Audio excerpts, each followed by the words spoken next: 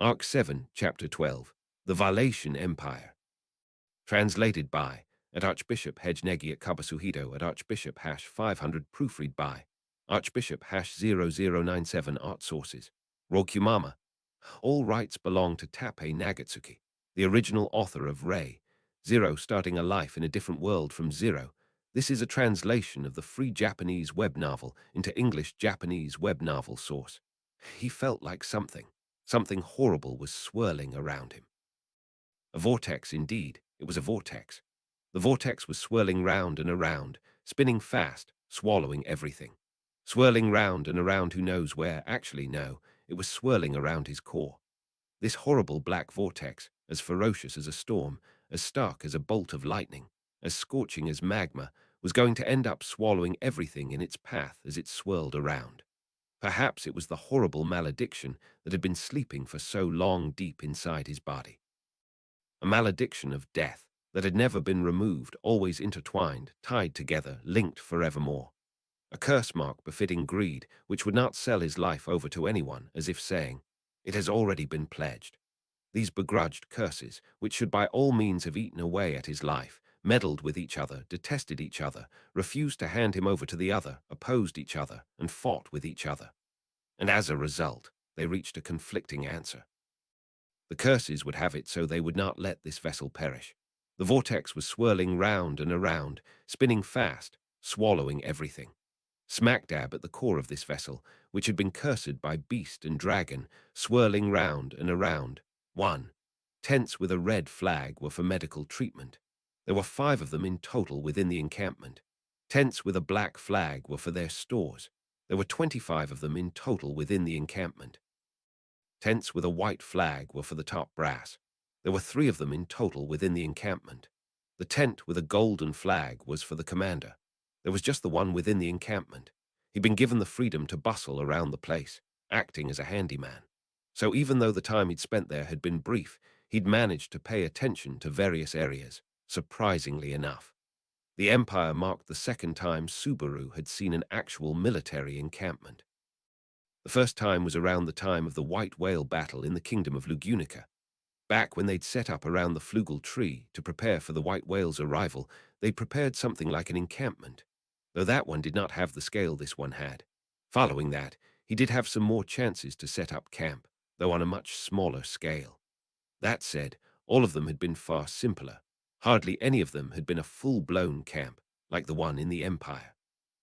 Thus, he thought he'd take note of things here and there, with curiosity being a helping factor.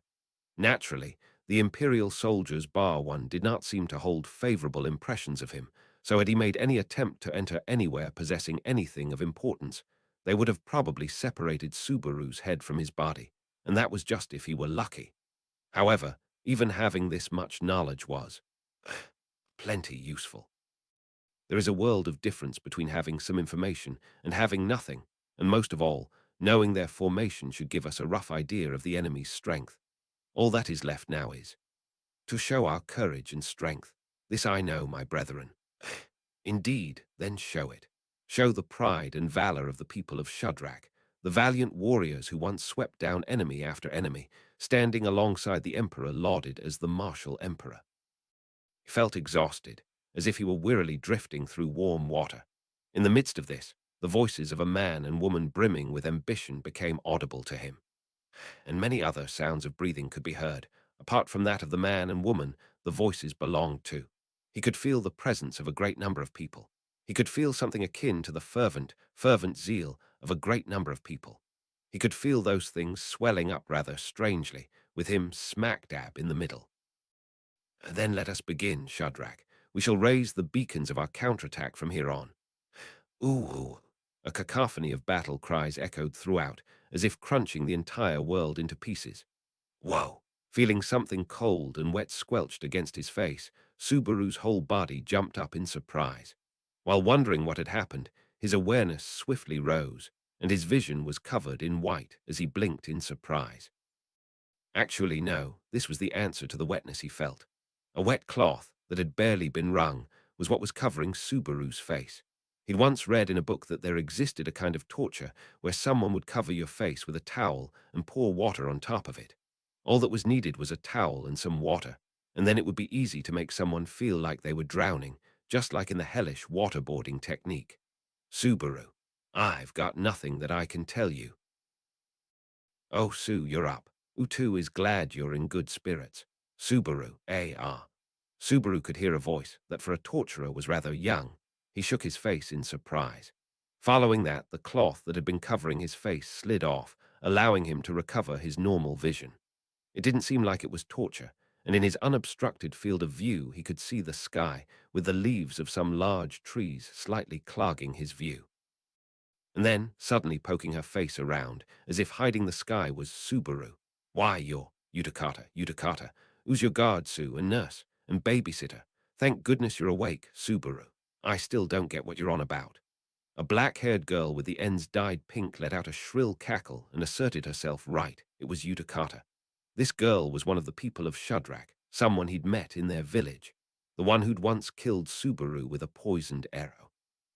However, from the smile on her face, it looked like currently they'd established an amicable relationship, so he probably didn't need to worry about having his life snuffed out by a poisoned arrow like that one. Subaru, of course, there's no sign of me being waterboarded, is there?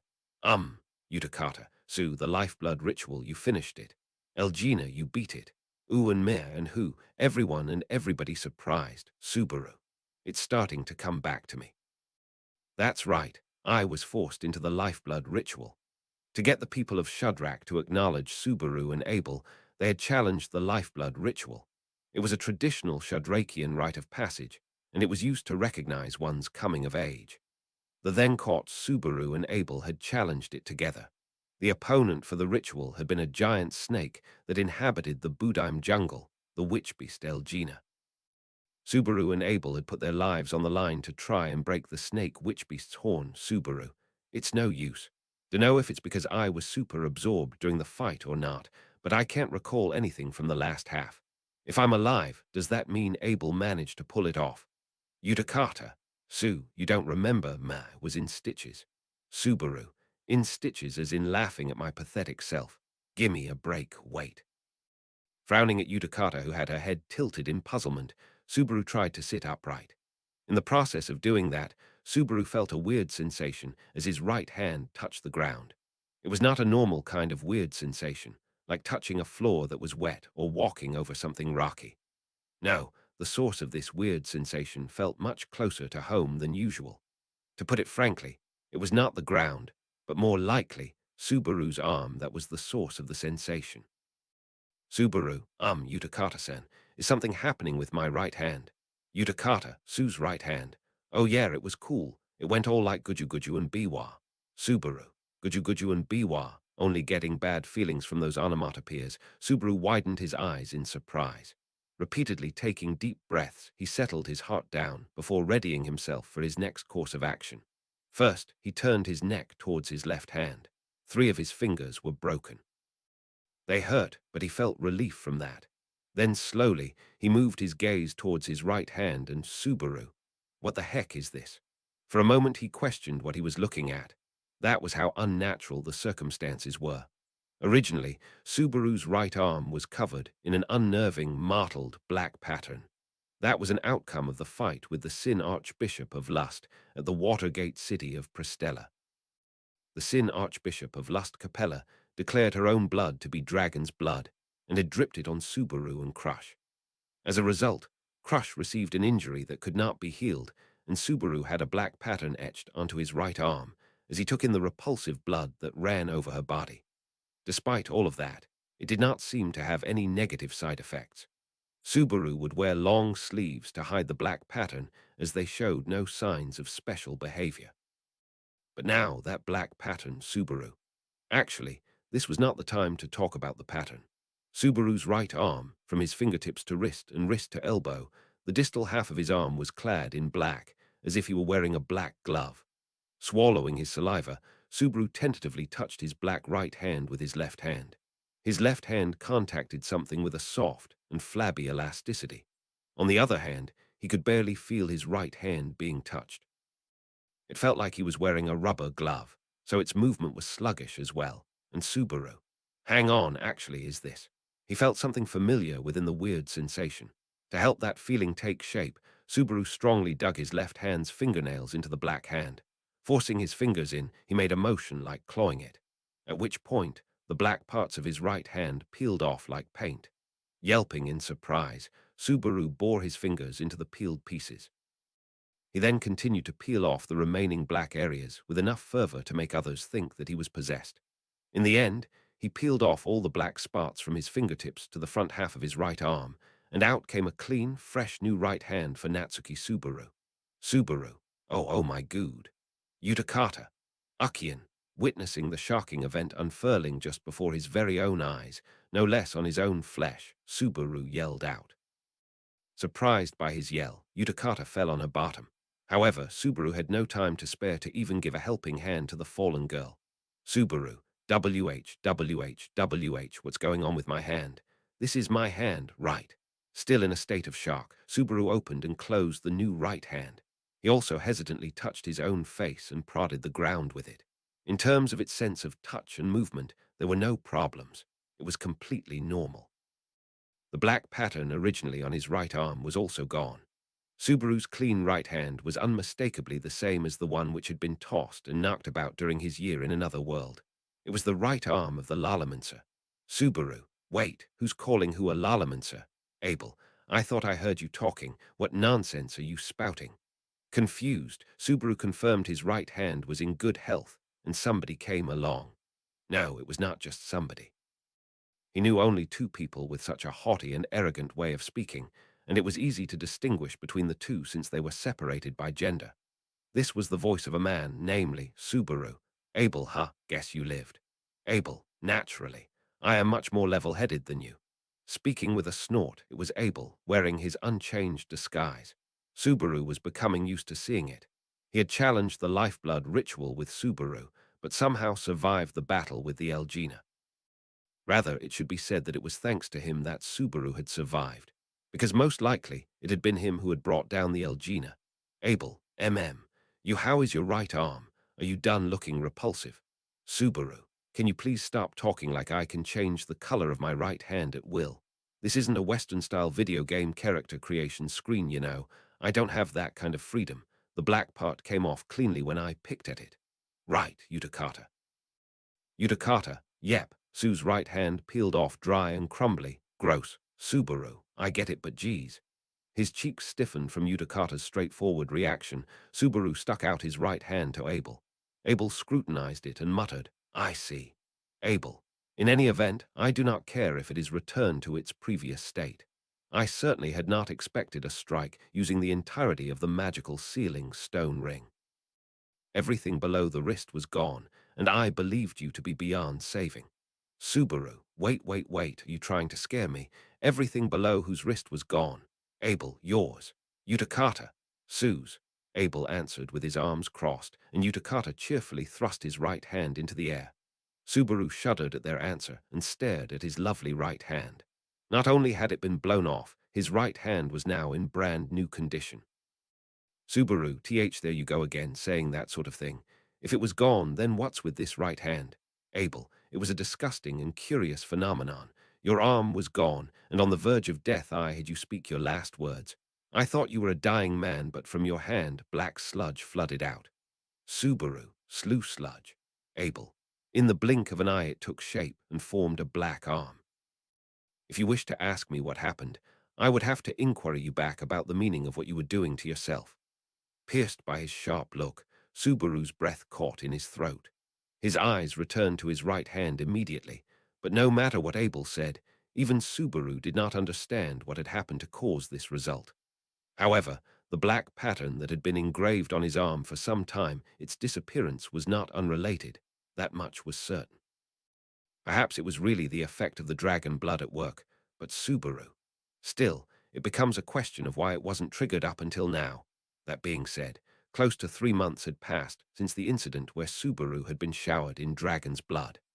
Afterwards, during the journey through the Ogria sand dunes, and in the midst of the deadly struggle at the Pleiades watchtower, Subaru had walked the line between life and death more times than ever before, and in the end entered the Empire.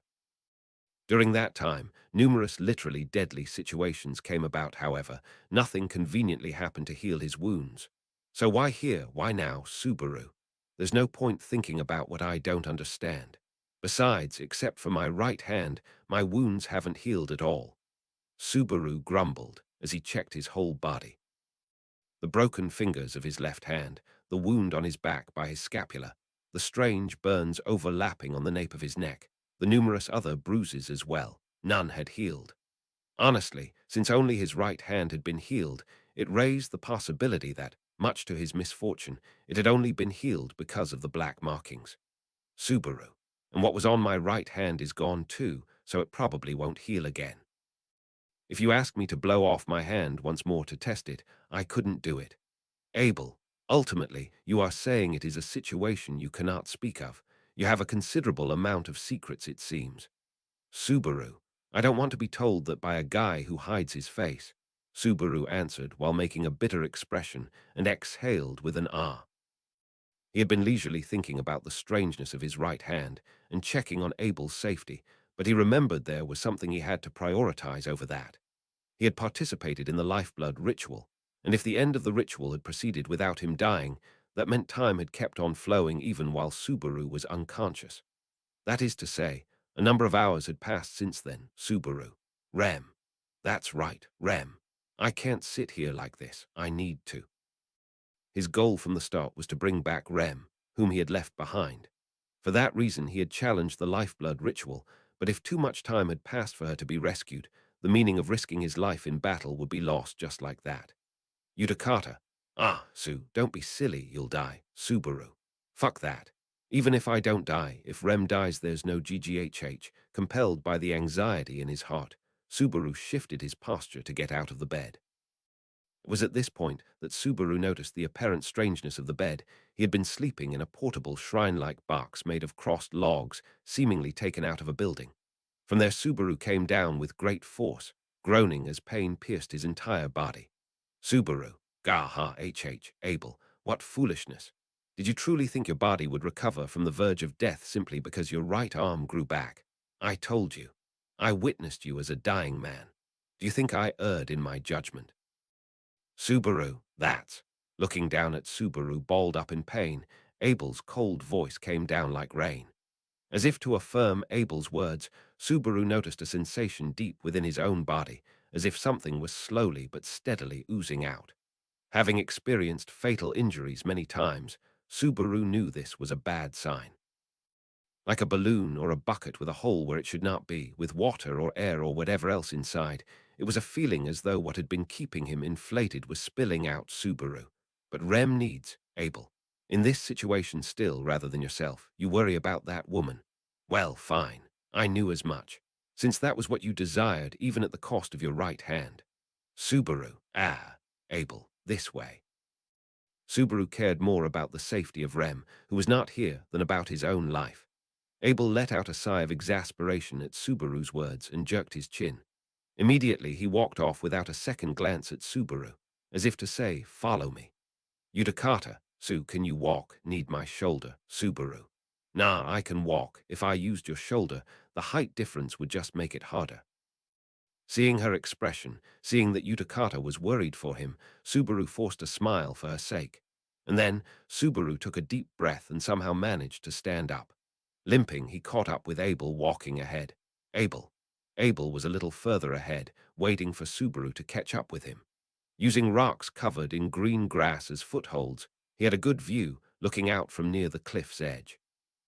With a great deal of effort, Subaru also clambered over the large rocks and stood next to him. And finally, Abel, look. Once more, in accordance with the small jerk of his chin, Subaru raised his eyes. Like that, his field of vision increased. From the high ground, Subaru swept his eyes over the unbroken view and opened his mouth, as in open-mouthed astonishment. Because over there, Subaru. Ah. Black smoke rose up, the camp engulfed in flames the Imperial soldiers. Campground was swallowed up by the blaze. He could hear battle cries. They reverberated through the air along with songs of victory. Subaru, MH, the people who were shouting war cries, or otherwise loudly singing a song Subaru had never heard of, were a group of olive-skinned female warriors. They ran freely through the battlefield, carrying bows on their back. Due to the surprise attack by the people of Shadrach, the Imperial army's camp fell into a state of ruin. The Imperial soldiers lost the ability to counterattack and could only hope to run and escape, only to get shot one after the other. Subaru, this is able. Go on the offensive, steal their weapons, burn their medicine, and pierce a hole in their command. After losing their fingers and head, all they can do is turn tail and run without a thought of how they look. How unsightly for so-called sword wolves. Subaru.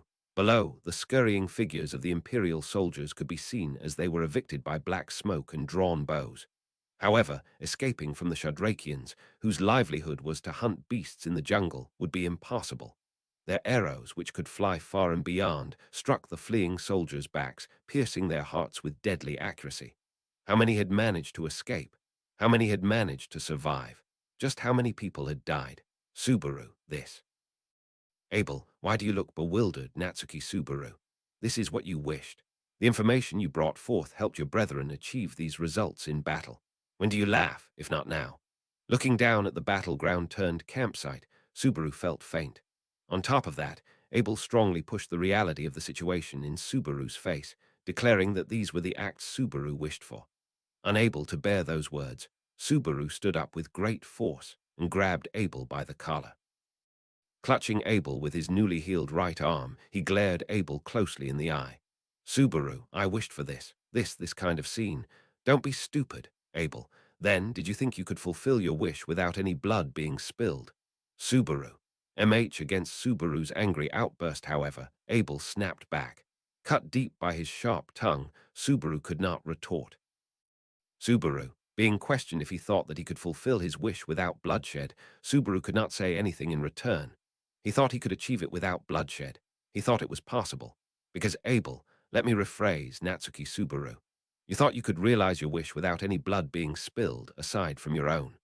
Subaru, Abel, what a moronic notion. A foolish, incorrigible assumption.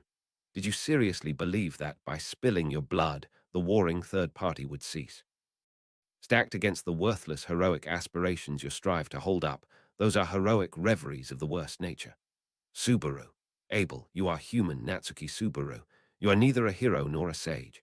Therefore, humans like you will repeatedly bleed, die, take, and be taken.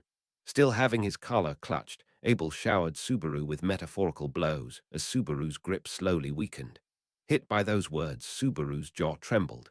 He half-heartedly shook his head. That was probably true. That was a reality he could not deny. He understood that.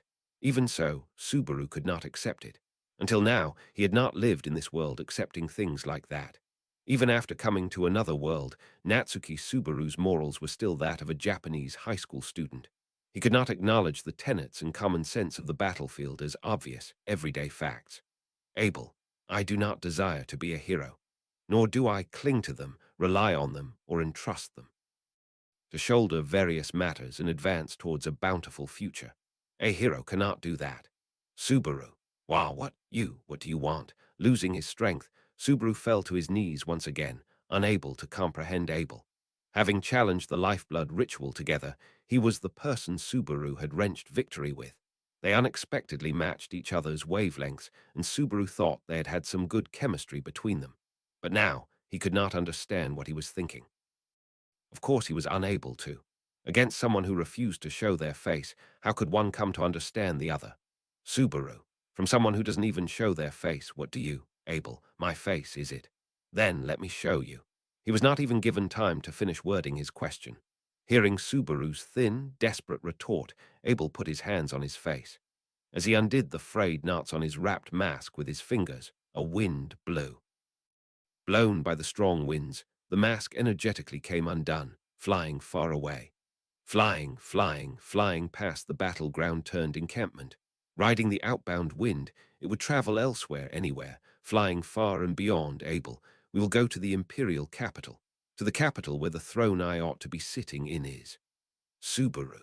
Watching the flying rags, Abel proclaimed those words of hyperbole. Looking at that man, his face exposed, Subaru's breath quietly hitched, unable to look away. He saw an attractive black-haired young adult with memorable slit eyes.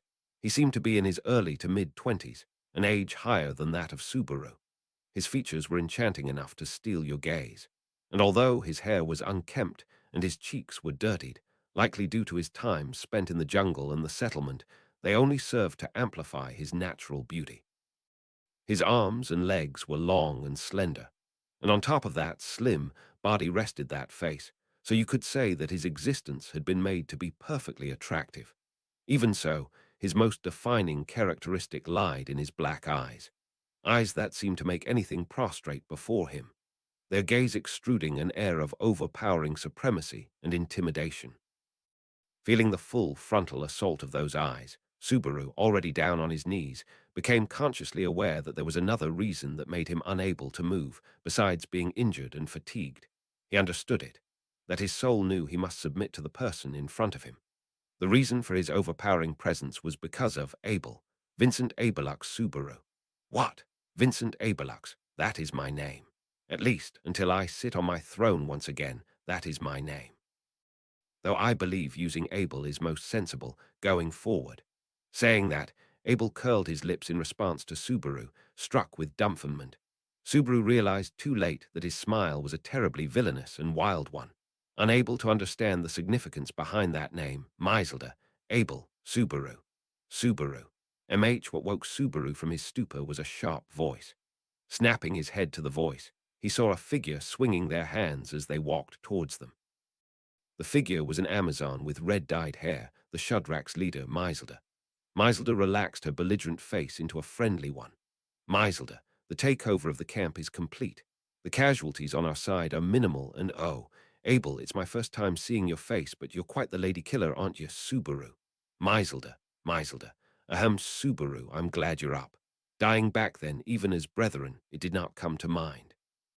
Coughing away her momentary enchantment by Abel's true face, she looked at Subaru with kind eyes. Her smile was warm, directed to those living, yet at death's doorstep. Seeing that smile, Subaru's heart and body shrunk. Like Abel, she had come to the conclusion that Subaru did not have long to live. Additionally, her being able to put on a happy demeanor, even while he was dying, was because their viewpoints on life and death was different. However, her stances on life and death were not the sole reason she could stay cheerful. Her next action confirmed it for Subaru. Meiselder, Harley, bring them here. Harley, yeah, I will. When Meiselder beckoned, she received a cheerful reply in return. Lumbering towards was the young woman with blonde hair, the one who'd effortlessly lifted a huge boulder. Harley was her name. She strode forward with a smile on her face. In her arms was Harley. Come on, stop being so fussy, Tilda. Poor little Kuna, she hasn't even woken up yet after you sent her flying, Rem. Like I'll stop struggling. Let me go. What do you want to do with me? Harley. Oh, come on, you're not listening at all, Tilda, though Harley only pouted. The girl, locked in her arms, showed no signs of stopping her struggle. He had been wanting to reunite with her, to hear her voice, to look at her blue hair and her lovely face, which was currently puffed up in anger. It was none other than Subaru. Rem. At that moment, Subaru forgot everything. The awe he felt for Abel, the pitiful condition he was in, and even the sea of flames that this battlefield had been turned into. He tossed it all away and broke into a sprint. He was painfully slow. Unable to simply leap off the boulder, he dragged his feet behind him, running barely faster than a toddler. He dragged himself over to Harley, who had been carrying Rem, and Rem, you Subaru. Rem, thank goodness you're okay. Rem, you were behind this, you scum. The moment he stretched out a hand to her, she slapped him across the face. The sudden, sharp sound startled Harley, Meiselder, and even Yuta Carter. That slap had been strong enough to blow him off his feet. But he did not crumble, nor did he even utter a sound of complaint. After all, what was there to be dissatisfied about? Rem was here. She was alive, awake, talking. That was all he wanted. Subaru, Rem, TCH, you and your. Even though he had been slapped with quite the force, Subaru nevertheless held Rem in an embrace. He took her from Harley as if he were snatching her away into his chest, much to her initial surprise, but immediately after her face reddened with rage. And to punch him with her back put into it, she closed her hand into a fist and Rem. You, she stopped, seemingly having noticed how he was covered in wounds. Rem. Relief took away the strength in his knees, so Subaru plopped down to the ground right then and there, with Rem still held in his chest. And while in his chest, Rem looked and was left speechless by the injuries on his shoulders, at his torso, legs, left hand, and many other places. Subaru. You were the one who broke my left hand, remember? Rem, I know, but everything other than that, you'll die. We have to treat you right away. Maiselder, it's useless. Rem fretted over his wounds as Subaru gave her a weak smile. However, her request was instantly denied by Maiselder's curt answer. Rem's breath caught, startled by how sharp Maiselder's denial was, and as she raised her face to look, Maiselder met her gaze, then shook her head slowly. Maiselder, his wounds are deep, too deep. Even if we tend to them, they won't heal. Only his will is keeping him with us here right now, but even that looks to be fading away. Rem, fading away, but why? Why now? Why all of a sudden?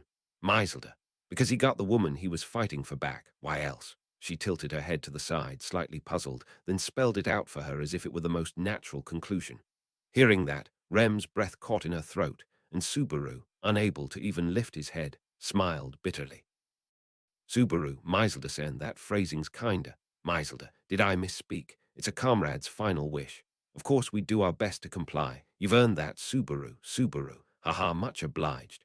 Half of him found Maiselder's frank display of trust refreshing, while the other half of him found it detestable. He knew all too well that their appearance and words held no lie. They were to be taken at face value. Thus, he made Rem shoulder everything else, including his heavy legs. Though in the end he made his own heavy legs even heavier. Rem, why? Unable to even lift his face, he silently listened to Rem's voice. He noticed her voice crack, and at some point their positions had been flipped. He realized he was being lifted up by her shoulder. Her blue eyes dart to him, watching him carefully. In them rose suspicion, distrust, and sadness. Rem, why do you have to go so far? Why do you, Subaru? Rem, why? Tell me. She inquired. About why he was doing such a thing. He recalled a memory of this, of being asked the same question once before. What had he replied back with, upon being asked this the first time? Once more, an important person was asking this of him, but being so close to losing consciousness, he could not recall the rest of that memory. So he thought he would give this girl who was on the verge of breaking into tears, the answer that was in his heart at this moment. Rem, why? He had been asked. Subaru, because I want you to be happy. Rem, Subaru, I want you to laugh, to smile, that's all I really want. That's all I need. I want you to be surrounded by your loved ones in a place where you're accepted. There, I want you to be happy. I want you to smile like you always do, that smile like a blooming flower, like the stars that twinkle in a clear night sky, far, far away. I just want you to be happy, that's all I ask. Subaru, Rem, wait. Subaru's body slowly grew limp. His head hung low, his neck became unable to support it, and his upper body was about to tumble over. Rem immediately pulled him closer to herself with a firm grip, calling out to him as his head drooped down by her side. There was no answer. Maiselder, dear comrades, may we bring peace to the spirit of this warrior. Maiselder straightened her posture, expressing respect and furthering it with a melody that began flowing out of her lips. Following her song, Harley and Utakata, as well as the other people of Shadrach, the women who had previously been singing a song of victory, all started to sing in unison. It was a requiem to bid farewell to a warrior who had fought until his last breath, who had upheld his dignity to the very end. Rem, wait, but to me he's... Sent off by that requiem, Subaru was on the verge of relinquishing his hold on his life. Rem shook her head at his peaceful face, unable to accept it. Rem, she did not know why. She did not understand it either. In the end, what he told her had not answered her doubts. But she knew the answer would be lost forever at this rate. So, Rem, please, don't die in a place like this. Don't die. The man who had looked at her so tenderly and compassionately, despite being encased in such an unbearable, repulsive smell that she wanted to instinctively avoid. You must not lose him here, it begged and pleaded to her soul. Like that, Rem bit her lip, longing for salvation. Ooh. Suddenly, simultaneously with the child's groaning voice, Rem felt a hand on her shoulder. Rem, turning around with tear-filled eyes, Rem saw that the golden-haired girl had placed a hand on her shoulder. Still looking as if she was zoning out, the girl stared at the unconscious Subaru. When the girl mumbled out an, "You, Rem, this is..." Little by little, a warm sensation seeped into Rem from her shoulder, where the girl had touched her. It was soft, a feeling that slowly tickled at the depths of her heart. Rem found it difficult to breathe, unable to hold back her tears from flowing down her cheeks. Whatever it was that seeped into her from the girl's palm, it was stimulating a strange sensation that laid within her. It was swelling up, and she must not bottle it up like this. She had to set it free somewhere. Commanded by her instincts, Rem released it from her whole body. It streamed down the girl's palm, overflowing into Rem like that Subaru, pouring into Subaru's body, who she had been holding with his life in the balance. Healing magic, I see. Even I had not anticipated this. Rem, eh? A man's voice reached Rem's ears, leaving her dumbfounded, unable to understand what exactly had occurred. Upon raising her head, she saw a black-haired man gazing at her through narrowed eyes, his arms folded together. Rem was about to open her mouth to question him and, "Close your mouth, woman. Although you are doing it subconsciously, it is a type of miracle, one that has been activated due to the conditions having been met. Should your mind wander, it will be broken off and lose its effectiveness. Rem, leave your doubts and anger until you have finished what lies in front of you. Do not let this opportunity go to waste." There was a weight to the man's words that Rem could not deny, so she closed her mouth right as she was about to argue back at him. And then, just as the man told her, she focused on sending the warmth into Subaru's body, placed in her arms. She had no idea what sort of effect the heat would bring forth. However, Subaru's breathing, which had been growing weaker as he laid in her arms, had regained a little bit of its stability. That alone was enough for the current Rem. Rem, I still don't know what you are for now. But she took a pause there and then, hesitating to continue what she was about to say, and closed her eyes. I want you to be happy. Those words she had heard did not seem like a lie. Rem, if you don't stay alive, then you won't be able to see me smile. She called to him, almost as if she were whispering. The healing light had been activated, and Natsuki Subaru's fatal injuries were being treated. While folding his arms, the man who gazed down at the scene, the person who had called himself Vincent Abelux, let out a sigh, as Subaru's life was just barely sustained. The man considered Subaru to be terribly unlucky, but also extremely lucky at the same time. He had won over the hearts of the Shadrakians while on the verge of death, regained what he had wanted to regain on top of that, and he had also narrowly escaped from his own death. He could also theorize that Subaru could be shrewd, having calculated that he would survive if he took back that blue-haired girl Rem, although the chances were narrow. Vincent, if he were truly that clever, then he would have had the broken fingers on his left hand healed to begin with. Despite having his fingers broken by Rem and leaving them without any treatment, Subaru was a man who had wished to take her back, whilst being covered in blood and mud. If he did all of that to make his ambition come true, it had to be admitted that Subaru's ploy was unfathomable and otherworldly. However, the brilliance of a wise man could not be felt from him, neither did he appear to be one. Not a slightest bit, not even a glimpse of the hero, who was mentioned in various rumors, could be seen in that man. Vincent. It was supposed to be an offering to a man who would have been killed in action, however. If he survives, then I suppose that is fine as it is. Having lost the sensation that covered his face, the man narrowed his eyes while touching his face, the wind caressing his skin for the first time in a while. Natsuki Subaru had narrowly escaped death, and a pledge of blood had been made with the people of Shudrak. It seemed as if the group of Imperial soldiers had not been notified of anything, but that was also within the man's expectations. The people on this land know, the majority of the people in the Empire had yet to realize it. They had not realized the grave crisis, the unprecedented political upheaval that had arrived to the great power known as the Sacred Valatian Empire. However, Vincent, Prime Minister Bastetz, you traitorous 9 divine generals, and you foolish imperial soldiers who are ignorant of the apex. Standing on the hill where the heat-laced wind was blowing, the man Abel turned around towards the imperial capital, which was located at the far west. The heart of the sacred Valatian Empire, the imperial capital Lupugana, the land that held the throne, ought to be reclaimed. Vincent, shiver and tremble as you await my return. And then, Vincent, since you have survived after all, I shall have you accompany me, Natsuki Subaru, to take back the Valatian Empire into these hands of mine. Translation notes. 1. The term Chinese letter, which we have localized as curse, to the best of my knowledge, has only ever been used by TAPPEI to describe the curse of the Ulgam back in Arc 2, as well as Raswal's curse seal, when he made his bet with Subaru in the LN version of Arc 4. Meanwhile, as for the term Chinese letter, which is also used, we have localized it as a malediction here to differentiate. Also, the term Chinese letter, is the one used in the title for Arc 5, Chapter 45. Arc 7, Chapter 13, as a mortal.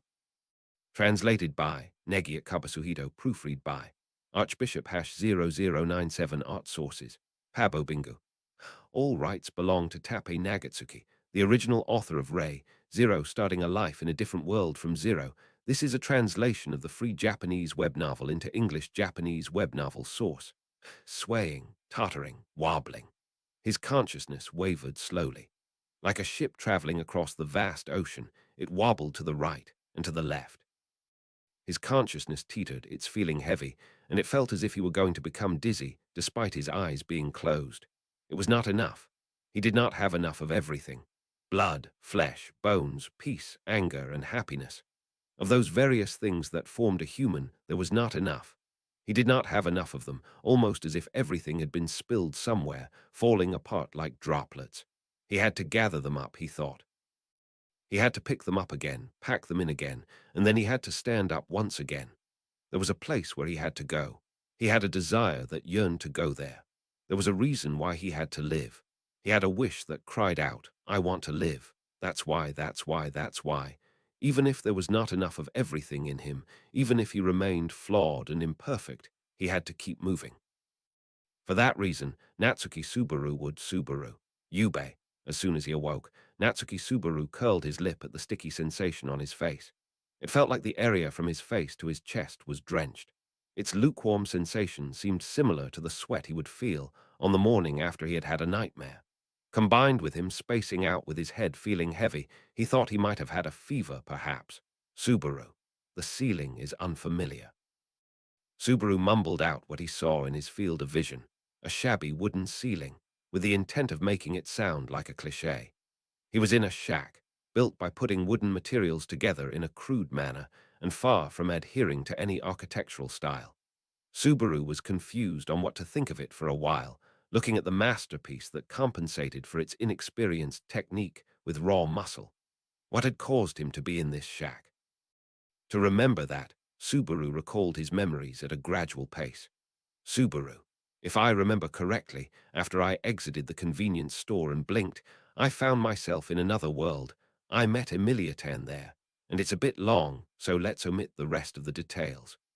It was a monologue he would not let anyone else hear, but as he continued to joke around, the speed at which he could process his thoughts returned to him. Yes, after young Natsuki Subaru had been summoned to a different world, he had met a super beautiful silver-haired girl, had gone on various great adventures after that, finally conquered the Tower of Sand, and had been sent away to a neighboring country. Subaru. I have no idea what I'm talking about. Anyway, the real situation at hand was how these bizarre situations kept persisting, almost to the point he wanted to bemoan his current predicament. And then, although he searched through his own memories, he did not remember seeing this shabby ceiling, as expected. Subaru. Somewhere like the place in the sanctuary is a narrow possibility, but the building from the time I was imprisoned by Garfield was decent. Nowadays, the adorable Garfield admired him and called him Captain, but the memory of being imprisoned by him, with his hands and feet tied together, lingered inside of Subaru, despite it being a memory from a world that was lost.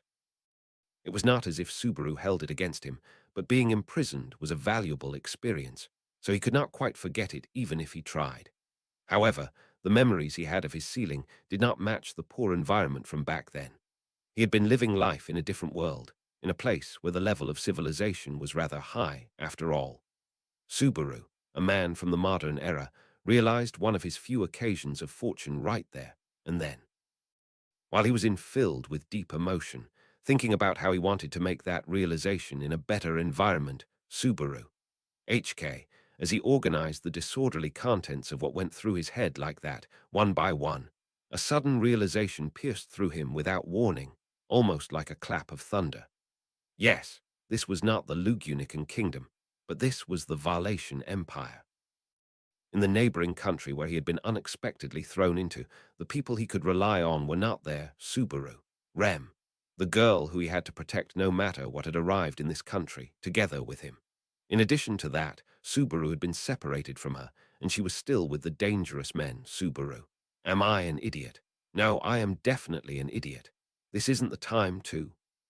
What are you busying yourself and making a racket for? Subaru.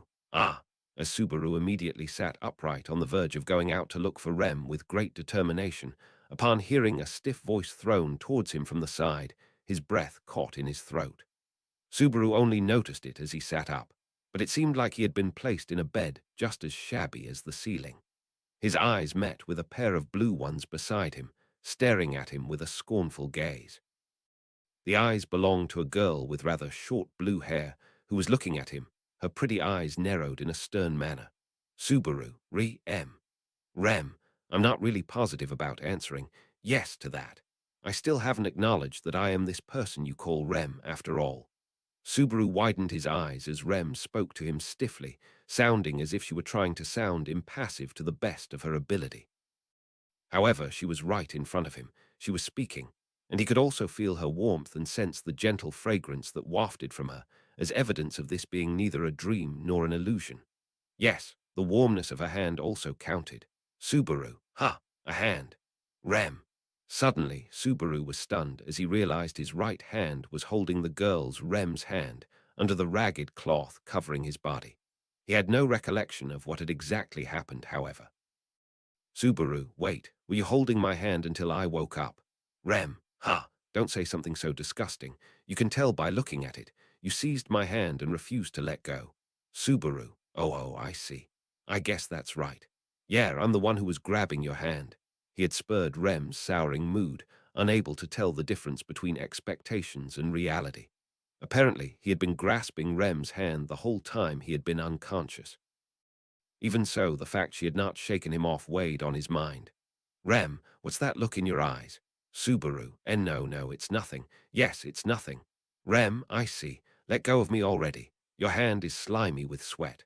Subaru, an enormous amount of damage done to an adolescent boy. When said by a cute girl, it was a blow that would inflict an incurable wound, depending on the person receiving it. Fortunately, Subaru only got away with nearly dying because he was made of tough stuff, but when he timidly let go of Rem's hand, she brought her hand to her chest and wiped it on her clothes, resulting in him being hit by a follow-up attack. Anyhow, aside from Subaru's inner feelings, Subaru. Rem, are you hurt anywhere? If you are hurt anywhere, please don't hide it and tell me. Rem, Subaru. Hey, what's that face for? Did I say anything weird? Setting aside their first interaction, Subaru wanted to be certain of Rem's safety. However, despite his question being rooted out of concern for her well-being, Rem's reaction was terribly frosty. Subaru spontaneously panicked, wondering if he had said something he should not have, but he did not have the faintest idea of what it was. All he had stated had been about his worry for Rem, without anything out of the ordinary. Rem, you're the one who was seriously injured. You aren't aware of it, even though you were at death's door. Subaru, aware. That's Rem. I see, it seems like you aren't. You can't be trusted, just as I thought. Subaru swallowed as she met his eyes, all the while flinging out words of rejection at him. She had lost her memories. The smell of the miasma that encircled Subaru had been of assistance in making a bad impression of him, and Rem's attitude towards him had remained consistently standoffish and cold. Much more than that, he had been unable to create an opportunity to bridge the rift between her and himself this time. Subaru had been really desperate, trying his best to save Rem from the Empire's camp. Subaru. Another piece of his deficient memory was filled, and it felt as if he were under an illusion that caused his brain to tremble. The astonishment he currently felt was special to the point it rivaled Rem's existence. Subaru had risked everything to save Rem after he had been captured by the Empire's camp. In the end, he had come across the tribe in the forest, the people of Shadrach, and underwent their ritual, along with the prisoner of war who had been placed in the same cage with him. And then, Subaru. I have a right hand, and it's not black. Subaru mumbled as he lifted his right arm, looking at the torn sleeve and the arm that peeked out from there. a dreadfully dark pattern that had surfaced on his right arm, an after-effect of an encounter with the Sin archbishops at the Watergate city of Prestella, but it was gone without a trace, despite having been indelible until now. That black pattern had treated the wounds of his tattered right arm. It was an event he remembered as a horrible memory, but it seemed like it was neither a dream nor a nightmare. No, it was a nightmare, but it appeared to be something that had really occurred. His crippled right arm had been healed, and Rem was at his bedside. That meant Subaru had finished the lifeblood ritual without dying, and he was also successful in taking back Rem, causing many casualties in return. Subaru, Rem, you look pale. I think you should stay in bed. She declared that as she looked at Subaru, who grew silent as he glanced down at his unnaturally taintless arm. Showing her concern to someone when they looked ill, even if she did not have a good opinion of them, was probably a result of her innate kindness. Or it may have been because Subaru's expression looked like a dead man's. A part of him wanted to depend on her kindness. However, he could not do that. There were too many things he had to make sure of. Subaru, thanks for worrying about me. But I have a lot of things I need to ask you about. Just asking, but this house belongs to someone from the people of Shadrach, right? Rem, they were calling themselves that, it seems. Subaru, I see. If that's the case, I want to see Maiseldesan and the others. Also, it was a subject he did not want to ask her about, but he could not afford to not verify it. Rem, who had been imprisoned in the Empire's camp, was here. If so, he was also curious about the person, Louis, who was similarly held captive over there. To put it bluntly, he was worried. Not about Louis's safety, but more about the damage that would be caused if she were to be left alone.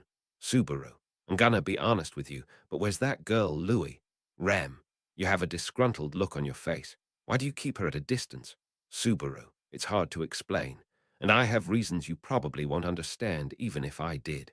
Any conversations regarding Louis would always incur Rem's displeasure. Subaru felt pained by that, but he also thought of it as a matter that could not be communicated by talking about it. Subaru, anyway, where's she? Was she left in the car, Rem? You know if you look to your left. Subaru, pondering over what she had told him, Subaru widened his eyes and directed them to his left towards the side opposite to Rem, who was at his right.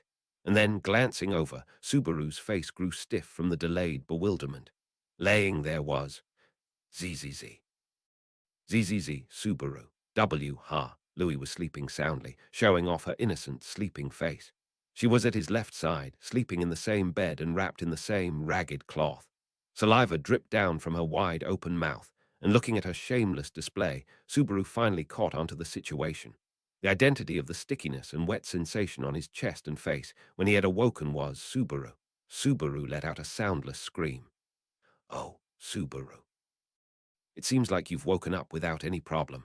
The person who welcomed Subaru as he showed up at the clearing, guided by Rem, was Maiselda. Her black hair dyed red. The young matriarch of the people of Shadrach walked over to Subaru, who exited the shack, and double-checked his condition from head to toe. He let out a small, dry laugh at Maiselda's unreserved, yet powerful demeanor that felt rather refreshing. Subaru, I made it back alive, thanks to you. It seems like I've made you worry, too. Maiselda, don't worry about it. If you were to die, all we have to do is return the soul of our brave comrade to the skies and bury your corpse under the soil as we mourn. It's a good thing your soul remained instead of that happening. Subaru, Maiselda-san, crossing her muscular arms, the olive-skinned, tall Maiselda held her head high. Her unpretentious words bore into his chest, and Subaru felt quietly and deeply impressed by them. Although, to be honest, back when he had been captured by the Shadrach and placed inside that prison, he had steeled himself for another death.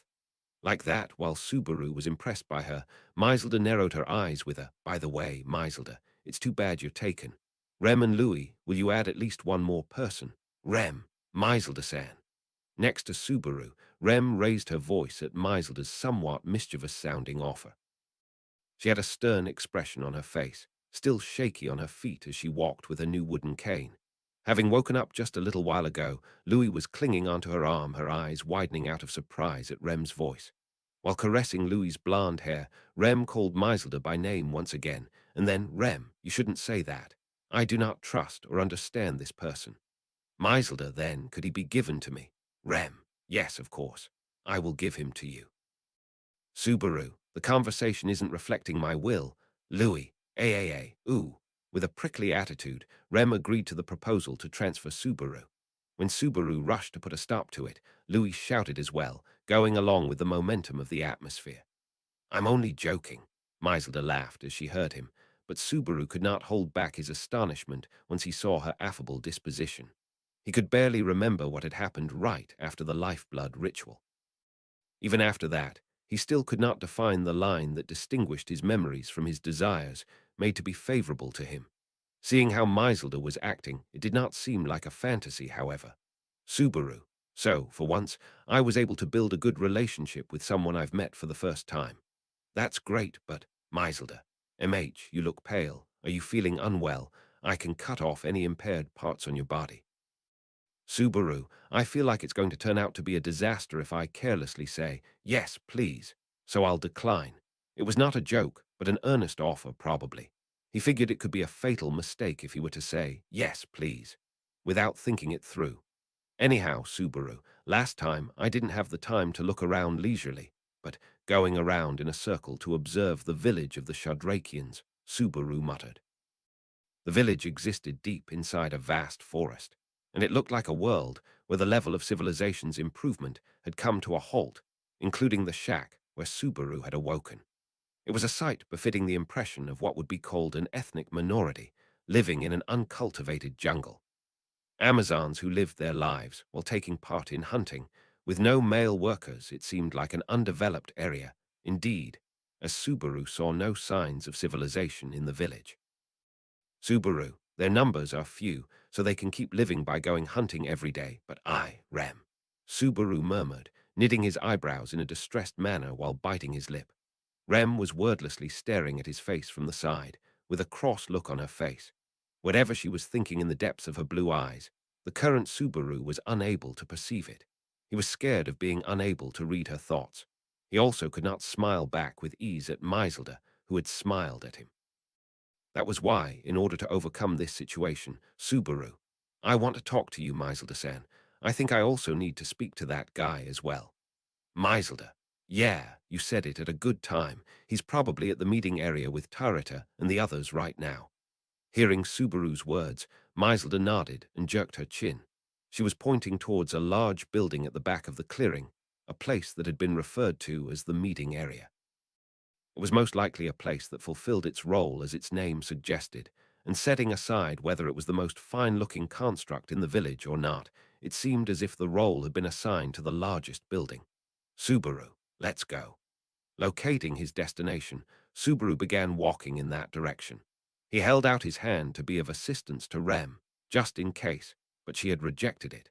Taking Louis with her, she indicated that she would walk on her own with her attitude. Laughing dryly at the invariable response Rem sent towards him, Subaru tightened his expression. And then the group passed through the entrance of the meeting area and went inside. There, it seems like you are finally awake. Have you enjoyed yourself, Natsuki Subaru? Yes, he was greeted by a masked man who sat on the ground of the meeting area with one knee raised. Amidst the Shadrakians, who were surrounding a fire, a man had slipped into the center of the meeting place. Subaru's cheeks twitched at his reception, and he was also at a loss for words. Subaru, what is it? Surely you shall not declare that you have lost your voice in return for barely returning alive. A price such as that, perhaps it was an appropriate one to pay looking at the results. Subaru, no, I haven't lost my voice. My voice isn't gone, but I'm at a loss for words. What's with that mask of yours? Having said that, Subaru pointed at the man who spoke in an arrogant manner. Placed on the man's face, where Subaru's finger was pointing at, was what looked like an Oni mask, painted in red and white.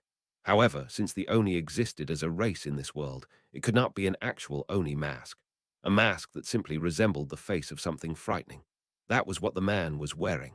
The man, sounding disinterested, responded to Subaru's indication with a yes. It is an offering. Originally, I had the intention of keeping my face hidden going forward. I suppose it will do. It was troublesome to rewrap my face every time I washed it. Subaru, yeah, it looks like you might get itchy if it gets dirty. Wait, it's not the time to be talking about that. Oh, grimacing at the man's indifference, Subaru walked towards him from the front without hesitating. And then, seated in a circle together with the man, Tarita attempted to stop him with a "Hey." However, "Halt, Tarita. It seems as if this person has business with me." Tarita, why yes, however. When I say it is fine, then it is fine. Are there any other words that are necessary? Held back by none other than the man, Tarita shook her head and backed off. It seemed like the man had won over a hefty amount of trust from the people of Shadrach, all within a short time period. No, considering that attitude, control was more appropriate than trust. Tarita neither acted out of fear nor trust, but respect. The same applied to the other Shadrachians that surrounded the same area, at least. Subaru had no idea what sort of method the man had used in order to do that, however. "Subaru, for now, I just want to speak to you one-on-one. Vincent Abelux." "Vincent," Subaru declared, standing in front of the man who was sitting, gazing down at him. He could not see how the man's expression had shifted behind his mask upon hearing Subaru's words. However, the air around the meeting place grew tense, and it was almost as if he could feel that the temperature had decreased. The pressure in the atmosphere almost made him inadvertently hold his breath, but Subaru endured it with willpower alone. And then, "Vincent, I shall overlook the first time because of your befuddlement, so do not make me repeat myself. Therefore, know that there shall not be a third time. You shall withhold yourself from uttering my name indiscreetly." "One, Subaru." "What if I say I don't want to? Vincent, I shall administer punishment accordingly. I know a great number of ways to force you to surrender." The man stood up on the spot, glaring at Subaru while facing him directly. Judging from the feeling of his proclamation and his demeanor, there were no falsehoods within the man's words. There was no possibility of them being a bluff, either. Even if the number of moves he could make and the measures he could take were limited, Subaru was sure the man could implement the punishment he had been talking about. "Subaru, you're an annoying guy, Vincent. Then will you make me say it a third time?" "Subaru, no, I'll pass. I didn't come here to argue. Abel." It's meaningless to remain stubborn, Subaru thought, giving in first. Like that, Subaru decided he would heed the advice of the masked man and call him Abel. Drawing his chin back at Subaru's decision, Abel commented, "A wise choice. Abel, had you not withdrawn, then there would have been an instance of bloodshed." "Subaru, you wish. I'll probably offend you if I say this, but I think it'll be just barely an even match if we both went at it. Abel, if that is the case, you are the one who should look behind himself."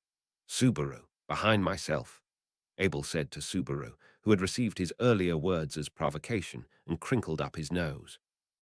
When he complied and turned around, his shoulders shook as he exclaimed, "Yue!" Rem was standing there, watching the argument unfold between the two men with an icy stare.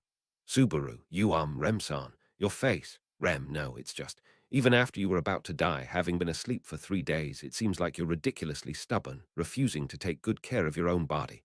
Why don't you just drop dead at the side of the road then?" "Subaru, sorry. I'm sorry, I won't do it again." Giving in to Rem's cold eyes, Subaru apologized desperately. In the end, he could not make any changes to Rem's disappointed expression, but he had a sudden realization. It came out of the blue, but there was a high possibility that the reason why Subaru had been able to survive, narrowly escaping from his death, was thanks to healing magic, unless there was some sort of miraculous elixir. If that was the case, the person who did that was Abel. Including that, "I must speak with you." "Subaru, Abel." Abel had apparently deciphered Subaru's feelings after seeing him hold his breath. He shrugged his shoulders lightly, then turned his face in Meiselder's direction. "Abel, Meiselder, make everyone leave. I only require myself and this man to be here." "Meiselder, well, you're just doing as you please now. I would have been angry if you weren't handsome." "Tarita, sister, please get angry even if you're up against a handsome man." While Meiselder obeyed Abel's orders without any resistance, Tarita's shoulders dropped as she looked at her sister. However, Tarita had also followed Abel's command earlier, so her words were unconvincing. Once Meiselder, the chief of the tribe, had been persuaded, the other people of Shadrach would not stay put. All of them streamed out of the meeting place, one after another. The problem was whether Rem, and in addition, Louis should be placed among the wave of Shadrachians. But Abel, it is inconvenient for you to speak about your desired topic if that woman is here, is it not? "Subaru, GH. He saw through the reason of my hesitation, Subaru thought, his breath catching in his throat from Abel's words. However, in the end, what Abel had said was correct. Subaru did not want Rem to hear the conversation that would come after this. Subaru, Rem, can you step outside with everyone else? It'll be over soon, or well, I don't know if we'll get it done soon, but we won't take too long. Rem, when you put that way, it sounds like I'm the one who's behaving like a spoiled child. Subaru, I didn't mean it like that. Then, can you step outside for now? Rem, what would you do if I were to say, I don't want to? Subaru, eh? He was astonished by Rem's response, having believed his hands to be already full from dealing with Abel. Subaru immediately understood she was ridiculing his interaction with Abel from a short while ago, but he was a complete pushover whenever Rem held her ground.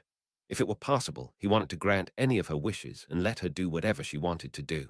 However, Subaru, I don't want you to listen to this. Rem, I could remain here by force. Subaru, then I'm being cheap, but I'll run away in that case. If Subaru started running, then Rem would not be able to catch up to him with her speed, since she had to use a cane. That was the only point where Subaru could clearly surpass her right now. He had to say it was rather shameful of him, as Subaru could not think of anything else other than that. Louis. Ooh. Louis groaned as she pulled Rem's arm in front of the distressed Subaru. Apparently, she was trying to take Rem out of the meeting place. Looking at Louis, Rem chuckled. Rem, I'm sorry, I must have made you worry. It's just, I wanted to say mean things to this smelly person just a little bit. Louis, oh, Subaru, smelly person. The term pierced him, deep and razor-sharp, more so than any other mean things. But that was currently not of importance. Just as she had told Louis, Rem quickly withdrew with her, well then, and left the meeting place with the blonde girl in tow while using her cane. Subaru scratched his cheek as he watched Rem's back, with it never turning around for her to look back at him. Whether Rem seriously did not have any interest in Subaru, or whether she had said that out of consideration, it was hard for him to make a judgment. Of course, he would be happier if it were the latter, however. Subaru, she was brought here with the worst impression of me. I won't wish for more, that's my lifestyle. Abel, you have downright ridiculous perseverance and vanity. Sit, I shall listen to what you have to say. And so, the two were left alone in the meeting area. Following what Abel said, Subaru dropped himself onto the ground, sitting cross-legged. In front of him, Abel also seated himself on the ground with one knee up. He watched Subaru through his mask. Sitting opposite of the burning bonfire in the middle, the two men faced off against each other. Subaru, first thing I want to ask, how much of it was a dream, and how much of it was real? Abel, HM. I suppose that is a question no one but you would ask. How would you like me to answer? Everything was a dream. We avoided utter catastrophe, and the situation is approaching a peaceful conclusion. Would hearing that satisfy you? Subaru. You know, Utakata and utter catastrophe kinda sound similar. You might confuse me with the girl if you say that. Too, a young girl, one of the people of Shadrach. Subaru was pretty sure her name was Utakata. The unintentional pun was confusing, but that was not the true meaning behind Abel's words. No, Subaru understood what Abel had meant and used that light joke as a brief escape. Abel did not overlook Subaru's timidity. Abel, I do not plan to keep up with your cowardice, Natsuki Subaru. Subaru, yeah, I know. Attacking the Empire's camp, that was real correct. Abel, of course, that is correct. The Empire's camp deployed outside of Budheim was completely destroyed with the power of the Shadrach. The scene you saw was no illusion. Again, Abel confirmed the reality of that scene. Hearing that, Subaru felt something profoundly heavy pierce the back of his chest. Tightly biting his lips, he used the pain to keep his consciousness from fading. That kind of easy escape was not permitted for Natsuki Subaru. Subaru. I understand the situation now. You commanded the people of Shadrach and attacked the Empire's campsite, chasing them away. That's the gist of it. Abel, yes. However, that explanation is lacking. Let me supplement. Subaru, supplement. Abel, I commanded the Shadrach to destroy the encampment. Moreover, that was done with no casualties suffered on our side. Subaru, so, is that you just bragging about how amazing your commanding ability is? Abel, no, that is not the case. This feat is your achievement. Towards Abel, who shook his head, Subaru widened his eyes in surprise with an audible ah. It was a completely unexpected statement. Abel actually acknowledging Subaru's achievements was one thing in and of itself, but Subaru could not even fathom as to why he was getting any sort of credit. What in the world was he talking about, Abel? Do you not understand? The reason why the Shadrach and I could achieve a flawless victory was because we had detailed knowledge of the enemy's organization. We got this information from none other than you yourself. Subaru, ha! On top of his raised knee, Abel spoke with his chin rested on his hand. Meanwhile, Subaru's thoughts came to a standstill. Those words were completely contrary to his expectations. It did not just come out of left field, it gut-punched him from left field. Finding it difficult to accept the implications behind those words, Subaru opened and closed his mouth silently like a fish. Abel, if you roughly know the enemy's stationing, layout, and personnel, the probability of success of a siege rises. In reality, we won with no casualties. That was your contribution. You even received a reward. Subaru, reward. Abel, we safely rescued your woman. I reward work. I do not have the ability to reward the dead.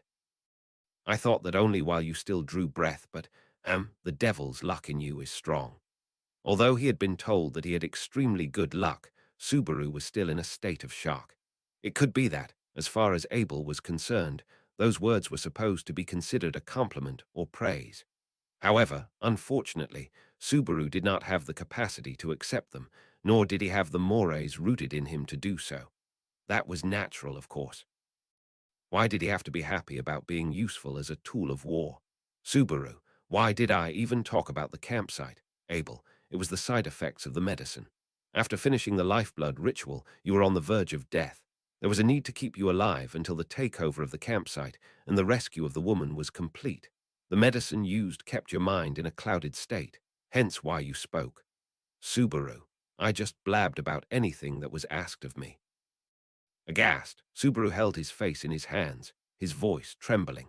It was true. Subaru had a general understanding of the particulars inside the encampment. He had once spent several days in the camp as a cowboy after all. He knew what was where and the rough number of people that were there.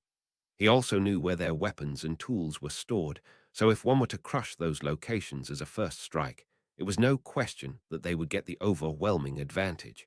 He understood that. He understood, but so what if he did?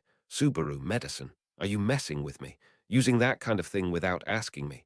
You, Abel, however, without it you would have died, unable to reunite with the woman.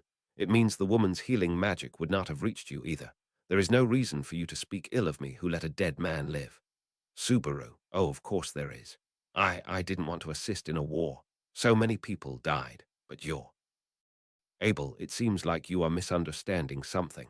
He said bluntly to Subaru, who was breathing heavily, positioned in a stance to denounce evil. Pierced by the coldness in Abel's tone, Subaru stiffened his cheeks. Subaru, misunderstand, you say? What am I misunderstanding exactly? Abel, for example, we shall pretend your consciousness was not befuddled by the medicine. In order to rescue that woman, you would still need the aid of the Shadrach, nevertheless. Naturally, you would disclose what you know and give it your all. If so, you would have spoken about who is assigned to where in the camping grounds. Subaru. Abel. You understand it, do you not? The result would be the same. Whether you were on the verge of death or not, the secrets of the encampment would be exposed by your knowledge, and those soldiers would perish. Receiving Abel's indication, Subaru searched for a way to protest against it. However, Abel was correct, and Subaru could imagine what would have happened in that case, off the top of his head. In fact, had he lived through the lifeblood ritual in a better state, and had there been a discussion on forming a plan to save Rem, then Subaru would have talked about the Empire's camp. He would have divulged the positions of the soldiers, as well as their numbers, and he would have used his knowledge to aid him in thinking up any measures to save Rem Subaru. But I would be a part of the Council of War in that case. I would be definitely been against a strategy that would result in casualties. So, Abel, you claim you would have been able to convince them. Would it have been possible for you to convince the people who do not know, nor have any other means aside from bloodshed, find a more appropriate method of carrying things out, and save the woman without any casualties, peacefully and civilly? Subaru, that's, Abel, I will tell you this. That is what would be called a pipe dream. Pierced by Abel's words, Subaru's soul shrieked as it bled out. No, he wanted to yell, wanted to deny Abel's words. However, everything that came out of his mouth was baseless, driven by emotion, and it would not be able to inflict a single crack on Abel's mask, nor make his expression waver. The things they saw were different from one another. They led their own lives differently. Contrasting views on life and death laid within Subaru and Abel, as well as the people of Shadrach, and it was impossible to remove and break through such a wall. During the short time in which he had lost Rem, at the very least. Certainly. Subaru was sure of it. Subaru, I didn't want to give up just because of that. Abel, in return for your perseverance, someone other than you would die. Perhaps that person may be a complete stranger to you, or they could be someone who may be akin to your other half. When you stand still and indulge in your foolish thoughts, it means you are allowing that to happen. Abel carried on with shoving it into his face, despite Subaru cursing the unforgivable reality while grinding his teeth.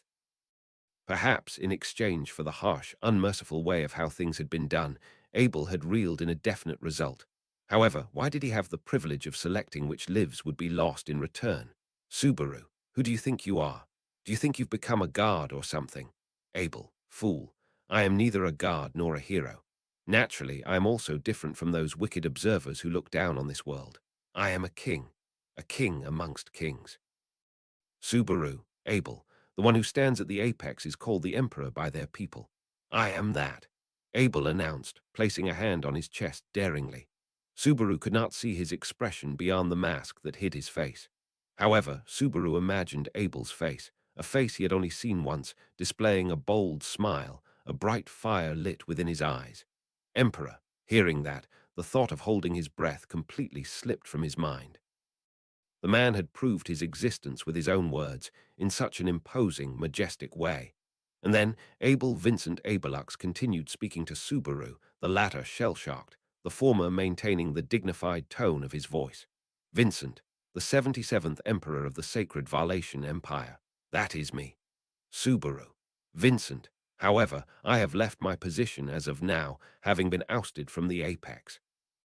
Translation notes. 1. Vincent may be referring to the time when Subaru was drugged. 2. TL note. In the Japanese text, Abel uses the word Chinese letter. Subaru is making a joke pun out of it because Chinese letter, the word, and Japanese letter, the girl, are both pronounced as utakata. Arc 7, Chapter 14. Unbridgeable Values. Translated by NAGATSUKI at Archbishop #500 proofread by Archbishop #0097 Art Sources. Pabo Bingo. All rights belong to TAPPEI Nagatsuki, the original author of Ray, Zero Starting a Life in a Different World from Zero. This is a translation of the free Japanese web novel into English-Japanese web novel source. Subaru, the 77th Emperor of the Sacred Valatian Empire. Hearing Abel give his title, Subaru's mind went blank. The reason was not because he was unable to take in the meaning of the words, nor that he was afraid to square off against royalty. Certainly, in this other world he was in, this was the first time Subaru had met royalty in person. By the time when Subaru had been summoned to another world, all members of the royal family of the kingdom of Lugunica had succumbed to illness. Felt was suspected of being a surviving royal, but Felt didn't recognize herself as such, and since she had nary a trace of anything like royalness, she didn't count. In that respect, of all the people Subaru had met in this world, the ones of the highest station were the people he happened to see at the place of the royal selection, the dignitaries of the Council of Wise Men, or perhaps the Duchess Crush. Raswal was also a margrave of a remote region, which in itself was a high position. Actually, as Emilia was a royal candidate in the selection of the next sovereign, what kind of position did that correspond to? Subaru. Wait, this isn't time to be running away from reality. Subaru restrained himself before his thoughts could become scattered and chaotic. In any case, the important thing was that Abel had revealed himself to be the Emperor. Ever since he came across him on the jungle plain, Subaru had a feeling he was no ordinary person. Still, he would never have imagined that this person actually held the position of emperor, provided that Subaru, well, if it's actually true. Abel, you doubt my word. Subaru, it's only natural to doubt it. How is it in the middle of a forest I just happen to get stuck with the most preeminent person in the country? I can easily believe your brazenness is emperor class, but Then Subaru paused and scowled directly at the fiendish face Abel wore. From Abel's side, only the sharpness of his gaze could be felt as they stood facing each other, which was not fair. Certainly, there was a strength of will in Abel's voice that only a person of importance could possess. Having come in contact with people of various stations in this world, Subaru's intuition verified that. Still, that was not what this was about. Subaru, it's like I said before. How the hell am I supposed to trust a guy who doesn't even show his face, huh? Opposite the open fire, through the flickering flames, Abel considered Subaru's words. Subaru glared harshly at Abel's masked visage, referring to the words they had exchanged while he watched the burning encampment in a daze. Abel's face had been concealed by old rags rather than a mask then, but he had said the same thing to him. And finally, having heard that, Abel had undone the binds and revealed his face of his own accord. Abel, you are a tiresome man, going on and on about inconsequential matters. While saying that, he set the mask to the side in that same moment. Subaru, Abel, what is with that insolent look? There is nothing about me that is exceptionally different from you. Subaru, that's true in part. I'm sensing God's spite in the arrangement. Staring fixedly at Abel's face, the irony of it struck Subaru. It could be said that Abel and Subaru were similar. However, that was only speaking in broad terms. When broken down to a finer degree, they were different on a grand scale. Glossy black hair, an imposing sharp-eyed look. It was an overbearingly powerful impression, but his devilish face had a peculiar charm that was difficult to look away from. That was the countenance of the emperor of the sacred Valatian Empire. Nevertheless, Subaru had no recognition of that face. From his position as a knight of the royal selection candidate Emilia, he had somehow also become involved in national affairs of a neighboring country. Subaru, is that how it is? Even though you're at the top of the nation, your face is. Abel, there is no reason you would know it. From the beginning, my face has not been seen outside of the imperial capital. The reason being there are far too many in this country aiming for my head. Subaru, so it's for self-defense. You must be really stirred up people's resentment, huh? Abel, no. It is because being powerful is the creed of the citizens of the empire. The weak-willed must die, the frail must die, and the cowardly must die, because the strong deserve to have it all. Subaru, Abel, the position of the emperor is also no exception. It is the grounds for the empire's unparalleled strength as a nation. Resting his chin on his own knees, Abel spoke of Valatia's extreme ideology, leaving Subaru at a loss. His words were not false. Having spent a few days at the Imperial soldiers' camp, Subaru knew it too. Todd and the other Imperial soldiers would likely greatly approve of Abel's words just now. Them included, the citizens of the Empire earnestly believed in the notion that victory would balance out everything. The way they existed was the embodiment of, "Long live the Empire." If they could fulfill that, then they would not hesitate to burn down the jungle to exterminate a tribe. If they could fulfill that, launching a surprise attack on their fellow countrymen and massacring the soldiers was also Subaru. Wait, that doesn't make any sense. Abel, what is it? Subaru. For example, if you were really the emperor, then why did you attack the imperial soldiers' camp? If you just walked over there and spoke with the camp's higher up then? Abel, fool. How could I saunter over there with such nonchalance? I do not have a desire to end my own life. Do not lump me in with yourself. Subaru, I don't have a death wish either. But suicide.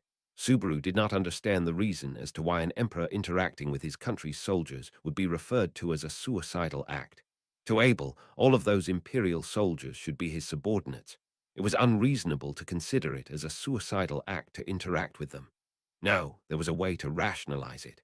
That was Subaru, if I haven't misheard it then. Did you say you were ousted from the position of the emperor? Abel, it seems like you did not fail to hear it. However, I have also announced that I will not repeat myself. Subaru, don't joke around. It's an important section, isn't it? Ah, is it true that you've really been kicked out of the Emperor's? With Abel's unchanging expression, Subaru started to doubt whether he was a human like Subaru himself or not. Because if Abel's circumstances were just as Subaru had predicted, then he must be in a situation that was practically hopeless. The thought made Subaru hesitate to continue his words. Abel, your way of thinking is correct. However, Abel nodded. stepping over Subaru's hesitation with ease. In front of Subaru, who was holding his breath, Abel's gaze was lowered ever so slightly, staring at the burning fire. The wood crackled amidst the flames, and the faint noise sounded as if they were throes of death. Abel closed one eye whilst listening to it. Abel, the group of imperial soldiers that had been deployed outside of Budheim, were dispatched by my political opponents in order to dispose of me. To be precise, you have become embroiled in this. Subaru. But the people at the camp didn't say anything about that. They said their objective was to negotiate with the people of Shadrach in the forest. It was not like Subaru had the ability to see through someone's lies.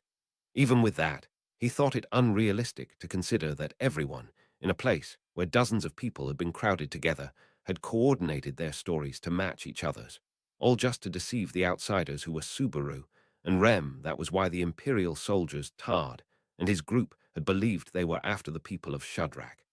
Subaru, though, capturing you being their true objective is. Abel, do not beat around the bush. They were plotting an attack. You are the one who said that. And then, in order to protect yourself and the woman, you have weighed the Shadrachians and the Imperial soldiers on a scale. Subaru, no. Abel, I am not mistaken. What has already occurred cannot be changed. Those soldiers will not come back to life. The dead will not speak of anything, nor are they able to exert their influence upon the living. Subaru, the dead will not come back to life. Subaru squeezed his eyes shut, struck by Abel's fierce words. How dare he say whatever as he pleased when he knew absolutely nothing? There was a way to revive the dead. The method was the one and only authority which only Subaru was capable of holding. Subaru, if he were to return by death, then there was a possibility he could go back to the time before the encampment was wiped out. Once he did that, Subaru could warn the Imperial soldiers and save them from their deadly fate, perhaps. However, if he did that, then the safety of the people of Shadrach would be put in jeopardy. He was trapped in a dilemma of choosing which side would be left standing at the cost of the other side. It was difficult to save both of them when they stood diametrically opposed to each other. More than anything, Subaru did not have the courage to return by death for them. Even if he did redo it, how much of a chance did he have at being even more successful? This time, the fact that Subaru and Rem were safe could be referred to as second best, rather than the very best. Asking for anything more than that was equivalent to confronting an endless challenge. In order to do that, letting his own life wear down would be, Abel, you are a foolish man, bearing enigmatic woes. As Subaru asked and answered his own question, Abel's words had abruptly disturbed his eardrums. Subaru's eyes flew open out of astonishment, unable to comprehend what Abel had said to him for a moment. Abel was staring at Subaru from the front, on the other side of the flickering flames. It was almost as if Abel was pitying him with that gaze of his. Abel, why would you always desire to curry favor with others? Subaru, curry favor. You're saying, I do that. Abel, you are always gazing at others. You have intentionally constructed yourself to be that way. Similar to how a warrior would hone their skills, you have concealed your own heart with a deception called charity. Subaru, HK, it's none of your business. Intense rage coursed through Subaru as Abel spoke as if he understood him. To someone who did not know anything about Subaru himself, nor about return by death, it was impossible for him to understand even a fraction of what Subaru was saddled with. There was no reason for Subaru to be lectured, nor pitied. Subaru, you haven't answered my question at all. The Imperial soldiers were after the people of Shadrach. They never mentioned anything about why, Abel. It is a topic that is not disclosed to the foot soldiers. I suppose even the commander is unaware. The Emperor, having left his position, is not something that could afford to be leaked out of the Imperial capital. Neither do I, nor those who have deposed me, wish for the Empire to be shaken. Subaru, Abel. Additionally, it was inevitable that they would target the Shadrachians. Forced out of the Emperor's throne, the only hand an Emperor can take after escaping the Imperial capital are the Shadrachians. Therefore, killing the people of Shadrach is equivalent to cutting my hands and feet and sinking me to the bottom of water when I am already half drowning. Letting Abel's nonchalant explanation sink in, Subaru's questions melted away. Why Tard and the rest of the Imperial soldiers surrounded the jungle, why they sought to negotiate with the people of Shadrach to demilitarize them or otherwise exterminate them. Only now did he understand the reason for it all. Subaru, why are the Shadrakians the only ones you can rely on? Abel, an emperor of Valatia has saved Shadrach from a predicament in times past. Shadrakians never forget their debts. There is also the lifeblood ritual. They are my path to victory. The old debt that the tribe pridefully owed to the emperor, and the way the Shadrakians respected their rituals. Driven away from the imperial capital, Abel bet on that and attempted contact with the people of Shadrach. Consequently, Abel's political opponents tried to prevent him from doing so by dispatching imperial soldiers to the jungle to try and entomb the emperor.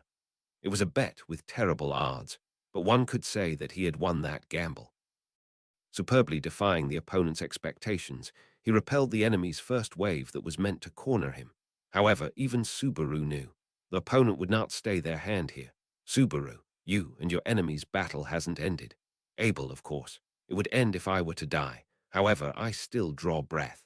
Therefore, to take back my things, I shall use my utmost power to go and reclaim them. That was the Emperor of Valatia, Abel Vincent Abelux's choice. To Subaru, the word things that Abel had used seemed like it had an asterisk next to it, with a note saying, this actually means country. The scale in which Abel looked at things was too big for Subaru. At the same time as being overwhelmed by his absurdity, Subaru came to realize something far too late. Subaru, so you're planning to start a war using the people of Shadrach. Abel, correct. I have made them promise cooperation. The results of the lifeblood ritual and the pact they made with the emperor before. People who extol pride are easy to manipulate. They will undoubtedly fight with me. Subaru, you're saying it wasn't enough after doing all that, retaking the emperor's throne. To do that, there would inevitably be more battles to come, resulting in war, a fierce battle where humans would fight other humans with their lives on the line. Abel, the imperial camp, which had been burnt to the ground. As far as Subaru knew, there had been at least 100 imperial soldiers there. If Abel and the Shadrakians had only attacked that one encampment, even if there were some who managed to escape, there had been over 100 casualties. If not, it was probably safe to say casualties had not reached 1,000. During the few hours Subaru spent unconscious, over 100 lives had been lost. Subaru, just because of that. Throughout the days he had lived in another world, this was the experience with the most casualties. There had been victims at the white whale subjugation and at the fight with Betelgeuse. There were people he could not save at the fights in Prestella, and even more in times now gone. Compared to those unpreventable casualties, the number of lives lost here was greater. Additionally, the enemies fought were not witch beasts, nor were they evil entities. They were human beings. They were not people who could not be reasoned with. They were people who could come to an understanding with dialogue. Subaru, why did they have to be killed? Abel, there was no other method, that is all. Subaru, is that really true? Did you seriously try and find another way? Before all your options were snatched away by murdering them, did you try to find another option until the very end? Abel. Abel narrowed his eyes at Subaru's feeble grievances. His look told Subaru that, instead of carefully considering Subaru's opinion, he was questioning as to why he had to do something like that. He was questioning the fundamental part of Subaru's argument. It was not like he did not understand the words exchanged, nor was it that he was unwilling to partake in discourse. The reason they could not come to an understanding despite this was because Abel's ethics were terrifyingly secluded from his own. Fortunately for Natsuki Subaru, until now, he had not fallen into a situation where he had to build a relationship with someone whose values greatly differed from his. The majority of people he had encountered in this other world were rational. They lent their ears to Subaru and interacted with him while communicating their own opinions. Once upon a time, an idiotic Subaru had failed to understand this and was thus unable to notice their tact, resulting in him throwing all that away. Even so, he managed until now. The people he had been unable to come to an understanding because of their different sets of values were mostly either witches or sin archbishops. However, by defining them as different beings, Subaru could continue going on without having to knock morals with them. But Abel was different. The people of Shadrach and the imperial soldiers were also different. They held no ill will, they did not toy with life and death, and they did not wield tremendous power for selfish reasons. Excluding their base principles, they were humans just like Subaru. But even then, Subaru. I just want to bring Rem home. The battle to retake Abel's throne was going to commence. If this were another person's affair, or if it was a past event detailed in a biography or something similar, Subaru would eagerly turn those pages with excitement. This was reality, however. In a foreign country, where there was no one to rely on, a fierce internal struggle that would shake the very foundation of the country was about to take place. To intervene in this situation and try to change history, there were no plans to even entertain that thought in Subaru. The objective was to bring Rem and return to the kingdom of Lugunica. He needed to reunite with Emilia and Beatrice, his friends at Roswell's mansion, as soon as possible. They had to celebrate Rem's awakening and discuss what to do moving forward. Any issues other than that he could not keep up with. Subaru, tell me the location of the nearest town or village. I'll find a way back from there. Tapping his cheeks with both his hands, Subaru stated his single-minded goal. Receiving that, Abel responded with a small sigh. Abel, "Oh, that makes sense. Nevertheless, it will not be a simple path. Subaru, easy or difficult, if it is necessary, I will walk that path. A paved path, though, if possible." Abel, HMPH. Standing up in front of the snorting Abel, Subaru strongly bit the inside of his cheek. Stimulating his brain with the pain, he struck down his rising doubts and faced forward. He looked towards Abel, who remained unmoving.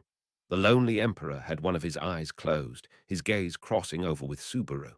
Subaru, I still haven't thanked you. Putting aside the method in which you did it, thank you for rescuing Rem. I'm grateful for that. Abel, it was not only the girl, another one was rescued too.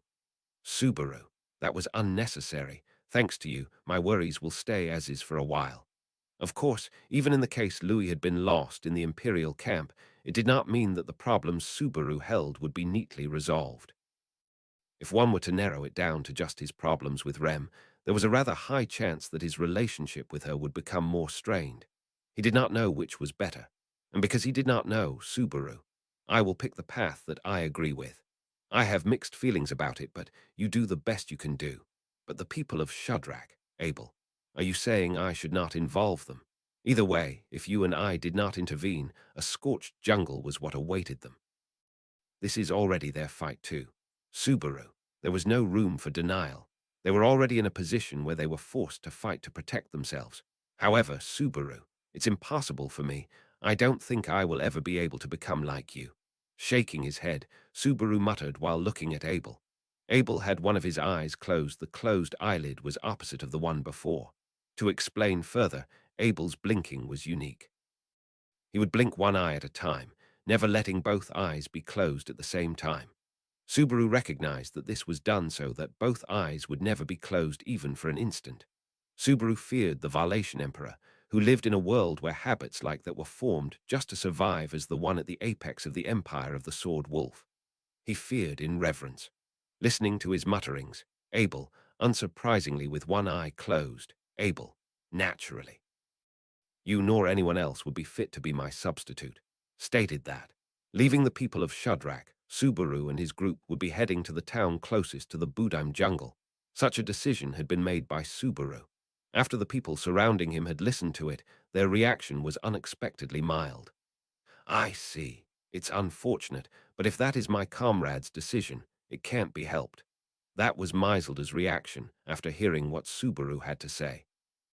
She regarded his decision with respect, her dignified face tinted with sadness to some degree, just as what her words suggested. Truthfully, Subaru had made his declaration whilst bracing himself against verbal abuse, such as, "You're not a warrior if you don't fight." So he felt all the more regretful because of her thoughtfulness. Once Subaru had obtained permission from the chief, no one could stand in the way of his decision. The existence of Utakata, who appeared to be more dejected than Maiselda, made Subaru feel reluctant to leave, as if something was tugging at the back of his hair. However, it would not become a reason for him to stay here. Utakata, Sue is going somewhere. U feels sad, Subaru. Yeah, I'm sorry, hey. Do you know what's going to happen from now on? Subaru asked her, caressing the girl's head as she pinched his sleeve. Not a single doubt was held against the values and their sense of unity. and there was no mistaking the fact that Maiselder's decision was the tribe's decision, but Yudhakata was still young. If she had been pulled by the flow of the people around her without understanding anything, Yudhakata, a battle's going to start now. We will fight together with Mei, Ta, and everyone. Subaru, I see. As Yudhakata said that, showing off the bow she had equipped on her back, Subaru blew out a sigh. He wanted young children to remain ignorant. As expected, such deceit was a facile idea that did not apply to this jungle. In the first place, Yudhakata had once achieved putting Subaru to death by shooting him with a poisoned arrow. Even if she did not look like it, she was definitely one of the people of Shudrak. She possessed the resolve to fight, as well as the resolve to kill her opponent. Nevertheless, Subaru, don't die, Yudhakata. Yudhakata, who won't die, make sure you don't die too. And do your best. Although he attempted to cheer her on, a larger voice of encouragement was returned to him, causing Subaru to choke up, managing to respond to her by putting on a feeble smile. In all honesty, Subaru could not imagine how much of a chance at victory that Abel and the Shadrakians would have in their battle. Targeting Abel, who had been deprived of his status as an emperor, their opponents had dispatched a subjugation force to the Budime jungle. That meant the enemy was in a state where they were able to move around the forces that made up the fighting strength of the empire at their own discretion. Meanwhile, the only force that Abel held were the Shadrakians, and they were a small group of less than 100 people. Of course, there was a possibility that Abel would consecutively stack victory after victory by utilizing an otherworldly, unfathomable plan similar to the one he had used to launch a one-sided assault on the Empire's camp, forcing them to retreat. But everything is all set. Subaru, HK, while Subaru had been controlled by the very thoughts he had supposedly casted away by changing his mindset, someone called out to him from the side like that. Subaru immediately turned around, his shoulders jolting, and the person also widened her eyes from his momentum. What's the matter? Why are you so surprised? The person looking at the stiff-faced Subaru was Rem, who had said that. With a wooden stick in one hand and carrying a small amount of baggage on her back, Rem appeared to have finished getting ready to leave the forest, just like Subaru. Yes, when Subaru had informed her that he had chosen to leave the forest, the person who had reacted to it in the most unexpected way had been none other than Rem, to be honest. Subaru had thought she would oppose him stubbornly, therefore creating a need for him to persuade her. In the worst case, he would forcefully take Rem outside while she was asleep, having steeled himself to part ways with the Shadrakians' village with the momentum of an escape under the cover of night. However, Rem's reaction towards Subaru, who had revealed their circumstances to her with the expectation of being rejected, had been surprisingly simple. Rem, I understand. I will finish making preparations by tomorrow. That was why, even when Subaru looked at Rem once she had finished making preparations for travel, he could not really accept it as something that had actually occurred. Rem, ooh, Subaru. Ah, no, sorry, I'm all right. Yeah, your preparations look great too. Cute, Rem, ha, Subaru. I mean, you're reliable, thank you. With you being such a responsible person, I'm such a fortunate guy. His reply was awkward to the point Rem stared at him with a doubtful look. It was not like he wished to curry favor with Rem since he was in a condition where he would be saved by Rem's lack of resistance, of course, so maintaining their current relationship was the most desirable. Ideally, he wanted her to warm up to him, however. Subaru, he could test that out again when he had a calmer state of mind. For now, his honest opinion was that he wished to distance himself from the presence of war, which hung densely in the air as soon as possible. Rem, so have you finished your preparations? It seemed like you had the time to be reluctant about leaving, but Subaru, yeah, it's all good. I didn't have much baggage to begin with, and you're going to be carrying most of them. Rem, but you're going to be carrying me. With a drop in the tone of her voice, Rem snuck a glance at the handmade wooden framework that had been placed in the clearing. It was a wooden rack that had been assembled for Subaru to carry Rem on his back while traveling, weaved out of a combination of thick branches and vines. Rem was able to walk with some difficulty by use of her cane, but the journey from this place to the nearest town would take a few days. In the meantime, he did not know how time-consuming it would be if he were to walk at the same speed as Rem. Because of that, the wooden frame had been created through the cooperation of Subaru and the Shadrakians. Subaru, It feels pretty handmade, but there should be no issues with its durability. I already tested it out with Tarita-san, who's heavier than you, so, Rem. I'm not really concerned about heaviness or lightness, but I think you're being rude to Tarita-san." Incurring Rem's displeasure once again, Subaru scratched his cheek with a dry laugh. And then he directed his gaze behind Rem towards Louis, their fellow traveling companion. It went without saying, but if Subaru were to bring Rem with him, then Louis would also be accompanying them. Subaru, there's no way I could force a bomb onto every one of the Shudrak. After all, even if that was not the case, taking his eyes off a Sin Archbishop was purely preposterous. There had been many instances where he had looked away from Louis, and that meant she had had plenty of opportunities to reveal her true nature, but he did not want to let her do that from now on, even if he had started to believe that Louis's behavior was not an act, but actually genuine. Louis. Ah, ooh. The girl in question had her long hair tied behind her head and also had her white clothes mended, her attire giving her a wholly different impression. Apparently, the Shadrakians had been fond of Louis in their village, and her repaired clothes were a gift from them. Subaru, sorry for making your tribe do pretty much everything for us. Maiselda, don't worry about it, Subaru. You have overcome the lifeblood ritual, displaying the brightness of your soul. The fact that we're lending our strength to you is obviously to honor our comrade. Subaru, comrade. Subaru dropped his eyes at Maiselda's words as she came over to see him off, her arms crossed. He could not face Maiselda, who has been referring to him as her comrade with such friendliness. After all, he knew that a harsh battle was looming upon them, and he was aware of being one of the very people who had involved the people of Shudrak into that, yet he was trying to flee from this place. Would something like that be what a fellow comrade, dignified and honorable just as the tribe had described him, actually do? Maiselda, don't trouble yourself about it, Subaru. However, Maiselda said that as if she had deciphered his inner thoughts.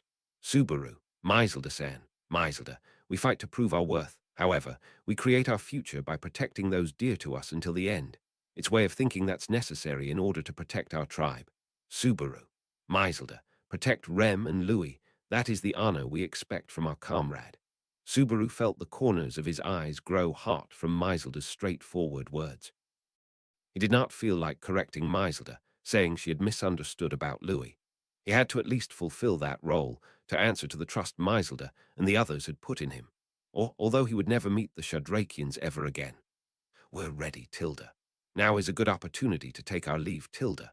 Right as Subaru had been spurred by Maiselda, a woman with yellow-tipped hair, waving her hand exaggeratedly, Harley called over to him with a wide grin. Next to her was Kuna, who had a slender build, her hair dyed green. The cheerful Holly, and in contrast, the reticent-looking Kuna. Those two were the guardians of Subaru's group. Arrangements had been made so that the two Shadrakians would be protecting Subaru, Rem, and Louis, ensuring they would not be attacked by anything on their way to Garrel, the nearest town. Subaru, I'm super grateful for bodyguards, but I also feel like it's too much. Even though this was a foreign country, and Subaru had already died multiple times in the mere span of a few days. He could not deny it was a unique situation, but it was the safest to take precautions. Subaru himself did not have enough prowess as a fighter to be confident in his own abilities, and it was fruitless to depend on Rem and Louis. He could say nothing regarding Kuna, but he had also seen Holly lift a boulder effortlessly with his own eyes. They were more than reliable as the group's bodyguards during their journey. And then, Subaru. Rem, does it hurt anywhere? Subaru asked Rem over his shoulder while pulling up the wooden rack. Since they would be positioned back-to-back with a handmade frame between them, Subaru could not see Rem's face from where he was. He had tried packing in soft leaves and fabric to secure her body, but there would be a few inconveniences considering they would be traveling for a long time. Rem, I'm fine. Are you okay with this? Subaru, I've been training myself moderately at least. My stamina hasn't completely returned, but I want to prevent Holly and Kuna's hands from being full in the case of emergency. In the first place, he was immensely thankful towards the two Shadrakians for being their escorts, but making them carry Rem on top of that was something he could never dare to ask for. Subaru, demonstrating his stubbornness, Rem, carried by him, and Louis had lined up as a group. Accompanying them were Harley and Kuna, having finished their preparations despite being lightly dressed, and they all stood together. Then the people of Shudrak began crowding around the entrance of the village. Miselda, well then, may the tranquility and objective of our fellow comrade, Natsuki Subaru, be fulfilled. People of Shudrak, may it be fulfilled, Miselda called out, standing in the front, and the other Shudrakians followed in unison. Experiencing an illusion of feeling like the wind had blown, filling up the area, Subaru made sure to return their spirit with a "yeah," along with a smiling face. Subaru, thank you, everyone. Take care of yourselves and stay happy. As soon as he had said it, he realized that was a greeting terribly filled with deceit. Thinking about the turbulent path that awaited the tribe after this, stay happy were two words that sounded far too hollow and meaningless. However, he could not say anything more than that. He could not wish for anything more than that. He hoped for the pleasant, refreshing women to stay happy as they continued to live their lives. Subaru. While wishing for that, Subaru searched for the man with the wicked mask among the line of people who had come to see his group off. However, it was only natural that the man could not be found anywhere. He was not someone who would send them off, nor did the relationship between him and Subaru involve something like that. Even if Subaru were to spot the man, he would not have any words to tell him. That was why Subaru were heading off. Louis. Ooh, as Subaru said that, almost in a desperate way, Louis's loud voice overlapped with his words. And then Subaru and his group split themselves from the people of Shudrak, departing for Garrel, the nearest town, in an effort to escape from the war that would take place hereafter, taking their first step in doing so. Arc 7, Chapter 15. Those I Want to Protect. Translated by Negiat Kabasuhito at Archbishop #500. Proofread by Archbishop #0097. Art sources. Pabo Bingua. Dear Moo. At that instant, there was a thud and a loud cry, and animals kicked the ground and fled. On their way through the prairie, they had happened to come across a small forest. Amidst the shade of the trees, animals resembling deer had been eating grass. They were called black deer because of their impressive antlers and black fur. They also inhabited the kingdom of Lugunica and could be said to be one of the major animals of this parallel world. In the center of the herd, from where they had fled from the sound and impact, one black deer had been left behind, collapsed atop the grass. A thick arrow had pierced the black deer's ribs, its heart destroyed by a single shot. Its four limbs twitched and quivered in post-mortem convulsion, but before long that too stopped. In any event, I brought down the meat, Tilda. Meat, you could say black deer at least. What did you say just now? Kuna's voice is soft. I can't really hear you, Tilda. The one who'd drawn the heavy bow and raised a cheer was Holly. She wore a sunny smile, and the young girl beside her, Kuna, had muttered inaudibly, causing Holly to begin tilting her head to the side with a curious expression. But seeing that Kuna pouted her lips, Kuna, it was nothing. Drain the blood. Quickly now. Holly. Please wait, Tilda. Holly started lumbering to Kuna's side, rushing after her.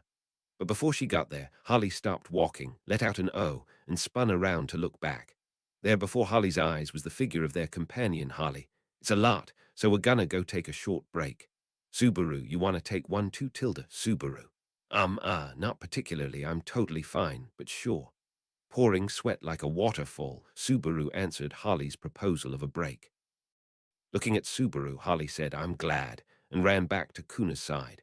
Watching them leave, Subaru slowly fell to his knees on the spot.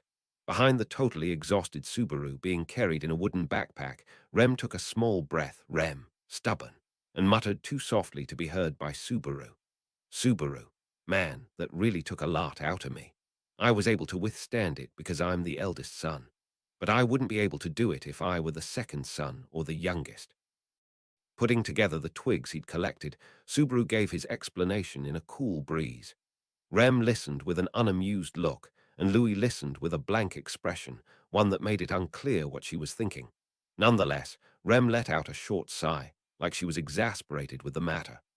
Rem, I do not understand what you mean. To begin with, is there a connection between having siblings and one's perseverance? Subaru, now it's kind of a dumb cliche, but I feel like there's a correlation between one's sibling's status and relative fortitude. Like they say the firstborn son is raised strictly by his parents, and the youngest child is spoiled right. Rem, I don't know if that could be called right. Doesn't that not apply in the case of an only child? Subaru. In that case, you end up getting spoiled while being raised strictly. Naturally, since I'm an only child, that means the special characteristics of the eldest and youngest son both apply to me. Considering his parents' closeness, Subaru not having any siblings was quite the mystery. Since he was aware he'd had his mom and dad's love all to himself, he couldn't help but wonder what having siblings would have been like. But that didn't change the reality of it. Subaru. Besides, it's not certain that I don't have younger siblings now that I'm not there. Louis. While Subaru was imagining terrible things, Rem looked down towards Louis, who was being playful on her lap. While on the move, the wooden rack would be secured to Subaru's back, but when placed on the ground, it could also serve as a chair. It was an item with exceptional potential. Thanks to that, going through the trouble of picking Rem up or setting her down could be done without much hassle. Although Rem probably thought the circumstances requiring her to keep asking Subaru for help were shameful, for the time being, she had to get through and accept that disgrace. Siblings, Subaru, aha. Family born before me or born after, did I have any? Subaru, oh, Rem inquired abruptly, and Subaru reflexively held his breath. With a start he raised his head, while Rem was minding Louis's hair, threading her fingers, those blue pupils of hers turned towards Subaru. In them a faint light flickered, with emotions he did not understand. He thought that perhaps Rem herself did not quite know those either. Nevertheless, Subaru, it's the first time that you've tried asking me about your memories. Where are we? Who are you? Who am I? What will you do? How dare you? I think I have asked a number of questions up until now. Subaru, I'm not talking about that kind of negative stuff. Also, I thought you hadn't yet said how dare you. He gave a strained grin to Rem's prickly objection, however. It provided meager relief. As he had told Rem, this was the first time she had asked him anything in a positive sense. Subaru perceived that as progress in their relationship. Frankly, since their departure from the Shudrak village, all through their journey up till now, Subaru had been continuously uneasy. After all, Rem had laid bare her hostility and suspicions towards Subaru. But despite that, she had not rejected his proposal to head toward the town for a few days because of those. To put it bluntly, he had thought the greatest obstacle to leaving the Shudrak village would be Rem's stubborn unwillingness to listen to Subaru's words. Without opposing Subaru's plan, Rem had been cooperative. Rather than believing it to be a miracle, he had wondered what the heck kind of a calamity it heralded. But not only was Rem being cooperative at present, she had not even troubled Subaru with various excessive questions while being carried in the wooden carrier. Instead, she had chided Louis for shifting restlessly and hindering the march, and tried to lessen Subaru's burden. Subaru, Rem, what is it? You don't feel like talking, is that it? Subaru, no, not at all. You're jumping to the wrong conclusion. Just look, our relationship has been pretty strained, right? Rem, it still is now, though it is not strained, it is unfriendly. Subaru, I thought the unfriendliness had softened a bit. Rem's eyes looked at him with disgust, and Subaru's heart was wounded once again. But being careful to protect the injury he had just gotten from Rem, he scratched his cheek with his fingers. Subaru, I don't know everything about you either, but I know more about you than you do now. If there's anything you want to ask, I'll answer as much as I can. But Rem, whether or not to believe you is up to me. Subaru, MHM. Subaru gave a short nod, and with a glance examined Rem's appearance. She was carding her fingers through Louis's hair and frowning as if in deep thought. After a short moment, Rem once again met Subaru's eyes and said, Rem, I do not know. Subaru, you don't know about yourself. Rem, about you. What in the world kind of person are you? I do not understand it at all. Because what I sense and what I see do not match. Her lips pursed tightly. Rem's icy look was tinged with heat. It was not that the distance between their hearts had increased, it was that the level of seriousness had risen. As Rem evaluated Subaru, the earnestness in those eyes increased. It was evidence that at least she thought Subaru's humanity was worthy of investigation. Subaru, compared to when you treated me like an incarnation of evil without giving me a chance to explain, this feels like a great leap forward. Rem, I still think there is a paper-thin difference between you and evil incarnate, however. It is just that we have reached a point where it seems fine to insert one thin sheet of paper. Subaru. The few words she added felt like a conciliatory handshake from Rem with relief. Subaru reached out to grasp that invisible handshake. Rem made a distrustful face at Subaru, who shook an invisible hand in midair. In any case, Subaru, well, our thin ice relationship has reached a place of having a thin sheet of paper inserted. How about it? Anything you want to ask? Rem, please let me think a bit more. Unprepared to have a heart-to-heart with Subaru, Rem shook her head and requested that. Rem's way of preparation, more accurately, Rem had yet to prepare herself to believe Subaru. Right now, it was possible she was worried about listening to his story, in a situation where she was unable to completely trust Subaru, and the information being too much to handle. Honestly, he would be lying if he said that he did not feel impatient about Rem worrying like that, but Subaru, gotcha. I'll wait for you to be ready. Rem, please do not say it like that, like it is someone else's problem, since you could say that it also depends on your daily behavior, I think. Subaru, I see. In other words, the only way to gain early access to that route is if I earn Rem likability and credibility points like crazy. Rem, I do not understand the meaning, but I understand what you said is unpleasant. Putting his hand on his chin, Subaru could see that Rem's displeasure was accumulating once again. As that conversation unfolded from below the two of them, Harley, sorry to keep you waiting. We had fun taking apart the black deer, and we're done, Tilda. Like that, Holly returned with a face-splitting grin. She took great delight in the dismembered black deer, hung from a branch she carried on her shoulder. Behind the chipper, Holly was the tired face of Kuna, who seemed to have worked hard at the job of dismemberment. Kuna, why did I have to do everything myself, Holly? Because Kuna can do it better. If the meat got ruined, even if I eat and eat, my tummy'd still end up especially empty. Kuna, why? If you eat something, seriously keep it in your stomach, you weirdo, Kuna yelled at the easygoing Holly, but the latter laughed it off. Holly then set her eyes on the bundle of dried branches Subaru had collected. Holly, oh, you properly gathered them. I'm impressed, I'm impressed. Subaru, I can't do any hunting. I'll at least do this much. Can you instruct me on how to start a fire? Holly, instruct, never heard of that word before, Tilda. Kuna, obviously it means to teach. Holly tilted her head in contemplation, replying to Kuna with a giggle and a does it, Tilda. Next, Holly brought out a small black stone from her luggage. Allowing Subaru to witness it, she struck the stone quickly and used the sparks produced to easily light the branches on fire. Subaru, whoa, whoa, awesome. That's some artisanship. Holly, it's a fire starter stone. It's easy peasy once you get the hang of it, Tilda. Subaru, you try too, Tilda. Subaru, you're letting me try. Okay, I'll just borrow this. Holly casually threw the fire starter stone to Subaru. He attempted to imitate Holly's actions from earlier, and as a result, he failed 3 times, but on his 4th try, he finally was able to produce sparks. All he had to do now was to do the same thing over the dried branches, Subaru. It lit up. Holly, well done. Now if any meat pops out, it can be cooked and eaten any time. Kuna, the meat she's talking about are the animals before becoming meat, so don't take her for her word. Towards Subaru, who had gained a small sense of accomplishment, Harley and Kuna appraised him from opposite extremes. Accepting both of those in his heart, Subaru gazed at the black deer's meat roasting over the campfire. He brought up a new topic, saying, by the way, Subaru, back when we found the herd of deers, Harley's speed was amazing. By the time I realized, you had already shot an arrow. Harley, it's because Kuna found the herd, Tilda. Because of her we could get fresh meat, Kuna. The only thing I did was say that the herd was there, leaving aside firing quickly. Anyone in Shudrak can shoot a bow and arrow. Harley, except Kuna, you know, Tilda. Kuna. Ugga, having been prodded on a sensitive topic, Kuna's expression turned into a scowl. Rem widened her eyes in surprise to Kuna's reaction. Rem, really? That is unexpected.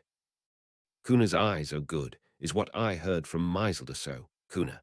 Even if my eyes are good, if my arms are bad, then there's no point.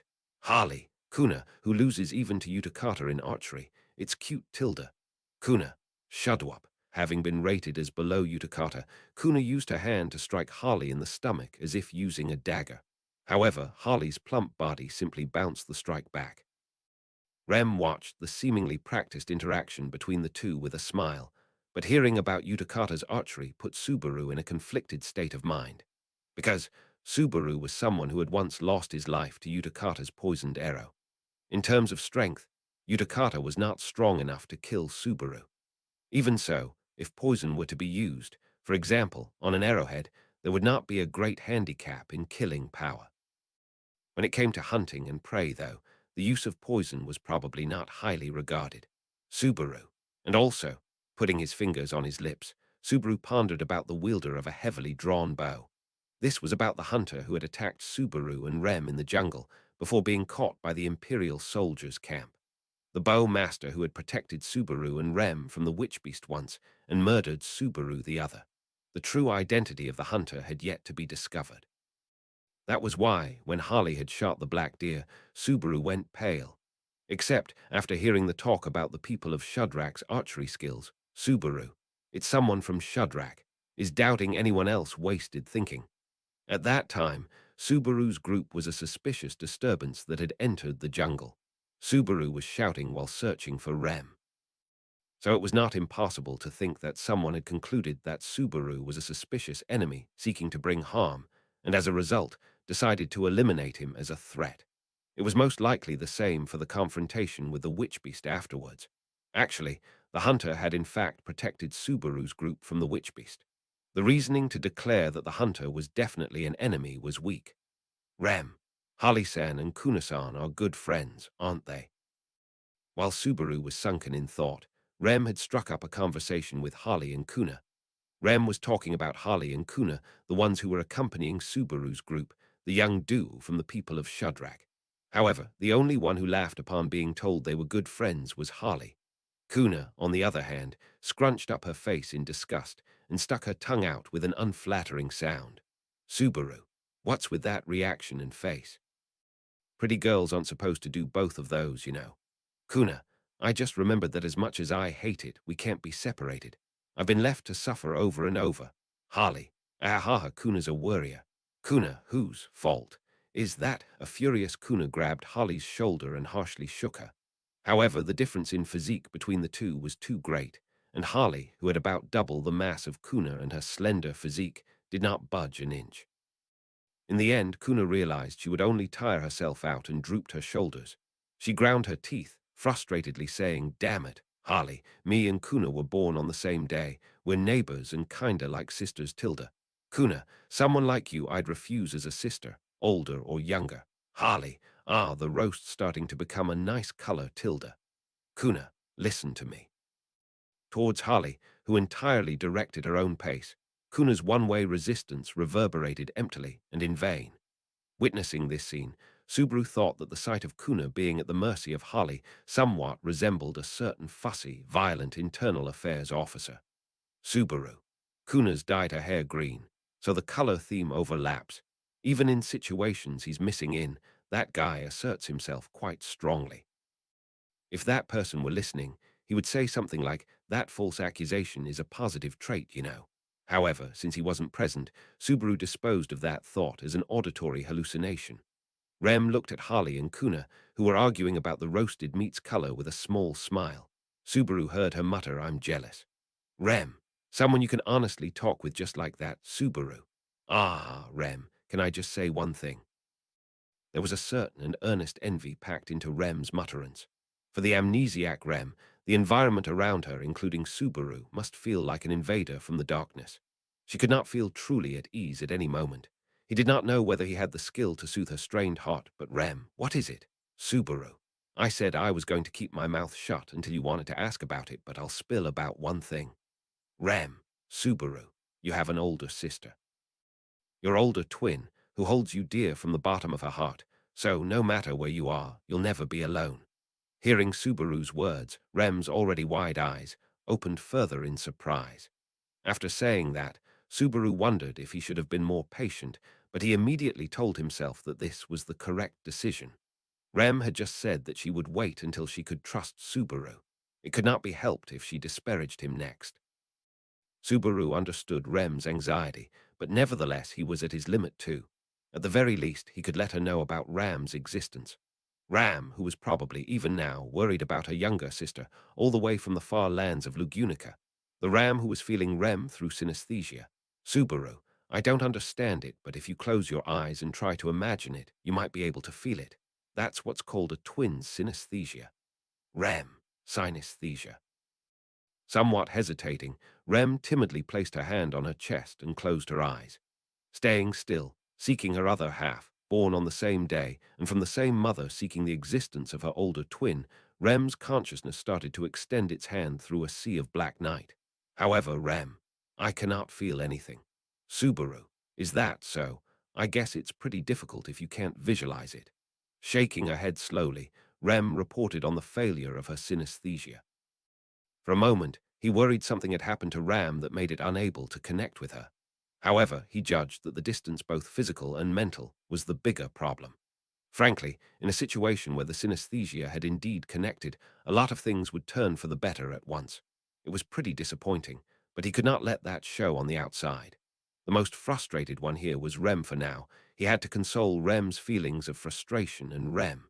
Hey, Louis. Ooh. However, while Subaru was choosing his words of comfort, a slight sigh escaped from Rem's lips. The reason for that was Louis's hand, which was placed on top of Rem's resting hand.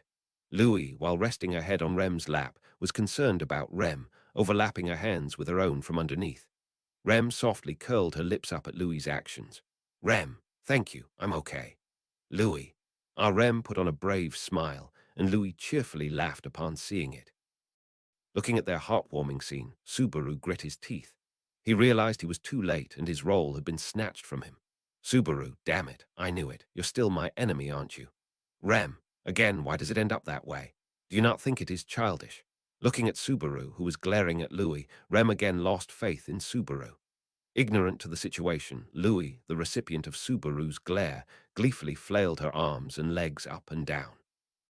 And then, the ones who took no notice of the stiff atmosphere between Subaru's group, Harley. It's done.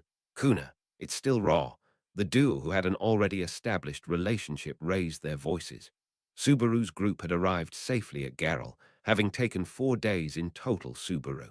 So that's Garrel. It's protected by fine-looking walls. A fortress city, surrounded by towering walls that could be seen from a distance. He was astonished that his prediction had missed its mark, and felt like he had been hit by a stroke of luck. Subaru was experiencing two sensations, as there was a disparity between the sight of the city and what he had imagined after hearing that it was the nearest town. Subaru, the city feels pretty rugged. Is a giant gunner come over or what? One Kuna. Giants? I heard they were nearly wiped out quite a while ago. Subaru. Really? I wonder if the old fart I know is the last giant. Then Subaru muttered out a purposeless comment in response to Kuna's serious-minded reply. It was surprising to know that Ramjai, the only giant that Subaru knew, was in such a rare position. Although he had heard of the Oni race being extremely scarce in numbers from Rem, so perhaps the struggle for survival between races was unforgiving, even in this world. Subaru, thinking about it calmly, I've never met anyone related to elves aside from Emiliatan, so maybe there aren't many elves out there either. As a cliché of the fantasy genre, it was common for long-lived species to have low fertility in exchange for a long lifespan, therefore being unable to increase their numbers easily. In addition to that, because of the fear directed towards the Witch of Envy, half-elves were a target of hatred in this world. That was the real state of things. Naturally, Subaru could think of the possibility that pure-blooded elves were also pressured by those conventions, as they were the foundation of the births of half-elves. Subaru. I think about Emiliatan in a place where she's absent. Damn it, I haven't been able to meet Biko for a while as well. I feel like my Emilase and Betramin deficiency is becoming severe. The prescribed medicine for both cases of malnutrition will be coming into contact with Emilia and Beatrice.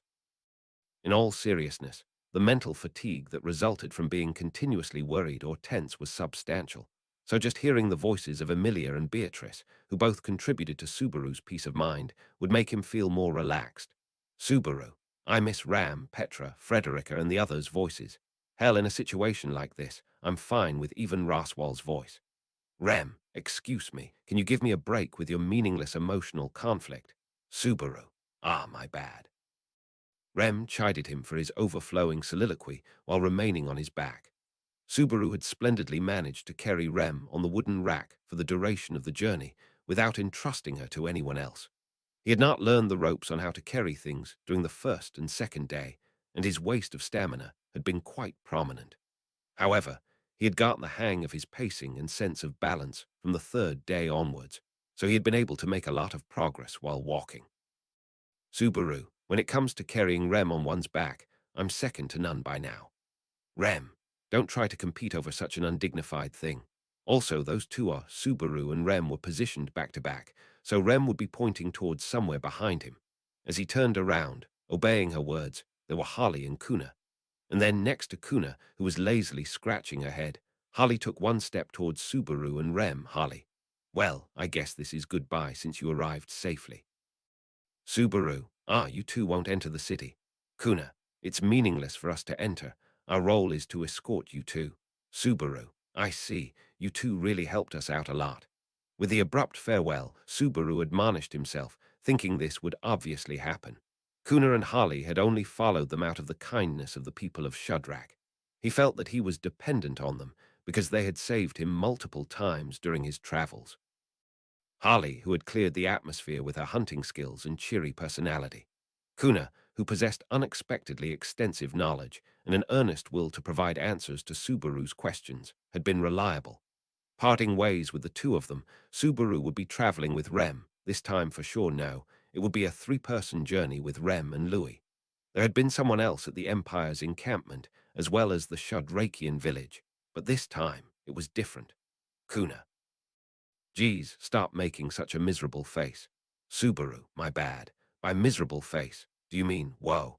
Gazing at Subaru's black eyes that had previously wavered with uneasiness, Kuna shoved something towards him. Subaru instinctively caught the item in his hand and teetered forward from its unexpected weight. A long and thin white wrapping was given to him.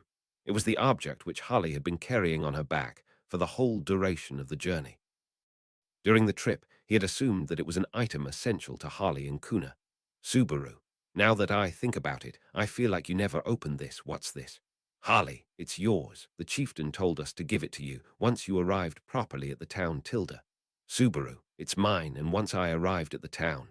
Unable to grasp the true meaning behind Holly's words, Subaru knitted his brows out of uncertainty. However, Kuna had prompted him roughly with a, just open it. Receiving her words, Subaru lowered the wooden rack on his back to the ground and opened the white wrapping. Inside there was Subaru. Rem, is this a horn? A white lump laid in Subaru's arms, as large as his arms could hold. What Rem had murmured after looking at it had told him it was a horn, a witch-beast's horn at that. Subaru recognized it. He had seen it twice, and he had taken a good look at it during the lifeblood ritual. Subaru, is this the Elgina's horn by any chance? Harley, yep, Tilda. You were the one who broke it off, so it's yours. Kuna, it's a valuable item. With that size, it'll fetch a high price. Subaru, HK. Having been told that the horn would fetch a high price, Subaru held his breath at Harley and Kuna's thoughtful arrangements. In other words, they were telling him to exchange the witch-beast's horn for traveling expenses so that Subaru's group could go back to the kingdom of Lugunica. The two had carried the baggage for that purpose, without specifying said purpose. Subaru, it must have been pretty heavy. Kuna, you were carrying Rem on your back for the whole time. Harley, besides, I'm very strong, so it was no problem at all. Tilda. Both Kuna and Harley had faces looking like they had only done something trivial, while Subaru's voice was trembling because of the two's ulterior motives. Their thoughtfulness had rendered him completely speechless, word for word. Subaru, they had helped him on the way to Garrel and even secured traveling expenses for Subaru's group. Despite all that, Subaru would part ways with them and go back to his country. Harley and Kuna would reunite with their Shadrakian allies and join the battle to retake the imperial capital alongside Abel. Whilst yielding the life or death of many along the way, Subaru. Kuna, don't think about anything stupid. Subaru, Kuna, you gotta fight to protect the ones you wanna protect. It's the same for us. Although impulsive words nearly found their way out of Subaru's mouth, Kuna had sharply put a stop to those. Kuna directed an annoyed glare at Subaru, all while emanating her usual feeling of listlessness. She had a lot of complaints, and always seemed irritated towards Harley. However, she had never separated herself from the Shadrakians, nor had she ever given any indication that she disliked Harley. As a member of the Shadrakians, she thought it was only natural for her to fight together with Abel. That must be proof that she had already chosen the ones she wanted to protect in her words. Kuna, don't keep idling around. I have good eyesight. If you do something stupid, then I can see it straight away. Harley, and if Kuna tells me about it, then I can go kaboom with my bow and arrow. Subaru. Yeah, that's scary. From their words, Subaru understood that he had been gently pushed away. If he acted out of impulse here, then he would disregard their no, the people of Shudrak's kindness. He could not do such a thing for the women who had referred to him as their comrade. Subaru, I'll gratefully make good use of it for our journey. Thanks for taking care of us, you two. Comprehending Kuna and Holly's intentions, Subaru swallowed the thoughts that surged forward. Receiving it, albeit their respective attitudes, they nodded. Rem, thank you for accompanying us, Holly-san and Kuna-san. I won't forget my gratitude towards you too, as well as to every person of the people of Shudrak. Kuna, please do that. You've apparently forgotten a lot of things, so, Holly, I think you're going too far with that. Wanting to at least bid them farewell, Rem had climbed down the wooden frame and seemed to be reluctant to part ways with them. Louis also showing her unwillingness to leave Harley and Kuna was something unexpected. She had gotten close to Harley in particular, who was outspoken and unreserved with her interactions. Louis clung on to Harley's stomach for a while, refusing to separate herself from her. Kuna, bye, Subaru. Don't forget, I'll be watching. Harley. Yep, Subaru. Yeah. Thank you so much. Thank you. Turning their backs towards the two, waving their hands in an exaggerated manner, Subaru's group resumed their three-person journey. Subaru had placed back the horn he was given into its wrapping and left it in Louis's care by making her carry it on her back. Subaru had made that agonizing decision because his hands were occupied, but perhaps Holly and Kuna's words had been effective as Louis was trying to ensure the wrapping would not drop, following Subaru and Rem quietly. Rem, it means she also pays attention to a lot of things. Subaru, I know she's a bowl of curiosity. Rem pointed it out while on his back, with Subaru replying to her with a bitter feeling. The Sin Archbishop of Gluttony, Louis Arneb, had devoured myriad lives in an attempt to find the life most suited for herself. She would be an inquirer if framed in a positive light, or an omnivore if framed negatively.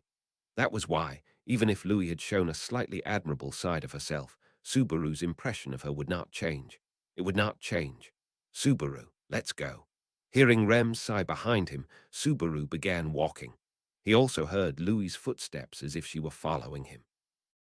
There were only 3 of them, just as how it had been back then, when they had been first plunged into the Valatian Empire. Finally seeming as if they were all facing the same direction, they moved on. And then they passed through the gates of the fortress city Garel. Translation notes, 1. This is a reference to Attack on Titan. The Ray, Zero Tribe Giant, and Titan from Attack on Titan use the same word, Chinese letter, Chinese letter.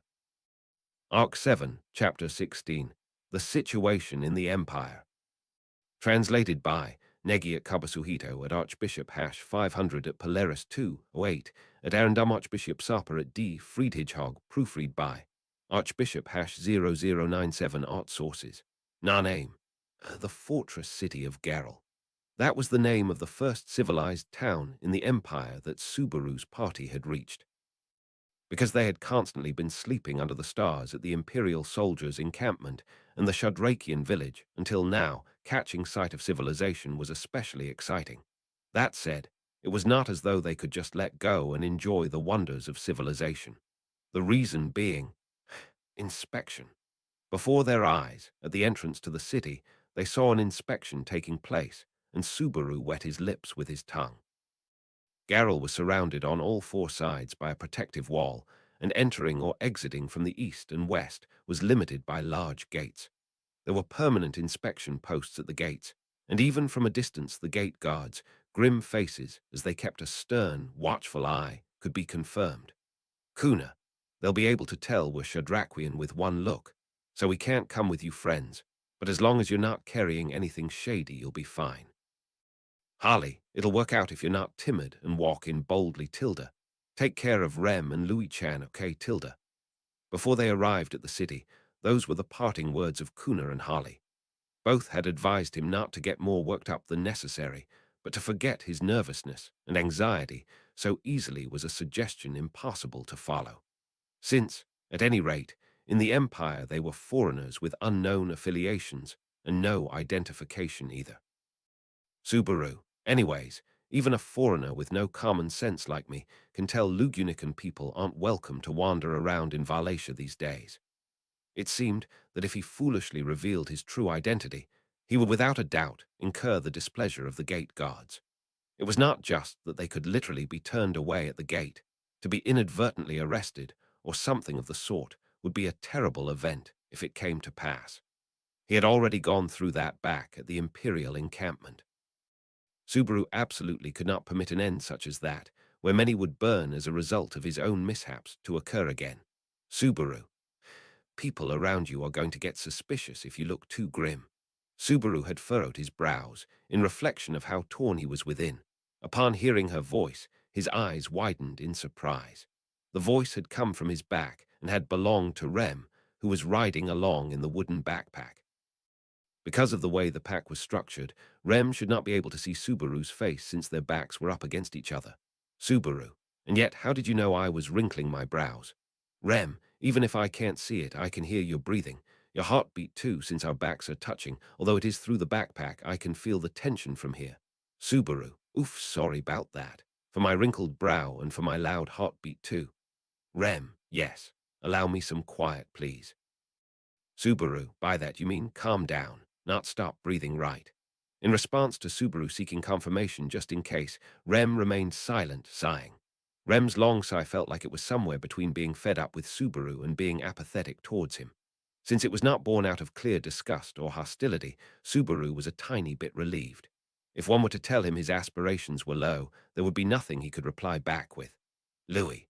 Ooh, Subaru. I get it, so hurry up. You're also one cause of my worries, you know. Pulling vigorously on Subaru's sleeve and pointing at the line was the long-haired Louis. The witch beast's horn which Kuna had bequeathed to them, Louis was shouldering it in a white bundle, currently wondering why Subaru was not lining up. However, he could not act thoughtlessly like Louis and recklessly line up in the queue. Subaru.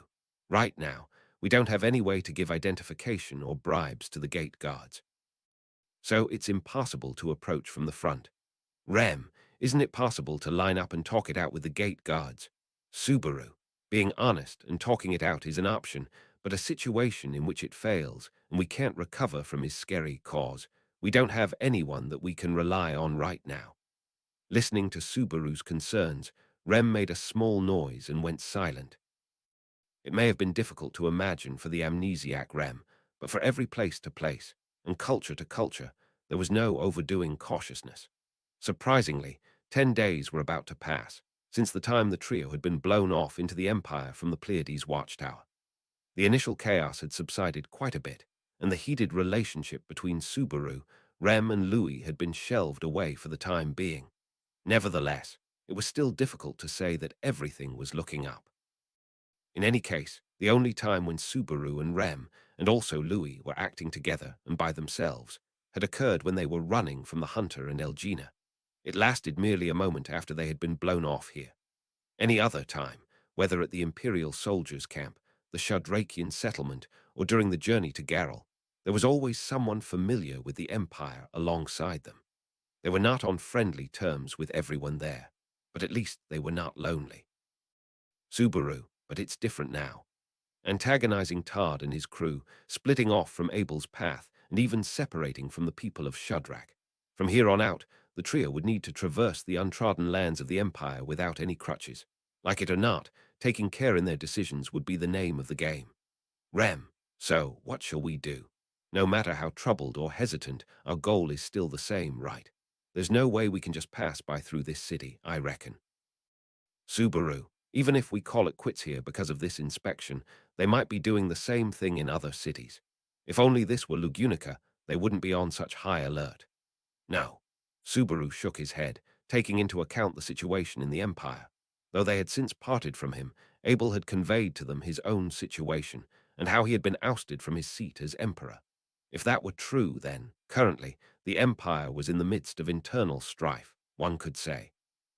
Though Abel had said that the matter of the emperor's absence was being kept from the populace, putting a lid on people's mouths was pretty difficult, and the mood would be surreptitiously contagious.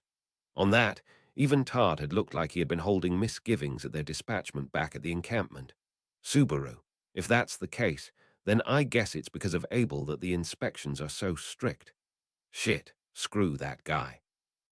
Though Abel had been of some help to them, he would rather place him as more of a negative, given the problems when you evened it all out, and mood-related ones.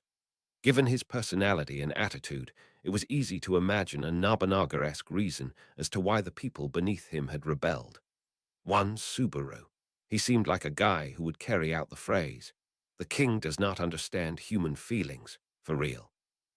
Two, Rem. Are you perhaps wasting time by thinking about worthless things instead of being worried in earnest? Rem's voice hardened into ice as Subaru muttered that out while rubbing his chin. Her tone harbored genuine anger, stretching beyond exasperation or indifference, causing Subaru to try and explain his previous remark in a hurry. Subaru. No. Wait a moment. Relax. My round table-like comment was definitely worse than some idle chatter, but it's not like I'm just absent-mindedly staring at the line without a plan. I do have an idea. Rem, don't you feel embarrassed as a person, lying with such nonchalance? Subaru, at least please show that you're willing to trust me, even if it's just a little bit. You're being too hasty by deciding that I lied in a snap. Rem's impression of him continued to decrease without ever reaching rock bottom, and Subaru was desperate to restore her trust. Truthfully, he did not make up lie after lie, since he did have an alternative plan to pass through the inspection process. If it were just Subaru and Rem, it would be impossible to bypass the gate guards, check up the proper way. If so, it did not just have to be Subaru and Rem. That means Subaru. It's time to demonstrate Natsuki Subaru's 108th special skill, relying on other people. 3. Subaru answered with a smile that showed his gleaming teeth while holding a thumbs up. For some reason behind himself, he felt as if Rem had frowned at his response, even if he should not have been able to see her face. Passing through the inspection, which had been packed with a unique sort of tension, they went through the towering main gate. Like that, Subaru's field of vision opened up. As he faced the stone-crafted cityscape that overflowed with exoticness, he thrusted both of his hands into the air out of a sense of accomplishment. Subaru, we passed through.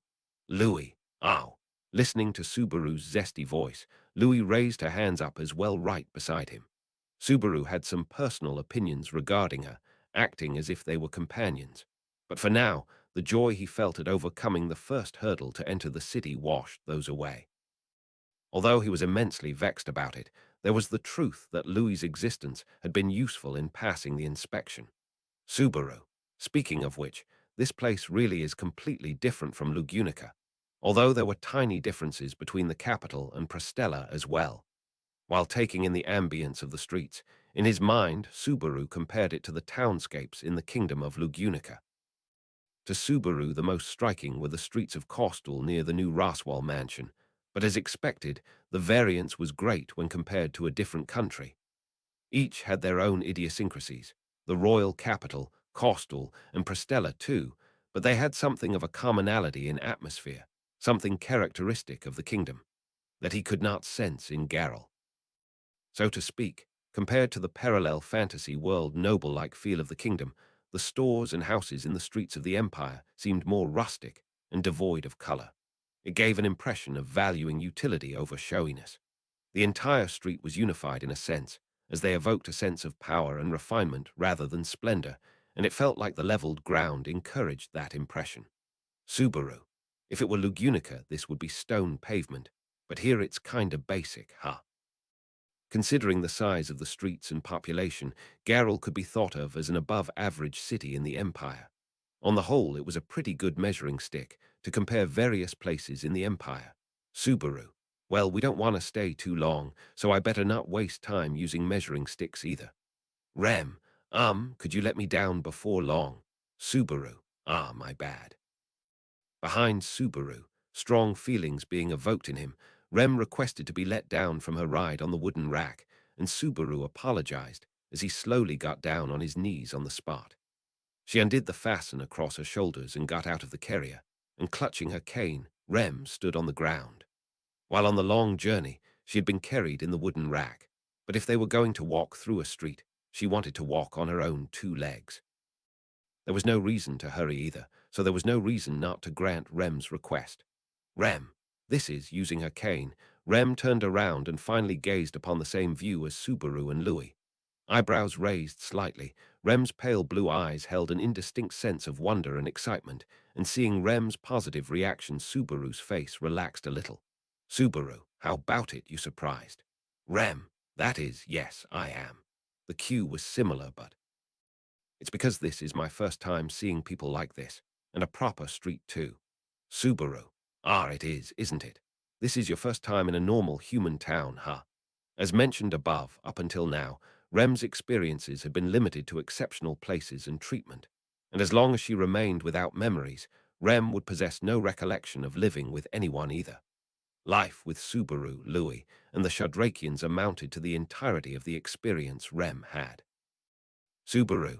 Rem looked deeply moved, smiling with her whole face, and Subaru closed one eye.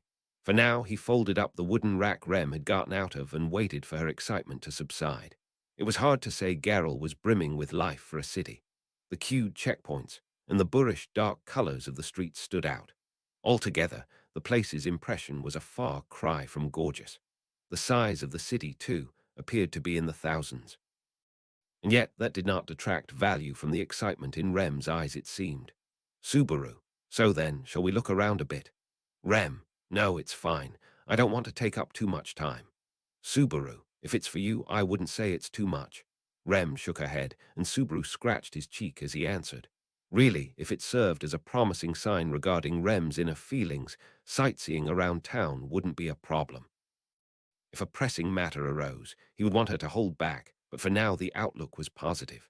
After all, it was because of Rem's quick-wittedness that they were so fortunate. Subaru. If it weren't for Rem, I wouldn't have managed successfully with Flopsan and his sister. It's okay for you to be a little selfish, you know. Rem. What I am saying is that it's not good to keep them waiting. Even though you're already relying on their kindness, are you going to incur more debt beyond that? Subaru. Oh. When you put it like that, yeah, sorry. Turning away from the buildings, Rem's sharp gaze pressed down on Subaru's heart. Behind Subaru's group, slowly with the sound of heavy wheels, came an ox cart, a follow cart, pulled by a brave oxen follow, came along. Follows, like ground dragons and the large canine ligers, were a type of animal used for labor. Like ground dragons and ligers, many pulled carts, and many were used for things like transporting cargo. Their pace was slow, and they did not have the divine protection of wind evasion like ground dragons either, and he'd heard they were generally utilized in cities. And then, hey, kept you waiting, huh? They took their sweet time checking the cargo. Honestly, those officials' task is such a pain. Speaking with a shrug from the coachman's seat of the follow cart was a young man with long bangs.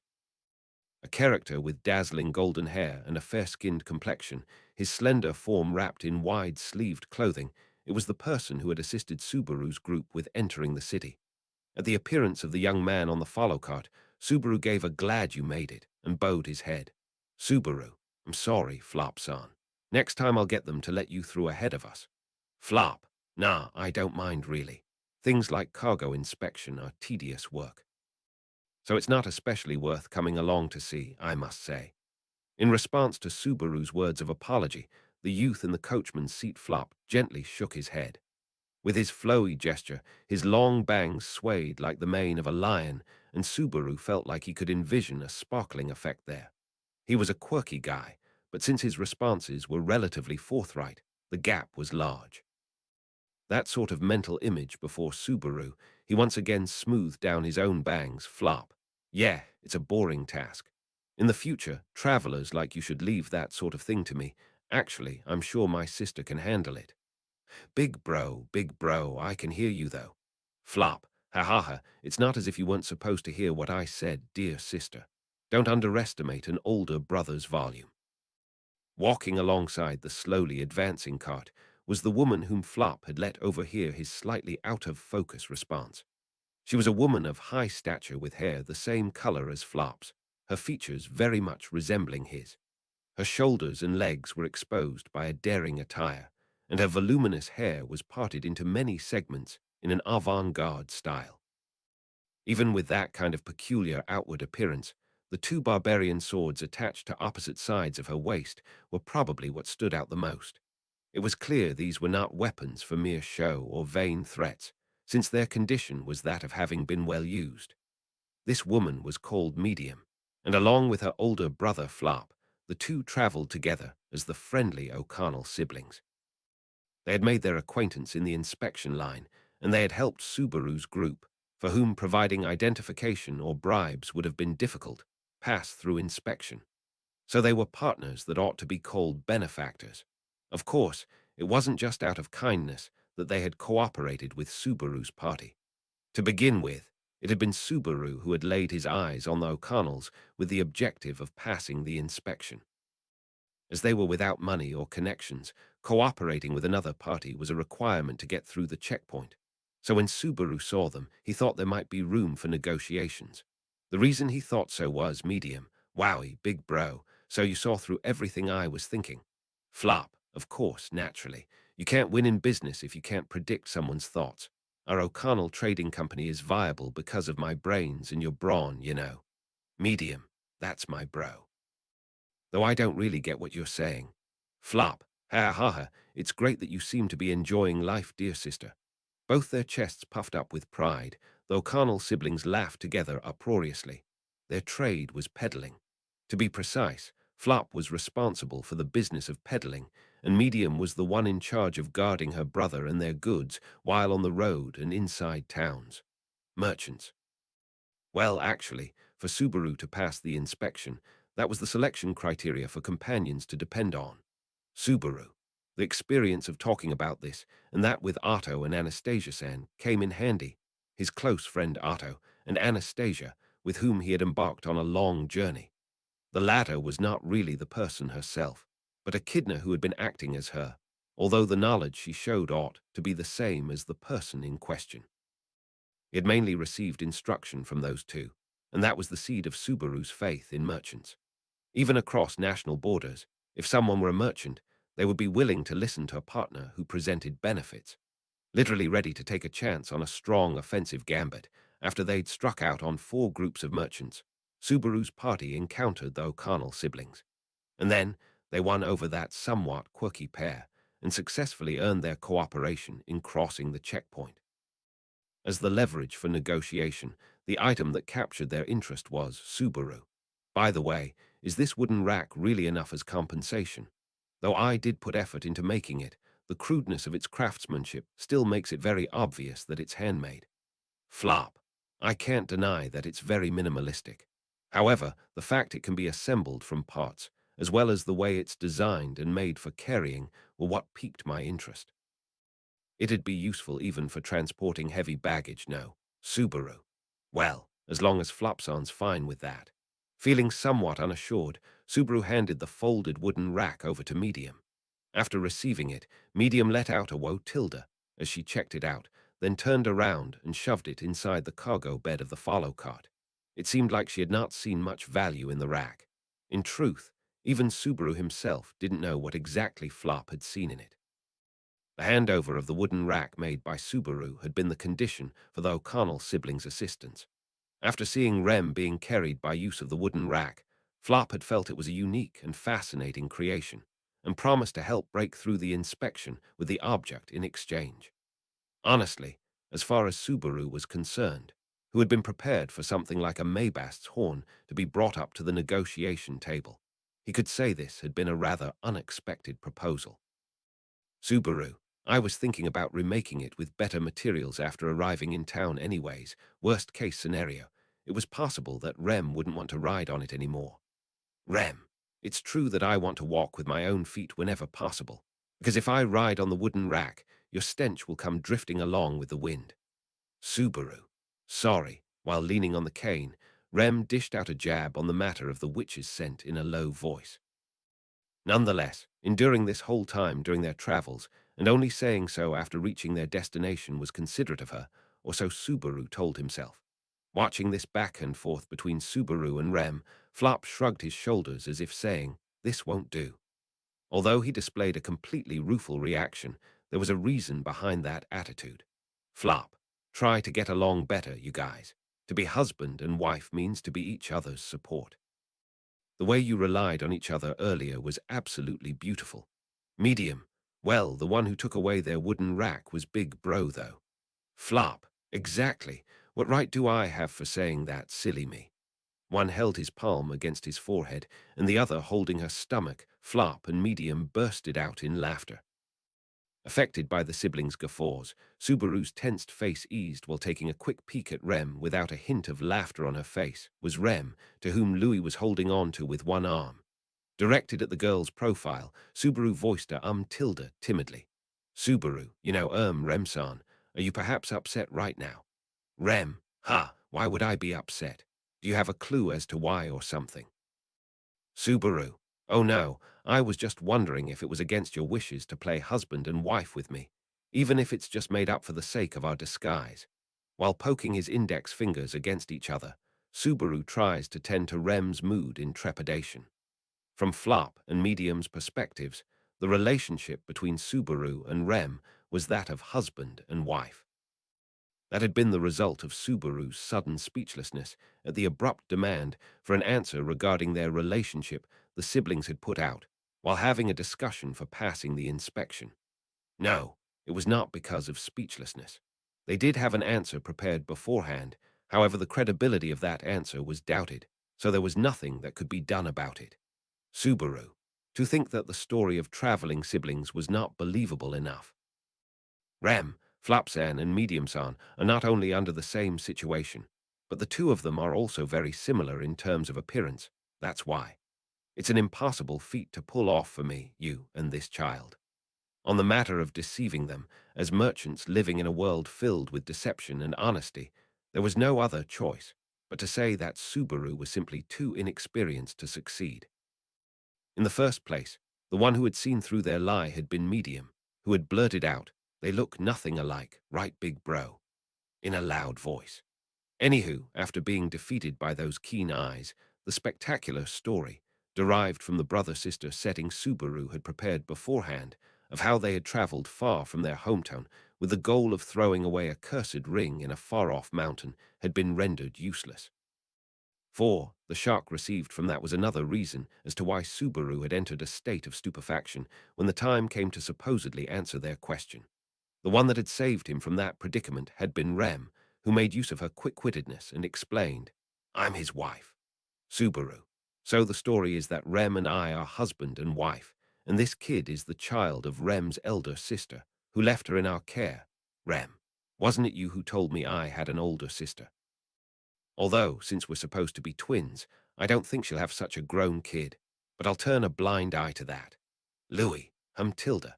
Having been stroked on the head by Rem, Louis let out a tiny groan with a content look. Louis's harmless presence and mannerism had been one of the reasons why Flop and Medium had not become cautious around Subaru's group, apparently. Leaving aside Subaru and his nasty-looking eyes, there was the debilitated Rem and the vulnerable Louis. This trio did not seem like bad people who would commit crimes in the city to Flop and Medium. Rem, why Subaru? HM. Rem, why did you fumble your words in that situation? It's not like you're incapable considering how you normally chatter on and on.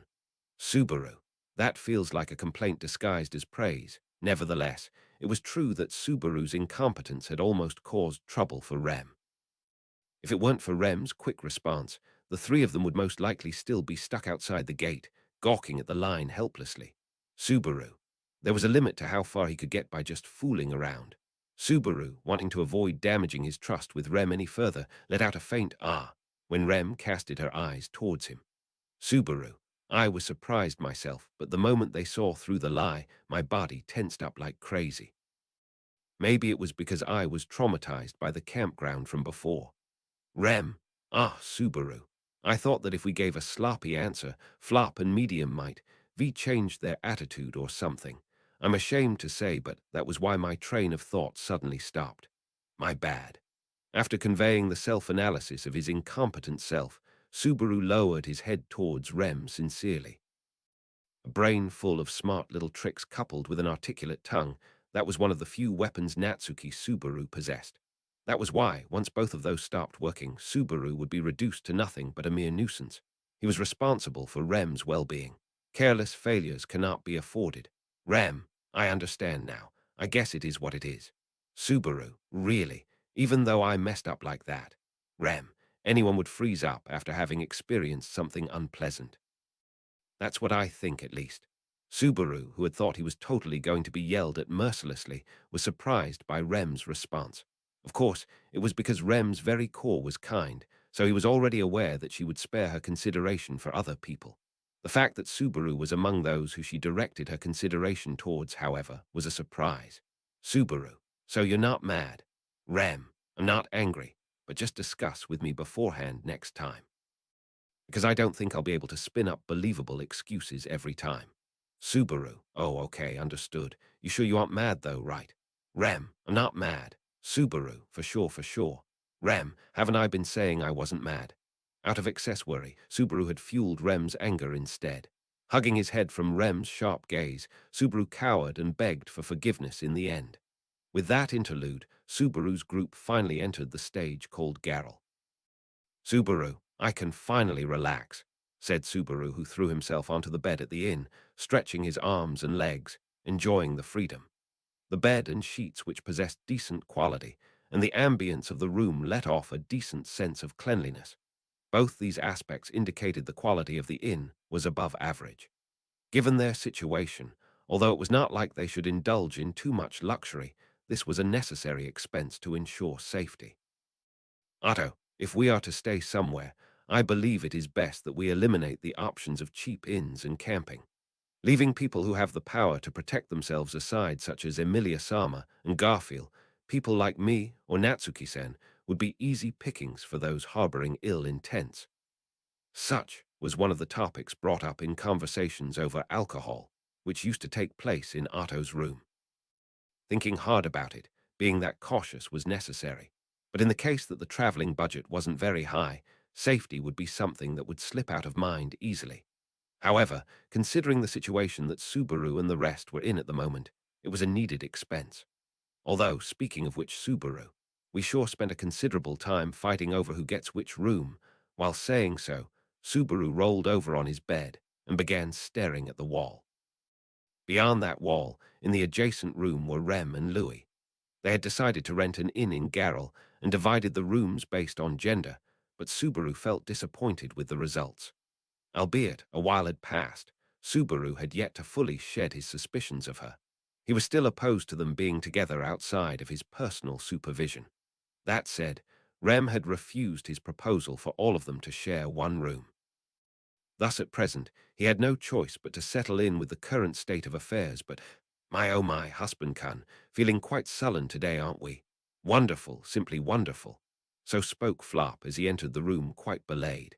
Inside, he tossed his luggage onto the bed Subaru was not mulling on, then winked at him as he caressed his own long bangs.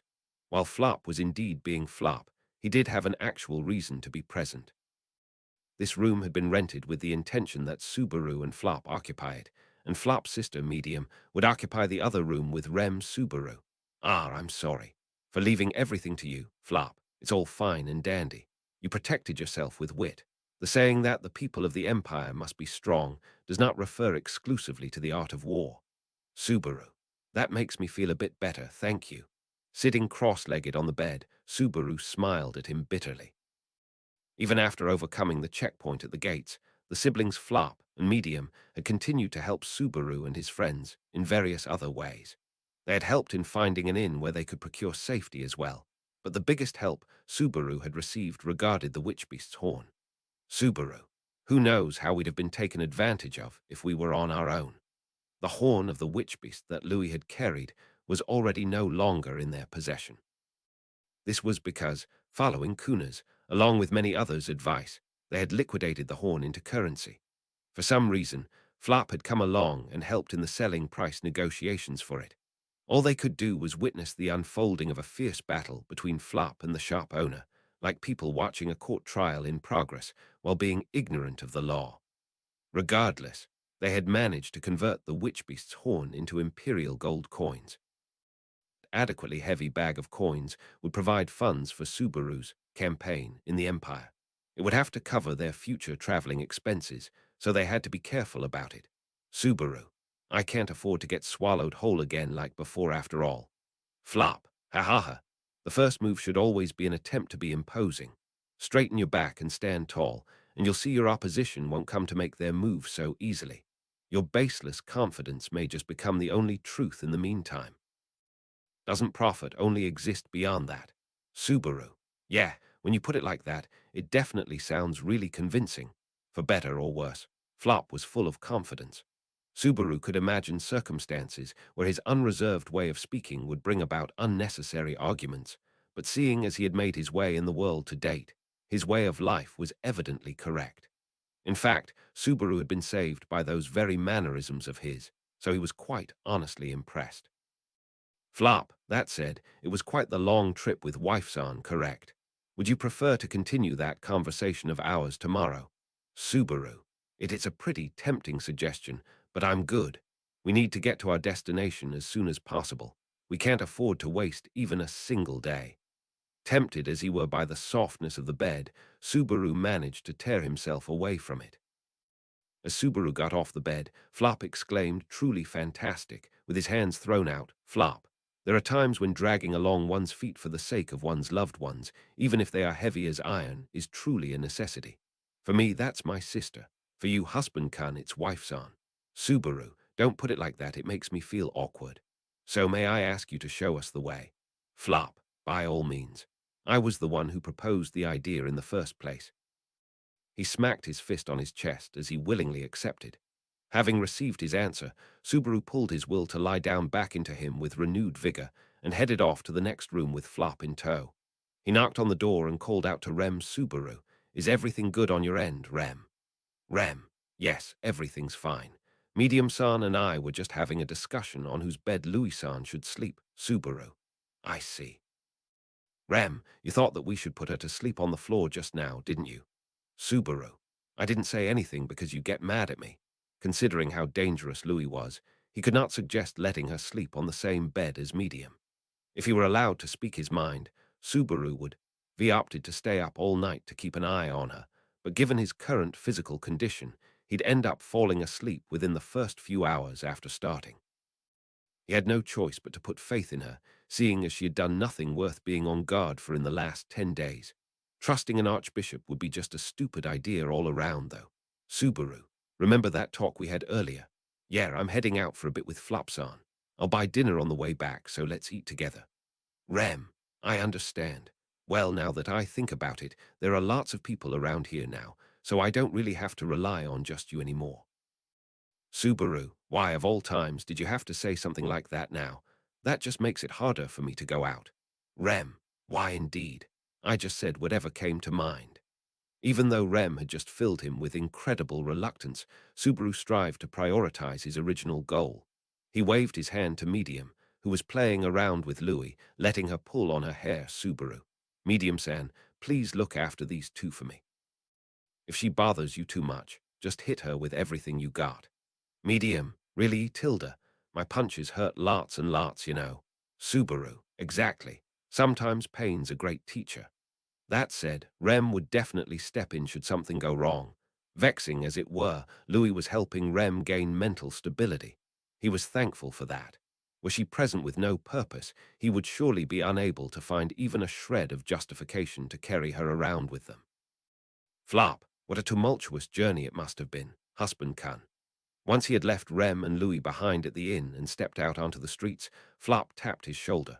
Being offered consolation like that had given rise to an urge to begin spewing complaints inside Subaru. But even if he had given in to it, it would only put Flop in a difficult position, especially with how he was indebted to him and Medium. He wished to not pile anything else on top of them. Subaru, relying on others might be one of my 108 special moves, but even that has a limit. Flop, certainly, so long as you do not put your full weight on them, relying on others is not at all a bad thing. My sister and I are traveling together, so we make up for each other's shortcomings. Otherwise, both of us would surely have perished long before. That too is the imperial way. Subaru, the imperial way. As Flop waved around his hands, patting his own bangs once more, Subaru thought about the words he spoke of. The imperial way. They lay heavy on his chest. Perhaps that was the source of Subaru's intangible fear, the difference in values of life. In that sense, Flop's trains of thought were easy to digest as they hit closer to home.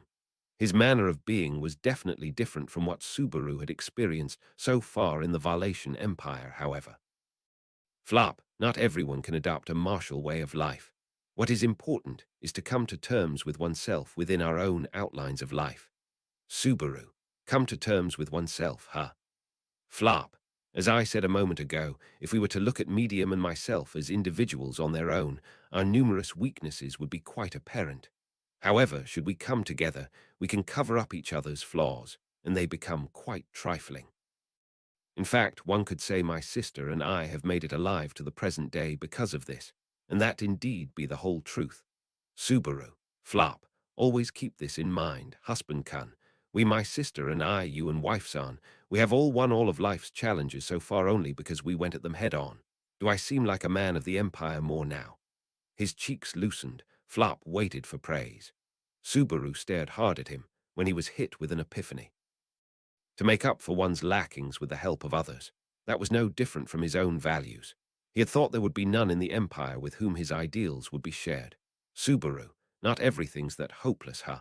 Flop, that said, when most of the empire's residents speak of the imperial way, they do indeed refer to brute strength. My ideals are laughed at. The flapping of a chicken's wings, they call it. My way of thinking is by no means common.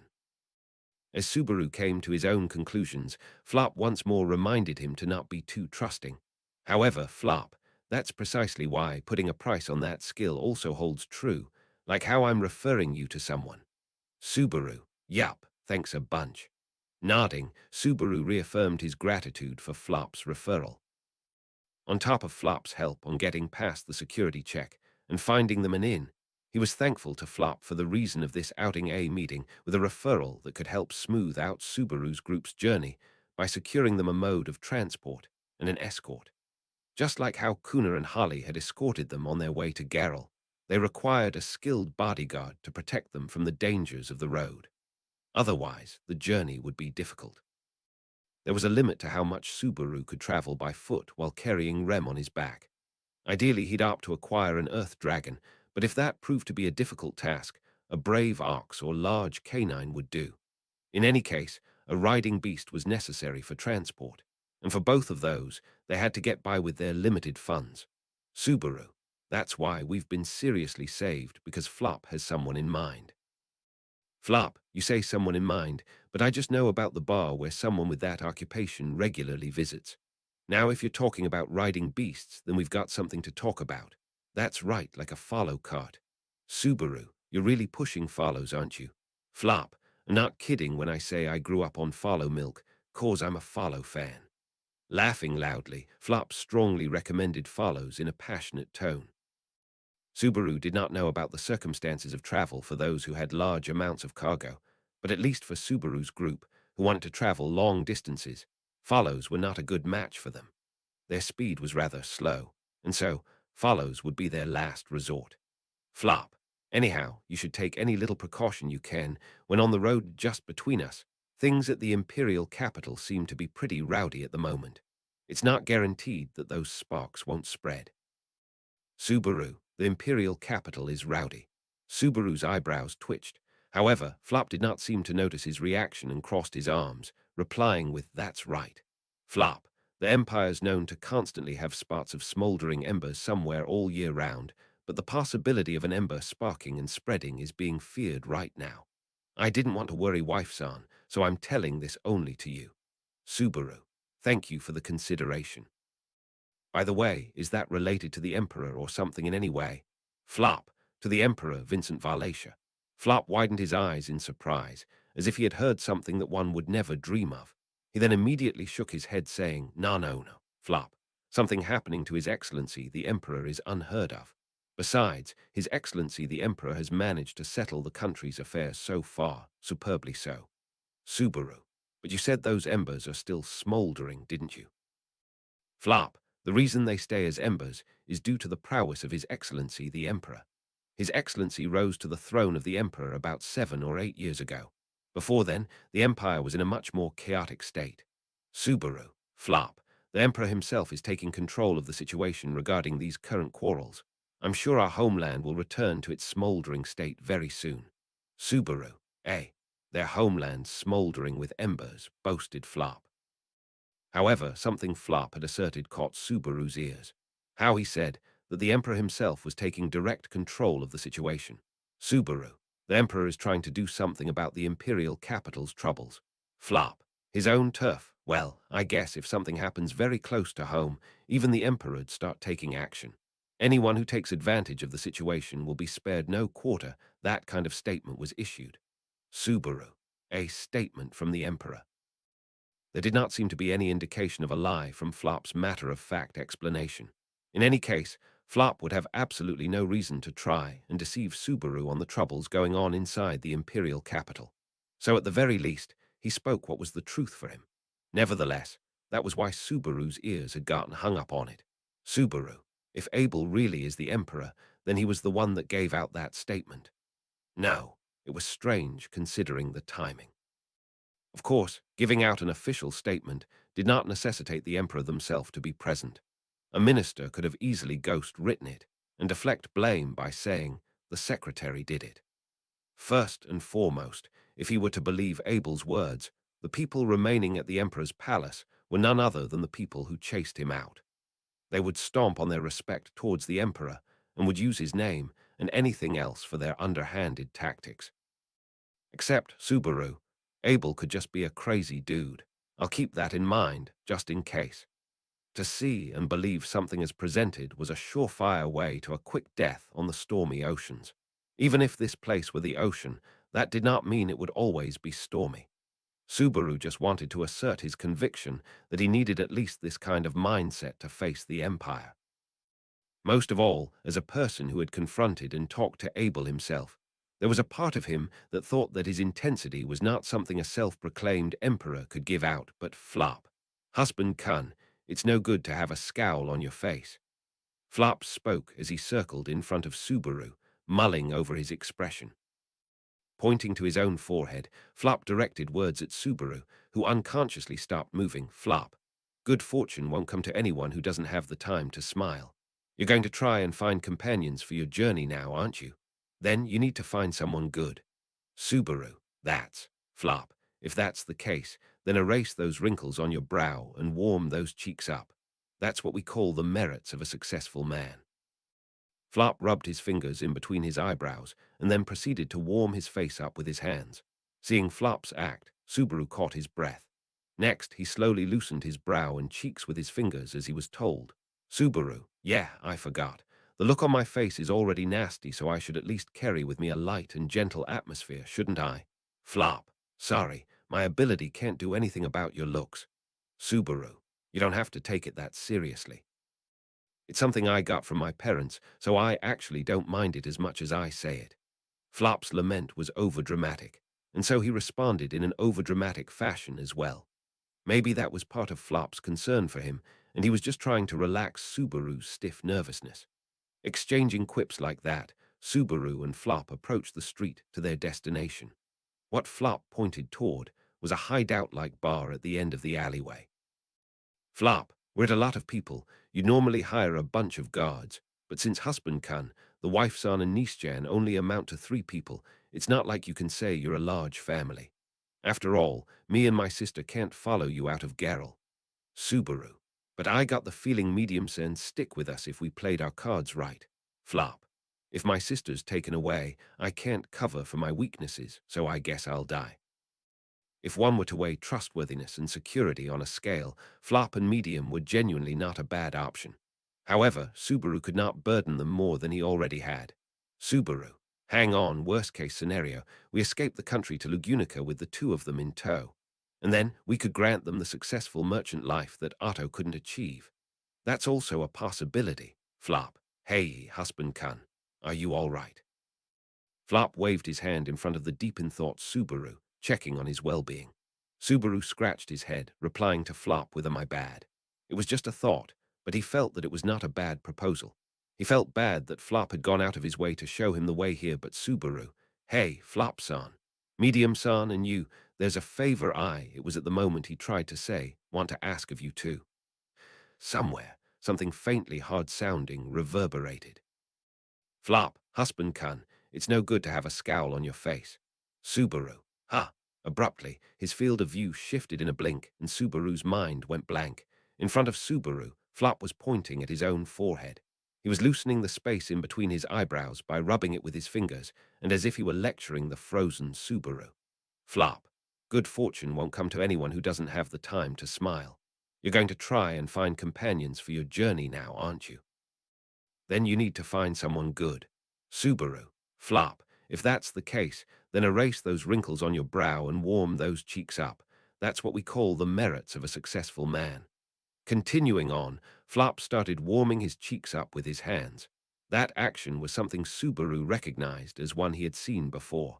Of course he recognized it, because it had occurred a sparse few minutes ago. It was an exchange that had happened a mere few minutes ago, and the same conversation was repeating. Subaru. Oi, hang on, wait a second. Subaru was suddenly assaulted by cold sweat and covered his face with his hands. Seeing that, Flop loudly exclaimed, "Don't hide it, relax it." However, Subaru's ability to reply to his words had vanished. Looking around, he recognized the surrounding street too. This was his first foray into this town's streets, and he was not well acquainted with Garrel. Yet his memory was not as faulty as to forget the scenery he had just witnessed. Meaning, Subaru, did I return by death? In an inconspicuous situation, in which he did not know what exactly had happened to him, Subaru hardened his cheeks for a completely different reason from before, with that mutter escaping his lips. Translation notes. 1. Read more about Nobunaga here. https://n. Wikipedia.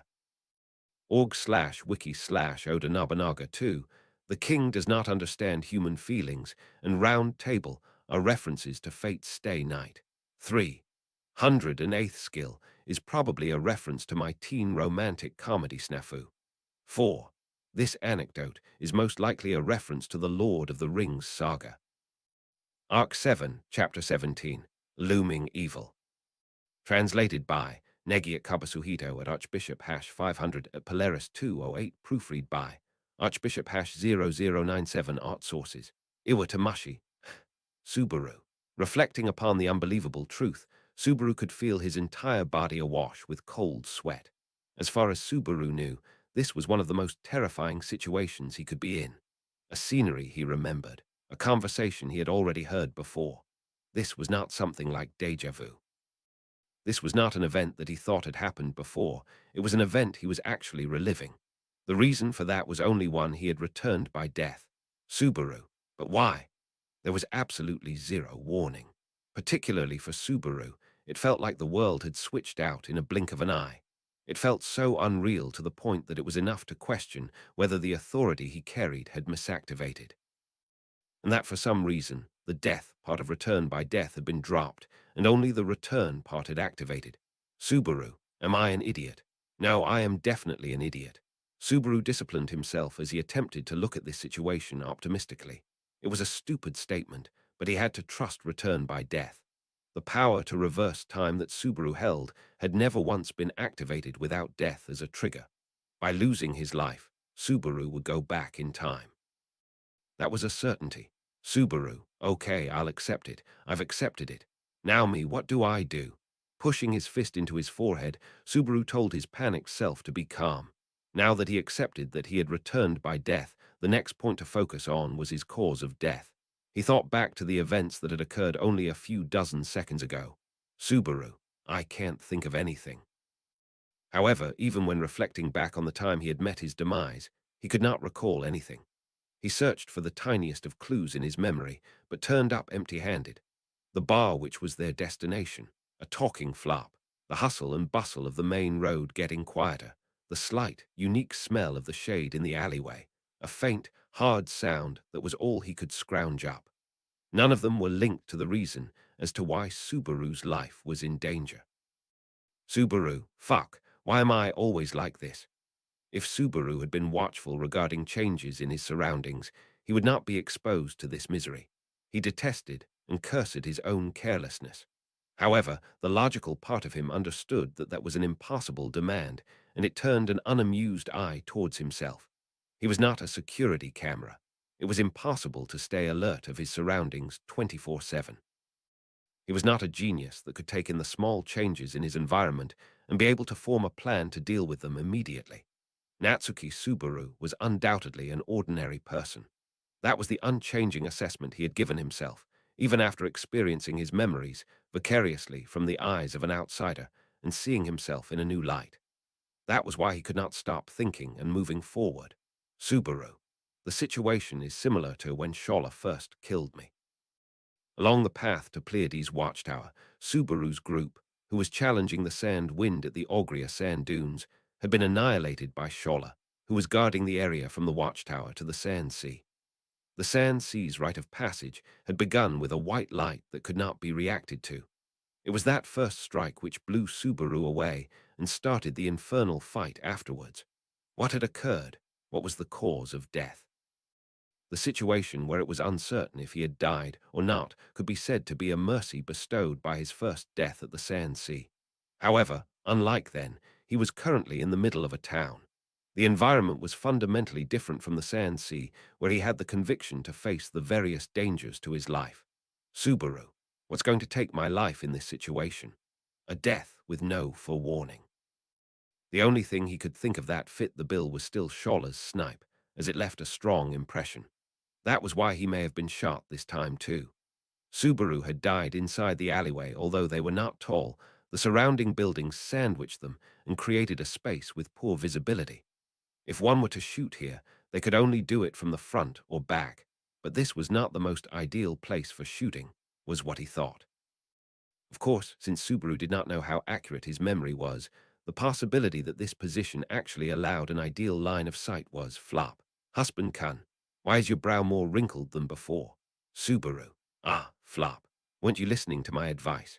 Your fortune will run away if you don't erase those wrinkles. To chase something that's run away is an arduous task. Cause I'm usually on an ox cart. Hitting his hand on his chest, Flop exaggeratedly gestured in front of Subaru. Sensing that this overaction of his had the purpose of cheering up Subaru's grimacing face, Subaru could not help but freeze up at his actions. To find his cause of death, he would have to investigate the suspect that was traveling with him at the time too. In the case that Subaru's cause of death was not by shooting, the most likely culprit was Flop, the person who was traveling with him, and the person that was nearest to him. However, at Subaru's time of death, Flop had been within his field of vision, and there was no sign that Flop had taken action to attack him. Needless to say, Subaru knew that in this world there was a plethora of attacks that could reap his life in a single strike without him noticing at all. Nevertheless, Flop did not seem like someone who could do that. First of all, Subaru, does Flopsan have a reason to kill me? The most likely possibility was that he had faked goodwill and was trying to mug Subaru. However, Subaru thought that doing so, purposefully in the middle of a town, was a poor decision. They had met the O'Connell siblings for the first time at the queue outside the gate. If they wanted to do their deed without detection, all they had to do was to deceive and invite them somewhere outside the gate. All could be done before entering Garrel, a place with guards. Even if their objective was the money they could get by selling the Witchbeast's horn, in the end, the reason Subaru had not been cheated out when selling it was none other than Flop's help. There was no reason to trap Subaru. All they needed was to trick Subaru outside and steal the horn and sell it once they got inside the city. There was no logical explanation for their motive. Quite a lot of people had killed Subaru until now, but they all possessed a rational explanation for doing so. Excluding Witchbeasts where communication was non-existent, that was a solid rule. That was why Subaru, Flopsen, why are you so nice to us? Flop, HM, that's a sudden question.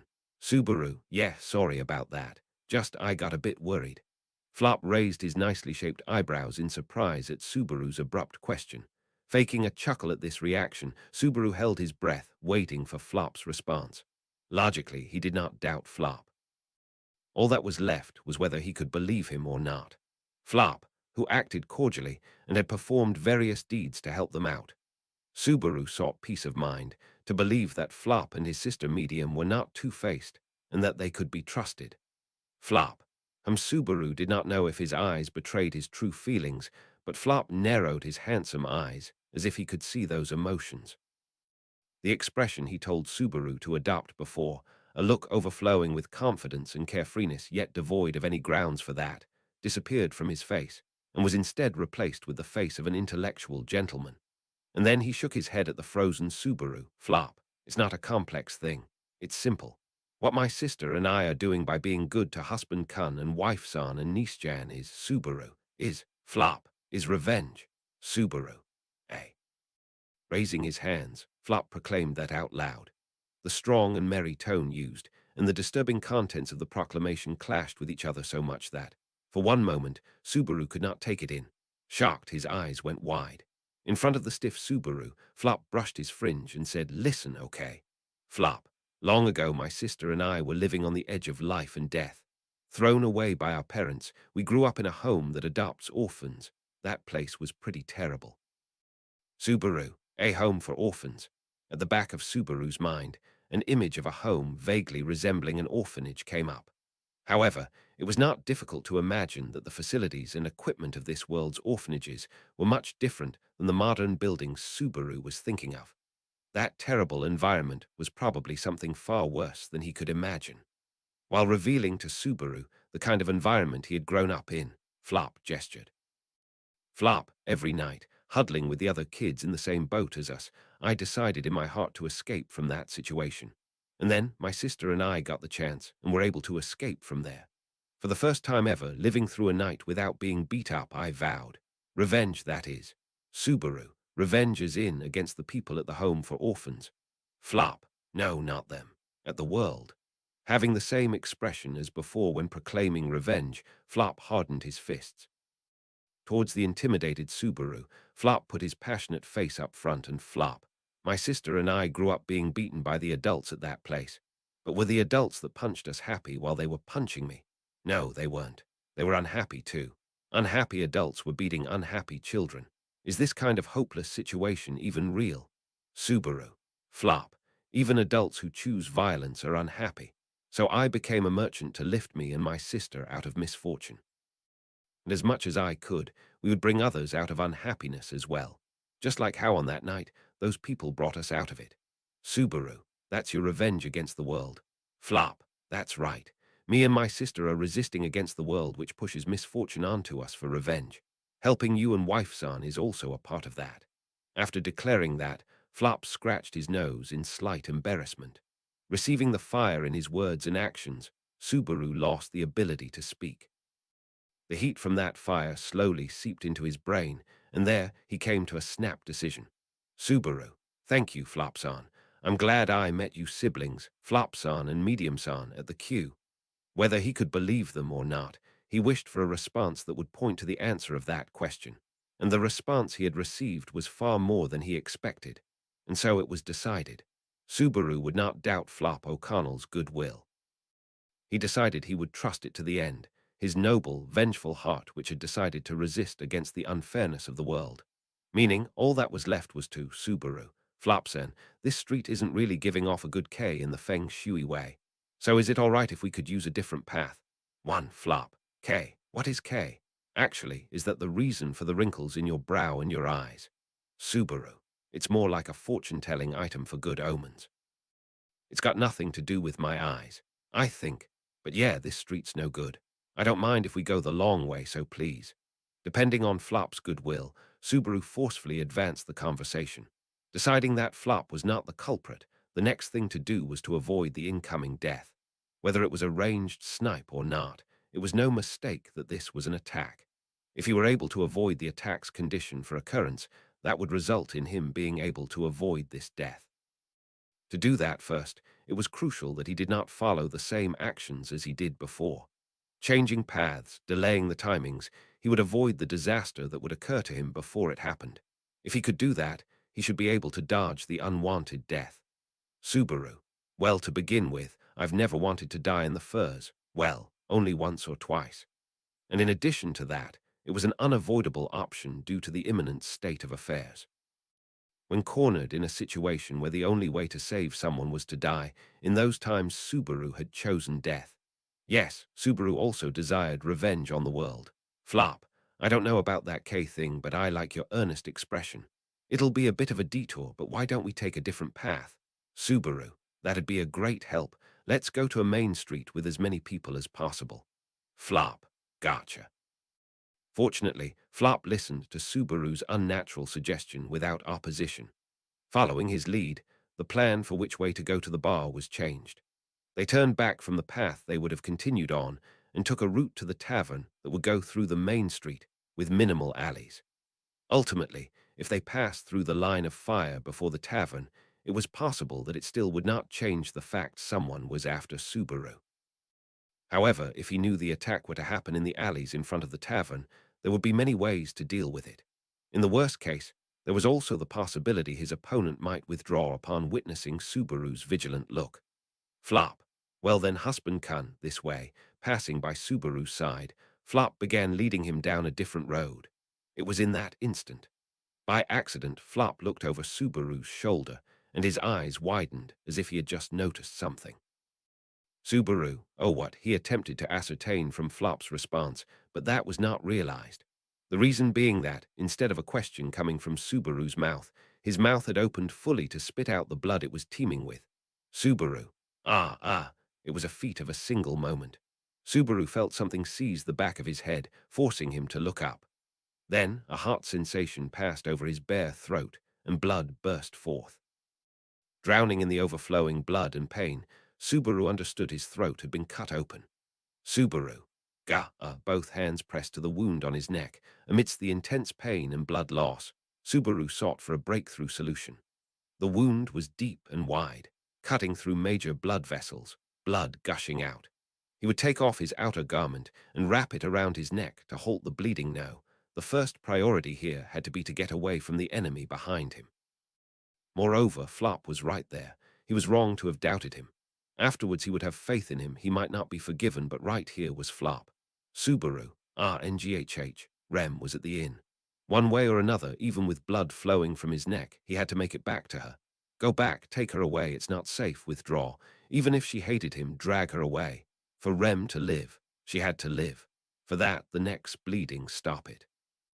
The blood, blood, the blood. Stop it. Stop, Subaru. Uop. Flop. Husband Kun, it's no good to have a scowl on your face. Subaru. Flop. Good fortune won't come to anyone who doesn't have the time to smile. You're going to try and find companions for your journey now, aren't you? Then you need to find someone good. In front, Flop emphasized his point while grinding his finger against his own brow. While watching that man's gesture, Subaru promptly put both his hands to his own neck. He did not feel that hot sensation or the heat of life flowing out, the feeling of blood gushing forth with every heartbeat, of his own life pouring out, the pulsation of despair approaching death. Flop. If that's the case, then erase those wrinkles on your brow. What's the matter, husband Kun? Your face is gone pale. Seeing Subaru keep silent, Flop looked surprised and became concerned. Despite that earnest gaze of his, just before Subaru, he was reminded of the moment his throat had been slashed open. Right, his throat had been cut.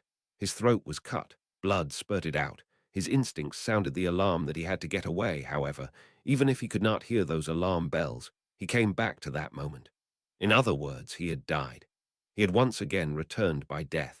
In addition to that, this time was different with instant death from the outset.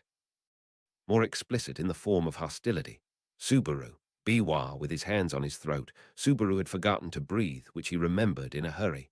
Subaru raised his shoulders up and down with deep breaths. Flop touched his shoulder and asked if he was all right, but Subaru had no room to respond. However, he could not stay here either. Subaru. Flop-san, today it's a terrible day for Feng Shui. Let's return at once. Flop. Fusui. Although, considering that pallor, to rest a bit would be. Subaru. No, resting would be a waste of time. This is a fit that won't stop until Rem holds my hand. Flop. Is that right? What an affliction that is. With a sense of uneasiness and urgency burning in his heart, he had blurted out nonsense, but the good-natured Flop gave more importance to the atmosphere than the content of words. The hand that had grasped his shoulder was grabbed in turn, and Flop nodded in surprise. Pulling on that hand of Flop's, Subaru hesitated as to whether to head forward or back. If they went forward, they would be en route, but if they went back, they would go by where he had had his throat slit. He felt he was at an impasse where whichever way they went his life would be in danger, so rather than forward or backward, he would return to the main street via some other alleyway. He had failed before, but his opponent would try not to kill them, no, kill Subaru, somewhere in the public eye. If he was going to alert his opponent, getting to the main road was imperative. Flop, husband Kun, your hand is super cold. We should get wifes on to warm them up soon. Subaru, as soon as possible, I want to see Rem's face. As a result, he did not care about the abuse he would face for returning without accomplishing his goal. At any rate, to that place with Rem, Subaru, no. Can I go back? The question swirled in Subaru's mind. In a situation where he had not yet grasped his enemy's true nature, he thought about the danger of going back to Rem. He was unaware of when his opponent had begun targeting him, but if they returned to the inn, he may be kindly revealing the location to his foe. Subaru. Cursing his lack of thought, Subaru bit his lip, and at the same time, his field of vision opened. Exiting the alleyway, Subaru and Flop had made it to the main streets of the city. On the right and the left, the number of people coming and going could not be compared to a metropolis, but it was a hell of a lot better than the alleyways with their hideout-like taverns. Nonetheless, it would take some nerve to dive into the crowd of people. To avoid that, he would have to decide on a guideline for their next course of action. Flop. If we're on this street here, that means the inn should be over there. So then, this way, Subaru. That's no good, Flop-san. We can't go back to the inn. To see Rem, such a thing would be inexcusable. Flop. Isn't that different from what you just said? His conduct ended up being that of an emotionally unstable person, but his anxiety from before made it so he was incapable of returning to Rem's side. That being said, it was also ungrateful to keep manipulating Flop without giving him any information. But what could he say to make him understand? He was not an associate of the Amelia camp, nor a long-time traveling companion like Anastasia or Julius. He had no powers of persuasion or grounds to make him take Subaru's opinion seriously.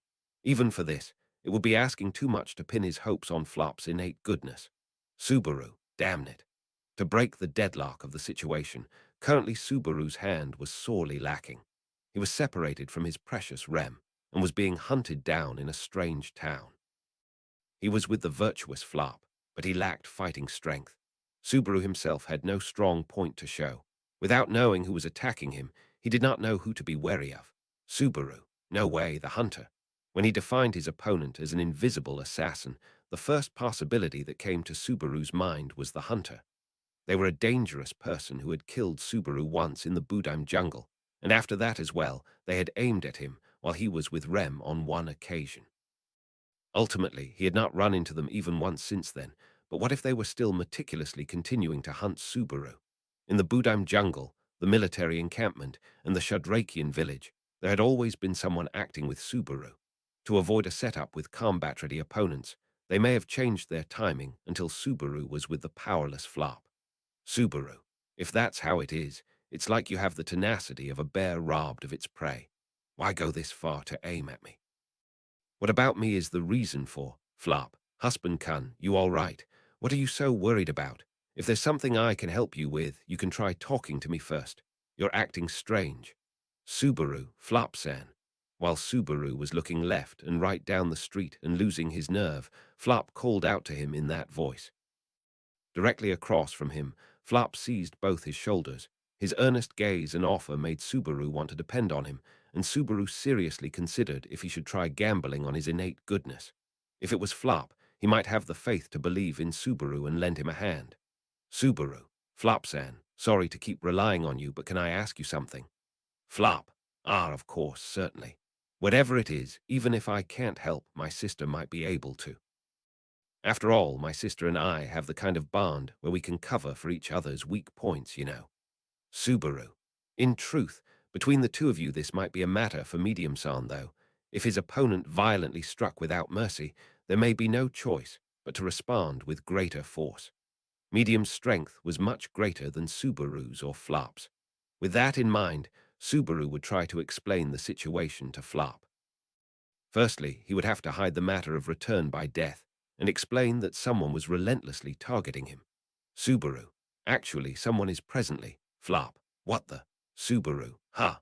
His mind made up, while being careful not to trigger the penalty of mentioning return by death, Subaru was going to try to explain the circumstances to Flop.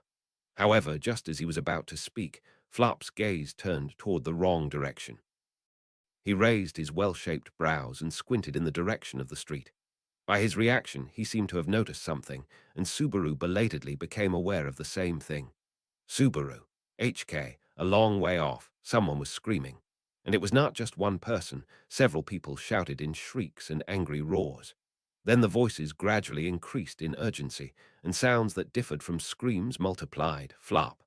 Wah. Eyes wide, Flop's throat closed, and Subaru also turned in the same direction. Immediately, witnessing what Flop had, the same scene before his eyes also left Subaru at a loss for words.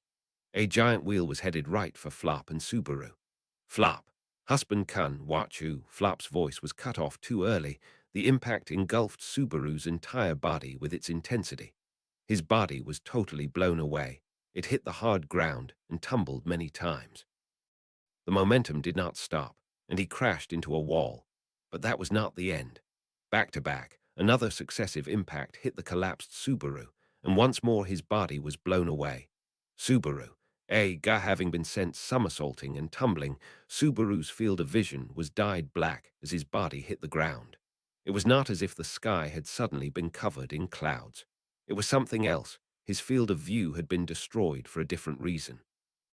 The cause he did not know, and even if he found out what it was, nothing good would come out of it. However, if there was something he could say Subaru, death, that was something every cell in his whole body had been proclaiming towards Subaru's instinct. Up until this point, as someone who had experienced death over 30 times, Subaru was somewhat conscious of just how much damage his body was able to withstand before he lost his life. This time it was clearly over the limit it could endure. Subaru, a festering pain, yet that was something on a whole other level compared to merely localized pain. This aching assaulted his entire body.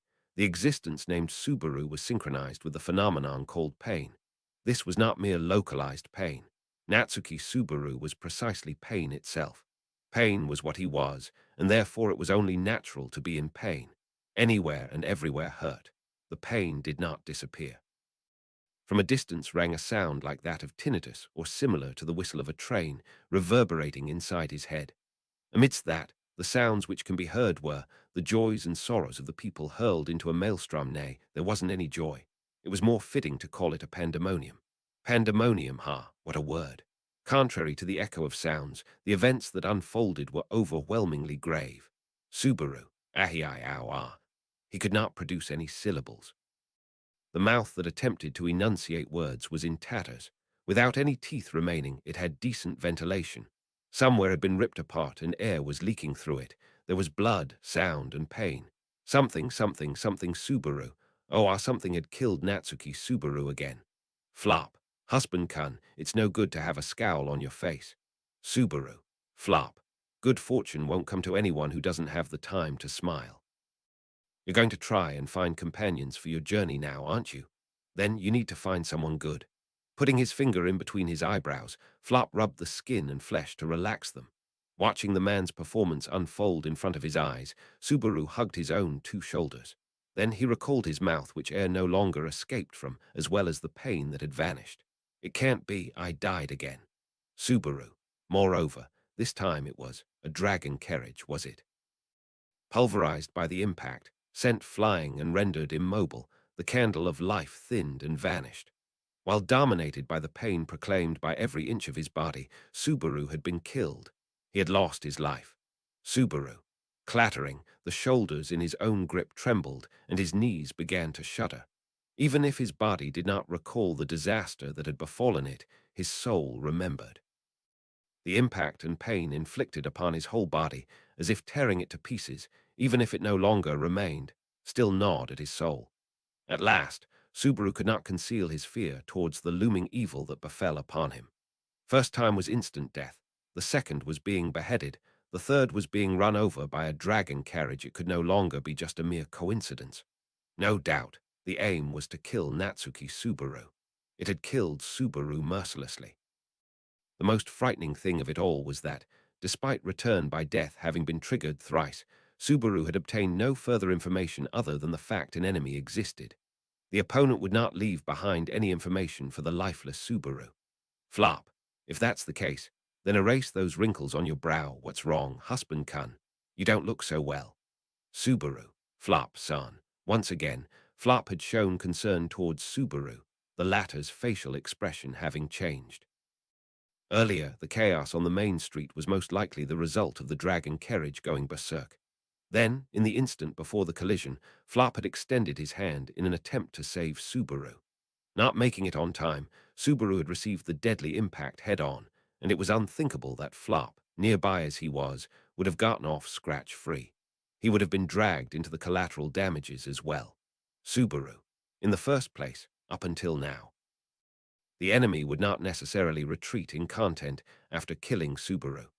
Flop had been there at the scene and had witnessed the occurrences on both the first and second time.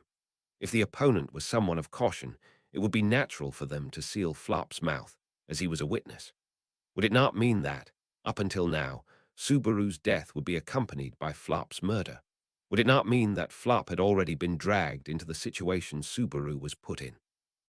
I won't allow that, thought Subaru as he gritted the back of his teeth. Subaru, KH, Flopsan. Flop, W what? Killing any cowardice by gritting the back of his teeth, Subaru faced forward courageously. Next, with that enthusiasm, Subaru grabbed Flop by the hand, catching him by surprise. However, he did not have the leisure to take Flop's bewilderment into account. Considering what had happened so far, the countdown to death had already begun. A situation of dead end times 3, where moving forward meant hell, heading back meant hell, going around still meant hell. Even then, he must search for the path towards survival. Not just Subaru and Rem, but also the kind older brother who had helped them and returned him to his sister's side. That was why Subaru, Flopsan, let's run. Flop, that's sudden. What happened?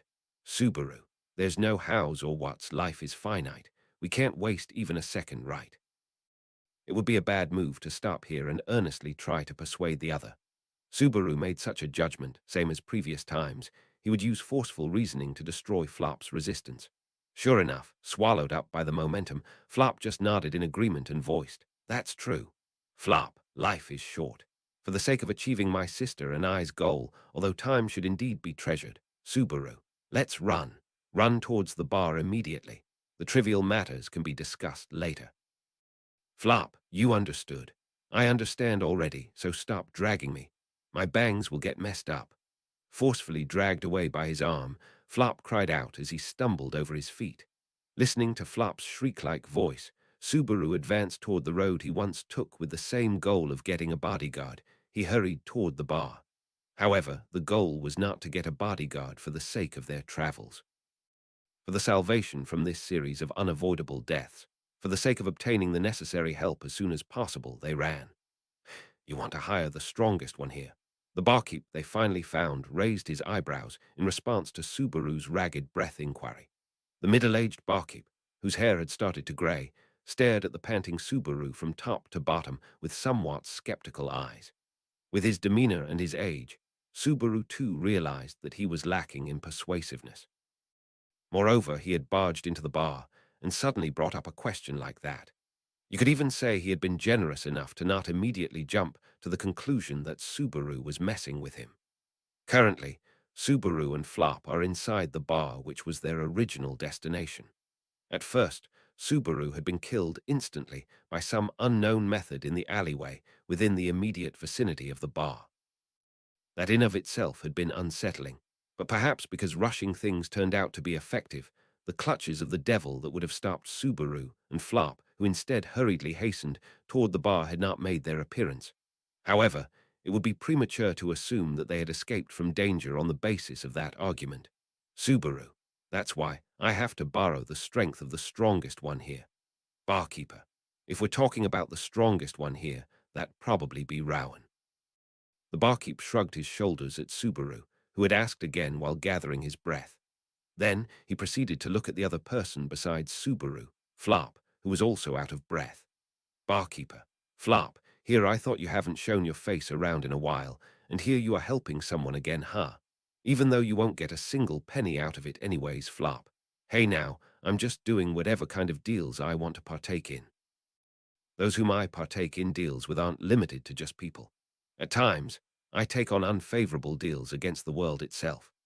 Barkeeper, I'm saying there's no profit in doing that, you softy.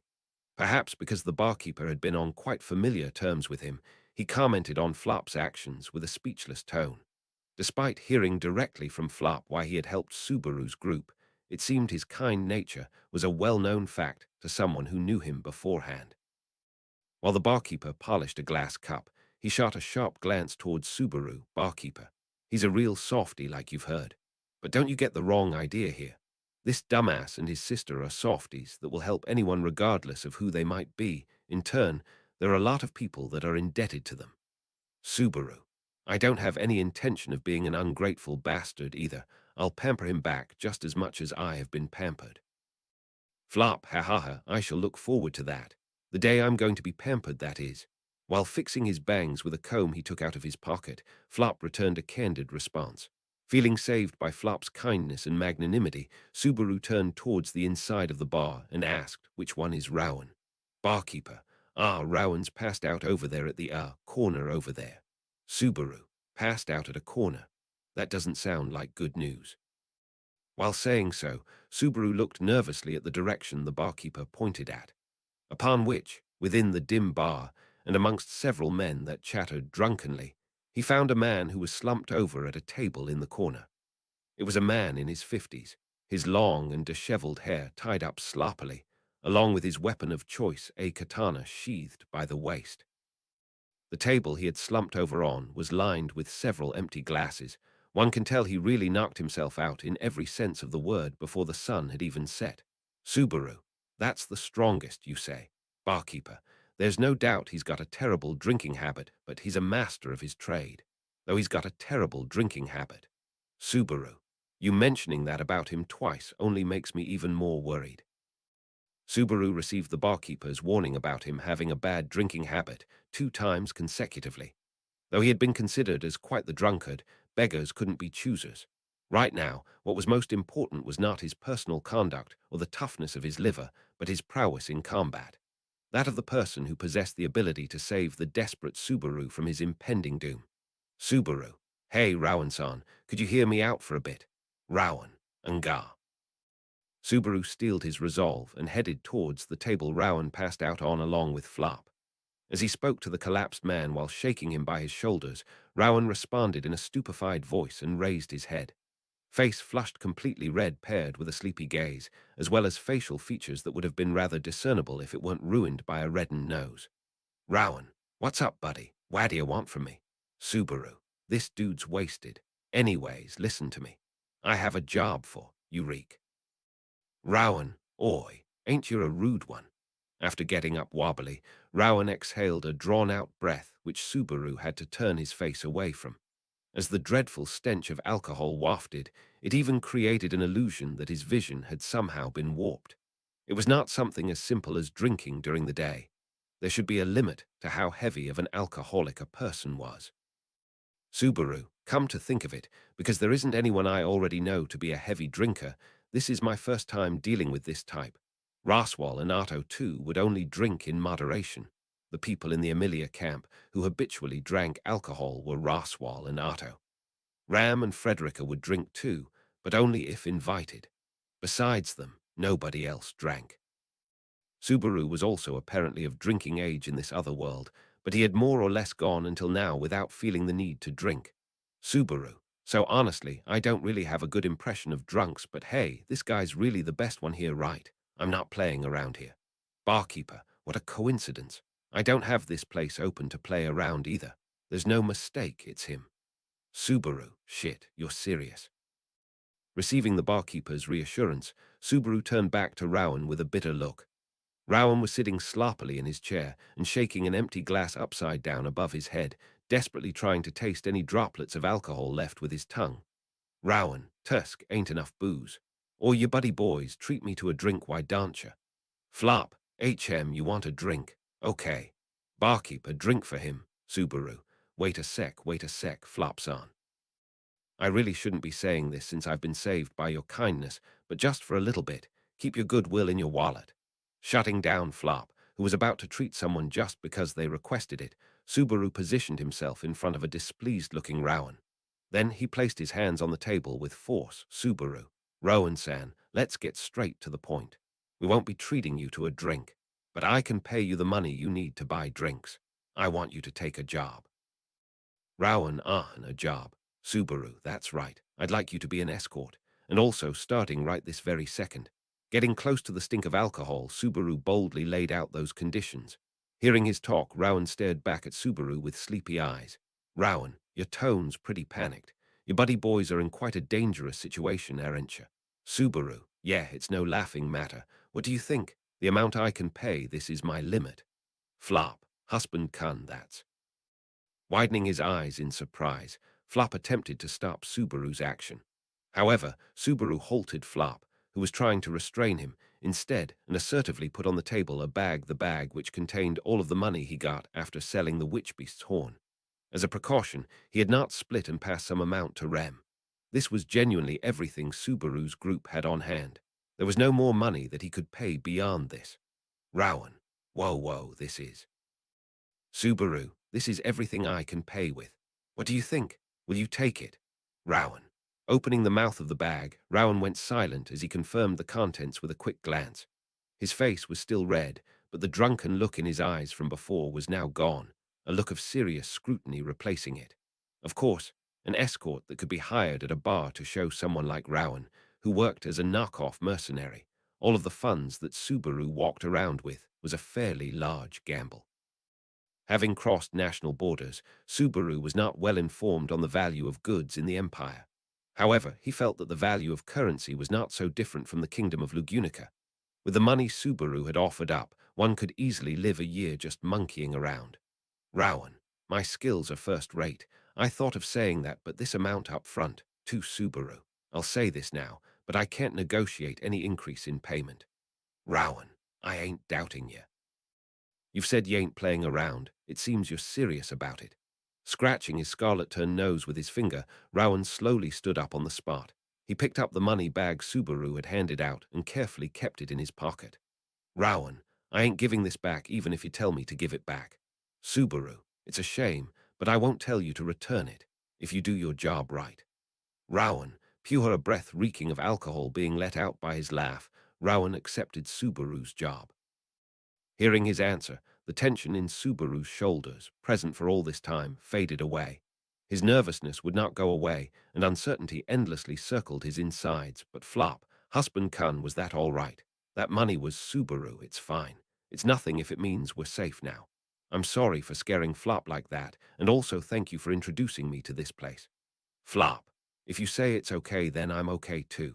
Thankfully, we paid for the inn in advance. In terms of the accommodation bill, Subaru had already paid for it, including Flop and Medium's part, who they shared rooms with under Subaru's group's name. It seemed like he avoided the dishonor of passing the bill off to them by not thinking ahead when hiring Rowan. Rowan, so, employer, how shall I address you?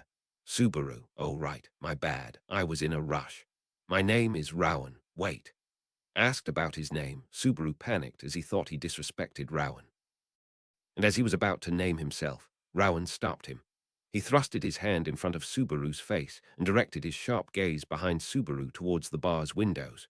Subaru, Rowan, it's a weird feeling. Say, buddy, you were tailed, weren't you? Subaru, Rowan's low and quiet voice made Subaru swallow his breath. Beside him, Flop, confused, said, what does that mean? But Subaru had a general idea on the presence Rowan had detected. It was not a what-if scenario, it was definite. The weird feeling Rowan had gotten was the being that tailed Subaru, the enemy that had attacked Subaru in the alleyway. The enemy who had killed Subaru 3 times had not given up on Subaru this time as well. Flop, just who are you being chased by? Subaru. I'm not kidding when I say this, I don't know. I just thought that if we stayed outside, they would come after us. That's why I hired you. Rowan, I see. They should have picked a better fight. It was a situation where they had nothing to work with, yet Rowan said that in a joking manner. However, even if Rowan's tone had a hint of nervousness and seriousness, there was no worry in his voice. That probably meant he had reasonable confidence in his skill. In reality, the drunkenness had disappeared from Rowan's eyes, and the atmosphere he gave off was now that of a strong individual. Rowan, Rowan's specialized weapon was a singular katana sheathed on the left side of his waist. It was late saying this now, but to see a katana as a sword of choice was rare in this other world. Rowan's weapon was a distinct irregularity against the Western-style swords that were the norm.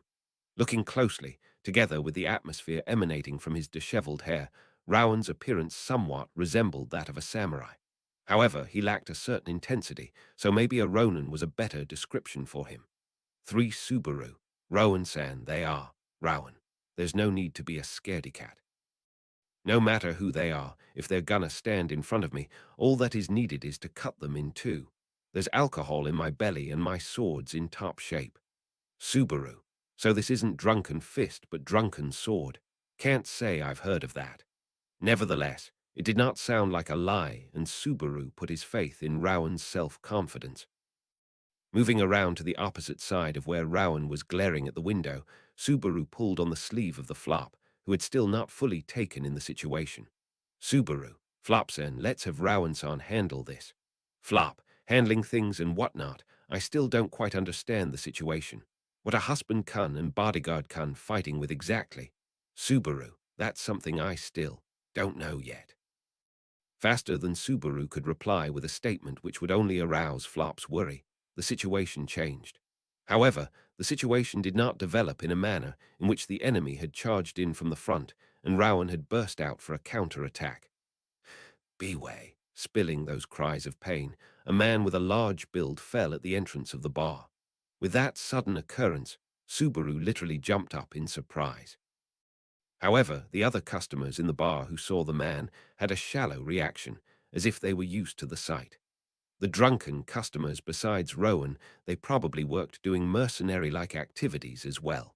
Those people simply stared at the fallen man with little reaction. The only people who rushed to the fallen man's side were Flop and the barkeeper. Only the one who was actually worried about the man was Flop, and it was obvious on the face of the barkeeper that he just did not want his floor to be dirtied. Flop, hey you, are you all right? Get a hold of yourself. Large man. Fuga, Flop, Fuga, is that your name? Get a hold of yourself, Fuga-kun. Subaru, no, Flop's-on, that person's. Flop tried to get the fallen man up, but the man responded with a groan. It was not like the man was courteously introducing himself to a person he met for the first time. Adding on to that, a man entering this bar in this situation meant that large man. Fuga, Subaru, Flop's-on, get away. Flop was leaning down, endeavoring to get the face-down man up by pulling on his arm. Having got a terrible feeling, Subaru immediately pulled Flop back down onto the ground and got him away from the man. On the very next moment, large man.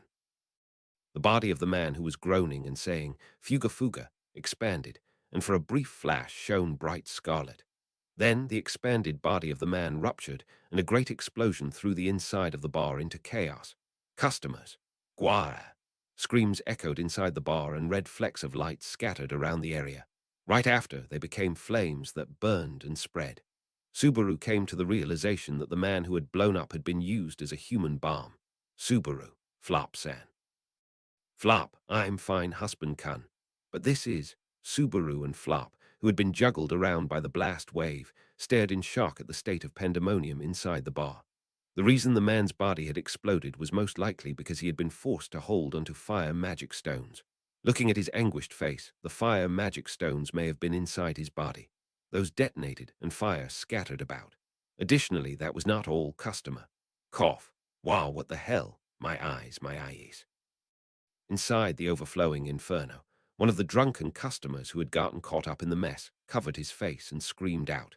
Looking around, that man was not the only one who was screaming. The other men were doing the same too. Having been blown away, the men who were engulfed in the lingering smoke from the explosion at the center of the bar covered their eyes and nose, shouting in great pain. And then, it's no good if we stay in the bar. Everyone, hurry up and get out. Subaru, why, a man shouted while tears poured down his face, and several men, with their faces covered, rushed for the entrance all at once. Looking at the men jostling against each other, Subaru tried to raise his voice in an effort to tell them to stop. The man who had exploded, and the smoke accompanied with pain after that. Subaru felt like both of those had contributed to the disorder within the bar, and were attempting to guide people into escaping outside. However, even if Subaru were to raise his voice out of desperation, it would not halt the footsteps of those men driven by pain. As a result, Subaru, HK, a second explosion occurred, blowing away the men, flooding the entrance altogether.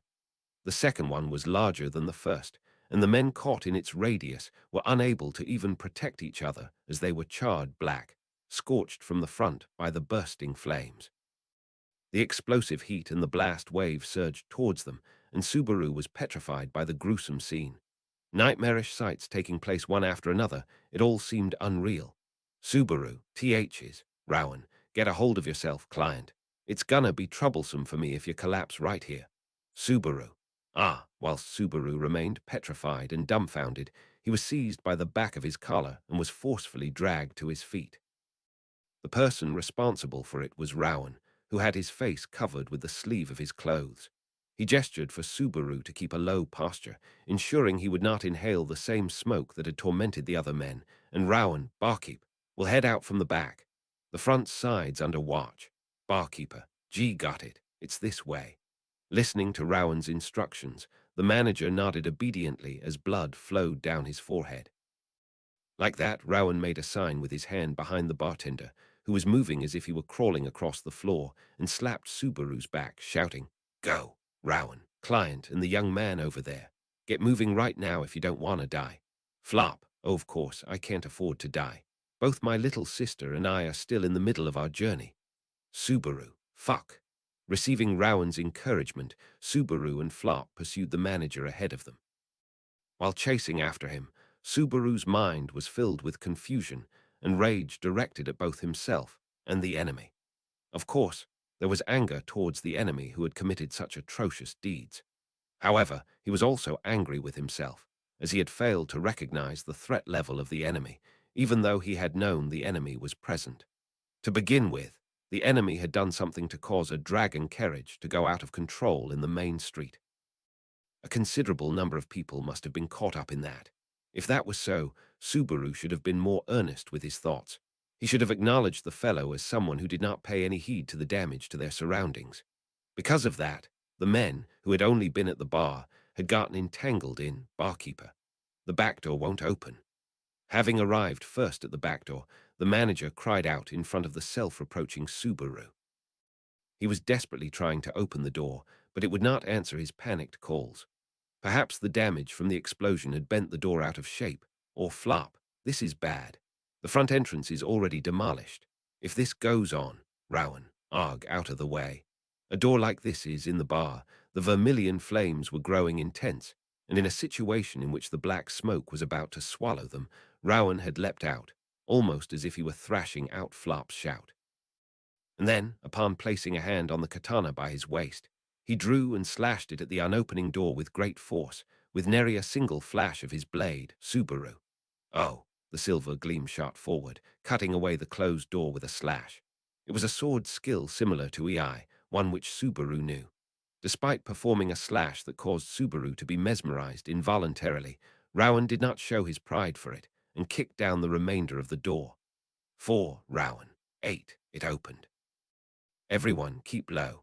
Freeing the back door that had previously been sealed, Rowan called out to Subaru and the others behind himself. An enormous amount of confusion was spreading far and wide, but it looked like they would be able to get away from the inescapable situation that was the bar in flames, at least. Subaru had also understood that Rowan's judgment in battle, as well as his skills, were trustworthy.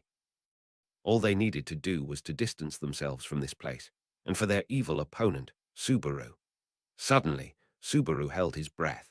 Something was nagging at the back of his mind. He attempted to predict the thoughts of his scrupulous, ruthless enemy.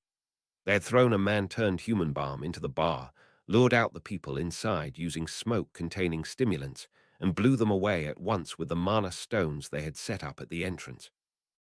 And then they had obstructed the entrance and utilized some method to seal off the back door as well. Subaru and his group had broken through that blockade and were able to escape through the back door, but Subaru. Rowan saw something is wrong. Subaru attempted to put his minuscule feeling of discomfort into words. If his opponent were a thorough one, then it would be impossible to think they would let up their offensive.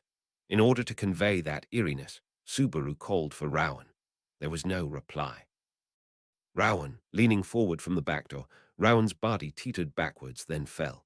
Subaru, Flop, and the barkeeper stared at the fallen Rowan, shocked. His head, specifically the area starting from his forehead and above, had been destroyed, and his eyes were hanging out, having been extruded. No matter who looked at it, Rowan had died, his head pulverized. Barkeeper. Ah, gazing at Rowan's appalling state of death, the bartender widened his eyes, attempting to scream. However, he could not even do that. A single blow was swung with the other side of the flames, piercing through the chest of the manager, who had taken a deep breath, viciously tearing apart the upper half of his body. Scattering the bones and organs from inside his body, the barkeeper rolled straight into the fire. The scent of burning flesh immediately reached Subaru's nose, but the barkeeper did not scream. He had been killed instantly. Beyond the flames and the smoke that filled the area, something gradually made its appearance. Stepping over the slashed, torn-down door, the silhouette of a man with damp cloth wrapped around his face had appeared. He had a firm grip on the long-handled axe in his hands, and Subaru understood that it was the weapon that had crushed Rowan's head and given the bartender an instant death. However, his understanding ended there. Flop. Who in the world are you? Why are you doing this? Having watched the deaths of Rowan and the barkeeper just like Subaru, who was unable to move out of dismay, Flop spoke with a trembling voice beside him. Although he was swamped by fear, he was glaring at the silhouette among the flames with a solemn gaze, as if he were directing his animosity towards the villainous man who had massacred the people in the bar one after another with such viciousness. However, Flop, don't think you can get away with thigh. Flop, while attempting to condemn the man's wrongdoings with a firm attitude, received a direct strike to his head from the man's axe. The man would not do anything meaningless, such as bashing him with the back of his axe without aligning the edge of the blade. He adjusted the angle of the blade, slamming it into Flop's forehead, where his long bangs were draped over, and spilled the contents outside. Brain matter flew about, and Flop died as the crimson hue of his blood blended together with the red flames. His body crumpled into a heap while making a loud splash. Blood slowly flowed out, staining Subaru's bottom as he sank down onto the floor. No, Subaru's pants were already soiled by something vastly different. Out of fear, he had been unable to control his bladder. Subaru was frightened by the terrifying appearance of the man that held a blood-stained axe amidst the inferno. His soul quivered at his vindictiveness, his persistence, his dreadfulness. Subaru, why? It was an awfully foolish question. Flop had been killed unsparingly after asking a similar question. Of course, there was no reason for the man to be merciful only towards Subaru. He would likewise perish. He would be killed. Subaru did not possess the strength to draw back, nor the courage to crawl away. Right now, he was unable to take his eyes off the man. Even if gazing at the man filled his being with terror, he could not look away because that was equally as horrifying. Subaru, why? Just like an idiot who only ever repeated what he knew, Subaru yelled out with desperation. The man did not respond despite hearing him shout. He slowly lifted up his axe, his face remaining hidden, and positioned it straight above the sitting Subaru's head. And then, Subaru, why? I won't tell you anything. Won't it be troublesome if you run away again? As Subaru shouted out with a bleeding heart, the man at last gave a reply. Listening to the man's tone and voice, which sounded as if he was only stating the obvious, Subaru's breath caught in his throat. He attempted to match the voice with a voice he had heard somewhere, and Subaru, BH. The axe swung down faster than he could do so, splitting his skull in a single blow. There was a small, hard sound. There was. Translation notes 1. Chinese letter read K like the start of ketchup is an ancient Chinese hexagram used for divination. So Subaru is saying the street is not giving off good omens fortune after using K. https://n. Wikipedia. org/wiki/hexagram. I Ching. https://n. Wikipedia. org wiki I Ching. https://n. Wikipedia. org/wiki/feng shui 2. Rowan refers to himself using Chinese letter red sorgashi/nanagashi, which is an archaic pronoun samurais used to refer to themselves. It's difficult to preserve that in English because of the lack of variety in pronouns in English compared to Japanese, so hopefully this explanation will do. For example, Chinese letter, Japanese letter, Chinese letter, Japanese letter, Chinese letter, Japanese letter. My skills are first rate. 3. Ronin means wanderer or samurai without a master. https://n. Wikipedia. org/wiki/Ronin 4. AI or Ajutsu is a Japanese sword technique. https://n. Wikipedia. org/wiki/Ajutsu. Arc 7, Chapter 18. Battle in the Fortress City of Garel. Translated by NAGATSUKI at Archbishop #500 at Polaris 208. Proofread by Archbishop #0097. Art sources. Kuramach Sakura. If he closed his eyes, Subaru could recall the scene in his mind. The middle of the dense jungle where an abundance of trees grew thickly, the muddy soil, and the atmosphere of the imposing men. The witch beast's roar that reverberated across as if to split that atmosphere apart. The fighting spirit that would rise and excite alongside the start of battle, and the intense malice that would be directed towards Natsuki Subaru due to his involvement in inviting the witch beast. That was an action Subaru himself had acknowledged and consciously decided to carry out, and had put it into practice. He had acted after placing a scale within himself, comparing what was important to him and what was not. It was an action done with the full determination and intention to cause harm. What would happen to people inexperienced with fighting witch beasts if they actually fought one? He did not know. They could have subdued it instantly. There was also the possibility that they could have become seriously wounded. He did not want to think about it much, but instead of ending there could have been those who lost their lives. No, he should assume there were. After justifying his own deed, he should at least acknowledge that fact. After all, he was the one who had decided and acted on such an action. Natsuki Subaru chose the side of the scale he desired and put a plan into practice where others may die. These other people were not witch cultists or sin archbishops, nor were they wicked people who would cause harm to others for bad intentions. He had attacked individuals who chose to take up arms just to make ends meet. They were merely following orders from their superiors. These were people who, under the right circumstances, he could have formed positive relations with. Therefore, this occurrence was justified, inevitable, and natural. The consequences of Natsuki Subaru's actions must be paid for by Natsuki Subaru. Flop. Husband-kun, it's no good to have a scowl on your face. Subaru. Flop. Good fortune won't come to anyone who doesn't have the time to smile. Husband-kun. The instant after the bladed edge of the axe sunk into his skull, Subaru's field of vision became clear with a ring of a hard sound. What jumped out in his unclouded vision was the figure of Flop, prodding his brow with his finger. The pretty boy with his long bangs and slender face. Recalling the event that had come to pass a few dozen seconds ago, his head being split open, Subaru quickly covered his mouth and fell to his knees. The rising need to vomit. The link between all the malicious acts that had occurred to him, his heart beat like it was about to explode. His organs felt like they were being strangled. That and the deafening ringing in his ears tormented Subaru. The voice of Flop worrying for Subaru sounded far off. No sound properly registered in his brain. Subaru, tired. Listening to the intense ringing in his ears and the screaming of his organs, Subaru's lips produced a short sound. That sound was the name of someone he became acquainted with in the Valatian Empire. He was someone towards whom Natsuki Subaru had for the first time acted with purely antagonistic intent, and then he was the malicious assailant that had caused the great tragedy that occurred moments ago. Subaru, the flaming bar, and the stifling black smoke. The reason the drunken customers had fallen victim to the axe one after another was because of an irritant in the smoke. It was probably a simplified tear gas of sorts with strong irritative spices mixed in. However, despite it being pseudo-tear gas, its effects were immediate, using magic stones to cause a fire and sealing the entrance to lead the survivors to the back exit. Barring the back door and using the moment of relief after they broke through, an ambush was performed on the strongest survivor, and they were executed. Then, using a soaked cloth to protect himself from the smoke, he directly, with certainty, killed Subaru. His last words and voice, and above all else, the eyes he saw of the masked man indicated his true identity. That was Todd, the man that was supposed to have died in the Budime jungle. Subaru. No, That was simply unconfirmed information.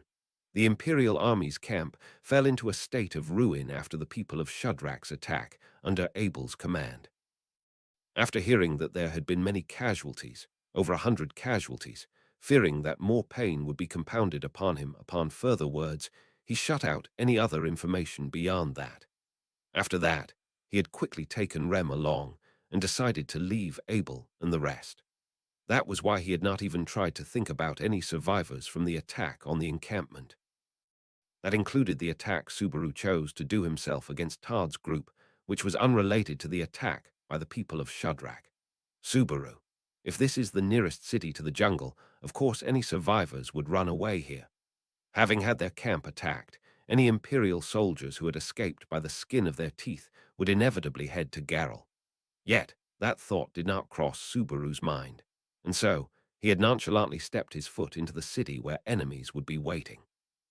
Plus, with Rem in tow, Subaru, enemy.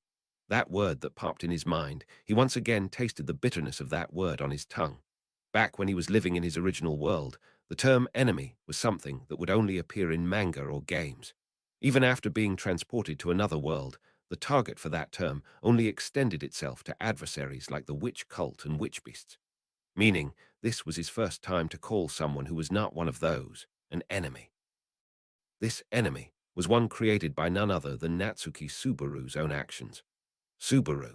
GRK making a harsh sound, Subaru strongly grit his teeth, biting on his cheek meat, utilizing the searing pain and taste of blood to grab his consciousness by the collar. He forcibly pulled himself back to reality. If that were not enough, he did not mind biting off all the meat inside his mouth. He had no use for constricted organs, loud ringing ears, trembling hands and feet, nor for a paralyzed brain. He could not be beaten down by malice and fear right now. Even if he was just putting on a bold front until the situation changed, he could not take it off. Flop, husband Kun, get a hold of yourself. Husband Kun, want to drink some water. Subaru, I'm fine. My bad, I worried Flopson. The color of his face and the tone of his voice probably did not signal that he was fine at all, but Subaru told himself he was fine while slowly standing up. The shaking in his knees and the discomfort from his paralyzed organs still remained. However, he could not stay crouching forever. While Subaru was being spoiled by weakness, time was still marching forward. Waiting for the right moment to strike, Todd's plan of attack should still be in motion right now. Subaru, hey Flopson, can I ask you to do me a favor? Can you go back to the inn and get the medicine for my chronic illness from Rem? Flop, medicine. Are you under some bad sickness, husband Kun? Subaru, yeah, my glossy ankle disease is getting pretty bad. One, Flop, oh my, haven't heard of that before. Being told a random disease name, Flop widened his eyes in surprise. Taking advantage of Flop's goodwill left a bad taste in Subaru's mouth, but he turned a blind eye to it, convincing himself that he had no choice. For now, Subaru had to prioritize getting Flop as far as he could from himself, as soon as possible. If Todd's aim was revenge, and if Flop and Subaru were to split up, he would have no choice but to go after Subaru. Once Flop's safety was guaranteed, Subaru could focus on protecting himself.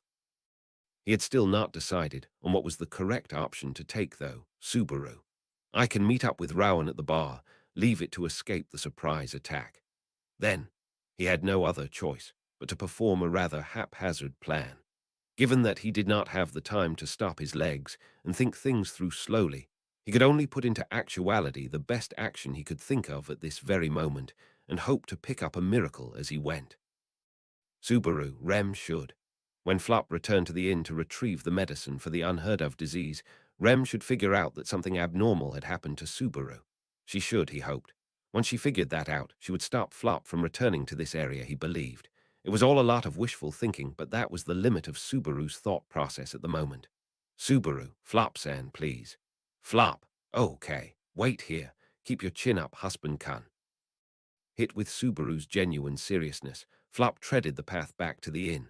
Sending Flop off, Subaru decided instead to hurry to the bar. Getting the drunk Rowan sober as fast as he could, he would smack him with money and hire him once more. Rowan had fallen prey to the ambush, but in a straight fight, he would have enough strength to win. Subaru hoped for that too. He was depending on luck a lot, but he put his hopes on Rowan, pleading for him to be the strongest in Valencia. About to start running with a praying heart, Subaru abruptly heard a hoarse voice from behind him. Seeing as this was an unpopular alleyway, the voice he heard could only belong to one person. The problem was, what emotions did the owner of that voice experience to produce such sounds, and what that consequently meant? He quickly realized that those sounds would by no means be leading to good conclusion. Flop. Ooh, ooh you are. What followed the hoarse voice was the scream of Flop, who had gone the other way. Turning his head around immediately, Subaru found Flop flipped upside down at the street ahead. Fallen face up, Flop was clutching his right leg. A small knife had pierced through his thigh. The knife, which was buried deeply to the heel, took away the ability to run from Flop. Subaru, Flop-san. Hurriedly turning back from his running position, Subaru bit his lips as his feet skid on the ground. Then, without pause, he kicked off the ground and ran over to Flop, his leg injured. Again, his expectations had been suddenly subverted. He thought that if they were to split up, Todd would definitely prioritize Subaru and go after him. Yet contrary to his calculations, Flop had suddenly been attacked. Furthermore, getting attacked at this place, and at this very moment, was beyond his expectations as well. Subaru, Flop-san, I'll bring you somewhere to treat that straight away. Holding various regrets and remorse, Subaru rushed to Flop's side. Flop was writhing in agony from the pain in his leg, but Subaru did not have the time to treat him right now. He had to lend his shoulder and take him to some place with people know. He could not let the situation develop like it had before, at the time he had perished after being run over at the main road. Even if he had to be forceful, he had to drag him to the bar. That was the best option. The fact that the knife had struck his leg was a silver lining. Because as long as a major artery was not pierced, there would be no real danger to his life, Subaru. His thought process leading him here, a question abruptly appeared in Subaru's mind. It was good news that Flop's life was not in danger. Yet how was that so? Seeing the method in which the massacre at the bar was conducted, the enemy's skill in killing was first-rate. In spite of that, the attack against Flop ended at his legs. Why was that? This was knowledge from manga, but this information was about a technique used by snipers in battle. Snipers, who would hide themselves to perform one-sided attacks against faraway opponents, when faced with a group of enemies, would purposely not kill their opponent and instead stay their hand after majorly injuring them. Then, they would lure out the ones who would try to rescue their injured comrades and strive to extend their hands of death towards them. It was a nightmarish method that took advantage of those who had a sense of fellowship, of those who could leave no man behind. Why did he remember something like this at this moment? That was because Subaru. The instant that he felt something was wrong, a dark light flashed in the alley next to the fallen Flop. Immediately after, a sharp, frontal strike smacked and blew Subaru away, who preemptively threw his hands up in an effort to protect his head. Subaru. Gah. Eating the hard strike completely, the blown-away Subaru hit the back of his head hard on the ground. His vision went white, and the ringing in his ears became loud again. While that was happening, he was pushed further back with momentum, rolling over once. Subaru tried to discern the true form of the strike and the distance from which it was launched. Unable to completely block the strike, he stretched his hand to his forehead, where he felt a warm sensation. It was likely that his forehead was cut from the hard strike, and Subaru, his right hand, which he attempted to use to touch his forehead, had been blown off at the forearm onwards, between wrist and elbow. Subaru, Jijayara. His right arm, which showed its jagged crosscut with white bone and pink muscle fibers, pumped blood out energetically in sync with his heartbeat. Panicked, he tried to stop the flowing blood by putting pressure on the wound, but the palm of his left hand was also cut down the middle, his crushed fingers each all facing a different direction. It was proof that he had unfashionably suffered an attack from the opponent. First of all, if he were to say that, running to Flop's side without any precaution had been a mistake. Mistake, mistake, mistake, mistake, mistake, mistake, miss. Ahem, holding the overflowing blood, Subaru fell into panic, triggered by pain and a sense of loss. A man holding an axe in one hand cleared his throat in front of that Subaru. He was a figure that appeared from the alley. A young adult who tied up his orange hair with a bandana. It was Todd. He was not hiding his face this time. The malicious eyes Subaru had personally seen at the bar. Subaru had not mistaken the true identity behind them for someone else or another.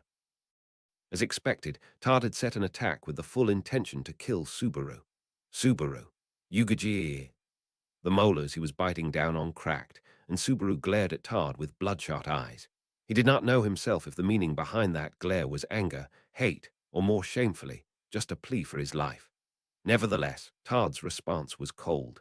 He, showing a face that did not present much emotion, traced the bladed edge of the axe which destroyed Subaru's arms. Todd, I need to make sure to properly sharpen this or it's no good, my bad, my bad. He said that lightly while reflecting on his actions. Subaru. Todd, all right. Opening his eyes wide, Subaru attempted to form words with his trembling tongue. However, Todd was indifferent to Subaru's words and nonchalantly swung his axe upwards. It was as if he had no interest in Subaru's words or identity. You were. Todd. Whoa, however, before Todd could swing the axe he raised up, someone jumped on his body. It was not Subaru, groaning in pain due to his destroyed arms.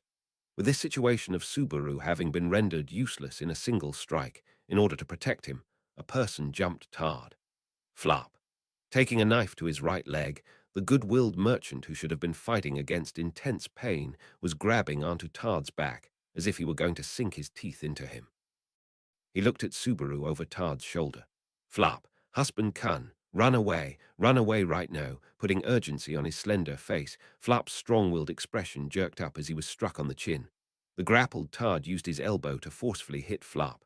The young adult, being far divorced from violence, was easily peeled off. Then, facing the fallen Flop, Todd raised his axe. Subaru, stow, Todd. 1, 2, and 3. Subaru was not given the chance to stop him. Todd lightly exclaimed, and next, an intense, sharp sound of water splashing reverberated. Hit by Todd's elbow, Flop, facing upwards, received the blade of an axe to the face. The young man, having his entire face and head split in two, swiftly became a corpse. Blood flowing, brain matter spilling, his arms and legs twitching. Witnessing the alleyway steadily becoming soaked with blood, Subaru's mouth fell open in disbelief. Pain, confusion, and rejuvenated fear. Subaru's normal thought process was stolen by nothing but those emotions. Just what was the man in front of him? Subaru, I get. Todd, HM. Subaru, I get that you resent me. I get it. Avoiding the blood from the dead Flop, Todd turned to face Subaru as he spoke to him. Subaru's tears and mucus actively gushed out in thick drops. Blood flowed from his broken molars, and additionally he was covered in the blood spurting from his right arm. Subaru was in quite a horrible state. He had not wet himself this time, but that was no comfort of any sort. He had yet again let Flop die. He had devised a method in which he thought he could save him, but because of Subaru's inadequacy, Flop had died. He had let him die with a face unpresentable to his sister, Medium. Subaru, but everyone else, don't bring them into it. There was a reason to resent him. It was hard to admit that it was justified, but it was natural from what had transpired between Subaru and Todd. That was why it was inevitable that he would come after Subaru. But to involve other people for that was against the rules. It was a cowardly act. It was far from just and fair. That was evil. Was that not evil? Subaru was at long last even starting to lose the mental faculties to verbally assault his opponent. Listening to his statement, Todd hummed air in a small voice. Todd, what do you mean by resent? He spoke, standing in the bloody alleyway as he craned his head in question, wiping the blood that had reached his cheeks. Taking in that naive-sounding attitude and answer, Subaru held his breath for a moment, but quickly a violent emotion he could not control burst out. With spit flying, he said, Don't you dare play dumb. Subaru. Ambushing us, setting traps, relentlessly pursuing me. Relentlessly, he had relentlessly been pursued and cornered. No matter what action Subaru would take, he would anticipate and stay one step ahead to kill him with certainty, meticulously preparing and laying out traps. Going through that much effort to target Subaru. There was no point in feigning ignorance now. That was just being unreasonably stubborn. It was a desecration of Flop's death. Embarrassing Subaru, was this his way to vent his anger? Subaru, are you? Todd, I don't know what you're misunderstanding, but killing you isn't because of resentment or anything, obviously. I found a dangerous-looking guy in town. Of course I'd kill, no questions asked. Subaru. Todd, you kill a poisonous snake not because you resent it, but because you fear it. For that, you'd use anything at your disposal to kill it. Saying that it was nothing more and nothing less than that, Todd neatly picked off the bits of hair and skin that was stuck to his axe. Were those the fragments of Flop's destroyed head? Subaru could only stay still in shock. There was no lie in Todd's composed response and attitude. He even responded with a smile. Since the beginning till now, Todd's attacks against Subaru proved that he was serious about his words. Todd regarded Subaru as dangerous and could not help but kill him. That was why he would not listen to him, not let him do anything, and nor would he try to interrogate Subaru for any information. Also, he did not hate him for the deed done in the jungle. The only impression that Todd had gotten out of that was that Subaru was a dangerous being. As a consequence, Todd would unemotionally and dispassionately try to kill Subaru. Todd, you are the same as me. I will not give you time. Saying that, Todd put his foot on Subaru's chest and kicked him. Unable to resist, Subaru fell down backwards, facing upwards. Todd straddled the fallen Subaru and raised his axe. Subaru widened his eyes. He looked for the correct words. Returning by death, he would find the through-line behind various events. That was how Subaru seized victory. However, this strategy that worked even on Sin Archbishops had moments where it did not work. That was when Subaru, why Todd, I won't wait. That was when the opponent was a cold-hearted cutthroat. Flop, husband Kun, it's no good to have a scowl on your face. Subaru, HK Flop. Good fortune won't come to anyone who doesn't have the time to wow, what's the matter? Your face has suddenly gone pale. Upon seeing an axe coming down right on their head, surely most people's faces would be drained of blood. Without thinking, Subaru put his hands to his own face, cold from the lack of blood. Relief and fear churned within him, as the hands that felt that coldness confirmed the truth that he was alive and well. Subaru, damn it, again. What should he do? Subaru did not possess even the slightest idea. In regard to time, all the events that had happened to Subaru had transpired in only 20 minutes. Within those 20 minutes, Subaru had already lost his life 5 times. Even during the last round at the Pleiades watchtower, he had piled up over 15 experiences of deaths in search of victory. But then, there was confidence that progress was being made step by step. But this time, he had nothing. The corpses of Natsuki Subaru had accumulated, but he did not really feel they were contributing to his victory. If there was one thing that could be said, it was, Subaru, even now I'm being watched. Already, Todd was observing Subaru with Flop. Consequently, the moment he separated from Flop, Todd would mercilessly use Flop as bait. It would be a different story if Subaru had the ruthlessness to be able to use Flop as a decoy. But since he could not do that, if Flop were assaulted, Subaru would put forth every effort to save him. This was different from the time he had weighed the safety of Rem against the welfare of Todd and company. Flop had been kind to utter strangers, or rather, to Subaru's group. Subaru did not have it in him to choose an option that would leave him for dead. So carrying out a strategy on his own apart from Flop was impossible. Simultaneously, the option for Subaru to return to the inn had also been snatched away. It was not clear at what point in time Todd had noticed Subaru's presence, but if he had been discovered on the way to the tavern, the location of the inn, Rem's whereabouts, had not been exposed. Yes, Rem's location had not been found out. That was quite believable. Supposing Rem's whereabouts had been found out, Todd would be sure to make use of Rem and utilize her in order to kill Subaru more systematically. It was ironic that his faith in Todd's cunning conversely became proof that Rem had not fallen into his hands. Subaru. Anyway, while biting his lip and covering his face with his hand, Subaru desperately turned his head. Time. Somehow there was not enough time. If he parted ways with Flop, Todd would begin his offensive immediately. On the contrary, waiting for his offensive and counter-attacking well, he was not the sort of opponent that could be beaten even if his first attack were avoided. Since Subaru had no weapons, he would have to eliminate his opponent's fighting strength in a single strike. No way. If they escaped to the main street, Todd would recklessly drive a dragon carriage and kill by running them over. Even if they avoided the rampaging dragon carriage, the chances that he would then take advantage of the chaos in the street were high. On top of that, the rampaging dragon carriage would drag in uninvolved bystanders. No way. If they chose some other route, each and every alley would be his hunting ground. North, east, south, and west, keeping an eye out in all directions was impossible. Even if they dealt with his first attack, in the end the plan to counterattack would be the same, and their lack of fighting power lay ahead. No way. Would the best thing to do after all be rush to the tavern with Flop, and before Todd could get ready to attack the tavern, prepare fighting forces to intercept him? The obstacle would be how seriously he could take the drunk Rowan, but right now this should be the plan with the highest chance of victory that he could think of. No other move came to mind. Subaru. Fuck, fuck.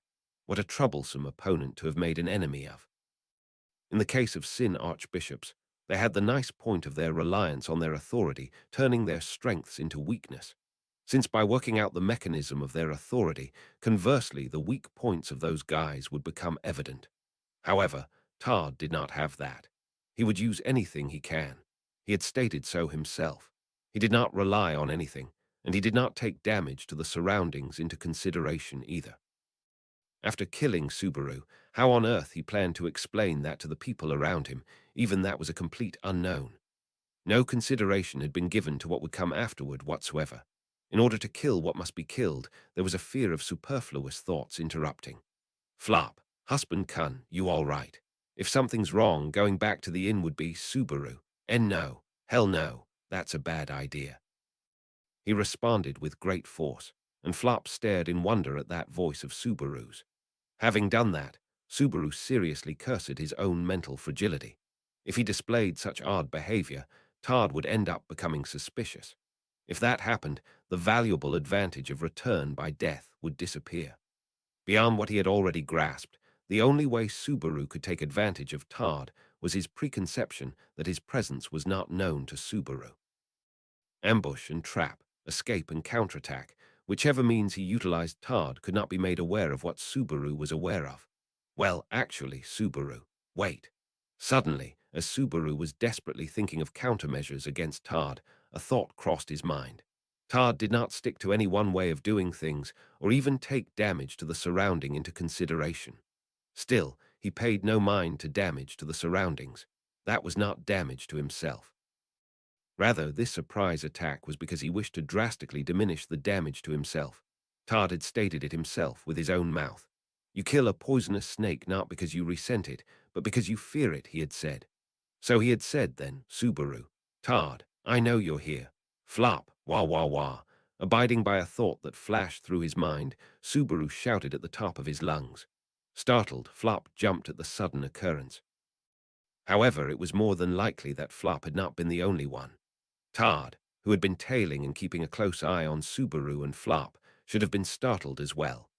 Counting on Todd's moment of bewilderment, Subaru sharpened his glare, contorted his expression menacingly. While holding up the nastiest, most evil-looking demeanor possible, he swept his gaze around. Subaru. What a persistent bastard. Here I thought you had perished for good after all that went down, but it seems you managed to survive by some devil's luck. However, don't think I'll let you get away this time. I'll fucking kill you. Using the most threatening voice he could muster, Subaru spewed curses imbued with malice and hostility. In a way, his voice would definitely reach Todd no matter where in the alleyway he was hiding, and so that the message, Natsuki Subaru has caught on to your presence, would be conveyed. Subaru, do you seriously think you can win in a fight against me? That's beyond hilarious. You make me laugh, ha ha ha ha. Can't wait to see it again, the pathetic way you look running away, that is. Revealing his two trump cards of provocation and mockery, Subaru burst out in laughter at the middle of the alleyway. Thank God I don't have stage fright, thought Subaru, as this was the only time he was sincerely thankful for his shameless personality. If it were not for that, the tremble in his voice, the fear on his face, and the terror in his eyes would have been exposed. It was thanks to Natsuki Subaru's lousy personality that he was able to conceal those emotions. Flop, husband Kun. Subaru, shush. Flop-san, be quiet. Shutting up Flop, who had been completely dumbfounded by Subaru's sudden change, Subaru pulled him by the arm and began walking brazenly. Returning via the way they came was not possible. For starters, it had been confirmed Todd's hiding laid somewhere over there, probably. Hence, he stopped in the middle of his tracks, and while turning his head toward the depth of the alleyway, Subaru. Oh yeah, you're welcome to come at me any time. I shall rip you to shreds as you wish. He was not sure whether Todd would get it, but he added his middle finger as his last provocation. Doing so, Subaru was able to hide the pounding of his heartbeat while heading towards the end of the alleyway wearing an audacious smile. Subaru. Honestly, that was a complete gamble. There was a chance that Todd would become enraged from Subaru's provocations and jump into the alleyway whilst swinging his axe, which would not have been a completely unlikely scenario at all. However, Subaru trusted that it would not come to pass. Todd would not go into a fit of rage. That man was the type that would gradually search for the best move in a composed manner and carry it out. That was why the bluff Subaru had been dishing out should be able to work on Todd. Having spotted Subaru in the street and developed an intent to kill, if Todd's train of thought were followed, he would have most likely come to the conclusion that Subaru must be eliminated because, to him, Subaru seemed like a ticking time bomb. Choosing a surprise attack as the method to rope in and grasp victory in his hands was just a means to the end. As long as it worked, then all would be well. If that was no longer suitable for execution, he would just move on to the next best option. Todd had not been particular with his methods. That was the difference between him and the Sin archbishops. Subaru would use that adaptability of Todd to his advantage. Subaru, next up is. He carried out the strategy that had popped in his head in the heat of the moment, but the next steps had yet to be decided. If Todd's caution towards Subaru grew stronger, that would mean spare time until the next wave of attack existed. While the chance was in his hands, Subaru must make a decision between fight or flight. Choose fight. Then it would be necessary to get Rowan from the bar involved. As long as no better alternative showed up, borrowing his strength would be the best bet. Choose flight. Subaru would have to go to the inn and grab Rem, then escape from the city. He felt bad, but he would have to ask Flop and Medium to come along as their safety were most likely in jeopardy. Then, in the case that they decide to escape from the city, the place Subaru can go to was Subaru. So that was why Flop, husband Kun, though he stayed on guard of the alleyway behind. But in that instant, Subaru's eyes had become bloodshot. The fear toward Todd, remorse toward Flop, concern toward Rem, affection toward Emilia, longing toward Beatrice, all of those had, more or less, been forgotten in that instant. Forgotten, having grasped the feeling that had surfaced, Subaru firmly closed his eyes. Then, Subaru, we need to get out of Garrel as fast as possible before my bluffs are seen through. After deciding the next course of action, Subaru wasted no time. Even after he got out of the alleyway with his plan in motion, Todd did not make any moves. It must have been because he had become extra cautious due to Subaru's provocations, which proved to be effective. However, the effects of those bluffs could only last so long. Subaru, he'll definitely catch on soon. We have to get out of here as fast as we can. Their only option was to run away. Making up his mind, Subaru gave Flop a brief explanation and took him along, towards the place they had just left, returning to the inn which they departed from before he had met his demise 5 times. They dashed up the stairs. Then, after pounding on the door to the room occupied by Rem and the others, they rushed inside hurriedly. Subaru, Rem, are you okay? Whoa. Medium, you were, what so it was you guys, had almost killed you there. The door left wide open. Subaru's neck was against the icy blade of a halted machete. Its welder Medium gave a sowie, apologetically as she sheathed her weapon. Behind Medium, further inside the room, was Rem, who watched that whole exchange as she widened her eyes. Rem. What is this about all of a sudden? I thought you had left, yet you came back so soon. Subaru. Rem. HK, surprised by his sudden return, Rem began berating Subaru as the color of his face changed. But instead of stopping to hear everything she had to say, he rushed to her side and threw his arms around her. Her breath caught in her throat, and her shoulders shrunk in, with her slender body being embraced so suddenly.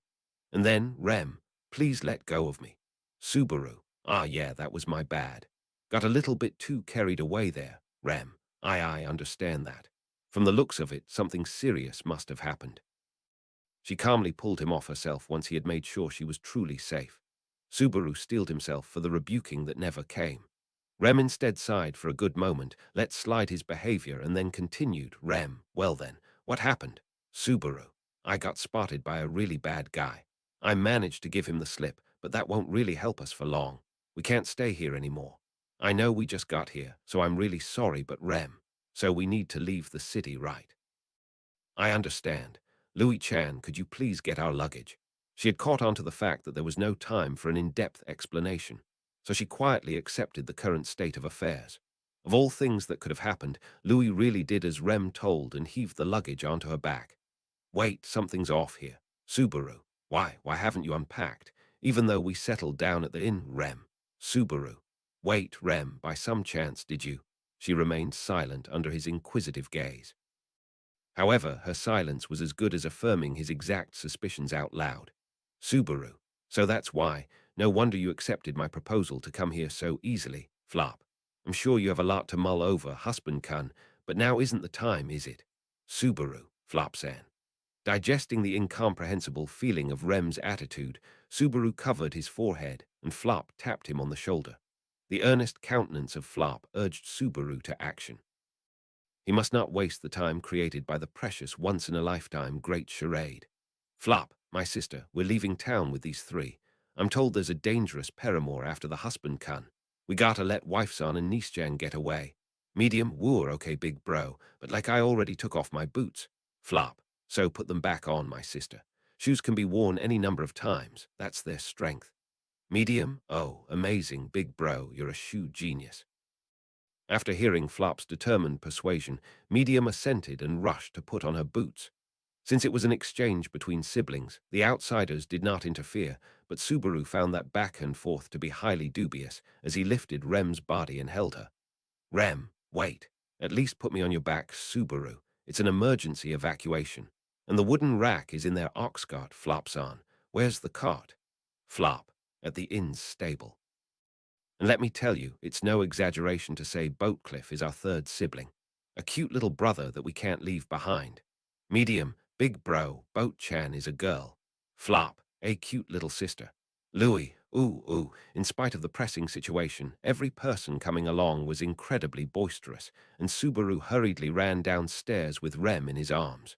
Subaru, sorry about the noise. Please accept the fee for the room. Passing by the inn's reception desk, Subaru and company flew out the door without requesting a refund for not staying. They went straight to the stables and found the ox cart tethered with their things inside it. Subaru, how's the speed of a follow if running at full power? Flop, ha, I haven't let her run at full speed even once. Well, my sister, how fast do you think? Medium, I dunno, but probably faster than Big Bro. Hearing that unreliable answer, Subaru gave Rem a boost up to the back of the ox cart. Immediately Louis rushed in, and he tossed her up next to Rem and opened the entrance to the stable. Flop and Medium got into the coachman's seat, and the preparation to escape was complete. And then, Rem, what is a paramour? What sort of explanation did you give Flopson? Subaru, now's not the time. Flopson, get Boatcliff running at full speed. Flop, I know what I'm doing. Run, Boatcliff. Subaru climbed into the back of the cart, and Rem pulled on his sleeve with reproachful eyes, but without answering her question, Subaru called out to Flop's back. Hearing that, Flop wielded the reins and struck the tough, brave ox Boatcliff on the back. And so the ox cart broke into a run. Slowly. Subaru, this is super slow. She's walking. Flop, Boatcliff, run for me. Listen to your older brother, Boatcliff. Rem, it would appear she does not consider you her brother. Rem's words felt like the truth, but Boatcliff's running speed, no, its walking speed did not change. At this rate, it would honestly be much better if Subaru carried Rem on his back and everyone ran for it. And just as Subaru's sense of urgency was growing in intensity, Medium, Boat-chan, Ruon, or else I'm gonna make you dinner. Boatcliff, moo. She pulled out her barbarian swords and hoisted them overhead, and Medium shouted while rubbing them together to make sound. Her smile encompassed her whole face, and perhaps sensing the truth in her words from Medium's behavior the next second, Boatcliff let out a loud, deep sound and began ferociously running down the street. Subaru, you wah! The intense acceleration and shaking caused swaying, and from the back of the cart, Subaru let out a scream.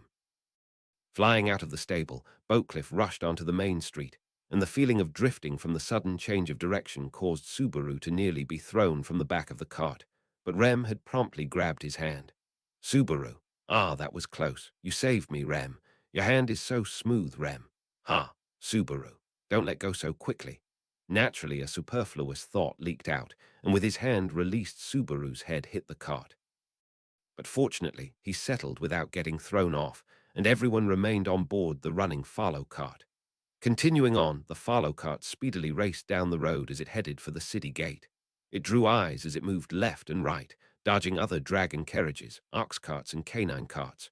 Subaru, once we pass the main road, we should reach the main gate where the inspection was. Rem, it does not seem like things will go that smoothly. Subaru, what? Wait, oi, oi, oi, oi. Subaru widened his eyes on gazing at what Rem was pointing towards, up ahead of the speeding Farlow cart. In their path stood men clad in armor, engraved with the national seal of the Sword Wolf. They were deployed in a way to block the main road. Imperial soldiers were attempting to obstruct their path. Subaru, it's Tard, isn't it? He changed plans and called for his friends. There was no sign of Tard among the Imperial soldiers that awaited them, but the reason they were obstructing Subaru's group right now was no doubt because of Tard's influence. Receiving Subaru's taunt at the alleyway, Tard figured he would be at a disadvantage by himself, and so he gathered his comrades. It was definitely a very logical and necessary decision on his part. Subaru hated how correct and appropriate his decide. You shits, don't think y'all can get away.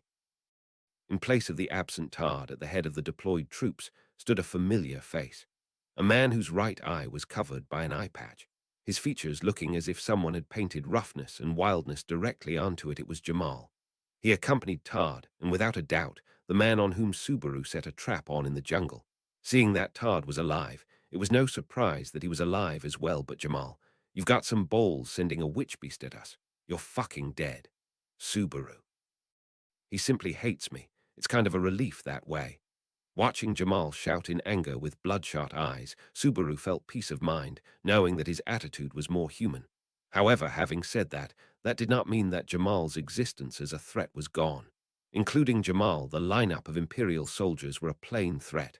Just how were they going to break through? Medium, big bro, hold them reins tight. I'm counting on you.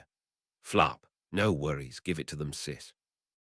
In the limited time, Subaru had to make a decision before he could choose his next action. The duo at the driver's seat, the O'Connell siblings Flop and Medium, gave their answer first. Subaru did not have the chance to stop her. Medium positioned her legs at the tip of the driver's seat and leaned forward, falling Medium. Hop, kicking the seat using her feet, her body shot forward with the speed of an arrow. Machetes drawn, she flew in a straight line and plunged into the enemy's formation head-on. Medium, here. Clawing the earth with her heel, Medium forcibly stopped herself using the enemy line. She then swung her arms. Her machete swept forward as it ravaged the air, generating an intense shockwave. The armored Imperial soldiers were blown back far and wide, spewing blood. Subaru, she strewung. Rem, is that how you compliment a girl? Subaru, what else am I meant to say? It is a compliment. Medium-san's strong as hell. Despite Rem's cold-hearted comment on his honest opinion, Subaru exclaimed loudly at Medium's unexpected fighting prowess.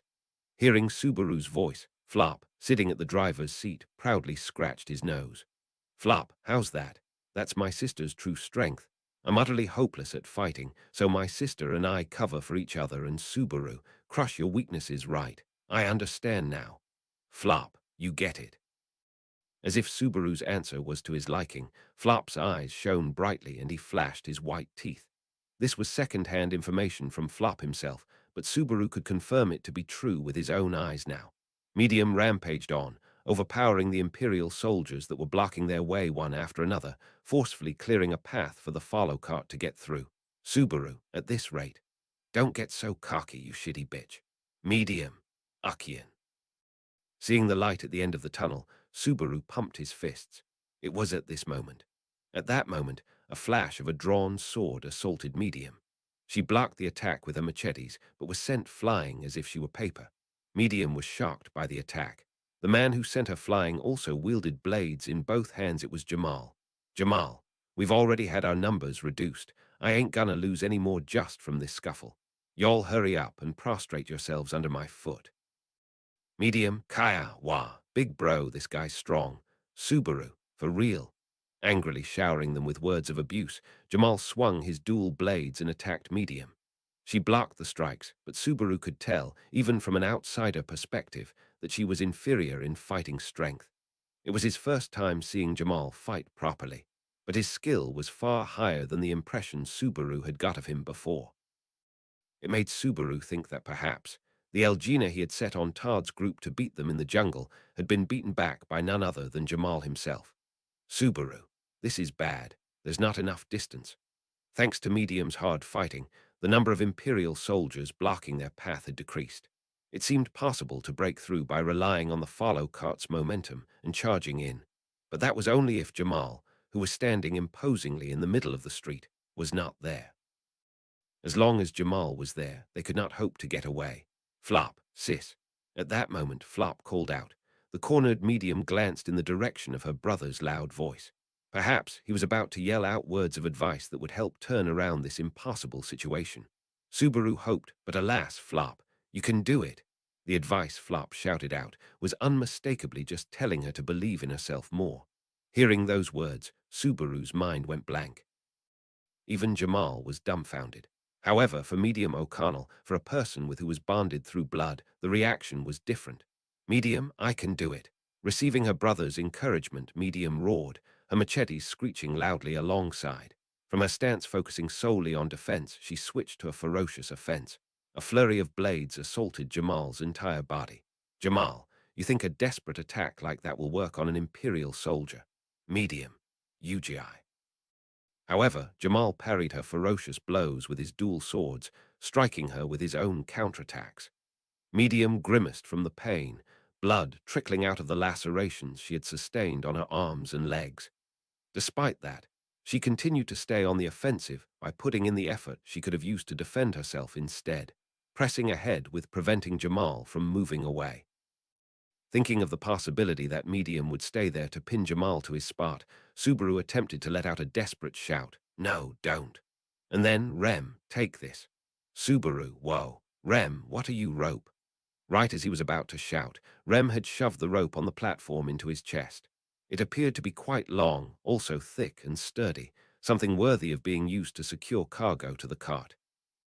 However, in front of the puzzled Subaru, who was unsure of what to do with the rope, Rem, person with the eye patch. Rem called out as she stood up, carrying a crate that had been stacked on the platform, and then flung it towards Jamal with a gallant throw. Jamal whirled around, responding to the call with an, ah.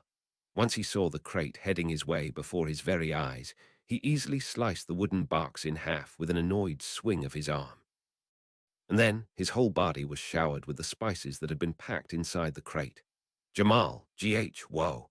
Wah, this is. Jamal waved his arm around from the discomfort, his vision obstructed by the scattering powder. At that moment, Medium tried to take advantage of the opening that had been created, aiming for his back with her machete, but Rem, Medium-san.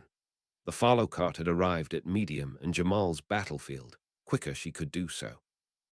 And then Subaru held the rope Rem had given him high above his head, throwing it towards Medium. Looking at it, Medium prioritized grabbing the rope over attacking Jamal. Medium, I got it. Subaru, I gotcha. The moment he heard Medium's voice, Subaru endured the added weight to the rope with his entire being. He thrust his feet into the loading platform, supported Medium's weight, and helped her return. Seeking to jump back onto the follow cart, Medium took a step forward, about to make a jump with the aid of the rope.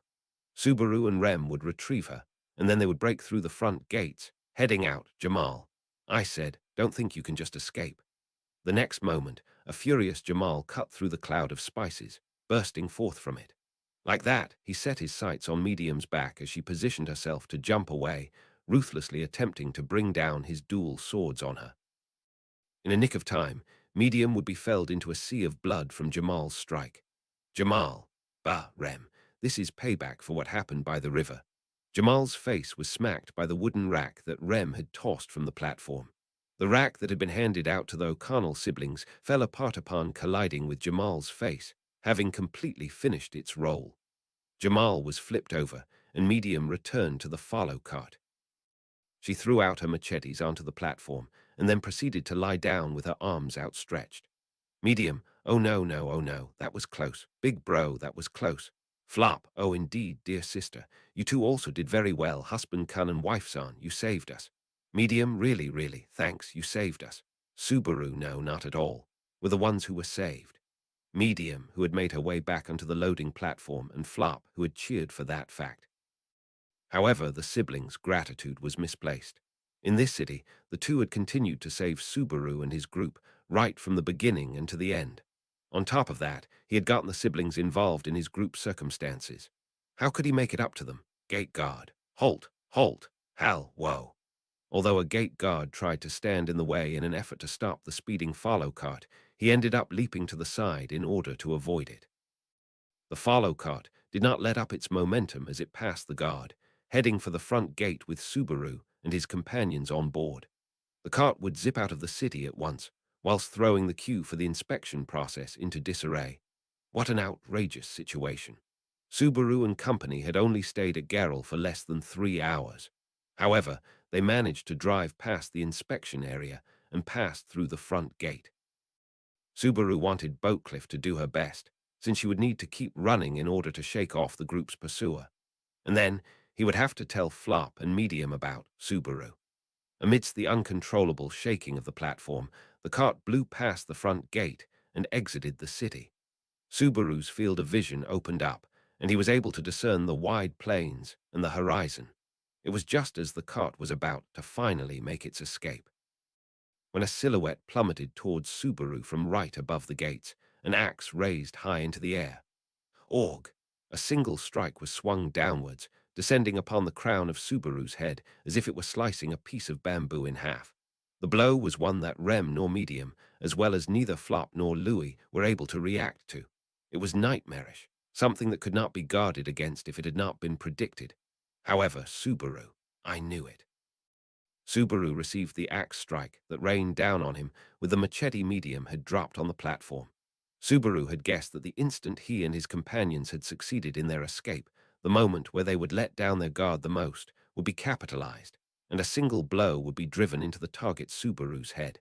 If it were Todd, that would be what he would do. The horrors Subaru had experienced 5 times over had assured him of it. Todd, I should have killed you after all. Subaru, GHK. Todd forcefully pressed his axe further with malice gleaming behind his eyes, attempting to split Subaru open. It was a good thing for Subaru to receive the axe with the machete, but his hands had grown numb from the impact, and it was only a matter of time until he would drop the weapon. Neither Rem nor Medium would make it in time to the lock of weapons that was placing Subaru's life on the line. Even though he had managed to dodge a fatal strike, if things went on like this, he would be killed by two. Subaru, whoa. All of a sudden, the force behind Todd's axe had grown weak. When Subaru glanced over to see what was happening with a frown, he saw Louis clinging onto Todd, her arms secured around his body. She shook her blonde hair loose, struggling desperately to put an end to Todd's act of violence. Todd, don't get in the way, kid. Louis, shaking off Louis's interference, Todd mercilessly slammed his elbow into her face. Elbowed by him, Louis let out a shriek and fell over. Subaru, HK, son of a bitch. Witnessing that event unfold, Subaru gritted his back teeth as he exerted his strength to push back against Todd. Todd stumbled back from the sudden action, creating distance between himself and Subaru after the brief moment where their weapons had locked together. However, this was within Todd's range. He raised the long handle of his axe. The next blow was about to come. Before that, Subaru, you're watching, right? Do it, Kuna, Harley. Subaru shouted out with all of his might before Todd could unleash his axe strike. He was unsure of how far his voice had echoed across the plains. He was unsure, but Kuna, bye, Subaru, don't forget, I'll be watching. Harley, yep. The voices reverberated inside his skull, almost like a reply in an instant. The sound of something hurtling through the wind pierced the air. And then it flew straight across, absorbing itself into Todd's side. Todd. Ka! With a small cry of pain, Todd was sent flying at breakneck speed as his body jerked to the side. Unable to keep himself boarded on the platform, he was thrown off the follow cart as he spun sideways, tumbling to the solid ground without managing to break his fall. He rolled twice, and then thrice, his figure growing increasingly distant. Subaru, ha ha, Rem, WH what just. Todd was now absent from the follow cart's platform, having been tossed off. Subaru dropped to his knees as the machete fell on the spot, and Rem was propping up Louis, who had received an elbow strike in her arms. Rem also had a confused expression on her face from what had just occurred, but Subaru had a sense of confidence, one which told him that they would receive assistance if they could make it past the gates. The origin of his certainty came from Subaru. That nasty fucking emperor. I'll make sure to punch you when I get back. Subaru spat out that venom as he sprawled across the follow cart's platform, whilst picturing the face of the villainous man who must have known everything. Translation notes. 1. Glossy ankle disease. Japanese letter, Japanese letter, Japanese letter, Japanese letter, Japanese letter, Japanese letter, Japanese letter, Japanese letter, Chinese letter, is a reference to one of Brokina's many fake chronic diseases in the manga series Dai no Daibouken/Dragon Quest, The Adventure of Dai. Arc 7, Chapter 19, A Vexing Reunion. Translated by Negiat Kabasuhito at Archbishop #500 proofread by Archbishop #0097 Art Sources, Hartum 73. The man remained motionless, sprawled out on top of the stiff soil. He was neither dead nor asleep. He simply closed his eyes, organizing his thoughts in silence as he adjusted his unsteady breaths, assembling them, putting them together, building them back. Oi, you alive? Yeah, I'm alive. As someone called out to him overhead, he opened his eyes to see the face of a familiar man. He felt like the man was in possession of exceptional talent, since the boorish impression he gave off persisted even when looking at him upside down. Anyway, that was completely unrelated to resolving the current situation. What happened to those guys? They managed to pass through me and ran away as fast as they could after they threw you out. You better do something about that. I can't help but feel pain whenever I look at it. That. Ah, you mean this. He sat up while scratching his head, glancing towards the side of his body, where the other man had pointed at with a finger. Just then, he spotted the thick arrow embedded into his body. If the arrow piercing his left side had been positioned slightly higher than where it was, then it might have pierced his heart. Although the injury had nearly taken his life, he had few strong emotions about it. Not just about how it looked, but also about the fact that his own flesh had been pierced. Tard, it's not really as painful as it looks, all right. Though it'll be difficult to move for the time being. Jamal, Dumbas, who said they were worried about you. I said it's painful to look at. Hurry up and pull it out. Tard, you're kinda rough with wounded companions, aren't you? And hearing that from his frowning partner, he reluctantly grabbed the large arrow. The trouble with arrow wounds was that the arrow needed to be pulled out before the flesh closed around it. Fortunately, it had only been stuck there a short time, so he was able to pull it out in one go with some exertion. For the flow of blood, he pressed a torn piece of clothing on the opening of the wound and forcefully compressed it to stop the bleeding. Tard. So, here's the arrow just as you ordered. Now what do we do, huh? Jamal, if it's a deep wound, you should withdraw and rest. As for those guys that got away, I'll take some people along and crush them. We'll show those bastards ourselves that they're prey. Tard. That'd be a bad move, Jamal. Jamal, what? The man dictating the course of action from here, Jamal, was reined in by his hand. Tard understood why Jamal would want to pursue the fleeing enemies who had made fools of them to get payback. But if they proceeded with a hasty offensive move, the ones who would be met with a painful experience would be those here. Tard, think about it. Why exactly did those guys brazenly enter Garrel? Considering what they themselves did, it's obvious we'd be in this city. Jamal, unless they're brainless idiots. Tard, they deliberately marched in. They went as far as to conceal an ambush outside the city. With a glance, Jamal looked at the arrow that had just been extracted and cleared his throat. Jamal, as an experienced military man, had the ability to perceive the direction from which an arrow had been fired and its accuracy, and was able to determine from how high it had been shot. Naturally, he would reach the same conclusion as Tard himself. Jamal, if that's right, their aim is, Tard, to lure out and hunt us Imperial soldiers who'd entered Garrel. If we abruptly chased after them with our entire military strength, or rather, if we pursued them with our small force, we'd be playing in the palm of their hand. Which of us would be the prey, I wonder? Jamal. Gritting his teeth in frustration, Jamal scowled in the direction their opponents had fled. On the inside, Jamal looked like he was being swayed by gut-boiling fury, but Todd knew that painful feeling all too well that was something he wouldn't say. Rather than fury, it was admiration that had taken hold in his heart. Brazenly using oneself as a decoy, successfully taking advantage of unpreparedness to lure out a foolish opponent.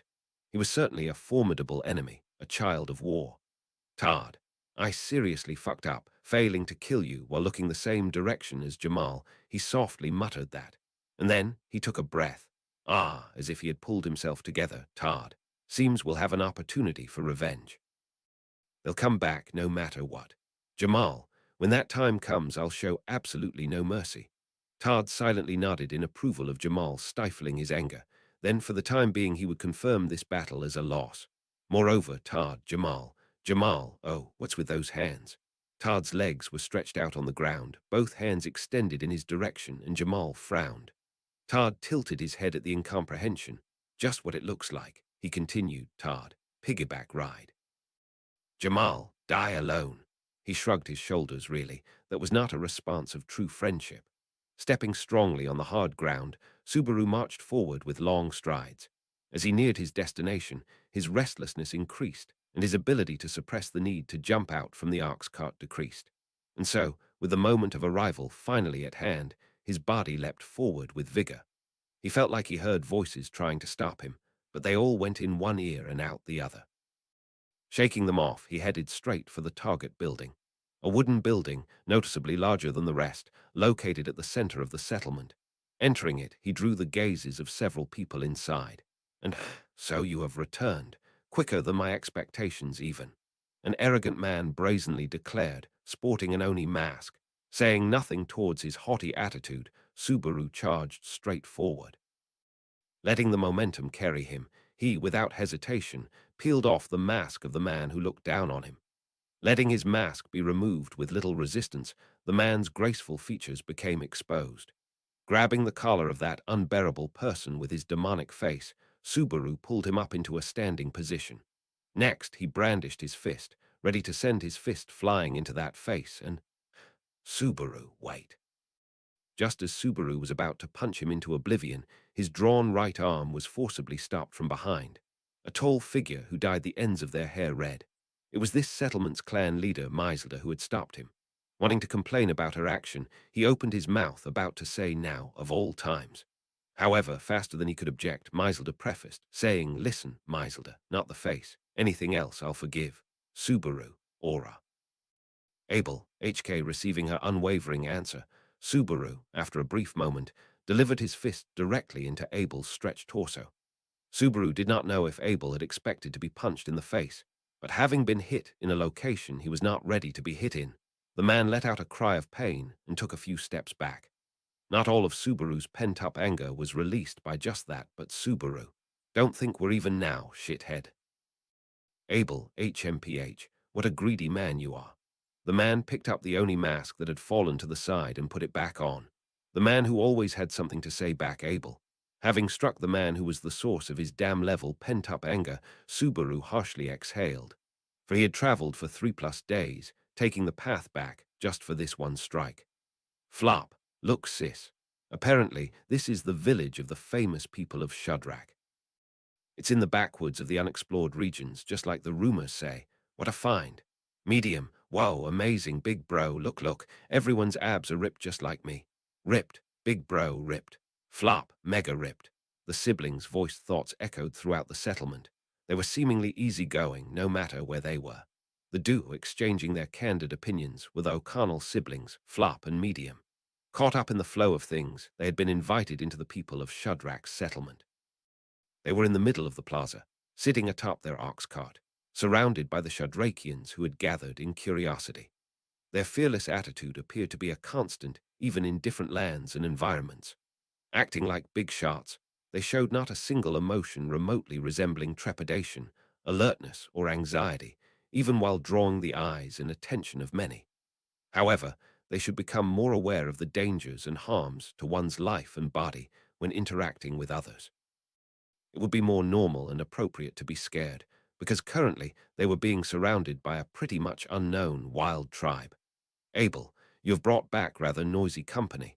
Were those people required for your journey? If so, the way you and I see value is different. Subaru, I won't deny we value things differently. There's a big difference in how you and I see things. Saying that attitude of yours is really something, isn't it? Abel Ho. Sitting on the floor of the meeting area, Subaru and Abel faced off against each other, much like how they had done a few days prior. Abel had received Subaru's punch of retribution earlier, but there was no inkling of repentance in the tone of his words. Never mind wanting an apology, he did not plan on giving one anyway. However, Subaru could not ignore his comment on the siblings. That was because, Abel-san, we inadvertently got those people involved. They were kind to us when we were stuck standing outside the city, just because of that.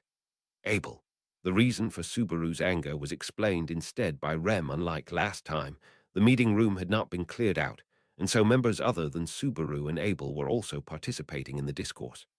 Next to Subaru was Rem, seated Caesar style, and their fellow travelers, Kuna and Holly. Seated next to Abel were the sisters Maiselda and Tarita. One, as a side note, on the topic of Louis, she was being looked after by the person closest to her in age, Utakata. She was currently most likely at the ox cart in the plaza with the Shadrakian-surrounded Connell siblings. In any case, with their assistance, we were able to return safely. In doing so, they are now being targeted by the city's soldiers. Abel. Incorrect. I shall amend that. The ones targeting us and the two outside are not the city's soldiers. They are the imperial soldiers. The ones who serve this country have become your enemy. Rem and Subaru. From behind his Oni mask, Abel's cold words pierced through Subaru, and Rem, hearing his dry statement, Rem could only avert her light blue eyes tiredly. To be honest, that was the undeniable truth of the situation. Subaru understood that. However, understanding and agreeing with the truth were two different things. Subaru. Drawing the bad will of the camp's imperial soldiers was my mistake.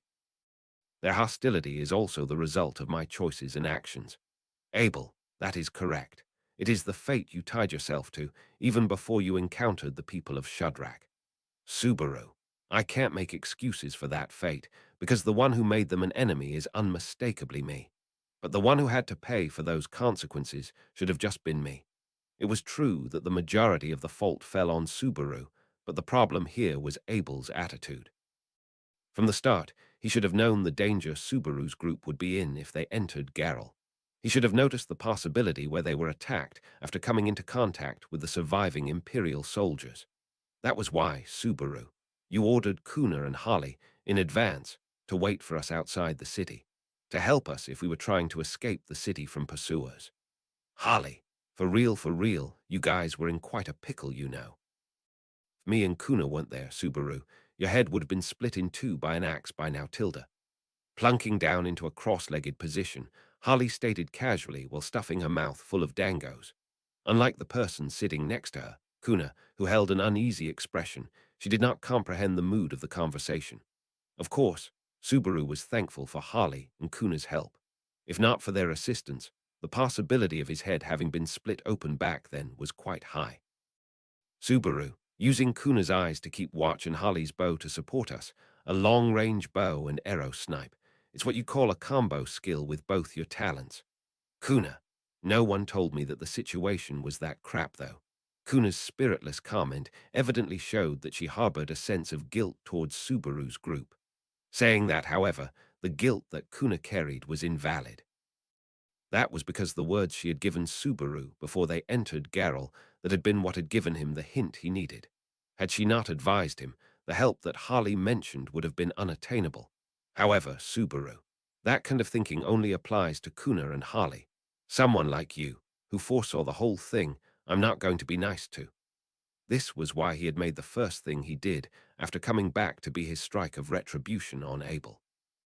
If Abel had shown any traces of self-reflection after receiving that, his feelings may have been different. But mostly as expected, Abel showed no remorse or even any sign that he thought he did something bad. With his unchanging, arrogant attitude, he toyed around with Subaru's anger. Even now, the sharp stare behind his Oni mask showed no clouds of doubt. It was as if he was about to say, "So what of it?" Subaru. Oi, why don't you say something instead of shutting up? Abel. So what of it? Subaru. You actually said it.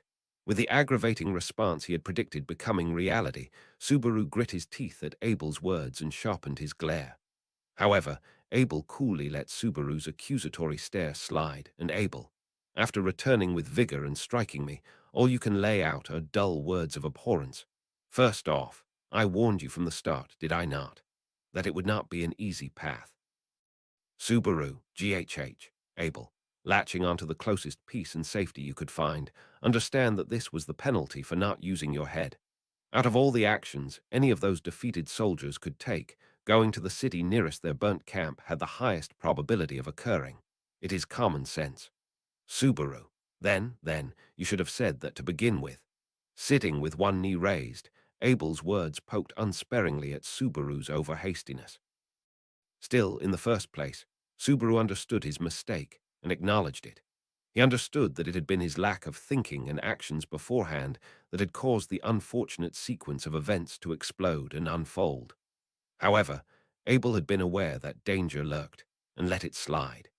His actions had directly benefited the enemy if being allies or enemies was an irrelevant detail. Then what he had done was equivalent to setting Subaru up in a trap. Subaru, you knew everything from the start. The chances of us encountering the Imperial Army's survivors, the chances of us having to frantically escape. How in all that mayhem Rem would, Abel, Subaru, anyway, you knew everything. But you kept your mouth shut. Letting his mouth run off without thinking, words which should not be spoken almost came tumbling out. Quickly preventing himself from saying any further, Subaru concentrated his anger at Abel, avoiding to look at the face of the person sitting next to him. Rem Subaru was getting worked up in his flames of anger. Towards that, Abel coldly gazed towards him. Just how much of this world did this man see through with his penetrating gaze? And for a person able to see through so much, for what purpose did he toy with Subaru and the others? Subaru, answer me, shithead. Why did you let us, Abel, to save myself from extra work? Nothing more, nothing less. Subaru, extra work. In response to Subaru's angry, biting look, Abel let out a sound indistinguishable from a sigh. When Subaru blinked at his response, Abel gently rubbed the ground of the meeting room and picked up the parched earth in the palm of his hand. Abel, fellows like you value what is seen with your own foolish eyes more than the words of the wise. The intensity of falling raindrops is more eloquent than anything that could come from my mouth. Subaru, Abel, thanks to that, you must feel it keenly, that for you there is nowhere to run to. As he spoke, he sprinkled the dirt from his palm and scattered it. With just that action, Subaru felt an optical illusion of being terribly and clearly blocked in every direction was very much being thrust toward him. As the emperor of the sacred Valatian Empire, it was simple to manipulate others with skillful words. In front of the tough, sly fox of an emperor, Subaru's complaint was no different from the cries of a caged monkey. So in reality, Subaru was just left at his wit's end. Subaru, ultimately, what is it you want to do? Abel, I have already told you my intentions, to regain what was stolen. To that end, the current empire is my adversary. It is your enemy as well. Subaru, you're telling me to cooperate with you. Abel, for the time being, I have explained I possess no reason to harm you. For the troubled Subaru, Abel's words seeped in like poison. Abel's art of conversation refused to allow for a clear answer to be grasped, and was endowed with cunning as if to mystify Subaru, but on the other hand, it also felt as though he was attempting to test Subaru. Again and again, Abel did not make any assertions to Subaru, yet he continued to speak, telling him to think for himself and choose what to take from it. This time as well, Abel was provoking him to rise to his level if he wanted to argue. Currently, Subaru could not rise to his same level of discussion, and His Excellency the Emperor was not so kind as to wait for Subaru to obediently rise to the occasion. Subaru, so everything rests in the palm of your hand. I don't like it. Abel, unfortunately, I hold only some people in the palm of my hand. It is because of the portion I could not control that currently I am here, sitting upon the dirt. Subaru.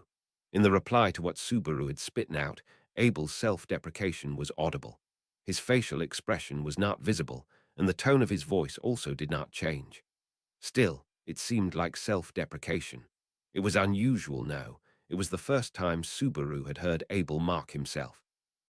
And it was proof that he had accepted the undeniable reality. He had allowed his own subordinates to rebel, an uncrowned emperor, ousted from his throne. Deep in the jungle, sitting upon the dirt of the Shadrakian meeting place, that situation in particular was evidence that he had made a foolish blunder for which there was no excuse. Subaru.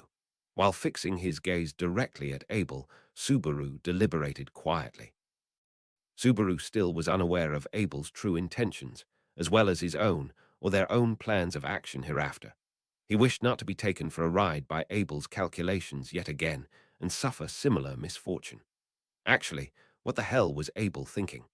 Subaru certainly didn't think that Abel would go so far as scheming to bring Subaru over to his side. That he would detect such value in Subaru did not appear plausible.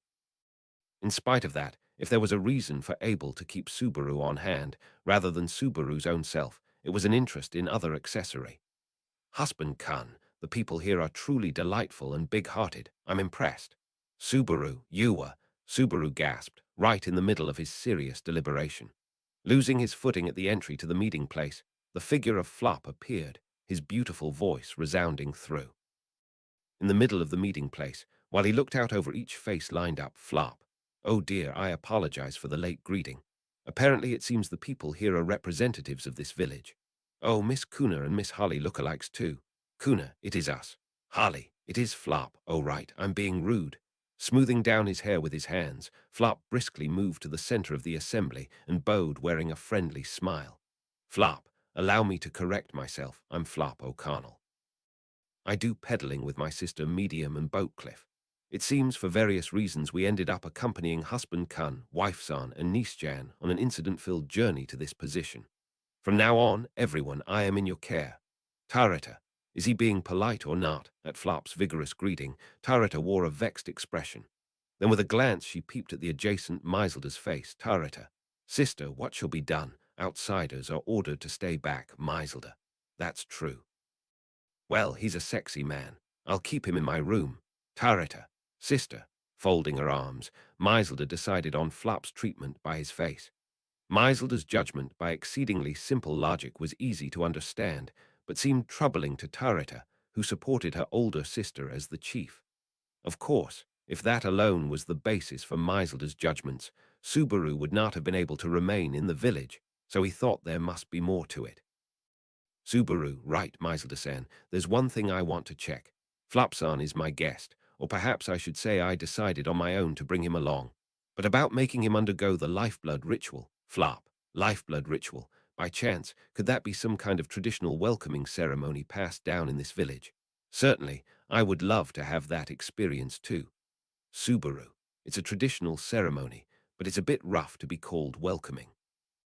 Flop was looking forward to trying the ritual, but even he would likely become reluctant if he were presented with the possibility of being pitted against a witch beast. Subaru was afraid that there was a possibility that Flop's attitude would not change upon hearing that, but either way, he did not want to let it happen. Abel, I knew from the moment we were partitioned by this thin wall, but they are a noisy bunch. And now, the one who did not welcome that attitude of Flop's was the ruthless emperor donning an Oni mask. It was a stark contrast between the sunny warmth of Flop and the cold blood flowing through Abel. At least, the fact that Abel seemed to have no reason to like Flop made Subaru's blood freeze. Flop. Oh my, what an unusual mask. Is he perhaps the head of the village by chance? I read somewhere that people who have special appearances have special positions. At the first chance meeting of the pair, Flop started by referencing Abel's striking appearance. Flop's conclusion from the conspicuous Oni mask was understandable, but it was difficult to deem Abel as one of the people of Shadrach. At any rate, the part about the Oni mask aside, he was culturally quite far removed from the other Shadrachians. Especially from visuals, his appearance was far too irregular. Abel, it is not a poor way of thinking, but lacks attentiveness and prudence. A moment ago, you spoke of your occupation as being that of peddling, Flop. Oh yeah, my sister's Boatcliff pulls the ox cart that carries our goods, and we do trade all over the empire. We are nomadic siblings wandering with the wind. With his hand pressed to his chest, Flop responded as if singing. Outside the building, a voice could be heard saying, "That's my big bro," from the public square. Even though separated by a thin wall, there was a deep bond between the siblings. However, even proof of such a wholesome relationship seemed not to be grounds to able to warm his utterly frozen heart. Upon hearing Flop's reply, Abel sniffed a small HMPH. Abel, Natsuki Subaru, you say you picked these up in the city. Subaru, don't go treating people like objects. To start, if I accurately express the state of affairs, a more correct representation is that we were picked up by Flop-san. Abel, the essence is what matters. I am not at leisure to concern myself with trifles. Nevertheless, I will first commend you for returning in this way. It was a great feat. Subaru, sure doesn't feel like praise. What the hell are you scheming? Frankly, Flop and Abel were a bad match in Subaru's view. For that reason, he had planned to ask Flop to wait in the square and introduce him when an opportunity arose. But Abel's reaction was unforeseen by Subaru. But then, Abel's interest was not in Flop's humanity. Naturally, it would not be the presence of Medium, who was known by the loudness of her voice alone, either. As such, the answer was clear. Abel, merchant, to what degree are you acquainted with Garrel? Flop, that's a good question, village chief Khan. I'm proud to say I'm pretty well known in Garrel. At any rate, it's certain our lives would be over if we traveled too far, since even peddlers have to get accustomed to travel coming and going from fixed places. Kuna seems like a fine line between caution and cowardice. Ha! Kuna let out an exasperated sigh at Flop's overflowing ever-positive self-confidence. But listening to Flop's answer, Abel kept silent under his Oni mask. No, Subaru's ears picked up a faint sound out of the silence. It was a small noise from Abel's throat. Abel, how fortuitous. Quite the fine Natsuki Subaru. A peddler intimate with the city would likely happen to know a byway or two. Subaru. Oi, hold up, Abel. A byway? What are you suggesting? Abel, again you look towards another for answers. It would appear you fail to comprehend the purpose of my repeated interrogation. I lack the words to label such ignorance with. Subaru. Every single bit of his manner of speaking was aggravating, but he had no retort for Abel's words. Natsuki Subaru was too isolated and helpless to actually break off the discussion here and turn his back and leave. Therefore, he thought carefully, even if it was annoying. No, even without thinking about it, he had a pretty good grasp on Abel's intention. Just now, it was evident from listening to the interrogation of Flop. Subaru. Abel, are you seriously? Abel, even slow minds can happen upon the answer if utilized. Ah, as expected of your thinking. With trembling lips and stiff cheeks, Subaru looked back, and Abel's penetrating gaze from behind the Oni mask told of his cold-hearted plan. Then Abel spoke, informing everyone besides Subaru. Abel, the fortress city of Garrel shall fall. That city is necessary as our next base. Translation notes. 1. Seiza, Chinese letter, is the Japanese term for the formal way of sitting in Japan, kneeling with the tops of the feet flat on the floor and sitting on the soles. It is literally translated as proper sitting. https://n Wikipedia. Org Wiki Seiza. Arc 7, Chapter 20. Emperor/Merchant/Natsuki Subaru. Translated by, at Kabasuhito at Archbishop #500 proofread by, Archbishop #0097 Art Sources, Kiromi-san. The fall of the fortress city of Garrel, that was the next move in Abel's scheme. As his brain digested the contents of that bold proclamation, Subaru instantly reached a conclusion that it was an absurd plan. Subaru, though imperfect, it's a fortress city. It's surrounded by walls on all sides, plus entries and exits through the gates are being monitored constantly. It's not a place where you can just say something like, surrender, so casually. Abel, ho, you speak as though you have seen it. Oh, right, you have. As nothing particularly useful has been heard coming from your mouth, I had nearly forgotten. Subaru, that sharp wit is very nice. But that sharpness is only usable against opponents sitting down for discussions like this. It won't work against armed opponents. In the middle of the meeting place, encircling the fire, Subaru and Abel glared at each other. Abel let no emotion behind the Oni mask peek through, but that just made it all the more impossible for Subaru to guess what was going through his head, leaving Subaru both annoyed and confused. Right now, the legitimate concern Subaru harbored, there was no way Abel would not have likewise realized it. And in spite of that, He had proposed something like the fall of the fortress city Rem. You intend to use a byway to invade the city, is that what you are saying? While Subaru was holding his breath, a quiet voice murmured those words beside him. It was Rem's. Rem was sitting with her legs folded to one side, her light blue eyes fixed intently on Abel. It was less of a glare, and more like her gaze was peering into him. Receiving that look, "That goes without saying," Abel shrugged. Abel, as Natsuki Subaru said, the inspections imposed at the main gates of the city are the first obstacle. It is imperative we find a way to evade them to get into the city. Rem, even supposing we got in, it looked like there was a large number of Imperial soldiers within the city. Even ignoring the inspection, I think there would be too many enemies. Abel, HM. To Abel, who was sorting the obstacles for the fall of Garrel, Rem gave a well-reasoned objection. Abel snorted at that attitude, but on the other hand, Subaru's bewilderment intensified, the source of which was, of course, the figure of Rem directly arguing with Abel.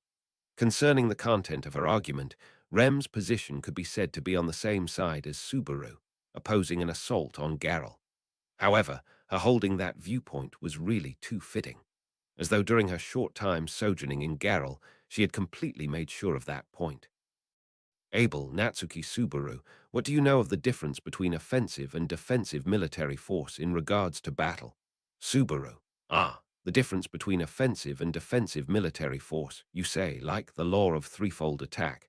Abel, the law of threefold attack. Indeed, that is a perfectly fitting phrase. When asked, Subaru reflexively answered, and Abel nodded as if impressed. The law of threefold attack was a theory of combat regarding military force, which stated that the attacking side should have 3 times the strength of the defending side. This was due to the difference in the sense of objectives between offense and defense. The offensive side must defeat their opponents, whereas the defensive side could either defeat their opponents, repel them, or just avoid the attack, which was a significant advantage. For example, in this instance, to procure Garrel, Abel would have to command the Shadrakians to occupy the city, but the Imperial soldiers and guards could withdraw from the attack and barricade themselves in the city to achieve their aim. To cover for the difference for it to be possible to achieve the objectives, the idea was that such an amount of troops were needed. But Subaru, 3 times the force of the city, there's no way we could get something like that together. Meiselder-san, how many people are in this village, give or take? Meiselder, altogether 82 people, including Abel and that man, Flop. It's at least 100. Subaru, I'm not sure how you're counting men with nice faces, but it's merely 100, though I'd roughly estimate there were more than 3 times that force in the city. Setting aside Meiselder's method of calculation, Subaru estimated Garrel's military strength to be in that ballpark. Scale of the city probably did not reach 10,000 people in size, but there should be a suitable number of soldiers protecting the city's law and order to match. And on top of that, the Imperial soldiers whose camp had been torched would join them. Those Imperial soldiers, including Todd, Subaru, Abel, at the very least, it seems you possess some fundamental knowledge in that head of yours. Yet, the reason you held your tongue appears to be some other fear besides concern about the power differential.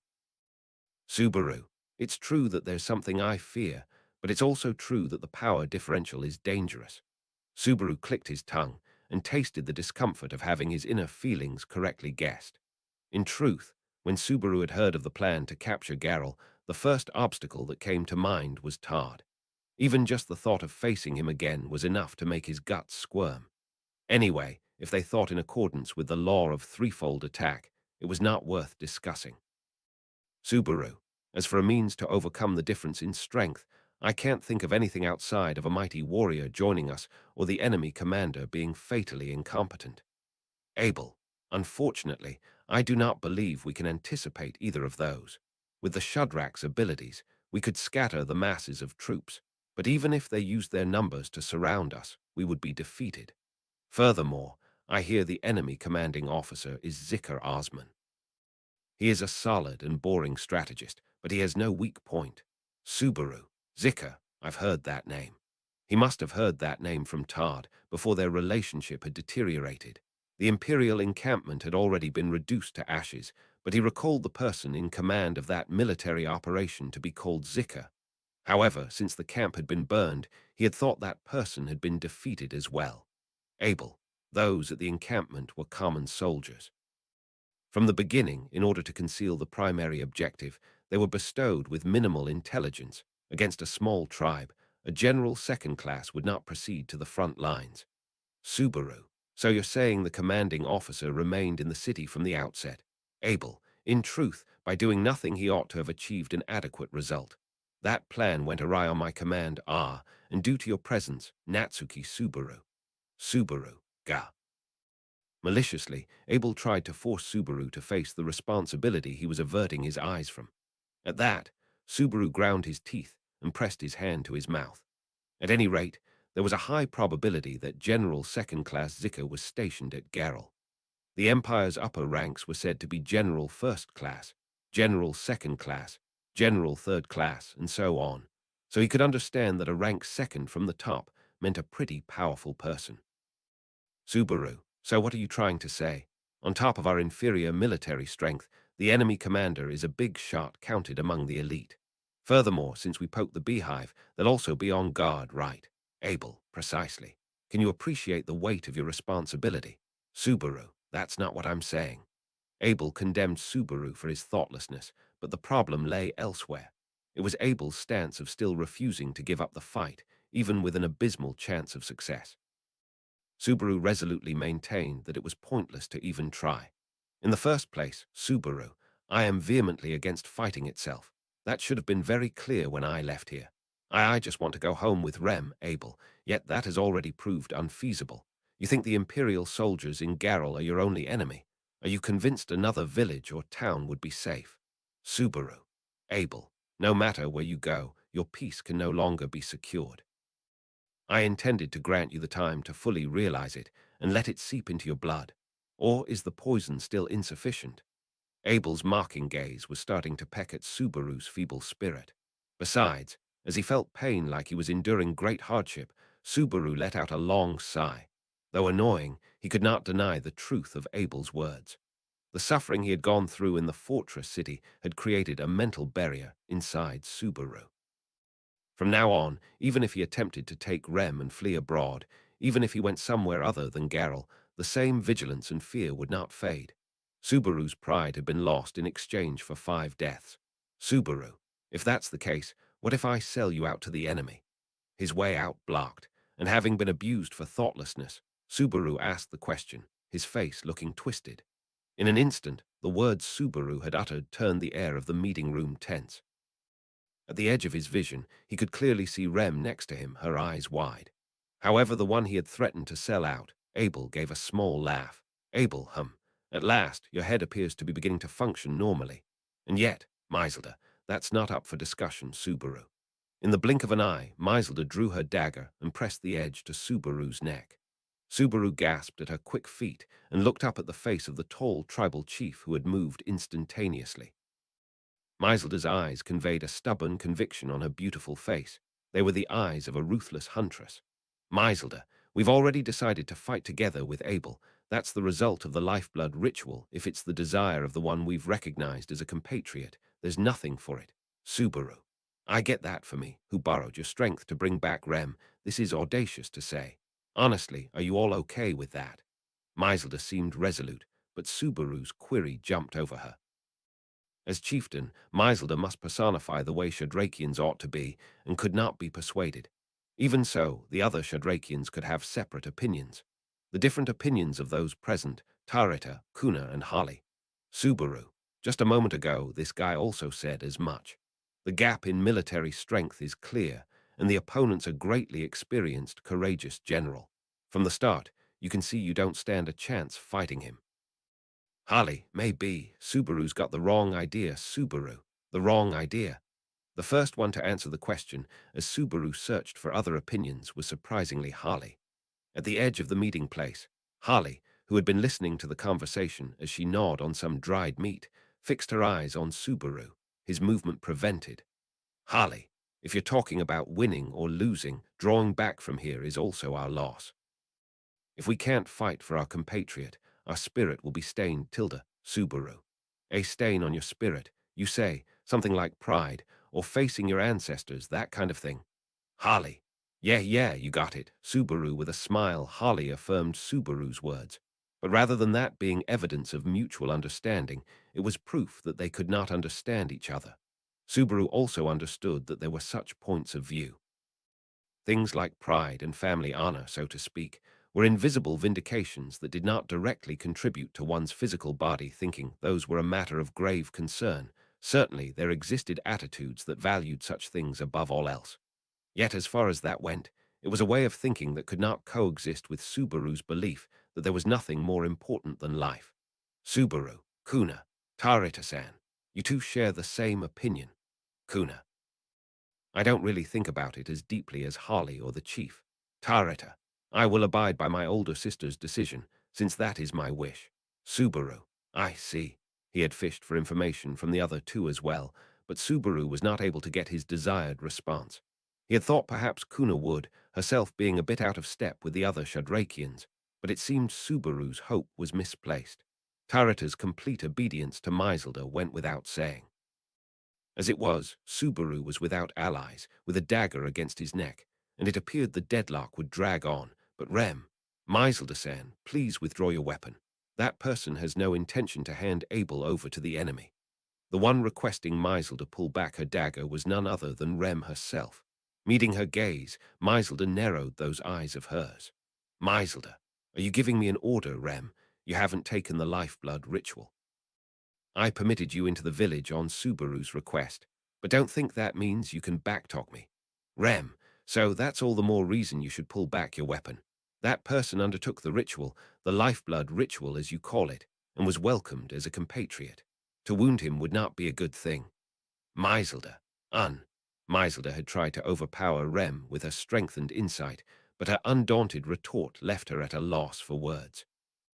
In the end, she swiftly returned her dagger to its sheath on her waist, and like that Subaru was released, and he stared intently at Rem Maiselda. What you said just now is correct, but if Abel and Subaru's opinions are divided again, I will side with Abel. Don't forget it. Rem, is it because that person's eyes are that of a heinous villain with fitting body odor?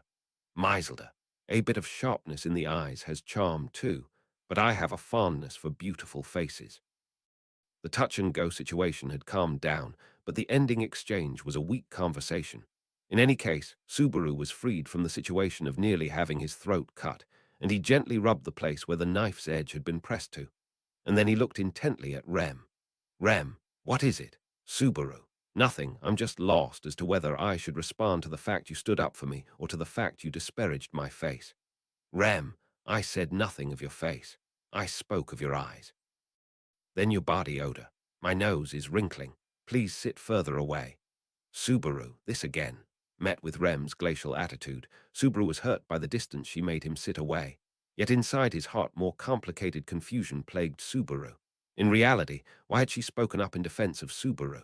He did not understand her true motive. Nevertheless, maybe she disliked turning a blind eye to something illogical, or maybe it was something else. Maybe thinking that was Subaru's bias. After all, she had not unpacked at the inn in Garrel, so. Abel, our conversation was interrupted. However, even supposing you were able to evade the Shadrakian's eyes, the idea of selling me over to the enemy is futile. Subaru, good job getting us back on track. While we're at it, I'll ask, why's that? Abel, you also spent time in the city, albeit briefly. That being the case, did news of how the current imperial capital is being governed not reach your ears? Subaru, the imperial capital, you say? Ah, right, that's right. In sudden understanding, Subaru stood up on the spot without thinking. Then, as he focused on his visible surroundings, he called out, Flop-san. Not having kept up with the change of affairs, the astonished Flop turned around with a yeah. Flop. WWW. What is it, husband-kun? Honestly, I'm feeling extremely confused and bewildered right now. I'm becoming a mess. I'm not following this conversation in the slightest. All I know is it feels like we're getting to the climax of the issue. Subaru, sorry for leaving you out of the loop, but confirm something for me. In Garrel, you talked about the official notice from the imperial capital, or rather, about the Emperor's proclamation. Flop, the Emperor's proclamation, you mean the trouble in the imperial capital. Flop snapped his fingers, and Subaru nodded at his understanding. Immediately after, The intense fight with Tard, having been repeated sixfold, had been severely burned into his brain, but he had also exchanged such talk with Flop in Garrel. Reflecting on the matter in question, Flop smoothed down his own long hair. Flop, embers smolder in the Empire, and there's some kind of disturbance in the imperial capital. The current emperor has been reigning for a long time, and with no signs of civil war, imperial citizens have been enjoying peaceful days. But then this happened. Subaru, talk of trouble in the imperial capital has spread outside, and you said the emperor himself had set out to resolve it, right? It was a kind of unusual announcement, but Flop, right. Actually, this is the first time since the current emperor took the throne. Nonetheless, he has an excellent track record managing the empire so far. So I'm not worried. Viva Valencia. Raising both hands, Flop unconsciously gouged Subaru's old wound. Those were the words extolling the empire that he had heard so often in the imperial encampment. But now Subaru did not have the presence of mind to innocently go along with it. In any case, the problem was not the praise, but the movement of the emperor that was spoken of just before. That the emperor was directly starting to move in order to suppress trouble in the imperial capital was an unprecedented situation. Not to mention, in the event that the emperor were to do something like issuing a command before the public, Subaru. That's here now. Who are you and what kind of position are you in? Can you prove you aren't some crazy nutcase with a screw loose? Abel, proof you say. Where is the need for that? Subaru. What? Sitting with his knee raised, Abel snorted at Subaru's skepticism. At the same time, he put his hand on his chest, and like he was trying to flaunt his own existence, spoke, Abel. Never mind the thoughtless ones who have turned on me. Seeing as you have reached a point of no return, if you were to still treat me as an insolent person who speaks nonsense, how do you explain the situation you have found yourself in? Subaru. That's Abel. Cease latching onto facile ideas that cannot fool even yourself, merely to obtain peace of heart. If you exclude the possibilities that do not align together at the precise time, what is left is nothing but the truth. Abel's statement was harsh, but Subaru bitterly understood the logic behind it. The only masked man in front of him was a fake being disguised as an emperor, and Subaru, and also the people of Shudrak, were being deceived by his falsehoods. That kind of development would lead to doom beyond saving, and above that was hard to believe. In reality, Abel had utilized the Shadrakian's strength and the information obtained from Subaru to fight and win against the Imperial army. That real occurrence was something that could not be explained away by a habitual liar. Subaru. Then, what about the Imperial capital stuff? If it's said that the Emperor directly took command, there's no way the Emperor wouldn't come out in front of people. Abel. I suppose they would then. A fake remarkably similar to myself. To halt mentions of the Emperor's absence, an exceptionally well-made double is used. Keisha Gold. Subaru, Keisha. It was a name he had not heard before, but they were Abel's no. They were the Emperor's body double. In a land where the imperialistic, might makes right, ideology inhabited, it was easy to imagine that in preparation for assassinations, the Emperor would arrange for a body double. However, having said body double be used by the enemy to usurp the seat of the emperor was quite the misplacement of priorities. Abel, silence, I am aware. Subaru, right, thanks to you, we're in quite a mess. If only the empire was at peace. The only problem Subaru needed to have was the salty interactions from the amnesiac Rem to reunite with Emilia and the others. A journey to struggle and escape the Valatian Empire was to unfold. That was all it had to be. But now, due to some fate, they were in this mess. Flop. Husband Kun. The one who called out to the sour-faced Subaru was Flop. Wrinkling the space between his eyebrows of his graceful face, he tilted his head at a rather steep angle and Flop. I've been thinking about it ever since I heard it before, but what you're talking about with Village Chief Kun is a bit mysterious, isn't it? To be honest, I'm still shocked because of your joke about causing the fall of Garrel, but Subaru, a joke, no, don't mind that. Flop-san, I've been meaning to explain, but... Flop, yes, please explain if you could. If not, I have no choice but to agree to somewhat accept what I hear without question. Saying that, Flop whipped his finger to Abel and poked it out towards him. Then Flop, I have to agree to the absurd idea that Village Chief Kun over there is His Excellency the Emperor himself. Subaru, Flop, Ho ho ho. I'm conflicted if you stay silent there, husband Khan. Thankfully, I have a reputation for jumping to conclusions. That's why I have the flexibility to change and withdraw my opinion, you know, Abel. You have done something akin to drawing improperness into art. If they were trying to hide it, it was a conversation lacking the consideration to do so. That was why, sitting next to Subaru, Flop was able to naturally reach the correct conclusion. And being able to do so by himself, Abel was showing displeasure at that. Putting disdain into his gaze, the one he insulted with improper was Subaru. He was pointing out how Subaru had not made any of the situation clear to Flop, having brought him into the Shadrakian settlement. However, accepting Abel's disdain was difficult for Subaru. Subaru, I'm improper. Like you could say that. First off, even I know that that's not something you can say out loud all willy-nilly. Abel, then, finish your ascertainment before bringing them here. It seems you still lack an understanding of the current situation. While being chased by enemies in Garrel, the thinking time provided should have been more than enough. Subaru. Abel, putting something more important than yourself by your side, why did you give in to your thoughts? If you had no intention to line them beside yourself, bringing them back was a mistake from the start. Something more important than yourself. Being told that, Subaru thought about Rem beside him. The words that followed that also hurt Subaru like his flesh being cut open. What Abel was trying to say was clear as day. He was speaking on how Subaru had left himself exposed at a time he should have been protecting Rem, of course. Subaru had no recollection of putting his guard down or giving in at all. However, in the eyes of Abel, whose thought process spun far deeper and farther than Subaru could, Subaru's own was severely lacking. It was never enough and never worth considering. Do not bring back someone who could not be trusted with the details. That was how he was being criticized. Subaru thought to not involve Flop and Medium in things. Abel exposed Subaru's naive thought and coldly discarded it, saying that it was idiotic and stupid. Subaru, Flop, village chief Khan. Could I interrupt this discussion for a moment? Subaru was at a loss for words, but in his place, Flop energetically raised his hand.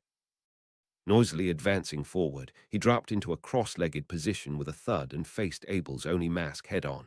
Flop, or perhaps you are not the chief. How should I address you? Abel. As of now, I bear no title. I have taken the name of Abel, but you may call me what you like.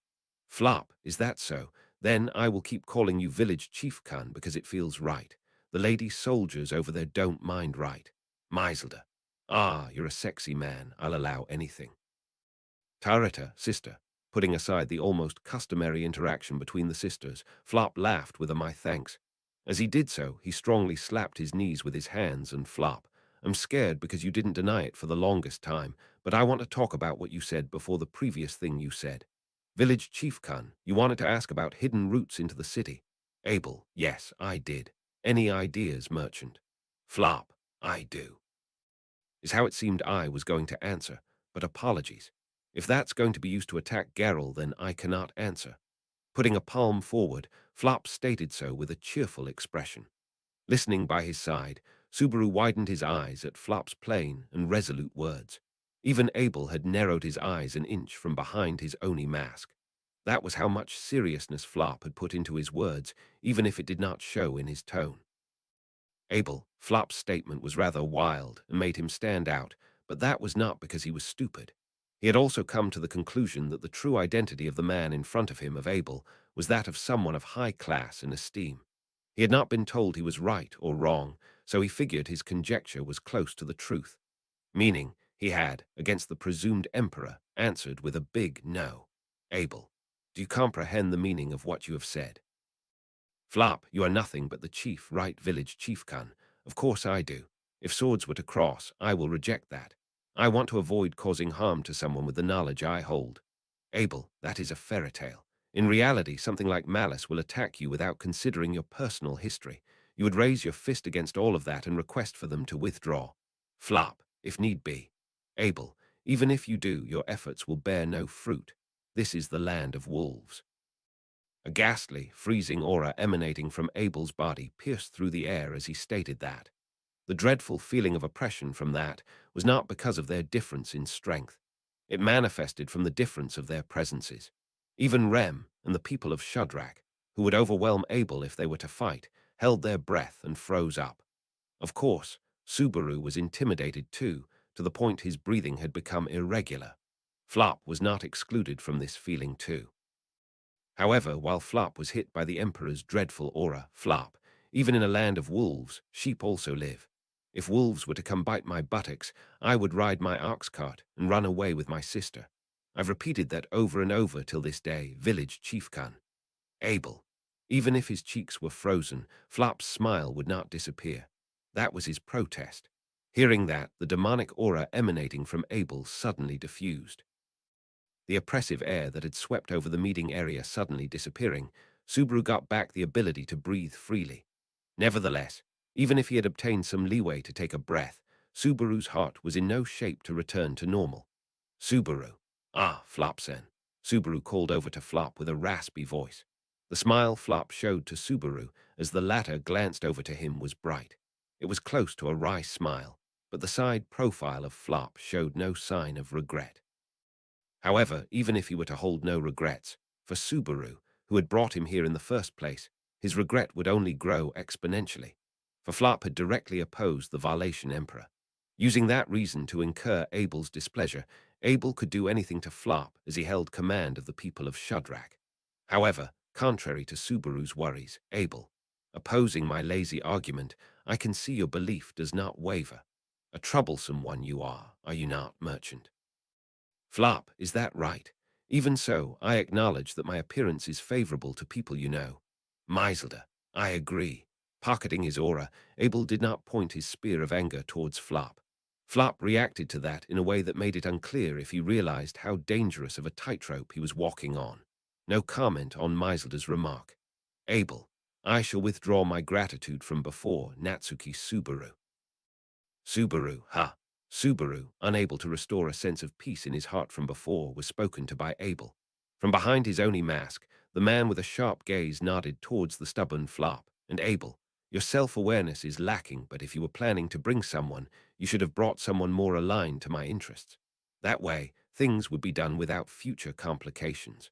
Subaru, if it were someone like that, I doubt they'd have been kind to us in the first place. Abel, HM, I suppose that judgment is correct. How aggravating. If the earlier gratitude had been given for bringing Flop along, then the obstinance Flop had shown certainly made Abel want to retract the commendation. No way. Flop was snapping at the Emperor's authority directly. No, he should say he was eluding it like a willow. Subaru had not thought there were people who would take such a stance. Not to mention, it had also been unexpected that Abel would tolerate such an attitude from Flop. Rem, I expected Abelson to be more obstinate. Subaru, hold on, Rem. Rem's brief comment seemed to reflect Subaru's heart, and his eyes widened involuntarily. In truth, he also found that surprising, but he had not spoken because he thought there was nothing to be gained by saying it. It had come from Rem, and Abel's Oni mask turned toward her.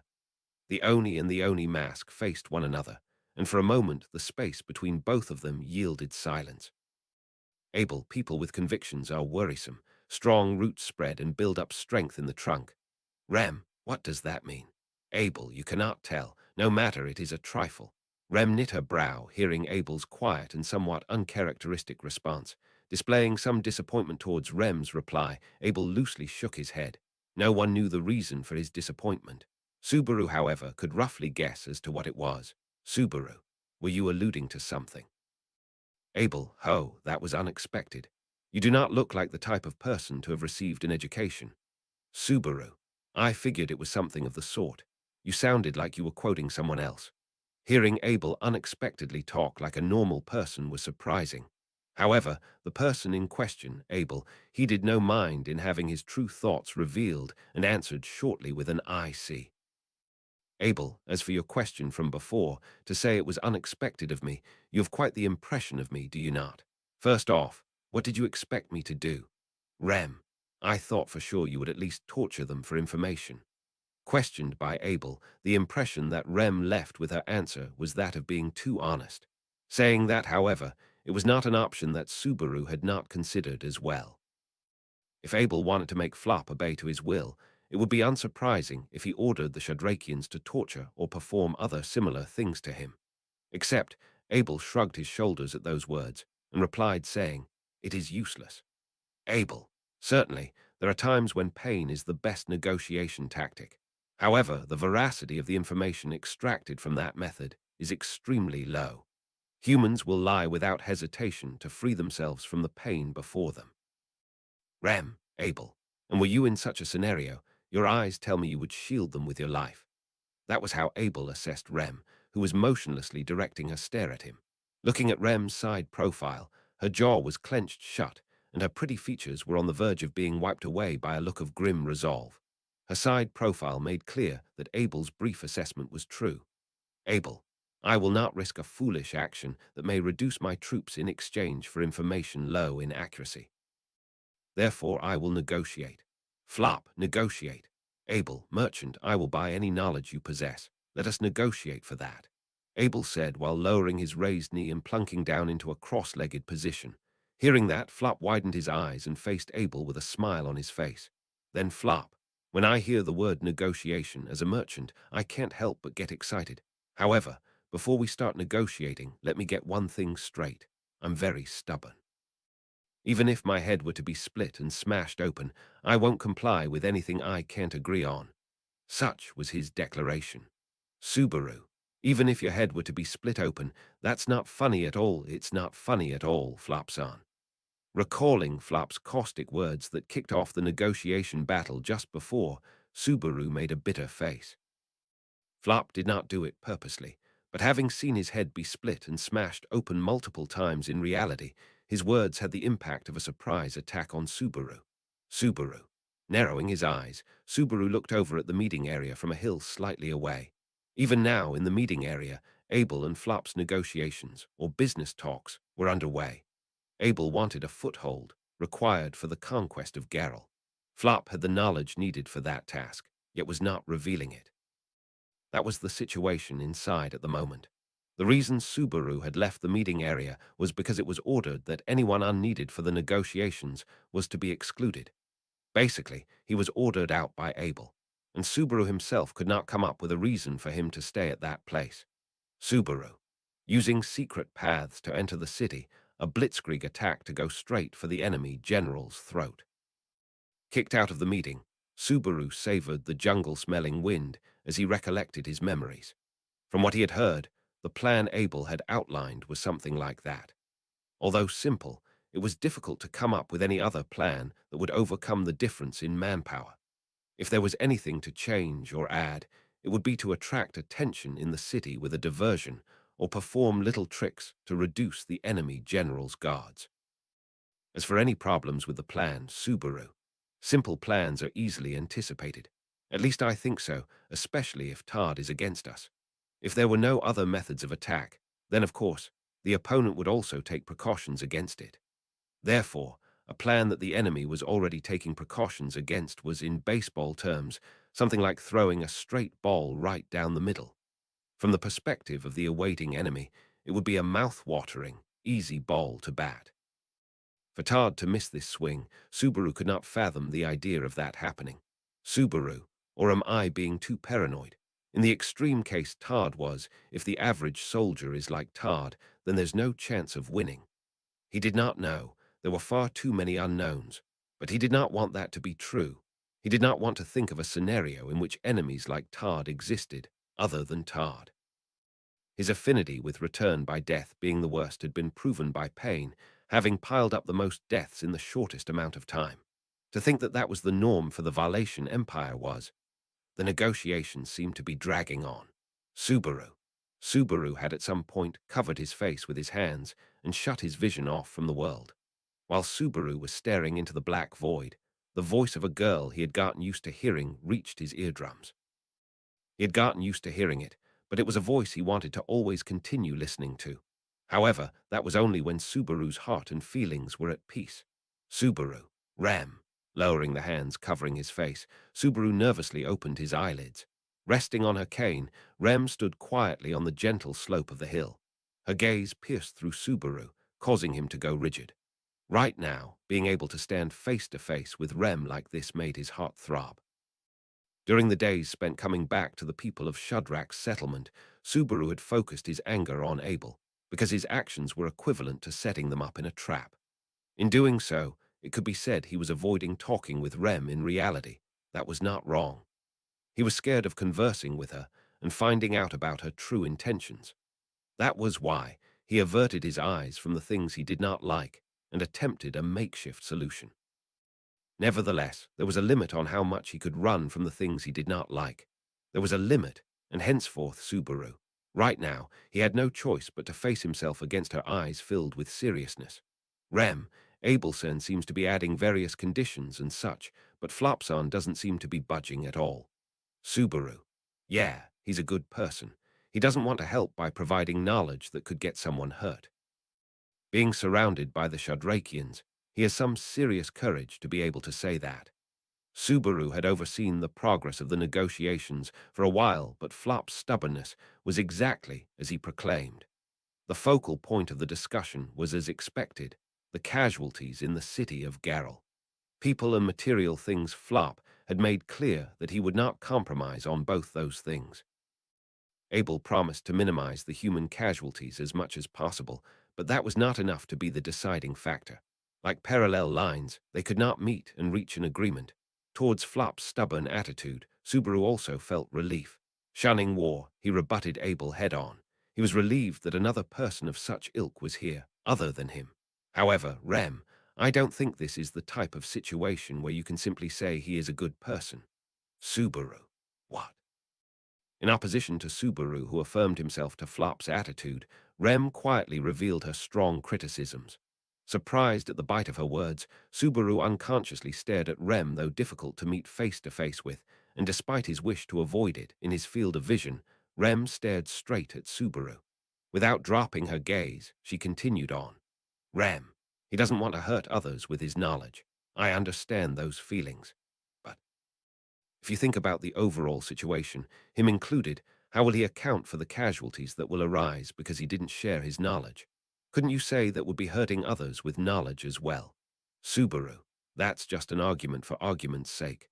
Trying to blame Flop for all the casualties brought about because he doesn't talk, that's just a false accusation.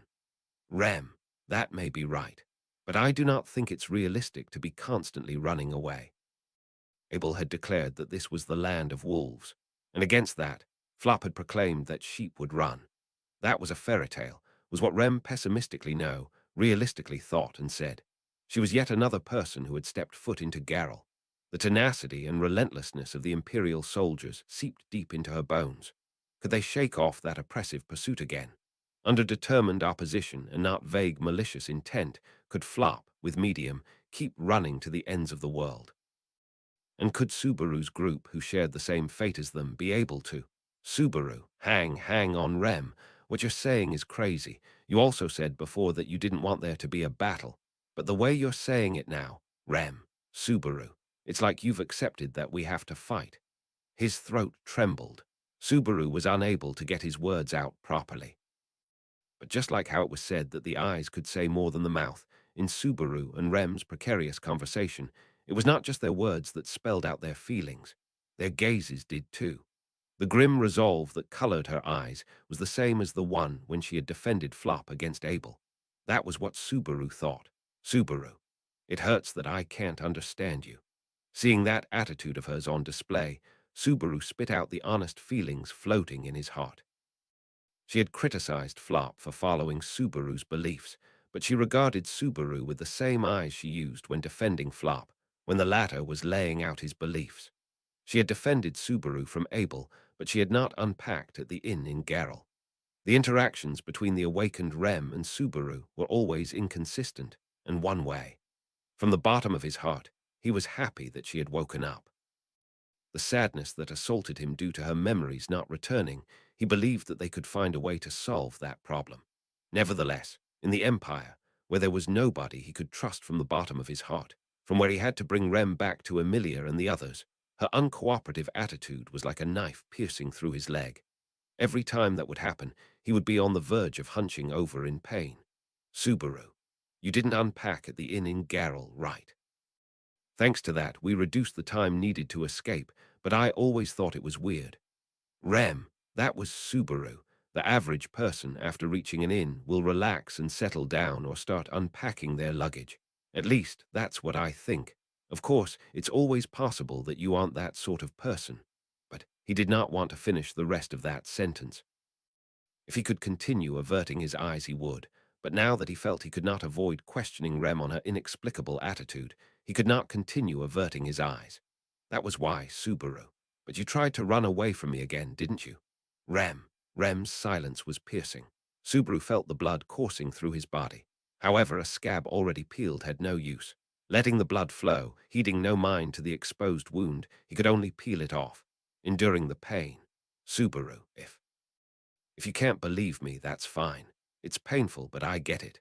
You don't have any memories, and for you, my smell reeks like that of someone unforgivable. Also, I don't have anything to prove that you can trust me. I understand why you can't believe me and want to distance yourself from me. Rem, Subaru. But the people waiting for you, the people who hold you dear in their hearts, are real. If you don't like me, you don't have to talk to me. I'll endure it if you bat my hands away. But please don't try to leave. Rem, Subaru, I'm begging you, so please, please don't shut me out from your life. His begging voice was shaking, his eyes were on the verge of tears. Whether those droplets of tears that gradually appeared were the result of his self-pity or of his petition to Rem was unknown even to himself. Truly, he was just being exceedingly pathetic. It was so absurd it made him laugh. Even if he was not given up on, it would not be surprising were he to be abandoned because of his begging right now. He continued to expose his hopeless and pitiful self in front of Rem. It was a sight he would definitely not show to Emilia, Beatrice, or his other friends. At least, Subaru intentionally strived to not show it to his friends. Never mind if he was able to actually achieve that. That was what he had done now, because he had decided to show his weakness only in front of Rem. However, that did not mean that he wanted Rem amnesiac, with no one to rely on, alone in another country, to shoulder the heavy weight that was Natsuki Subaru. That was not at all what he desired. Rem. Hearing Subaru's shameful begging, Rem would not say a word in return. Nonetheless, Subaru did not avert his blurry, tear-filled gaze from her. Neither did she avert her gaze from Subaru. A brief silence enveloped the space between them. Rem. Subaru, Rem, I was not trying to abandon you. Rem said awkwardly, choosing her words carefully.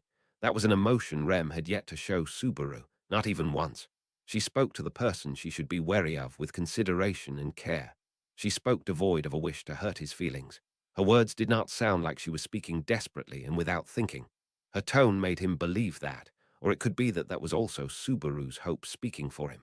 Subaru, are you relying on that thin ray of hope, the thread of hope he should not be relying on? Subaru searched for the right words. What was Rem thinking? What did she wish for? What did she believe in to put those words to her mouth? Not even knowing if he should be informed of the answers to those questions, Subaru just wanted to hear her voice more and tried to continue his sentence. However, Subaru, Gyuo. Faster than he could continue, a force jumped at him around his waist, and Subaru's body blurred as it was launched to the side. Unable to support his body at all, Subaru was blown away, sent sprawling on top of the hill. The atmosphere from before being ripped to shreds, Subaru's head spun as he opened his eyes wide to try and make sense of the situation. Lou, don't sit on top of Sue, that's bad. Who tried to stop her? Lou was the one who did it. Subaru, Yu Takata. Meaning this is.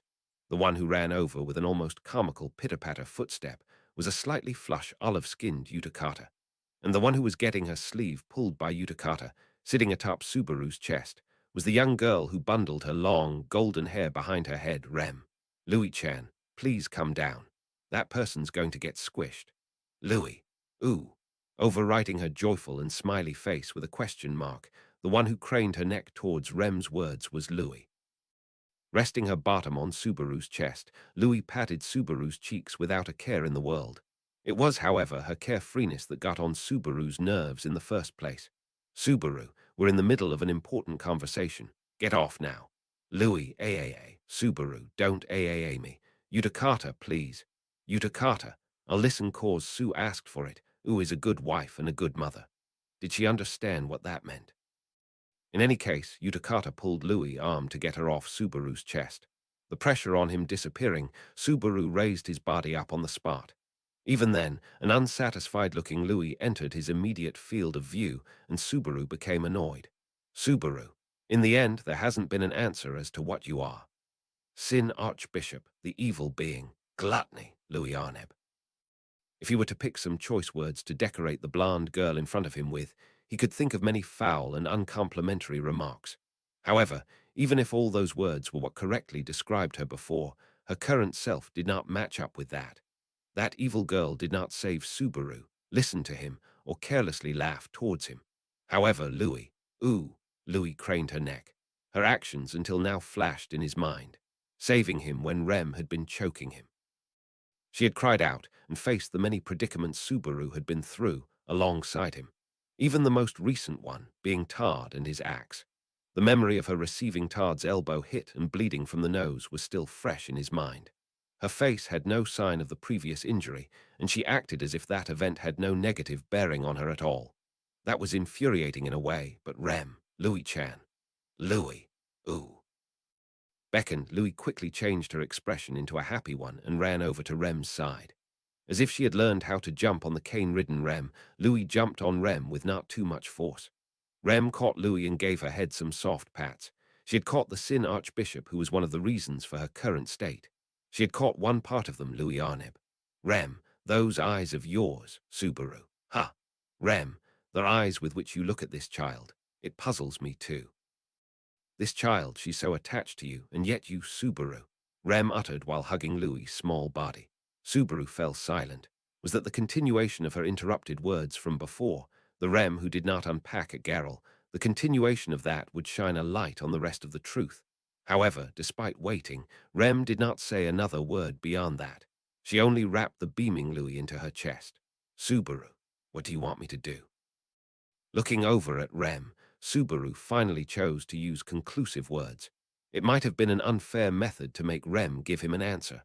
However, if Rem were to brush aside all of Subaru's chosen words and actions, this was the only option left. What did Rem wish for, and what did she want him to do? He had to ask her directly. On top of that, if the answer she brought out was something Subaru could not achieve for her, then it would be that time for sure that their relationship might become unsalvageable. Knowing that, Subaru asked her fearfully. She held her breath for a moment against Subaru's question, and Rem, I do not want it to turn into a battle, said that. Subaru could accept that too. In reality, when the Imperial Army's camp had been reduced to ashes, she thought that Subaru had spearheaded that attack, and so flared up at him with a strong, threatening attitude. Rem did not wish for a war. She did not favor it. That was no mistake. That was why he understood that her opinion had not changed.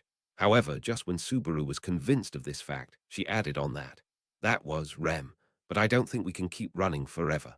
Flopson's words are not realistic. And Subaru, you can't agree with Abel's opinion. Rem, yes. Quietly nodding, Rem agreed with Subaru's question. Her timid agreement, it was the sign that she held the awareness that the words she spoke were outrageous. And of course they were. She agreed with Flop's stance on not wanting to fight. She also agreed with Abel on his stance that they had no choice but to fight. That was an ideology that could be said to be an incarnation of opportunism. In all honesty, even Subaru thought how good it would be if a fence-sitter opinion like that worked out.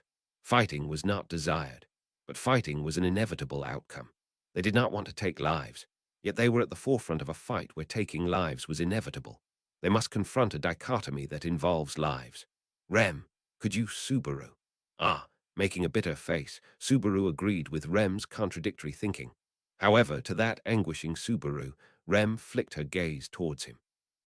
Holding Louis' head to her chest, she directed her helpless-looking light blue eyes towards Subaru. Subaru held his breath. As if she quietly hardened her resolve, Rem, could you do something about this? She asked as if she were clinging on to him for an answer. Subaru. The moment he received that question, Subaru froze as if struck by lightning. That was a completely unreasonable question. Compared to Subaru, who thought himself to be unfair and cowardly, this question was far, far worse. The want to not fight, the knowledge that there was no choice but to fight. A third answer that was neither of those choices. That was what Rem wished from Subaru.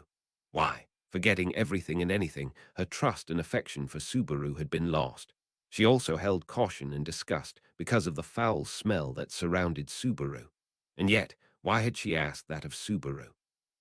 Why did Rem look at Subaru with eyes that looked like she was holding on to him? Subaru. That extremely one-sided, even selfish question started a fire in Natsuki Subaru. Even if he were to get angry, curse her out loudly and denounce her naiveness now, he would no doubt be forgiven. That was how selfish the option Rem chose was. However, what grew in Subaru at that moment was a sense of duty that arose from the very bottom of his soul. Subaru. Aye, he must fight. He must resist. He knew that he must break open the present as it was now. Evading combat, the person stopping himself from revealing his information. Flop O'Connell. Preparing himself from the unavoidable battle, the person who would win his survival. Vincent Abelux. In the situation they were in now, the inevitable pathways that these two held, the person that must find an answer, a pathway that was different from these two answers. Natsuki Subaru. Why was that? That was because Subaru, and the hero that Rem believed in, and also because he was the man that kept on fighting in this other world, using only his unwillingness to give up as a weapon.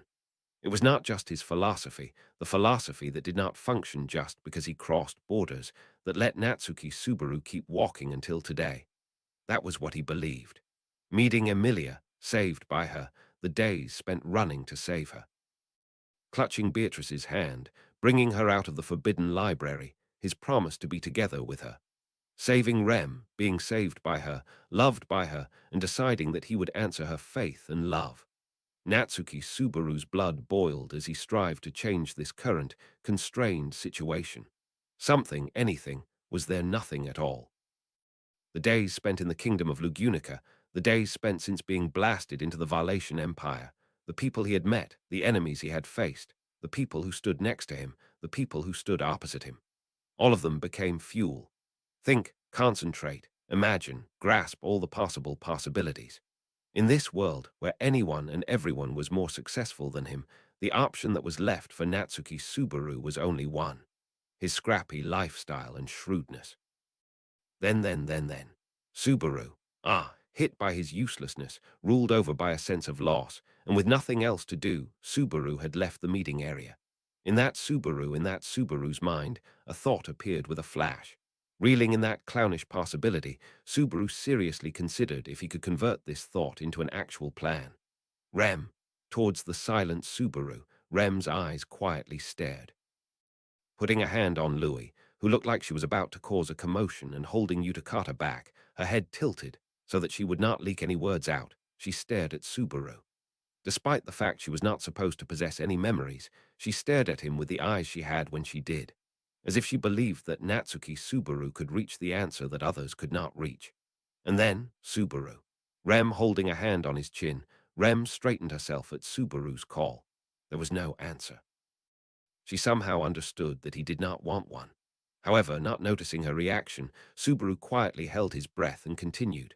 Subaru, what would I do if it were up to me? I found the answer. Lumbering, advancing with strong steps on the hard ground, the doors to the meeting area were pushed open. Looking at the newly appeared Subaru, the man donning a Oni mask flared his nose in dissatisfaction. His attitude conveyed that he had been uncalled for. Abel, what is it, Natsuki Subaru? A person like you, one who cannot provide a constructive opinion, has no role for an appearance. He had actually been told in reality that he was not called for, and yet Subaru's legs did not stop. Even if he had forgiven Flop's disrespect, Abel would most likely not forgive Subaru for his, as Subaru held no reverence for him. Feeling the gazes of the faces still remaining in the meeting area, Subaru pressed his legs straight forward. Standing right next to Abel, looking down at his Oni mask up close, Subaru. Any developments? You arrogant shit. Abel. Extending his hand, Subaru forcefully peeled the Oni mask off Abel's face. Maiselder and the other Shadrakians widened their eyes in surprise at his unhesitant action. It went without saying, but Flop too was shocked, laying his eyes upon Abel's true face for the first time. However, the other's actions did not enter his eyes. Towards Subaru's question, Abel shifted his demonic face into a cruel expression that would run a chill up anyone's spine. He shook his head curtly, saying, No, Abel, negotiations are progressing roughly. Contrary to expectations, this merchant is hard to crack. Subaru, is that so? Then since you're so terrible at being persuasive, I'll persuade him for you. Abel, what? Abel furrowed his nicely shaped eyebrows together. Seeing his face, Subaru looked down at Abel with satisfaction. Next, Subaru turned to face Flop. Because a conclusion had not been made, Flop was in the middle of arguing with the presumed emperor head-on. Taken aback by the difference in Subaru's expression and attitude, Flop called over to Subaru, saying, "Husband Kun." Then, towards the two that held differently shaped doubts, Subaru declared. The contents of that declaration were, "Subaru, I have a plan for the bloodless fall of Geralt. If we can fight without any bloodshed, then the two of you can agree on a plan together, don't you think?" Arc 7, Chapter 21, Zikr Osman. Translated by, at Kabasuhito at Archbishop #500 proofread by, Archbishop #0097 Art Sources. Ryu. Zikr Osman, General Second Class of the Valatian Empire, was known as the Womanizer. There were many words to describe him, like sex-obsessed, lecherous, and lustful. For an imperial soldier who had to set an example of true strength and gain the respect of his fellow officers, it was a rather disgraceful set of terms. However, Zikr Osman himself liked being known as the Womanizer. No, it would not be an exaggeration to say he took pride in it. The reason why? It was because Zikr hated the nickname he had been given before being dubbed the Womanizer. For a soldier, to be called by such a nickname was an unbearable humiliation. Thus, he proudly paraded the title of Womanizer, which made his fellow soldiers forget that other nickname. Anyway, although called such, the meaning of Zikr being labeled the Womanizer differed from that of so-called Casanovas or from the vices of the sort of men who look down on women. The Osman household had produced a lineage of soldiers for generations, but in Zikr's generation the blood had been unbalanced, and for some reason the family had only sired females. Born and raised in an environment with 4 elder sisters and 6 younger ones, Zikr spent his childhood without even one brother. Growing up surrounded by sisters on all sides, like most people, Zikr was instilled with various preconceived notions relating to women. But what made him different from most people whose illusions about women were lost due to the existence of female family members, he instead sought fantasies and idealized outside women. And then he parted from his sisters, saddened to let go of their adorable and kind brother, and he started his career as an imperial soldier at a young age, making contact with outside women for the first time, and he cracked.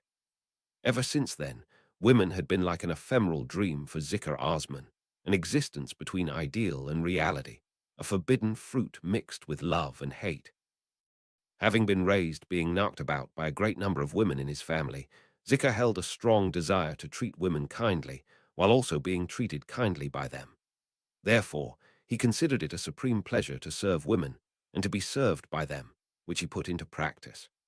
This attitude differed from most of the dominant men of the empire, which combined with jealousy and contempt for his precise tactics and safe victories, led to the name Womanizer.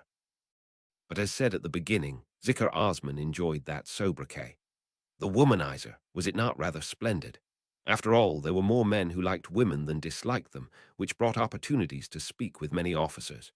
Zikr's stance was clear and left no doubt, and his subordinates, knowing their superior officer's taste, naturally looked up to him as the Womanizer and respected him. The Womanizer, was it not rather splendid? Zikr Osman was the man who had risen to the rank of an imperial general second class, despite being called such.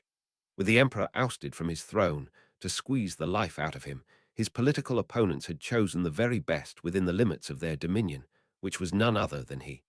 It was surely the threatening general called the Womanizer, Zikr Osman. From the beginning, Zikr had a hunch that something about the expedition smelled fishy. Military exercises were held in the area around the Budaim jungle in the eastern part of the empire every year. But this year they had been held earlier, and including Zikr, only a portion of the commissioned officers had been notified of the expedition's purpose negotiations with the people of Shadrach. Zikr, the people of Shadrach hiding in Budaim, an indigenous people that lived in the Budaim jungle, the tribe was known for having a long history. They were also famous for not emerging out of the considerably dense jungle, and Zikr had never encountered them firsthand. But he had heard that they were a matriarchal tribe, and he wished to meet them just once. Living deep in the jungle, Their approach of capturing outside men for use as tools to produce children was also fascinating. Likely, they were all strong, indomitable women, he thought. Women were good. Strong or weak, gentle or harsh, all flavors. After all, they could not all be lumped together. Older sisters, and younger sisters too, had times when they were gentle and times when they were harsh, times when they were sweet and times when they were bitter. If a single woman displayed such kaleidoscopic splendor, how could one think of lumping multiple women together? Therefore, Zika, to make them swear fealty or be destroyed, what is the imperial capital thinking? That was the secret order given behind closed doors to Zika before he departed for the expedition. Word from the imperial capital, Lupugana, affirmed that this expedition's true purpose was to either win over the people of Shadrach or annihilate them. He attempted to ascertain that there was no mistake, but the reply from the imperial capital remained immutable, and Zika had no choice but to comply. However, he had heard about some kind of trouble brewing within the imperial capital, so he could imagine that had something to do with the purpose of the expedition on this occasion. That much was clear from the fact that the common soldiers had been ordered to execute this plan while the purpose of the expedition was hidden from them. What His Excellency the Emperor was thinking, Zika had no idea. Zika. But then, no one can read that gentleman's deeper intentions, can they? The 77th Emperor of the sacred Valatian Empire, Vincent Valatia. That was the name of the one who ruled over this empire, the wisest man of this age, who never allowed others to read the depths of his thoughts. In the crystal palace of the imperial capital of Lupugana, His Excellency the Emperor was considered to have a clear view of the entire vast empire. Even though Zika was a general second class, his post was far removed from the imperial capital, and he had little opportunity to see his countenance. Yet, his ingenuity and renown crossed the distance to reach Zika's ears. Within an imperial society in which the strong consumed the weak, greedily climbing was seen as an inevitability. In a world in which various clans and locales revolted, and the live coals of insurrection would flare up every day, Vincent crushed every problem before it could become a raging inferno. In the 8 years since the inception of his reign, the Valatian Empire had become astonishingly peaceful. Blood was spilled, flames were fanned, and lives were lost. And still, these were the most tranquil days since the founding of the Valatian Empire. Therefore, this completely thorough approach towards the people of Shadrach caused Zika to furrow his brow. Though he was a perfect son of battle, His Excellency the Emperor avoided battle in some respects. It was not that he loathed war, but that he had deemed it foolishness, and that was the reason for his decisions. That was the supposition Zika embraced of his own accord. Perhaps this feeling was because of a sense that he had been betrayed. No, it's not like that, General Second-Class Zika. I understand your thinking, sir. I'm just a common soldier myself, but I also have to consider all sorts of things, said one of the common soldiers, listening to him with a charming smile. They were having a moment in a tavern while they were stationed in the fortress city of Garrel, where the expedition was based. On the nights that Zika did not spend with women, he enjoyed drinking with his subordinates in such a manner. And in addition, rather than a retinue of high-ranked officers or generals of the third class, he would drink with lower-ranked, ordinary soldiers. Of course, most soldiers did not particularly want to drink alcohol with their superiors. Even so, Zika liked such rituals whenever he went on expeditions, as it helped him understand the thoughts and preferences of the subordinates he traveled with. But on this night, he may have said a bit too much. The soldier he was drinking with that day was an awfully talkative, chatty sort. As they drank, he was always looking around, brimming with curiosity. When asked what he was thinking about, he joked that he was hypothesizing what would happen if the tavern turned into a battlefield. An attitude of constant combat readiness and a lack of timidness towards his superior officer's company. Such an imperial mindset, combined with his personal affection towards humanity, led to him speaking of things he ought not to. It was not like he had declared the contents of the secret order regarding the people of Shadrach, and though he did not state it explicitly, he got the feeling it was clear from how he had been listened to. Had he been a spy from another country, Zika would be executed for such a blunder.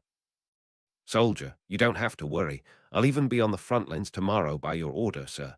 Really, I'm sure the higher-ups have all sorts of motives, but it's nothing to do with me. As his drunkenness faded and Zika came to his senses, the soldier spoke as if to reassure him. And then, just as he had stated, he had departed for the encampment of the expedition at the front lines, the camp site adjacent to the Budaim jungle.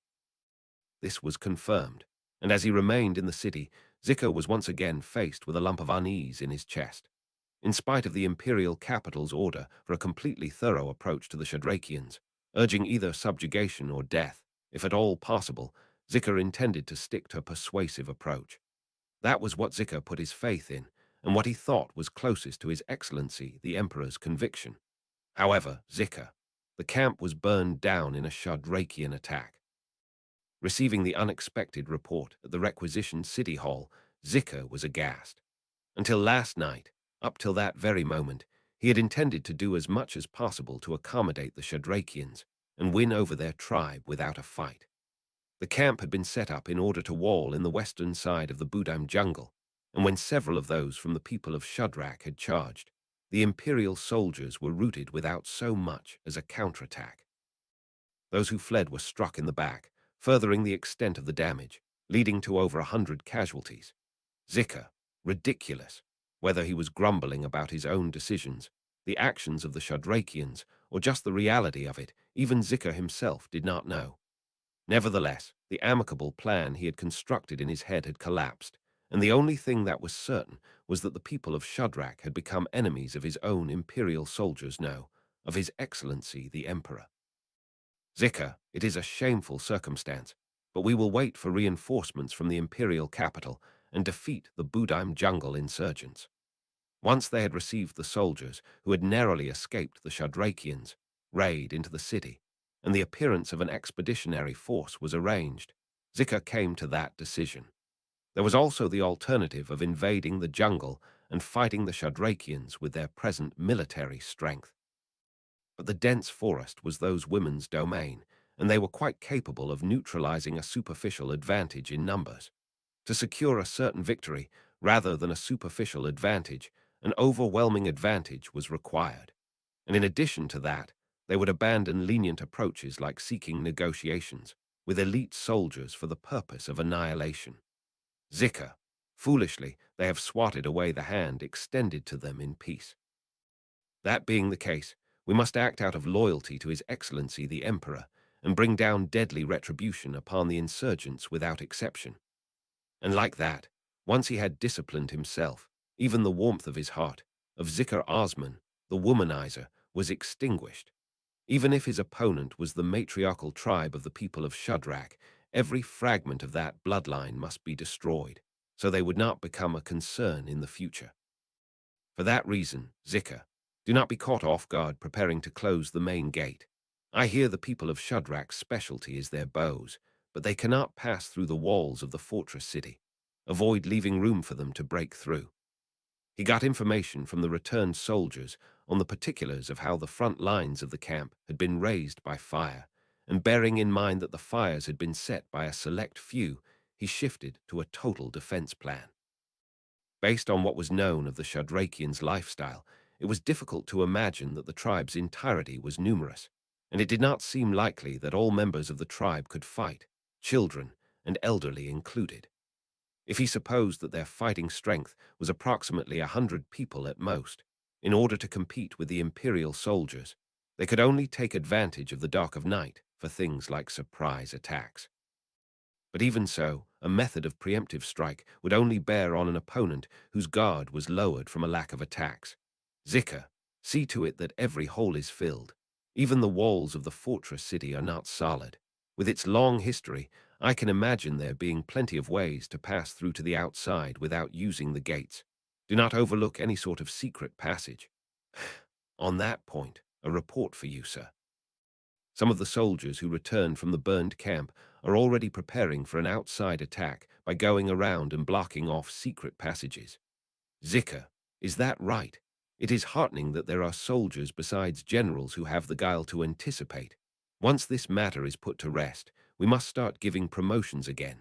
But for now, sigh, Until reinforcements arrive, our stance will be total defense, right? Hearing Zika's instructions, his subordinate, a general third class, bowed deeply at the waist. Were these the words of an ordinary general, they would be ridiculed for such a passive approach. In fact, Zika had formerly been the target of that kind of scornful laughter. But Zika had already borne a severe blow from the opposing people of Shadrach, and if he were to return to the imperial capital, he would not be in a position to escape some form of punishment. With his back already to the wall, there was no reason not to take the very best measures in this situation. His subordinates knew this as well, so they did not sneer at Zika's stance. And then, Zika, excuse me, confined within the fortress city of Garel. Zika, resuming said operation, raised his eyebrow in irritation at his subordinate's report. In the days spent waiting for reinforcements from the imperial capital to arrive and maintaining the gradually rising tension, the report brought out deep emotions that were exceedingly out of place in Zika. For as to why that was, subordinate, yes, it seems, in these past few days in the city, a troupe of traveling entertainers have become the topic of conversation. Zika, traveling entertainers. The report received from the subordinate was quite the carefree and leisurely kind. It was an ill-suited report, considering the tense time of war they were in. However, there was no reason to reprimand the subordinate who had relayed it. In the first place, it was Zika himself who disliked intentionally forcing onto citizens a lifestyle in which they must acknowledge they were under wartime. Even under normal conditions, discontent would easily build up in cities where troops were stationed. And depending on the situation, being unable to manage public sentiments would lead to annihilation. That was how far the situation could progress. Under that line of thinking, Zika purposely did not carry out any action that would strongly restrict the opinions people held, staying vigilant against the threats outside of the city, preventing any infiltration from the people of Shadrach by authorizing his troops to perform thorough searches without exception. By doing this, he allowed the citizens to continue with their everyday lives. He understood it to be contradictory, but that was the compromise between Zika's common sense and his military instincts. In any case, because he had taken a position to do things this way, the day-to-day entering and exiting of the city, the security check placed at the front gate, and the handling of merchants and peddlers would remain unchanged. For that reason, it was probably fine to let something like a band of traveling entertainers into the city, but Zika, what do you propose with that information? If you're asking to keep them under strict control, I would very much prefer not doing so. Look around us. I can understand why the townsfolk would celebrate that troop. It was a situation where a non-negligible amount of imperial soldiers, together with the guards there stationed, were maintaining patrol around the city. Having escaped the raid, many of the soldiers who entered the city had heightened their hostility and alertness towards the people of Shadrach, and despite orders to be mindful, disputes with the citizens were constant. It was not hard to imagine that a party of traveling entertainers appearing in the city during all this would bring a modest amount of peace for the citizenry.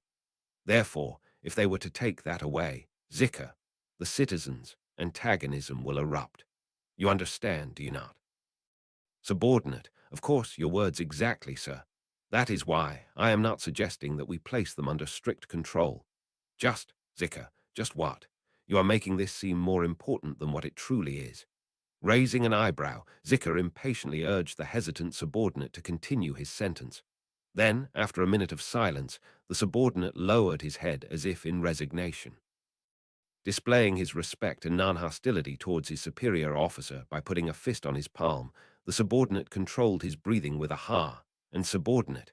Actually, that troop, those dancers are quite impressive, but your thoughts, sir? What do you make of seeing them once too? Zika, me. It is not that dancers are not tempting for me too, but, hearing his subordinate's unexpected proposal, Zika widened his eyes in surprise. His history with this subordinate was long, and they had walked on many worthy battlefields together. It was unthinkable that he would bring up this proposal without any thought to it. However, Zika could not infer the real reason as to why his subordinate wanted to show the dancers to Zika. Subordinate, sir, I cannot be saying this out too loud, but discontent within the troops is also increasing. Zika, MM. The subordinate straightened himself, and disclosed that to the puzzled Zika. The grave observation told to Zika naturally made his eyes narrow. When he wordlessly encouraged his subordinate to keep talking, the subordinate slightly lowered his voice, and subordinate. They have certain thoughts about the reinforcements from the ungenerous imperial capital, but they seem to have doubts about you too, sir, who decided to coop up in the city and take a defensive stance. There is also the case with the burnt encampment. Zika, I see. No, that is a natural reaction. Receiving his subordinate's unreserved explanation, Zika felt something heavy settling at the back of his chest. It was inevitable that the soldiers' discontent and distrust towards Zika would accumulate and fester, allowing the people of Shadrach to execute their preemptive strike, and in turn causing the death of numerous soldiers, had been Zika's fault. After that event, the troops they reunited with were not given a chance to recover. So it was no surprise that they aimed their displeasure towards Zika, subordinate. Among the more critical gossipers, they call you Sir Zika, not another word. Subordinate, HK, excuse my impudence. Interrupting his subordinate's ongoing sentence, Zika placed a hand on his forehead.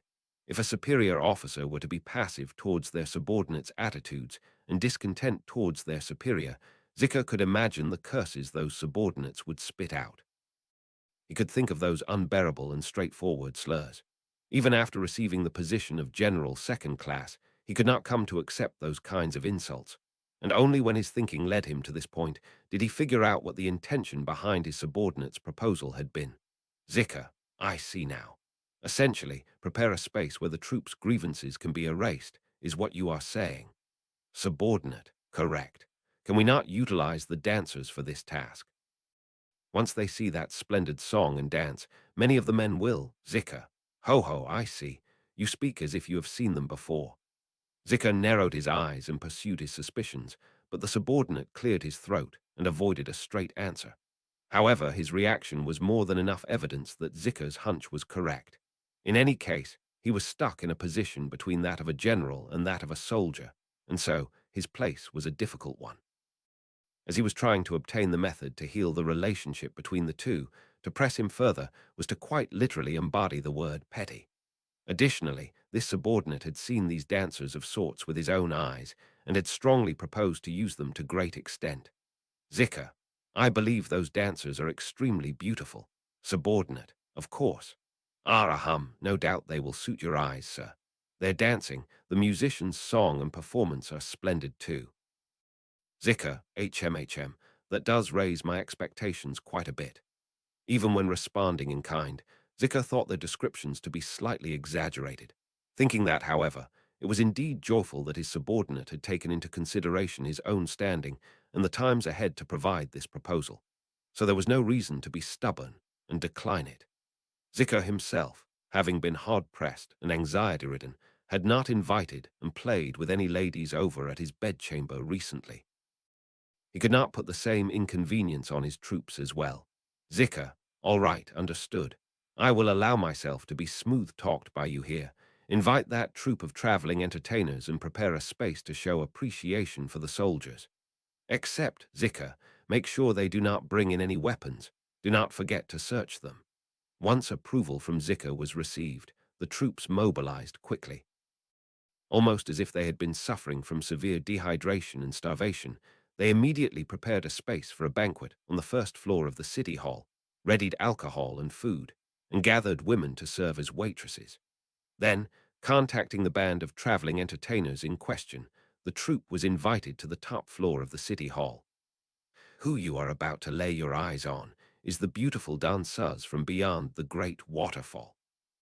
Her silky black hair that drinks up the sun's light, along with her heavenly fair skin that has received the blessing of the spirits, her utmost beauty is comparable to the divine beings, and tonight she will lavishly perform for you all. After the musician's dramatic introductory speech was delivered, the veil was pulled back slowly with showmanship. A female-only band of traveling entertainers. What the musicians revealed hidden under the drop veil was the dancer that was the hot topic of the city, the appearance of said dancer being revealed. Zika widened his eyes in surprise. Zika, exposing her milky skin, the beauty who loosely let her hair flow down her back, Her appearance betrayed what had been conveyed by the musician's introductory speech. Indeed, such comments were far from sufficient for describing the belle here. Her bewitching black hair, her cream skin wrapped in a light garment. Certainly, there was a magical power to them, one that would mesmerize many of those who would come to gaze at her. However, those factors were merely one portion of the real reason for her beauty, including people other than dancers or musicians. If charisma was what charmed most humans, and if one were to equate charisma with talent, this dancer's aura and appearance was frighteningly overflowing with it. Most of all, what led Zika to feel such powerful sentiments was none other than the dancer's eyes. To say that those almond-shaped eyes with long lashes were the core of her favorable features was unsuited. It was no exaggeration to think that, on the golden ratio, they were positioned in the most perfect place. The reason his throat unconsciously parched up was because Zika instinctively felt a craving. Whether that was because he was attracted to the dancer's physicalities, or because he was pulled to the charisma the dancer was entwined with, was a phenomenon that was completely unknown to even Zika himself. This dancer had already incited such deep emotion with nary a single movement. The size of the impact that would be brought about once she started to actually dance with song and music would be of unimaginable proportions. And Zika craved to be overwhelmed by an impact of proportions he could not dream of. Black-haired musician, please allow us the chance to display our danseuse's act. In place of the silent dancer, no, danseuse, a musician with matching black hair bowed her head down. The two musicians and the black-haired and blonde-haired ladies were likewise beautiful. However, to Zika, who was enraptured by the danseuse's appearance, they could only be considered an accompaniment. Normally, any thoughts of dismissing women were to be met with self-examination and reflection, but he was burning with fervor, to the point where such thoughts did not even cross his mind. Never, until now, had he so strongly become self-aware of his nickname, womanizer. In reality, Zika probably was a womanizer, because in front of beauty of this scale, staying at a peace of mind was, without a doubt, impossible. And so, with his heart still burning with ardor, the banquet commenced. Of course, seeing as Zika was the commander, his seat in the banquet was at the very back. The gathered generals, as the rank-and-file soldiers had been excluded, the people of higher rank gathered and started to enjoy their alcohol and food. The number one sight was, however, as expected, the showcase from the band of traveling entertainers. Originally, the objective was to show appreciation for the troops and let them release their dissatisfactions, but Zika had forgotten the original aim and held his breath for the danseuse's turn on stage. Bringing booze to his mouth to quench his thirst, he moistened his tongue, lips, and throat. He brought his breathing back to normal that way. Zika's heart was spellbound to that extent. Black-haired musician, tonight what you will witness is a dance from the hometown of our danseuse, a dance from beyond the great waterfall. Please, satisfy to your heart's content the dance from the ends of the end. The voice of a singing musician started, and the plucking of strings led to the sounds of gentle music. As an unfamiliar tune started to play, the generals who were conversing noisily bated their breaths with faces of vermilion. They, too, were unwilling to take their eyes off the performance that was about to start. Then, the danseuse who slowly came into sight started her breathtaking dance. Everyone, making full use of her long limbs, everybody lost their words at the figure with swaying black hair as she danced. Forgetting to breathe, they stared. This was the very definition of enchanted. Anyone who witnessed a dance like this and maintained a clear-headed mind had something wrong with them. Someone like that did not understand the value of dance and possessed the sensibilities of an animal. The imperial soldiers were a pack of wolves, but they were not beasts who did not possess the power of intelligence and speech. Subsequently, the generals also held their breath, forgetting how to breathe, and were bewitched by the stunning danseuse's act. Each person lost their voice and were captivated by the danseuse's performance. Pitch-black hair, smooth, white skin with not a blemish. An alluring face that would make artists want to cut off their dominant hand for its deep knowledge. They were charmed by that. However, what continued to attract, boundlessly so, Zika's eyes, mind, and heart were none of those features. It was the eyes. Just as he thought, he could not shift his gaze from the danseuse's eyes. Her long slitted eyes lorded over the stage in which she was dancing on, and were boring right into the very back of the room at Zika. Her eyes, which did not leave their target for a single second, directly took hold of Zika's brain and did not release their grasp. Eventually, the danseuse crossed the hall, advancing right in front of Zika. Then, softly kneeling in place, raised her two hands and requested Zika's sword. Naturally, Zika understood her action, that it signified the wish for a sword. With the world in her grasp, the danseuse's dance raised the tension and made it obvious that she would rise to the next level. On top of transitioning to a dance utilizing a sword, to a blade ballet, the danseuse wished for a blade. Zika did not have the option to refuse and not pass the blade over. No one could stop it. The subordinates and generals, no one could deliberately obstruct this act. This was something that was to happen no matter what. That was how natural this course of action was. That was why, danseuse, it is your loss, Zika Osman. Having his unsheathed sword pointed at his throat, hearing that ruthless declaration, Zika Osman did not process that he had been defeated by virtue of being the womanizer. Zika. Even at this very moment, he could not avert his gaze from the eyes of the danseuse who had declared such words. That cold charisma which attracted many it was as if he had seen it before. That feeling of déjà vu was endlessly branded by flame into the mind of the defeated General Zika. Arc 7, Chapter 22, The Bloodless Siege Plan. Translated by, at Kabasuhito at Archbishop #500 Polaris, proofread by, Archbishop #0097 Art Sources, Pabo Bingu. Let us rewind the clock to before the danseuse's whirling dance at Garrel City Hall. A bloodless siege, you say? Having entered the meeting place, in front of all those gathered there, Natsuki Subaru had made a powerful declaration. The concealing Oni mask forcibly ripped away, Abel looked up towards Subaru, and in a chilling voice, repeated the pipe dream that had vibrated his eardrums. He sneered no, there was no sense of mockery in it. It contained pure doubt, a kind of breath that conveyed that the person before him did not understand what they were proposing. The intention was understood. Subaru, you may have devised a plan to get through with minimal sacrifices, but you wouldn't think of a plan with zero sacrifices in the first place. Abel, naturally, whether you accept it or not, what we are engaging in now is war. Come what may, casualties cannot be avoided.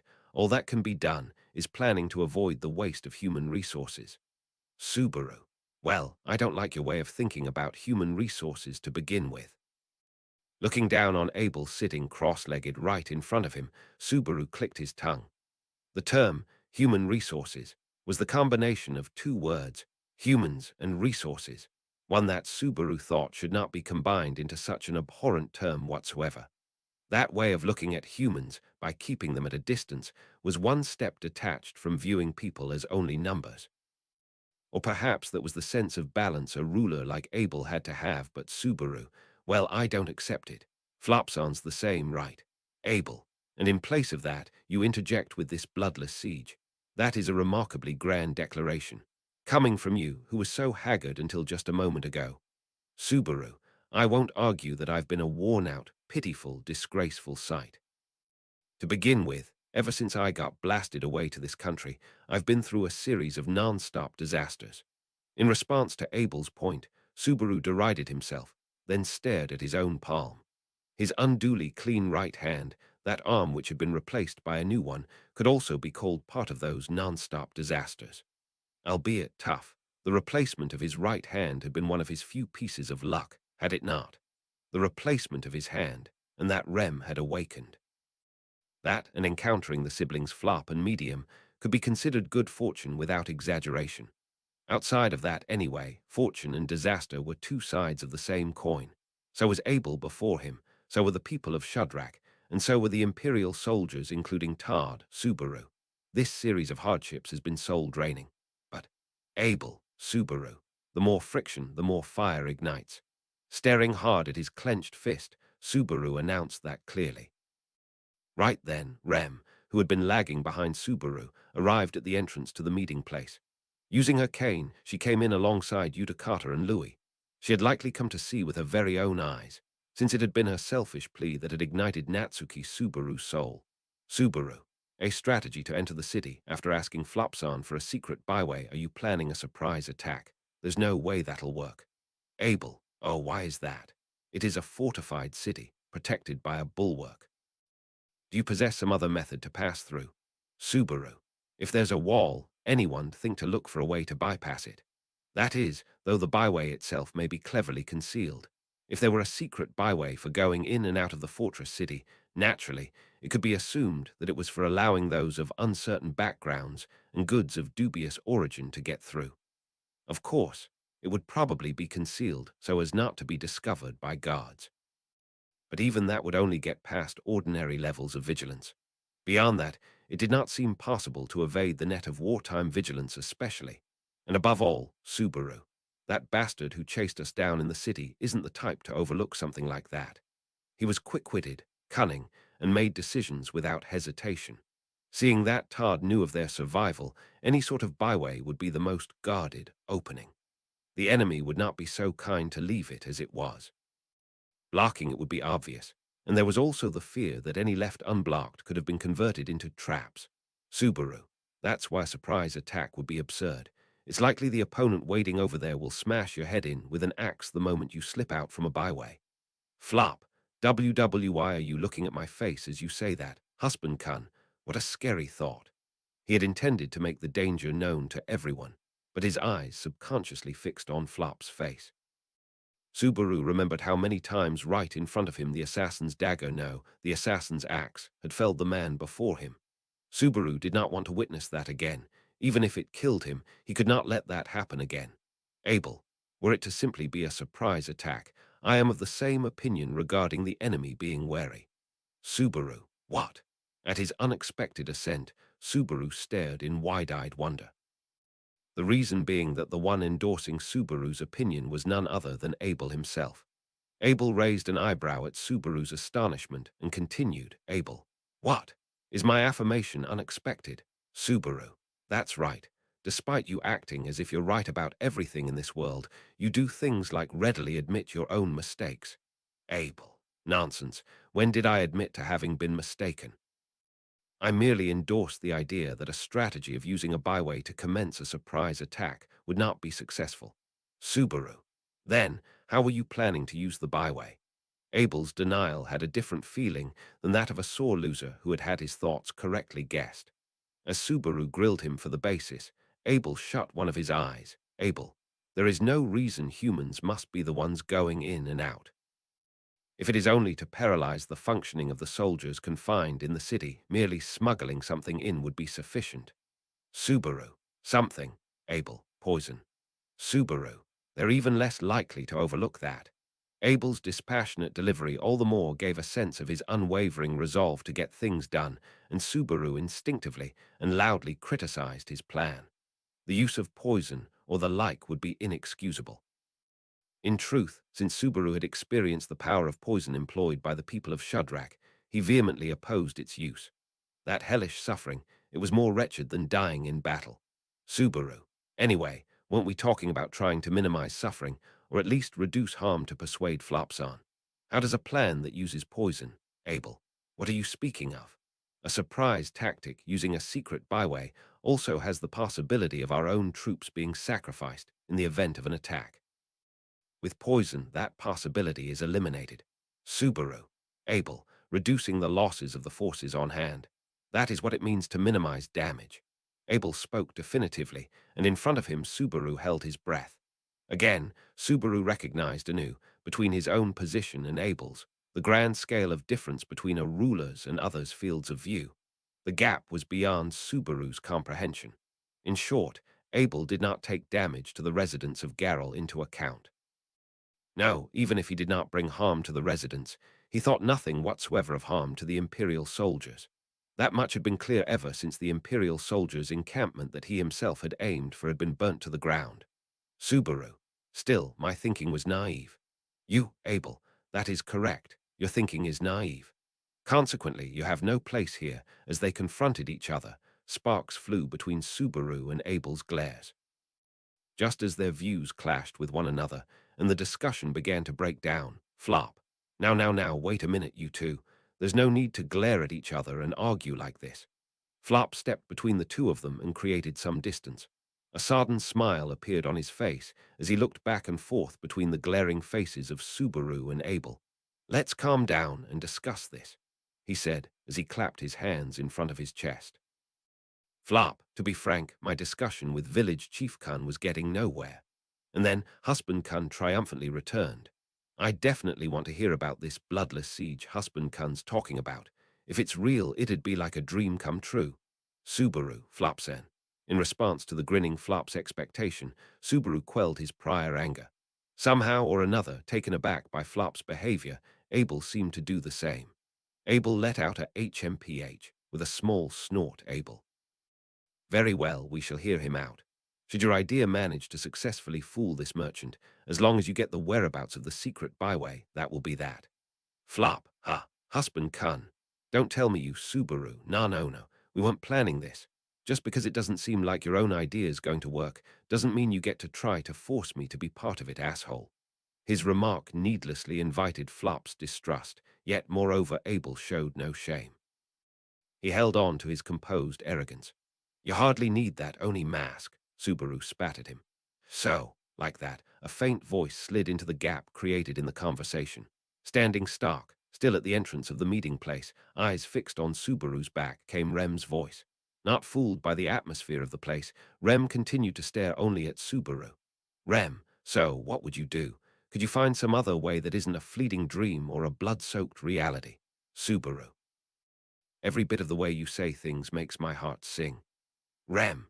Rem stared with her lips pursed, and Subaru responded with a bitter smile and strengthened his resolve once more. Then he surveyed the faces in the meeting place once more, Abel and Flop, along with the Shadrakians starting with Meiselder, and as he became the focus of everyone's gaze, Subaru. "My plan's got no need for either byways or bloodshed, but it does require Flopson's assistance. Flop, even though it doesn't need a byway, it requires my help. But husband Khan, surely you know I'm just a helpless peddler with a bit of a mouth, don't you?" "Subaru, yeah, of course. But Flopson isn't just a merchant, there's a blessing you were born with. A nice face." "Flop, my face." Wide-eyed, Flop put both his hands to his face. Similarly, everyone in the meeting area tilted their heads as if to say his face. "Meiselder, I see that's true. Tarata." "Sister, did you realize something?" "Meiselder. No, I just approve of what Subaru said about him having a nice face." "Tarita." "Sister." Meiselder nodded and crossed her arms, while Tarita sullenly hung her head. But since more or less no one had caught on to Subaru's intentions, an air of doubt was spreading among them.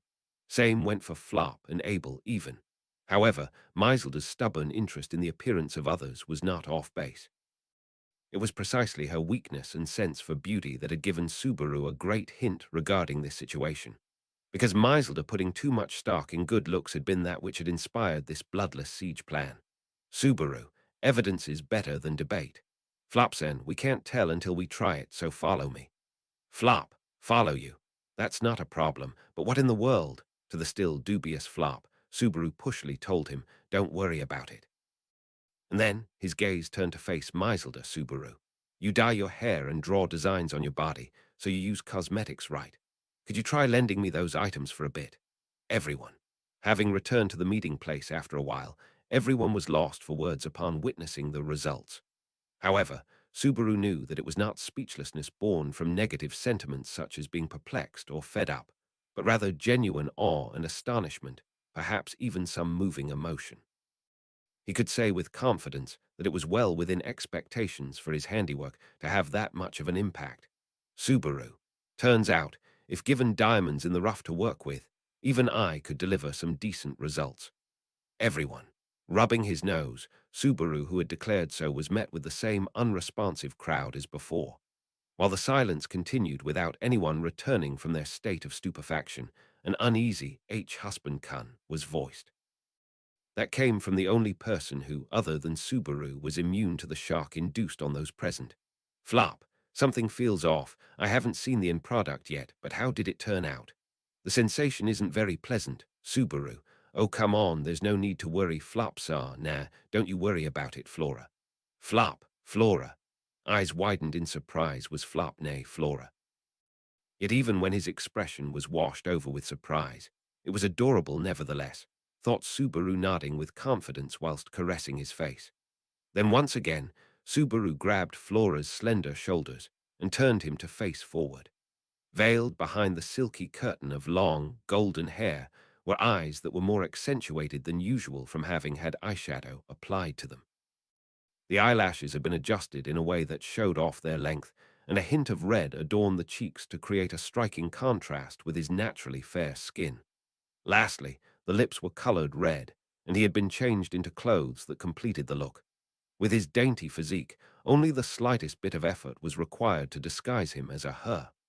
Which meant, Subaru, this is the key to a bloodless siege, the best strategy I can devise. Throwing his fist up in the air, Subaru debuted Flop Flora to everybody in the meeting place.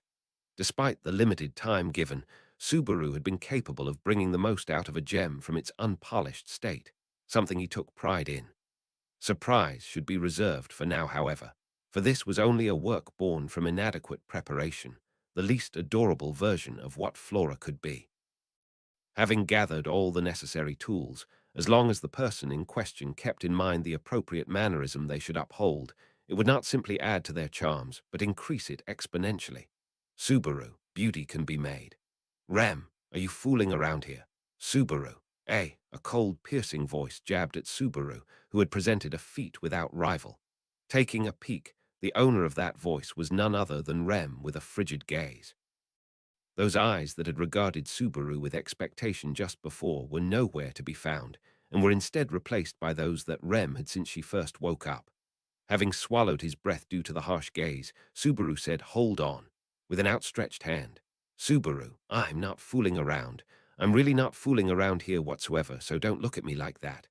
Rem, you aren't fooling around. Stop with the absurdity. I was a fool to even have tried putting the slightest amount of faith in you. Subaru, you're jumping to conclusions. This is somewhat late, but you really are just like Ram in that sense." Ram, ha! Despite it being something that the current Rem did not recall, Ram too was quick to jump to conclusions. Though his heart was warmed by the thought that they were, after all, sisters, his number one priority right now was regaining the lost trust from Rem. In actuality, Subaru was not messing around. He was taking everything head-on with all seriousness and giving it considerable thought. The purpose of going through all that trouble to turn Flop into a woman named Flora was Abel, the target's Zikr Osman, said the first person to arrive at the answer, Abel, who had his chin resting on his hand. Unlike the rest who had been unable to conceal their surprises at the transformation from Flop to Flora, Abel was able to suppress it and stayed silent, presumably to probe for Subaru's true intent. And thus, he had been able to see through what Subaru was getting at completely. The target would be Zikr Osman, General Second Class of the Empire and commander of the Imperial soldiers stationed in the fortress city of Garrel. A capable man who preferred solid and safe war tactics, and on top of that, Subaru. I heard he's called the Womanizer. Sounded like it was well known among the Imperial soldiers. Abel, the fact he is renowned for being one, and that he received a nickname because of it, is common knowledge. Rem, Womanizer, doesn't give off a very likable impression to me. Having heard the conversation between Subaru and Abel, Rem made a grimacing face. Subaru could not help but agree with Rem's impression of him. Upon hearing that a military officer was a womanizer, one would probably imagine a filthy pervert with a vulgar personality. However, that was an opening they could use to their advantage. Subaru, at the Imperial soldiers' encampment, there was even talk of doing things like presenting a captured woman to General Zikr. Basically, as long as a woman's harmless, there's a good chance she can get near him. It was something he would rather not recall, but at the encampment, Jamal had directly told Subaru that he would do something such as offering Rem to Zikr. Rem was a beautiful girl, so it could be said that Zikr's sense of beauty was a normal one. Subaru, that being the case, with the power of Flora it should be doable. Flop, husband Kun, you've been calling me Flora with intense anticipation for a while now, but what do I look like right now? I don't know what's going on and I'm scared. Subaru, don't worry, Flora. I won't make you do this alone, of course. I'm going to fight the same way, too. Meiselder, no matter how you look at it, that's absurd, Subaru. Subaru soothed the bewildered Flora, and Meiselder stood up at his remark. Her eyes were overcast with a strong, hard expression, and she gripped her hands on Subaru's shoulders, shaking her head. Then she lowered her tone of voice as if imparting a truth that was difficult to convey. Maiselda, your eyes have a charm to them as well. But as for what you were born with, Subaru. Hey, come on now, Maiselda-san. Didn't you hear what I said? Maiselda, what was that, Subaru? Beauty can be made.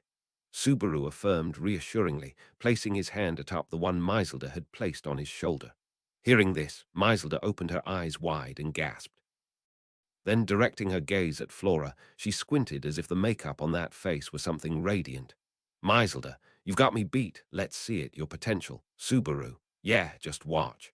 Kuna, what are you talking about? I don't get it. Maiselda entrusted the matter to Subaru, and he accepted. Kuna watched the exchange between the pair with exasperation, but had no comment to give. Anyway, the problem now was Abel. As for utilizing Zikr Osman's preferences, what is your intention? Even he is still a wolf.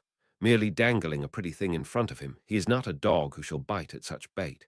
Subaru, well, dangling something purposelessly is hardly worth discussing. So we need to devise a way to get him to bite. For instance, enticing him to a party. Abel, a banquet. Alas, it shan't be easy to draw him in. Naturally, there is no reason for him to emerge from inside the walls until reinforcements from the imperial capital are present. He shall not be tempted by a suspicious invitation. Subaru, sure. I'm still narrowing down the choices, but Rem, W8, please. Like that, while Subaru and Abel were in the midst of arguing back and forth, Rem raised her voice. She looked back and forth between the two, a surprised expression affixed to her face. Rem, are you being serious? I can't believe you're going through with this, centered on pranking Flop's-on. Flop, wow, they're pranking me. Seriously, what do I look like right now? Wife's-on says I look like I've been pranked. Niece-Jan, what's going on? Louis, oh, ooh. Beside the tense Rem, Flora, who had not yet been able to see his reflection even once, sought solace in Louis. But having never met Flora before, Louis panicked and hid behind Rem. In other words, in Louis's view, it appeared as if Flora and Flop were different people. Abel, setting aside whether that girl's reaction is appropriate as a litmus test, I do not consider this a prank. At last, you have proposed an idea meriting discussion. Subaru, then you also recognize it, the beauty of Flora. Abel, I recognize that your idea was one I had not thought of. Do not get it twisted now. Subaru's lips curled in an expression of dissatisfaction with Abel's obstinate reply. However, Abel paid him no mind, and for a short period held his hand to his mouth in careful deliberation. Then he shot a jagged look in Subaru's direction. Abel, Natsuki Subaru, I have one question. Your cosmetics, can only the merchant make use of it? The question came. Subaru. For a moment, Abel's inquiry left him dumbfounded. But Subaru turned over the intent of the question in his mind and shook his head. Subaru, I already told you. I said I'm in the same boat as you if we go through with this operation. Abel, nonsense. Who would place their trust in you? Take a look at yourself in the mirror and only then speak. Subaru, watch your mouth. Brow furrowed, Abel spat out his contempt from the depths of his heart. Ignoring Subaru's hurt from this comment, he pressed his hand to his chest. Abel, to handle this alone is beyond the capabilities of a mere merchant. Thus, I shall follow suit. Maiselda, Abel too. Hearing that brazen self-recommendation, the air of the meeting place around Maiselda began to buzz. Of course, Subaru had also been surprised by Abel's proposal.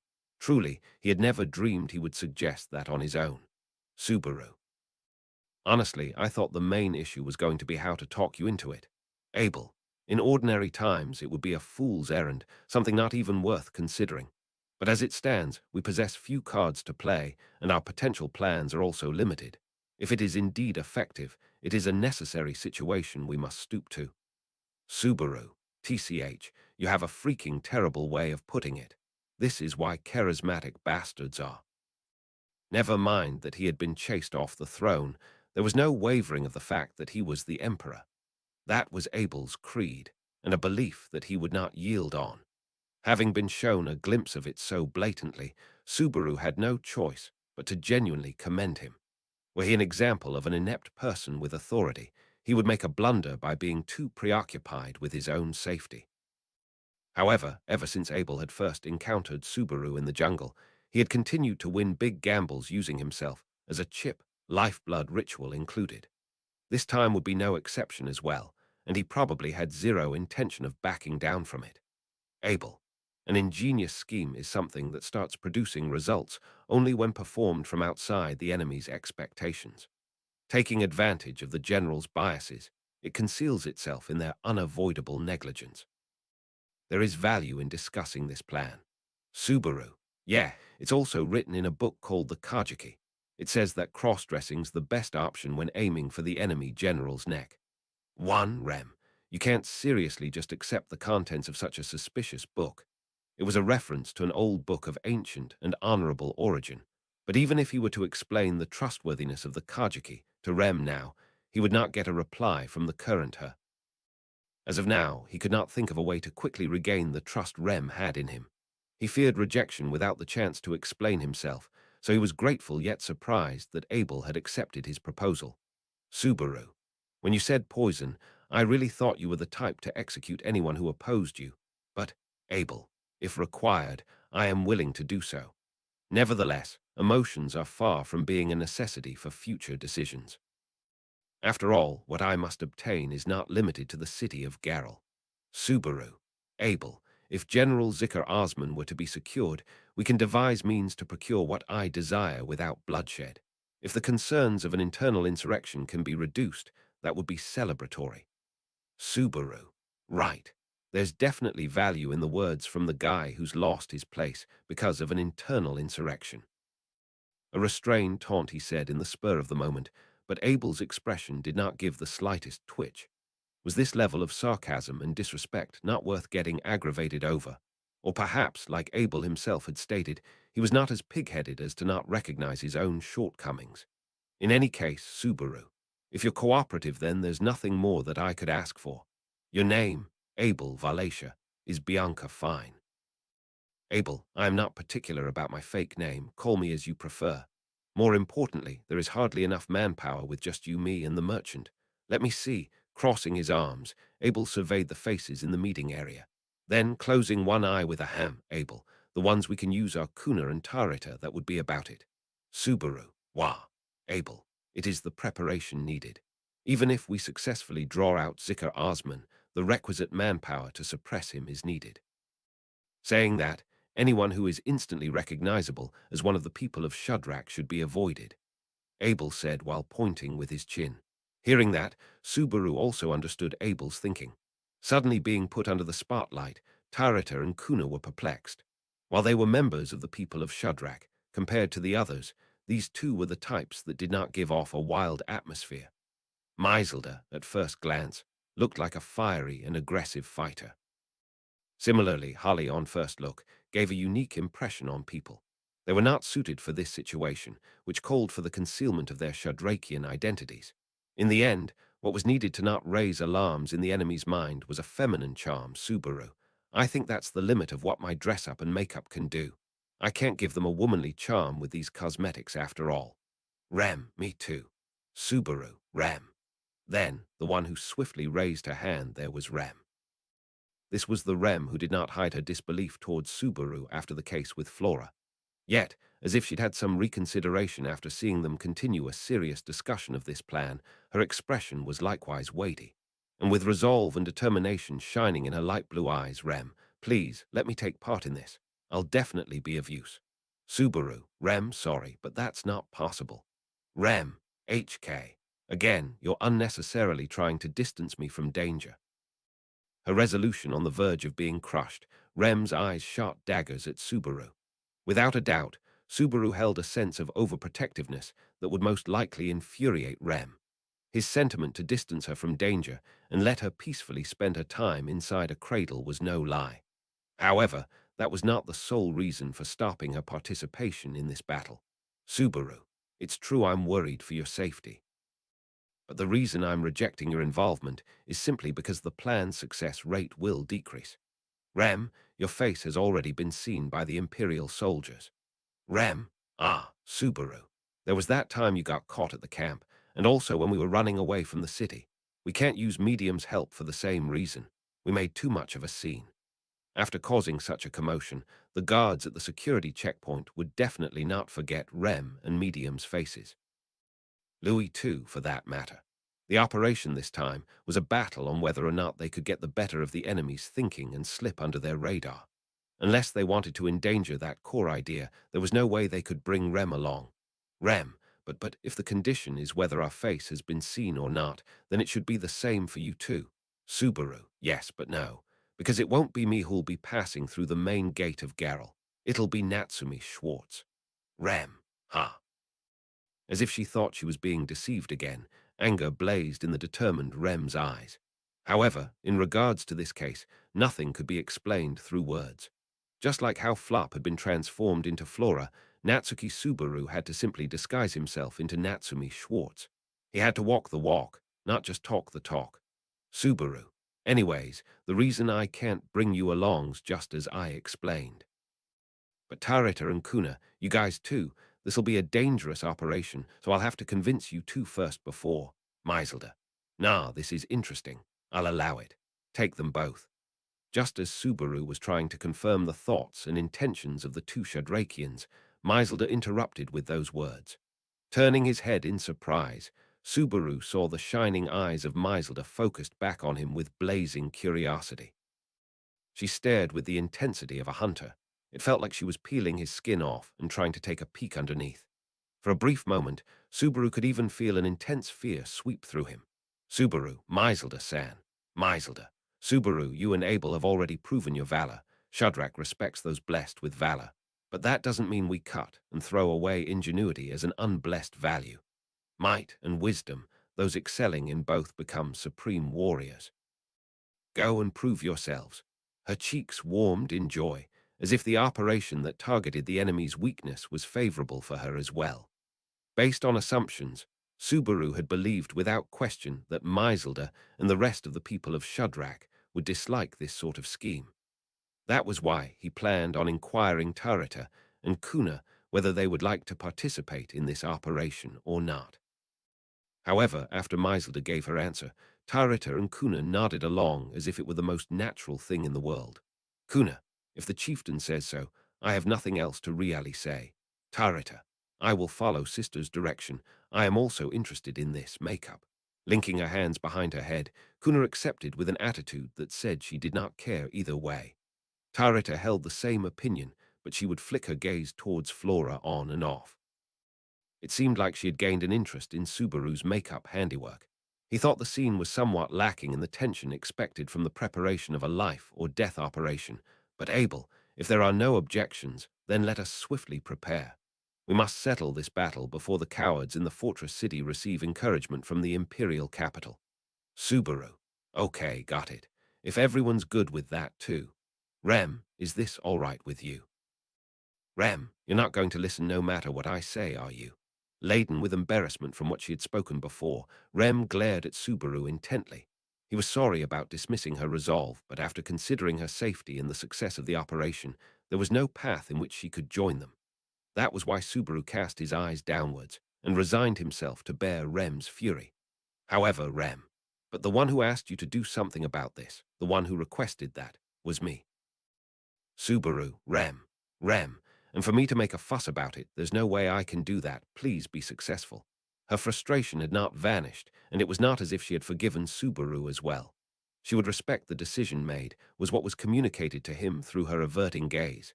Just by that, the dark clouds within Subaru cleared up. Subaru, only Rem can do this, but man, is it calming. Wait, that's not right, is it? Just by showing her very slight approval, Subaru was giddy to the point that he felt like he could fly up high in the sky. But also, when Emilia smiled, he felt like he could rise up to the heavens by that smile alone. And when Beatrice would explain something with her smug face, his chest would become super warm and comfy.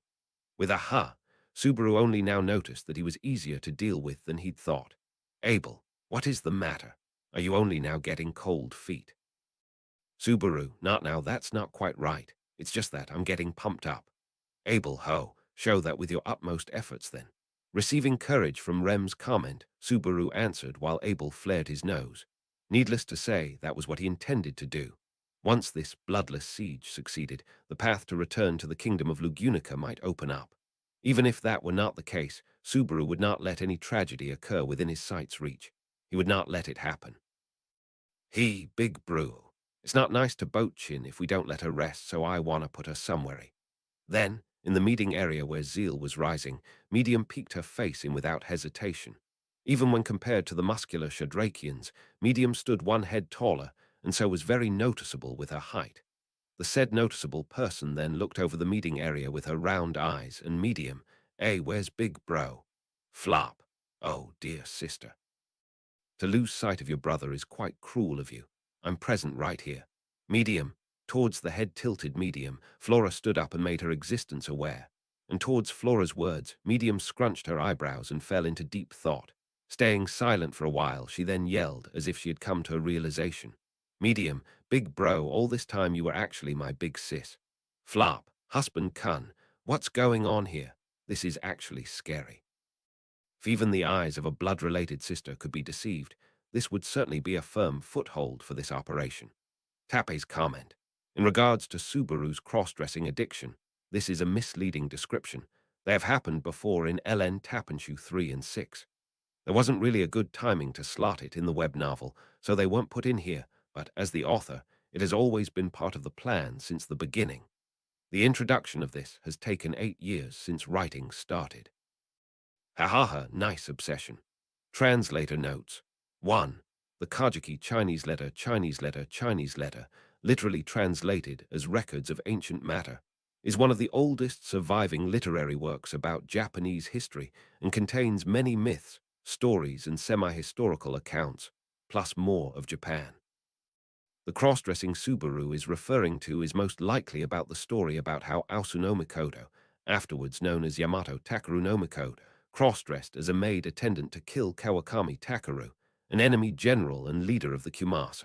Further reading, https://www. World History. org/kajiki/https://medium. com/more than Tokyo/Cave of the Bear People Kumaso no Ana DCC 210 Fac 1 AB from the next chapter onwards. Only edited machine translations, which have been checked by at least one Japanese-English human translator for quality, are available. This is expected to have a quality dip in accuracy. Therefore, if you read on, you must take into consideration the trade-offs between speed and quality. Arc 7, Chapter 23. Musician Natsumi Schwartz.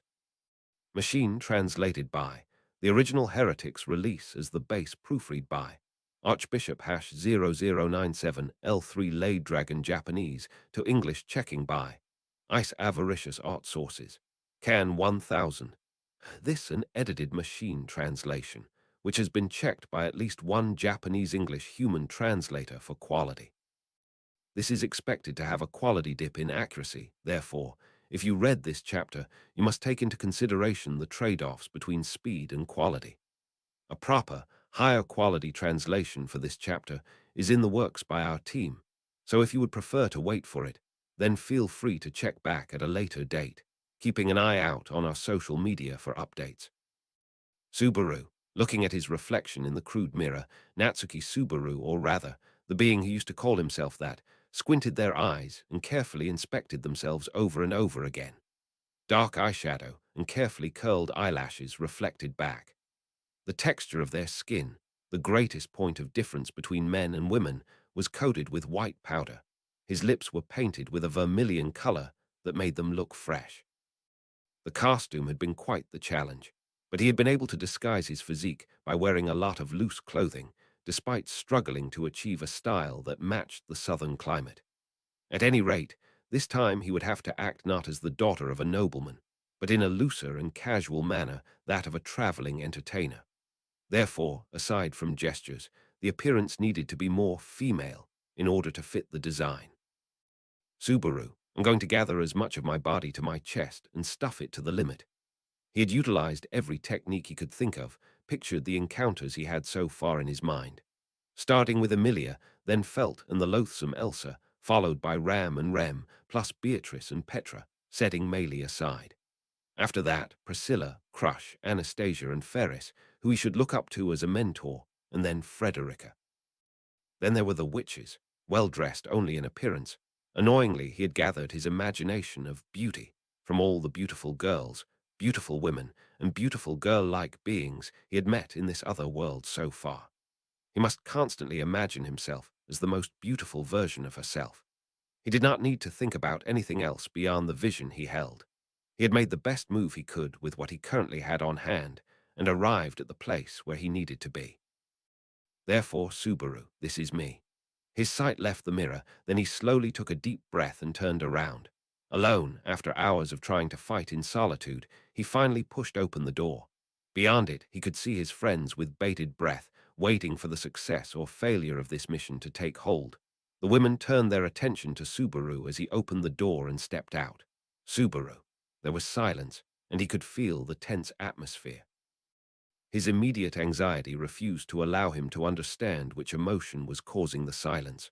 Certainly, he was lacking a number of cards to play with. If he'd had that, if he'd had this, there would be no end to his regrets. However, thinking about it, was it not about taking initiative? One could not always go into battle in perfect condition. In any case, life was all about playing the cards one had been dealt, wasn't it? And it was when he found himself making excuses as if he had already lost the battle. Brilliant! He heard the faint sound of air bursting and looked up. There he saw that the true nature of this burst had been nothing of the sort. It was the sound of hands coming together. It was the sound of applause. The sound was a mixture of congratulations, admiration, and respect. Subaru, my. He looked at the person clapping and was about to call out in a manner unbefitting a lady, but stopped himself in time. It was still incomplete. He gently put his hand to his throat and let the air bounce there in small puffs. Then, just as the gears clicked in his mind, he smiled. Subaru, Meiselder-san. Meiselder, HK, no way, your voice. What in the world, how in the... One Subaru. Once I've decided to do something, it's my duty to do my best. There are lives that can be saved if I don't cut corners. If that's the case, then there's only one thing I have to do. Meiselder, ooh. The smile disappeared, and he pointed one finger up towards the heavens. The close thicket of trees prevented him from seeing the sun, but it was not the heavenly beings he had to show this to, only the many friends gathered here. Look at them from head to toe. It didn't matter if it was from the front, the back, the right, the left, or anywhere in between. Must constantly imagine himself as the most beautiful. If he succeeded in tracing that image, succeeded in recreating the ideal, then he would have nothing to fear. Here, with authority, Subaru, Natsumi Schwartz's advent. That's what Natsumi Schwartz heroically, or rather, declared like a lady. Meiselder, the woman who had stopped clapping in front of him, nodded deeply. She then lined up next to Natsumi, supporting his back with her hand. Meiselder, my world was too small. You were right, Subaru. No, Natsumi. Subaru, you understand now, don't you, Meiselder-san? Meiselder, it is frustrating, but I do understand now beauty can be made. Meiselder lowered the corners of her eyes and smiled gently, while Natsumi smiled back. The people of Shudrak that were gathered there also looked at each other as they witnessed the beautiful scene. Then applause rained down, coming as a belated blessing. The applause continued to pour down, congratulating Natsumi on her unveiling. And then, what is this? The ones who couldn't quite get over it watched the scene with their cheeks contorted into a frown. Subaru. And so Natsumi Schwartz was born. I was a bit confused since the different makeup tools and all, but I managed to get this much done. Rem, are you kidding me? Subaru, eh? After returning to the meeting place and setting up another assembly, Natsumi, or rather, Subaru's words were answered by Rem, her gaze jellied, her tone glaciated. Rem's chilly attitude did not change even after showing her the results. Subaru pointed to his face and said, Subaru, I need fake eyelashes after all for the wig. I managed to borrow some black hair from the Shudrak. Rem, I'm not talking about that. I think the makeup and wigs are well done. But you don't have to talk like a woman forever. Subaru, yes, but the state of mind is also important, isn't it? If I'm not careful on a regular basis, I never know where I might fall apart. Besides, Subaru, if I indulge in the fact that I'm a man, the goddess of beauty will turn her back on me, and ouch, ouch, ouch. Just as Subaru was about to speak seriously, Rem pulled his ear quite hard. He couldn't help but get teary-eyed as he quickly moved away. Subaru decided to slip close to Meiselder, who was watching the proceedings. Subaru, Maiselda Nisama, I'm afraid of Remsen. Maiselda. Don't cry, Natsumi. Strangely enough, you look so cute, even though I know you're Subaru. Tarita should learn from you. Tarita, sister. While her sister patted Subaru's head, Tarita rolled her eyes at Maiselda's ruthless comment. However, Tarita's face was much softer than it would normally be. That was because Subaru had rearranged the heavy makeup she usually wore, which could be called the war paint of the people of Shudrak, to make her look cuter. The Shudrak were best known for their bravery and strength, but this time they were required to be both glamorous and dangerous, with a magical and sensuous quality that could drive men crazy. Tarita and Kuna's makeup was fun to apply once they decided to focus their beauty regimen in that direction. Subaru, you have a much younger face than I expected, Tarita Anisama. Your makeup looks great. It's nice to show off your cuteness once in a while. Tarita, please don't tease me. First of all, I can't be as pretty as you, Subaru. Well, your lack of confidence is also cute. Right, Maiselda Nisama. Maiselda, yes, dear. Maiselda's cheeks relaxed as Subaru leaned up to her and spoke softly. Tarita flinched at the sight of the two of them and turned over with a slight blush on her cheeks. Her brown skin made it hard to see her cheeks redden, but the makeup on her eyes and lips gave the impression of a slight blush, so it was easy to see the adorable change in her appearance. Rem, when are you going to stop fooling around? Rem shattered such a flowery scene with a single shout. Subaru and Tarita shrank as if hit by a gust of wind. Rem glared at them with her pale blue eyes, then looked at Kuna at the edge of the room. Kuna, who, like Tarita, also had her makeup done along with her hair, jerked away. Kuna, what is it? For the record, I have nothing to do with this, Rem. Kuna-sen, I'm counting on you. Looking at those two, I see you're the only one who's sane. Are you seriously going along with this plan? Kuna, I know I'm the only sane one, but Kuna, who had her hair in twin tails, looked at Subaru and Tarita with an unmotivated look in her eyes. It was an unpleasant assessment, but Subaru could only wait to see what would happen. Her look told him that he was insane, and thus was different from Tarita, who was shaking in shock. Kuna let out a small exhale at the reaction of Subaru and the others. Kuna, the reason why he couldn't do the mission has disappeared. You understand that too, right, Rem? Natsumi. Subaru doesn't have a problem. Yeah, he's more of a woman than the chieftain. Rem, I think that's too rude to say about Maiselda-san. Kuna, I don't think it's a problem. What'll be a problem are our results over there. And just as Kuna was nearly done answering Rem's questions, it appears everyone is here. Kuna, oh, speaking of the devil, a pompous, undeceiving tone of voice enveloped the meeting hall, and a new figure appeared. When Kuna's gaze turned in that direction, Rem had no choice but to turn in the same direction. Naturally, Subaru, Maiselda, and the others' gazes were drawn there as well. Everyone. At that moment, time stopped for everyone. No, to be precise, time stopped for everyone aside from the figure that appeared and Subaru, who had applied makeup to them. Subaru, I left the fine-tuning to you, but you're so good at it, it's almost disgusting.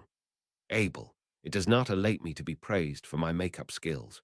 Nevertheless, your skills are impressive. So even a finished product may become a whole new thing, huh? It looks even better than I imagined. Subaru, my margin for victory. As he said this, Subaru gently bit his pinky finger in frustration. Of course, there was no doubting his belief that beauty could be created. Subaru was also proud to say that he had proved this with his own body, using the few cards he had in hand. However, there was still a difference in materials. That was why Rem. Abel-san, right. Abel, who else would it be? Do not inquire such a silly question. No, if I have changed that much, then your surprise is appropriate for reference. In response to Rem's trembling words, Abel, or rather Bianca, the being born from makeup, a wig, and a change of costume, clutched his 5 thin white fingers. His raven-black hair was long and lustrous, creating a perfect harmony with his beautiful face and slit eyes. The dancer's costume bound his waist, splitting down his legs, showing just enough skin to attract attention. Standing, there was a beautiful dancer who had recreated extreme beauty, the best joker card in hand, that was essential to this plan. Everyone else. Bianca's perfection was such that even Maiselda and the others had lost their voices. That was different from Subaru's Natsumi, where the shock was over the magnitude of the change. This was the pure shock that was brought about by the perfection of beauty that Abel's Bianca had in spades. The Shadrachian jewelry, which adorned the dancer's costume and long hair, served only as a garnish to accentuate his real beauty. Subaru remembered the smile on Maiselda's face when she had lent them to him. For some reason, Subaru's heart ached when he remembered that smile. However, out of concern for Maiselda and the others, Subaru did not have the option of cutting corners. How could he ruin this perfection himself? Subaru's ego as Natsumi Schwartz would not allow for such a thing. Subaru, it was surprising to me that you weren't afraid of wearing makeup. Abel, what, you think it a disgrace to dress up as a woman? For the record, this is not the first time I have done this. I have undergone such things many times in my childhood. Subaru, as a child. Abel, yes. Considering my position, I would state it is a good idea to possess a wide range of ways to protect oneself. Subaru's lips curved at Abel's words, not Bianca's, a beautiful woman who crossed her arms adorably. Perhaps his past experiences were referring to the secret feuds he'd endured as a candidate to become the next emperor before actually taking up the seat. In Wallachia, where the succession to the throne was apparently much more tumultuous than in Lugunica, it was easy to imagine the possibility of assassination being employed in the battle over who became the next emperor. In order to survive such a harsh life, he would have sometimes had to disguise his appearance and even gender. Abel's willingness to make sacrifices, including his own, seemed to have been shaped by his childhood before he won the throne of the emperor. That was how it had come about, and now appeared in Abel's Bianca, now dressed as a woman. Subaru, still, it's kind of annoying that you're aware that you're beautiful. Abel, that is exactly what is ridiculous. How can someone be in a position where they must be capable of looking at their country from a broad perspective and not be able to see themselves objectively? Though you seem to have subverted that objective assessment of yourself through your own skills, I have no need for those kinds of petty tricks. Subaru ga HK. Abel, do you know why tigers are strong? Tigers are strong because they are strong. Subaru was struck by a concept that he had heard from Garfield as well. The theory that tigers were strong because they were tigers became attributed to the fact that Abel was beautiful because he was Abel. It was no longer the logic of violence. It was the same as saying that Reinhard was strong because he was Reinhard. In other words, it was a blunt view of the world. Subaru. Well, anyway. Flora's thinking the same thing, isn't she? Flop. Aren't you jumping to conclusions there, husband Khan? Behind Abel followed an astonished Flop, now disguised as Flora. He was also dressed up, and had the type of beauty that Subaru knew would make a finished product more complete just by fully utilizing the potential of his resources. In fact, unlike Subaru and Abel, he'd had his originally long hair only slightly tweaked, so it could be said that he was the one who brought out the most charm from the materials. In fact, Subaru was confident that if they stood side by side, he wouldn't be greatly inferior. But Subaru, there is a difference in the amount of time and effort that is put in must be divine favoritism. Flop, I'm sorry to hear you lamenting this, but you look great, husband Khan. You're no longer husband Khan, you're husband son. Subaru, I'm not satisfied with a compliment like that anymore. Flop, was that a compliment? I didn't know it was. Flop's frankness hadn't changed even though he was now Flora. Anyway, that was fine in his case, although he would need some acting guidance to follow the plan's directions. In this situation, however, it was Abel who would be the most important. Subaru, Flora and I can play instruments. Therefore, your role is Abel dancing, ha. I do not require being told. I have the plan in my mind, the importance of my role alike. Besides, Subaru, besides. Abel, I am not as excellent at dancing as my dead sister, but I am pretty close. His cheeks twisted, and even his triumphant, arrogant smile was beautiful. Abel's confident attitude was reassuring, and at the same time it made Subaru's heart burn with anticipation. In fact, Abel had demonstrated his devilishness without regret as a complete Bianca. If Abel's self-awareness was correct, Subaru could have high hopes for the dancing as well. Subaru, all right then. If you have that much confidence, show me how good you are. After all, you can't take back whatever you've spat out. Abel, whatever I spat out, huh? As in, when one is being spat down upon by the clouds, you mean. That is quite a roundabout way of saying it, but that is fine. I shall display it to you. Subaru, Abel, It is the least I can do to reward you for offering this plan. Abel's arrogance did not diminish, even when dressed as a woman, as if he never doubted himself. Feeling both reassured and threatened by this, Subaru softly looked at Rem. Unfortunately, he couldn't let her accompany him for his plan. But still, Subaru, please pray for my safety. I'll do my best for you. Rem. Yes. Subaru, it took you long enough to pray, didn't it? Subaru shouted at Rem's late reply, who looked sincerely mystified. Louis, beside Rem, pulled her head back in tightly as she heard this. It seemed that even she could not recognize Natsumi as Subaru. For the moment, it was a good thing that the reaction convinced him that he had gained some momentum for the mission. Operation Kumaso Takaru. That was the name of the operation aimed at Zikr Osman, the womanizer and general second class of the empire. Inspired by a tale out of the Kajiki, the name for the operation had been Subaru's suggestion. Fortunately, no one had not raised any objections. It was uncertain if they had respected Subaru, the one who had come up with the plan, or if no one cared about the name of the operation in the first place, but it was a good thing that there had been no trouble over it. 2. At any rate, there was no point in a plan in which the element of luck inevitably came into play. Of course, they would spare no effort to improve their chances of success, but it was difficult to accrete luck. However, it was not a bad thing to gain a favorable condition, even if it was a small one. Leaving the Budam jungle, the group set course for Garel. The 5 members of the party were Subaru's Natsumi, Abel's Bianca, Flop's Flora, Tarita, and Kuna. The rest of the people of Shudrak were led by Meiselder in a separate party, with Rem, Louis, and Medium among them. Hiding away from the city, they would need to attack the walls of the fortress city and act as a diversion if the need arose. However, that was only an insurance policy, a less than ideal insurance policy in case the plan fails. If the plan were to fail, Subaru and the others would be in a very dangerous situation by then. Anyway, Subaru, personally, I think the first checkpoint's the most important one. Subaru muttered this, looking up at the main gate, in which the front was glaring down at them from high above. They were going to challenge the main gate again, which they had once forced their way through, albeit that had passed a few days ago. Naturally, after what had happened the other day, the security level at the checkpoint was higher than before.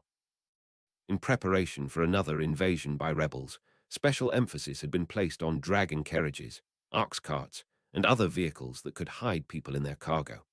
He could hear the shouts of merchants and travelers as their tools of the trade were mangled, their carts turned over, and their straw carefully poked with swords. To be honest, he felt quite bad for them. However, considering the chaos that would occur in the city ahead, he thought it might be wise of them to turn back here. Of course, there was no way he could give them that kind of advice, but next, what about you guys? A stern man's rough voice struck Subaru's eardrums as he pondered. Upon looking up, he saw a bald-headed guard with a strong physique beckoning toward him. The man called the group forward, and Subaru hung his head reverently at the head of the group. Subaru, we are a troupe of traveling entertainers. We come to this city from the north. Guard, oh, traveling entertainers. Raising an eyebrow in curiosity, the guard also looked at the group behind Subaru. Flora, carrying a musical instrument on her back, waved. Tarita, carrying her luggage on her back, bowed. Kuna draped a parasol over the person next to her, whose face was covered by a veil, not allowing anyone to see her expression. The guard's admiration for this rather atmospheric group could be sensed. Subaru. On the other hand, while maintaining an amiable smile, Subaru's insides were tense. He was familiar with the guard. He was the one who had been in charge of the main gate when Subaru had first met Flop and Medium when entering Garel. In other words, he could not have been a better choice for the first obstacle. Guard. But coming from the north, that must have been tough. It's rumored that the Scorching Lady's territory's bustling with activity over there. Flocks of flying dragons are flying around. Subaru. Yes, that's true. That's why we couldn't stay there for too long. On the other hand, this is a city protected by such a magnificent wall, so I'm sure it's safe, right? God. Ooh, that's. When Subaru flirted, with a faint smile on his face, the guard's expression grew uncomfortable. The reason for his reaction was probably that he too was aware that the Imperial soldiers, whose camp had been burned to the ground, had fled into the city. On top of that, The commotion caused by Subaru and his companions the other day had probably made the Imperial soldiers in the city more alert and the atmosphere tense. That must have been the reason for the guard's slurred speech. That being the case, there was no reason not to take advantage of it. Subaru, are you worried about something in this city by any chance? Guard. Yeah, kinda. It's something that's easy to find out even if you try to hide it. As a matter of fact, the Imperial army's stationed in this city right now, and they're having trouble with the tribes to the east. So, Subaru, oh dear, that must be suffocating for the people of the city. Guard, that's right. Apparently exasperated, the guard leaned forward at Subaru's words. Although it was hard to distinguish between the two when not in contact with each other, guards and soldiers basically had different positions. Guards in a city belong to that city only. Soldiers, on the other hand, belonged to the country, in this case the empire. Their chain of command was also fundamentally different. The guard in front of him was also a member of this city and had a duty to protect it. However, the current situation was that the Imperial army had taken over the city hall, and the guards were being ordered to do this and that. The guards had no reason to be used as a toy by the Imperial soldiers. Guard, in addition, they took over the city taverns by themselves, calling it night patrol. And since they don't pay well, it's not good for business. I can't handle it anymore. Subaru, oh dear, how terrible. My heart goes out to you. Between you and me, I've had my share of rough experiences with the arrogance of the Imperial soldiers. Guard, oh really? A beautiful woman like you. After he threw in some agreeable reactions, the guard's response softened at once at Subaru's deep and loud approval. Actually, the man seemed to be quite friendly, so Subaru lowered his voice slightly, then said, "Yes," and turned his head to look away. Seeing that meaningful gesture, the guard said, "Oh, miss," before he became flustered. "Guard, are you okay? If you don't want to talk, don't bother." Subaru, "No, I'm fine. It's an old story. It's just that before, I was forcibly captured by the Imperial soldiers and put in a cage and treated like a slave. God, that's Subaru. They sometimes did things like intentionally extend their feet to make me trip and fall, and at other times they would even threaten me with blades. God, that's unforgivable." The guard clenched his fists in righteous indignation as Subaru tearfully recounted his past. Seeing the man's ears reddening in fury, Subaru muttered softly, "You're so kind." God, no, I'm not trying to be nice. Anyone'd feel the same way you do. Subaru, then, hey, God-sama, if you feel sorry for me, please let me in. If you do, God, then what? Subaru, then I'll give a makeover to the atmosphere of this city, which the Imperial army has made so bleak. His voice was quiet, but the enthusiasm in his voice was passionate. Hearing this, the stern face of the guard flushed with surprise. His gaze turned to the troop of traveling entertainers lined up behind Subaru. "God, ladies, what arts exactly are you gonna show us?" Subaru, "Of course, we have traveled around the world and learned many different arts. I also like to sing, play a bit of music, and do a little magic. But God, gulp. Subaru, the best part of the show is the dance of the troop's flower, the danseuse." With those words, Subaru pointed to a figure standing in the center of the group, protected by a parasol. Her face was hidden by a veil, and she was the main attraction of the troop. The guard's eyes widened and stiffened as he took in the gaze from behind the veil. His throat was frozen, even though not everything was exposed. God. It was natural to be blinded and unable to move. It was a masterpiece that would have frustrated even Subaru. Beauty can be made, he had boldly stated, but true beauty was a creation of God. After all, Subaru's beauty was nothing more than touch-up work in comparison to that. However, even that one step was enough to sharpen his devilish beauty even more. "Subaru, in addition to the danseurs, we'll also sing and play music for you. We hope you will allow us to stay in Geralt." "God, Subaru, God-sama. God. That's right. I don't see anything suspicious among your possessions." The guard muttered to himself as he came back to his senses after being nipped in the shoulder with a little pinch. He then put his hand on his chest and looked around at the group, breathing softly to check the beating of his heart, and as much as possible, while consciously averting his gaze in order to not become mesmerized by that fiendish visage. "Guard, you can come in. If you're gonna perform somewhere, it's better to stay away from the main gate. The main street in the middle of town's a good place to start." The city hall's too crowded with soldiers to be a viable candidate. Subaru. Well, that's very kind of you. When will guard-sama be available? Guard. Oh me. My shift ends just before dinner at dusk, and then I'll go eat. Subaru. Then please let me know where that restaurant is. I'm sure that if you bring some of your colleagues with you, we'll be able to thank them for their hospitality towards us. He gently leaned in and whispered so into the guard's ear. When the guard raised his eyes in surprise, Subaru smiled at him and moved away. Then turning to his troop mates, impatiently waiting at the checkpoint, Subaru. Okay, here we go, folks. Let's clear the atmosphere in this city as a gift. With that, Subaru led the people who had stopped in their tracks and passed by the guard. With the guard holding his ears and looking on in amazement, Subaru and the others walked proudly and unhindered through the main gate into the city. Watching them go, the guard exhaled quietly. Guard. Let's try to finish work as soon as possible for today. He blurted this out. Flop. Well, that was a thing of beauty, husband-son. I'm beginning to think that maybe you have more talent as a merchant than I do. A few moments after passing through the main gate with his luggage, Flop aka Flora praised Subaru's behavior at the checkpoint with a twinkle in his eye. There was no lie in his open-hearted words, and Subaru nodded cheerfully. Subaru, yes, I'm honored by your praise, but I'm not a merchant by any means. I got my own business that I need to attend to. Flop, things you need to do, like what? Subaru, of course, it's not about being a lady, it's about helping the people important to me. Flop. Flop's eyes widened slightly upon hearing Subaru's words. However, he quickly relaxed his gaze and nodded. Well, yes. Flop. Then we need to make this plan work and reassure wife-san as soon as possible.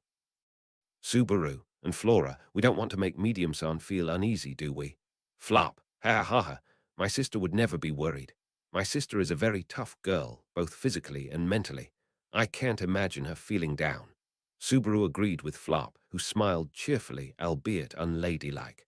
Like Flop, he could not imagine Medium feeling down either. The two siblings must have helped each other through many a rough times. That was why Subaru had a responsibility to help the two people he had gotten involved. Subaru, it's getting harder and harder to mess up, isn't it? Wait, please wait, Subaru, no, Natsumi. Subaru braced himself as he heard a weak voice from behind. He looked over to see that it was Tarita, who was carrying the group's luggage.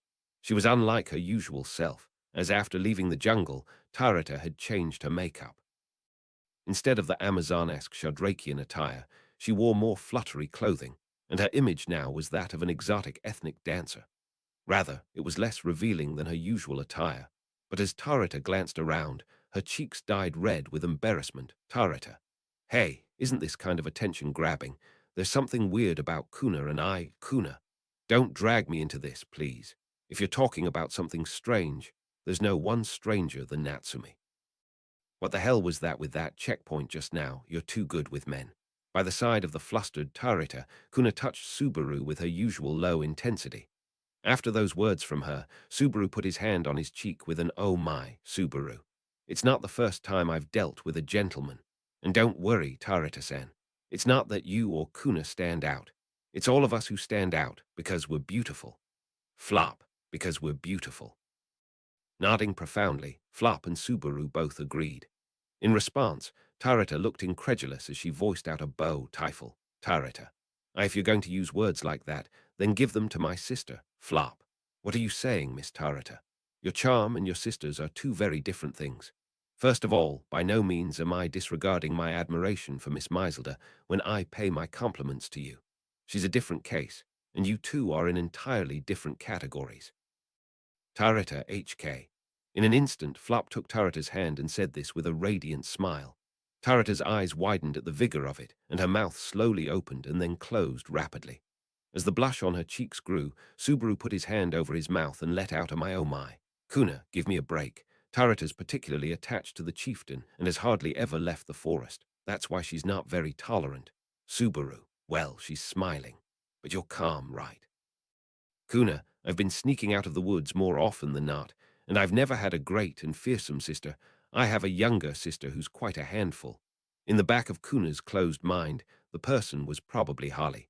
They were like sisters, like best friends, like parent and child. However, Tarita's words could not be ignored. Around them, attention was certainly focused on the cross-dressing Subaru walking down the streets past the checkpoint. In addition to their unusual attire, the entire city was on edge as the Imperial soldiers were on high alert. Naturally, the citizens of the city would be very suspicious of strangers. If that was the case, then, Abel, it is an opportunity.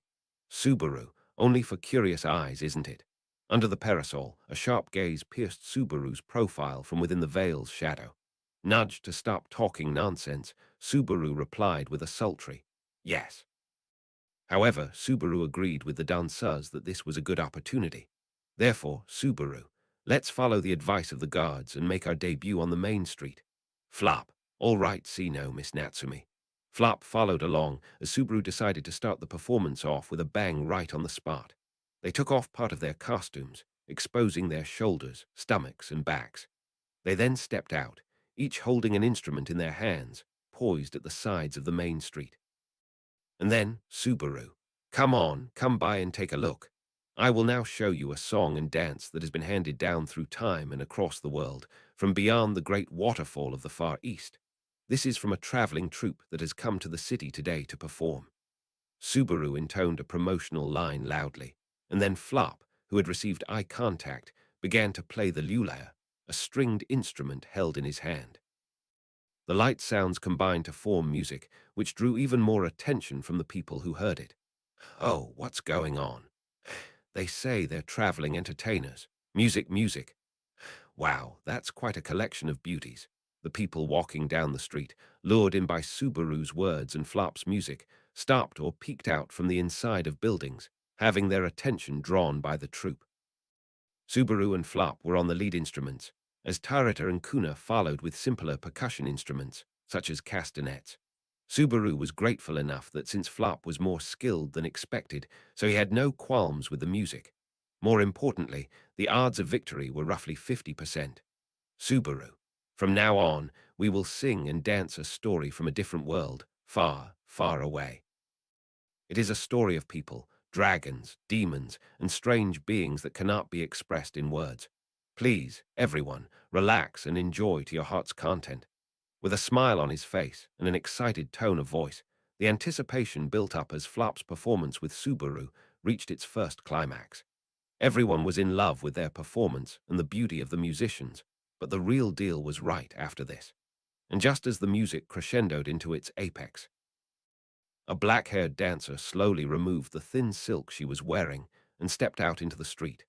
Upon lifting the veil with one hand and revealing his face, the people who had been listening to the music turned their gazes towards him as a shock feeling like a punch to the gut permeated them. Yes, that was it. He wanted that reaction, that look, and yet he was upset. Subaru, it's so frustrating. As he played his instrument, Subaru expressed his inner frustration of being beaten. Deep in his heart, he felt defeated, but it should feel good to be beaten by something of such high caliber. But that was a lie. A sense of defeat was ultimately a sense of defeat, and it was frustrating. However, this calmness just before it all turned into a frenzy was the key to this plan then. To the fullest extent, they could charm the people of Garrel with this dance. Subaru, now you're up, Bianca. Abel, after glancing at Subaru with a flushed look, Abel aka Bianca slowly raised his arm. One fluid movement of merely raising an arm. In spite of this, his gestures had an elegance that exuded from deep within his being. It melted into the air and instantly dominated the main street. A flowing, beautiful, and solemn dance began. The dance that accompanied the music was something that Abel had originally mastered, but with Subaru's own twist, was probably new to everyone. Yet it even dispensed a need for any sort of manipulation or petty tricks. With Subaru's tweaks, what had been a solid dance was now far superior. Audience.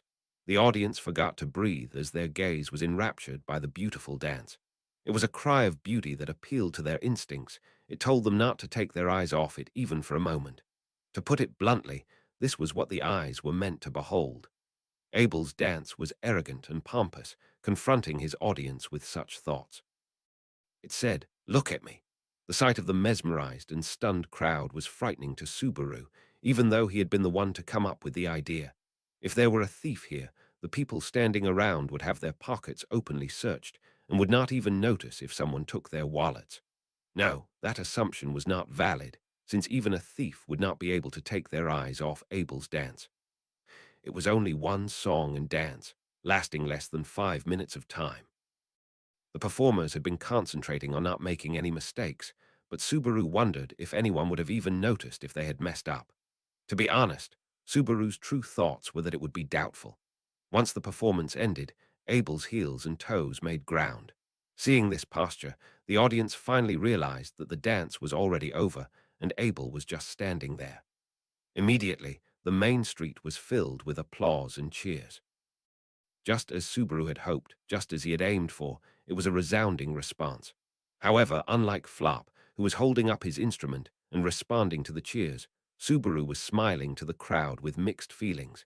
At any rate, Abel, He had no idea what to say to Abel, who smiled triumphantly at him.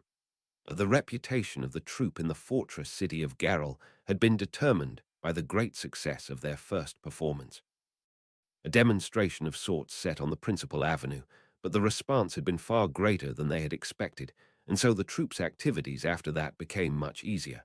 However, Subaru, don't forget that we were only brought into the spotlight because of our novelty.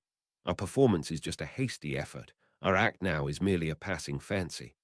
Flop, I see. In other words, we need to work on our skills steadily, don't we, husband Kun? Subaru, yes. That's why we need to work tirelessly and be alert every day. Subaru clenched his fists firmly while Flop, who sat upright, nodded with a smile. In contrast to his loud voice, Flop was a very good listener and responded quickly. Admirably, Subaru's speech gained momentum thanks to Flop. Anyway, it was not Flop that Subaru really should be talking to. Subaru, you too, don't let your guard down. Tarita, oh, now we got caught in the crossfire. Kuna, we did. When Subaru pointed at them, Tarita and Kuna immediately looked displeased. Inside the inn, the two of them had taken off the clothes they'd dressed up in and gone back to their Shadrakian style, which appeared almost like underwear.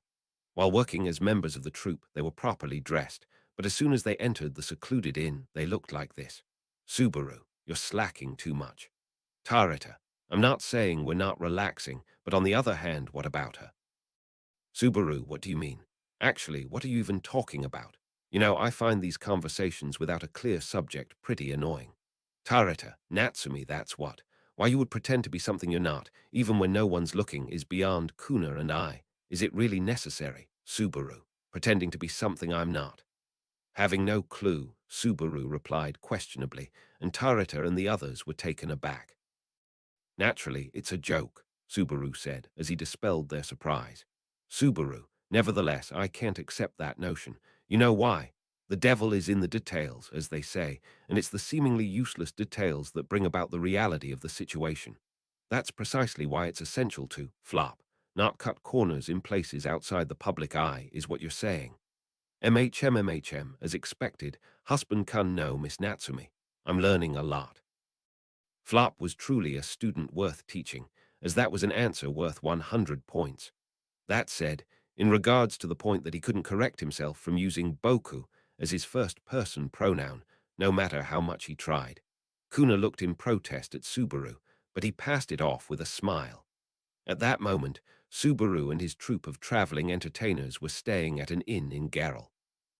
It had already been 3 days since they had begun their infiltration, and in that time they had performed a total of 10 times, receiving a more than adequate response. He had not been in need of money to begin with, as he had the proceeds from the sale of the Elgina's horn, but a good amount of money continued to come in for each show, so he thought it to be a really profitable venture. Subaru, I think it's time to move on to the next phase. Gently placing his finger on his chin, Subaru hoped for a change in their stagnant situation. In fact, their current situation was going so well that it was almost too good to be true. Every show was a great success, and the citizens, including the guards, displayed a lot of interest. This was due to the perfection of Bianca's dancing, as well as the conversational skills of Natsumi and Flora. Bianca's mysteriousness was also a selling point, and since she rarely appeared in public except to dance, Natsumi and the others naturally took over the role of gathering information. Initially, the plan had been for Subaru's Natsumi and Flop's Flora to take over the task, since Abel aka Bianca was unable to speak in a female voice. Subaru. Strangely enough, no one's suspicious of Flora, right? She hasn't even changed her voice. Flop, haha, I don't have any special skills like Miss Natsumi, but I've been traveling alone with my sister for a long time. Maybe I've picked up some of my sister's habits or something, and that could have given me this feminine-like aura. Subaru. So it's from medium. Flop happily proposed his new theory, but the medium that appeared in Subaru's brain was beautiful in appearance, and her ever-changing facial expressions were adorable and charming. However, the theory that her presence had an effect on Flora's current perfection was something that could be debated. Abel, you have a lot of time to waste, do you not? Subaru, HM. A cold, icy voice interrupted the conversation between Subaru and the others. It was Abel, the dancer of the troupe, who was sitting on a chair by the window without the wig on his head, that had finally decided to join the conversation. Abel had danced in various places as the star of the show day after day, and although he attempted not to show it, a slight hint of fatigue could be seen. Of course, he would never admit it, but spending time in Garrel placed a heavy burden on the body and mind. They were always keeping their guard up, being behind enemy lines. Subaru, as Natsumi, was also constantly reminding himself to not lose his calm demeanor. One never knew what tragedy would await them if they became discouraged behind enemy lines. At first, this strategy had been regarded as a joke by both Rem and Meiselder. However, Subaru had proposed the plan in a serious manner, and they had discussed it together to increase the chance for success. He was not so pessimistic as to give up and lament that the plan had failed. Therefore, Subaru, Bianca, why don't you get some rest? After all this time, I've never seen you sleep. Flop, I'm not sure what you're talking about, Miss Natsumi. It's impossible that. Ha, ha. Now that you mention it, I don't remember seeing Miss Bianca sleeping either. Flop tried to laugh at Subaru's point, but then went serious upon noticing how that rang true. Not paying attention to Flop, Abel snorted and ignored it.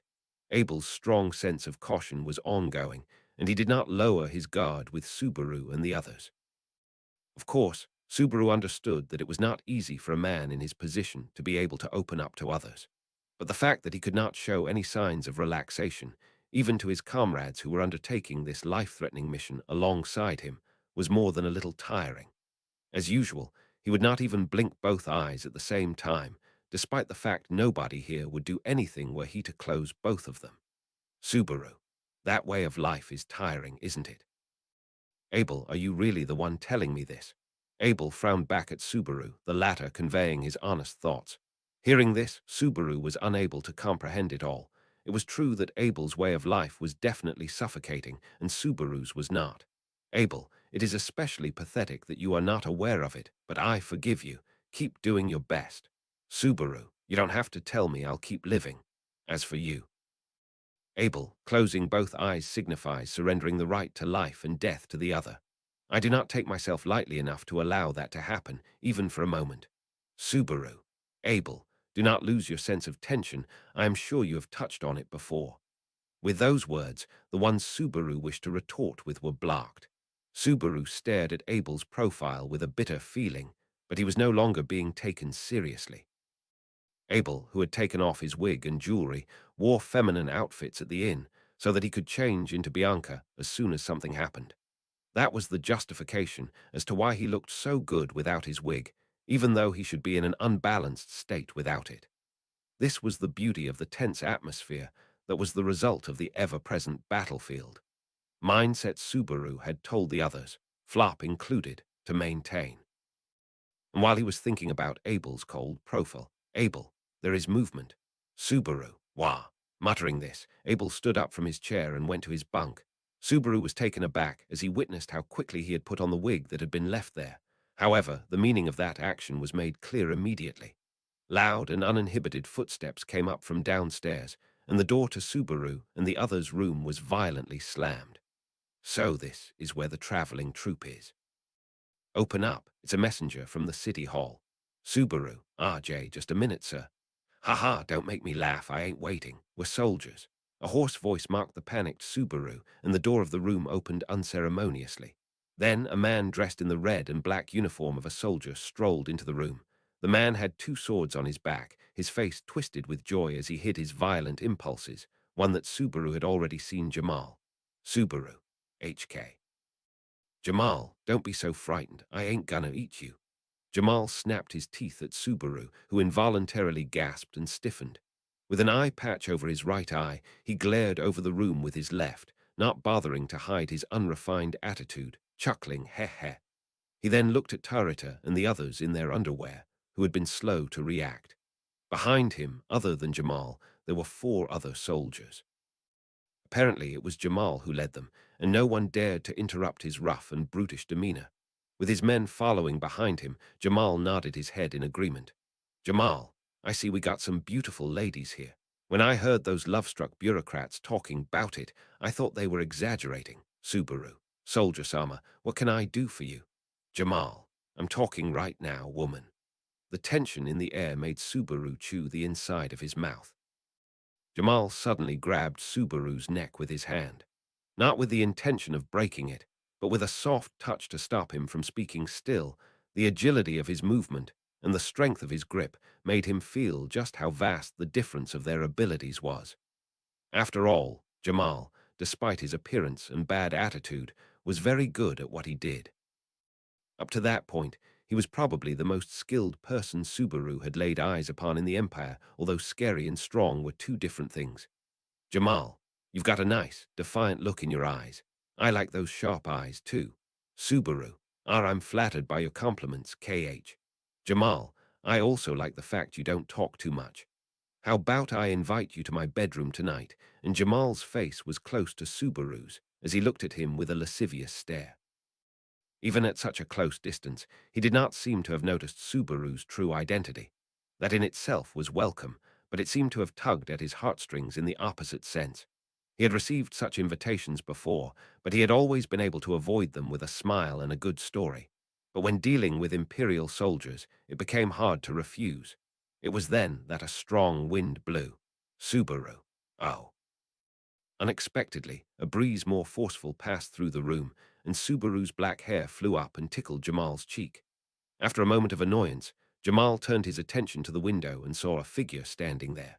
It was the black-haired dancer who was causing a stir in Garrel, standing there, wig back on and holding his elbows in a relaxed manner. Catching the figure head-on, Jamal whistled in surprise. It was a great show of boldness, whereas most of the people were stuck admiring her. Jamal, haha, so this is the danseuse I've heard so much about. No wonder you could pull it off. Abel, HMPH. After Jamal released Subaru with a breath of surprise and admiration, he quickly approached Abel. He then grabbed him and made the danseuse face him. Even though he was unaware, he was holding the Emperor's precious face in his grasp, giving him a crude smile. Subaru thought that was exactly what someone had meant when saying ignorance was bliss. Abel, Jamal, you're a thick-skinned woman unlike that one, but that's also okay. Abel squared his jaw and quietly stared at his opponent. While Subaru was on edge, Jamal sniffed as he engaged in the Empire's utmost level of disrespect. Then Jamal turned around with his grip still on Abel's chin, and Jamal, rejoice, traveling entertainers. I'm here to invite y'all to a feast at the city hall. Zikr Osman, General Second Class, who runs this city, requests your presence. Subaru, Zikr Osman, the General Second Class. Jamal, ain't it an honor for a traveling entertainer to be invited to join a General Second Class of the Empire? Subaru clenched his fists subconsciously, as if to say so it begins. Jamal's pompous words overcame the disrespectfulness of the scene and sent a shock of surprise and joy through Subaru. Zikr Osman, General Second Class. It seemed as though they had caught the exact fish they were trying to hook. Jamal, no way you traveling entertainers are gonna turn me down, right? Subaru, that. Flop, of course not. We'd hoped to bring song and dance to the Imperial soldiers. It was the true meaning of our trip. Jamal, good answer. I like that. Subaru's hesitation was overshadowed by a more immediate answer from Flop. Flop's charm, which allowed him to open himself to any opponent, was on full display here against Jamal. Jamal, feeling good about Flop's crisp answer, quickly and roughly released Abel's face, then staggered to the entrance of the room. And then, Jamal, get ready to go. I'm taking y'all to the city hall. Subaru, what? If you've invited us, we'd like to join you, lad. Jamal, ha, don't worry about it. We've been told to bring you there. This is our job, too. You can change right now. I'll also have my men in the back carry your belongings. Subaru, Jamal, it's a general's-only banquet tonight. We lowly soldiers can only hope for more after tomorrow. So, with no intention of letting them go, Jamal's vulgar gaze harassed everyone in the room apparently. They could not afford to ruin his good mood. Fortunately, Subaru, Abel, and Flop were all at least dressed as women. Tarita and Kuna, who were in most danger, were clearly women, so there was no need to worry that their lack of preparation would derail the mission. That said, Jamal, take your time. But the humiliation of having to clean up the room while they watched them unceremoniously change their clothes and pack their bags was hard to shake off. However, Flop, got it. Come on, everyone, let's get ready. We don't want to keep the soldiers waiting. Let's get this done right. Subaru, Flora, Flop, this is so unlike you, Miss Natsumi. Neither blood nor tears suit you. Subaru. His boiling anger disappeared at Flop's words, who then smiled at him. The words which he had taken the trouble to add at the end were taken as a dare to remind Subaru of the purpose of the bloodless siege. Subaru, yes, you're right. Here, you and Bianca prepare yourselves, especially since Bianca is a clod who can't do anything but dance. Abel, taking advantage of Abel's inability to speak, Subaru delivered a scathing assessment of Bianca. Abel's gaze stabbed him, but Subaru brushed it off. He quickly cleared up the luggage in the room, changed his clothes to go up to City Hall, and forced himself to behave as Jamal wished. At best, he could only whistle and enjoy watching them change.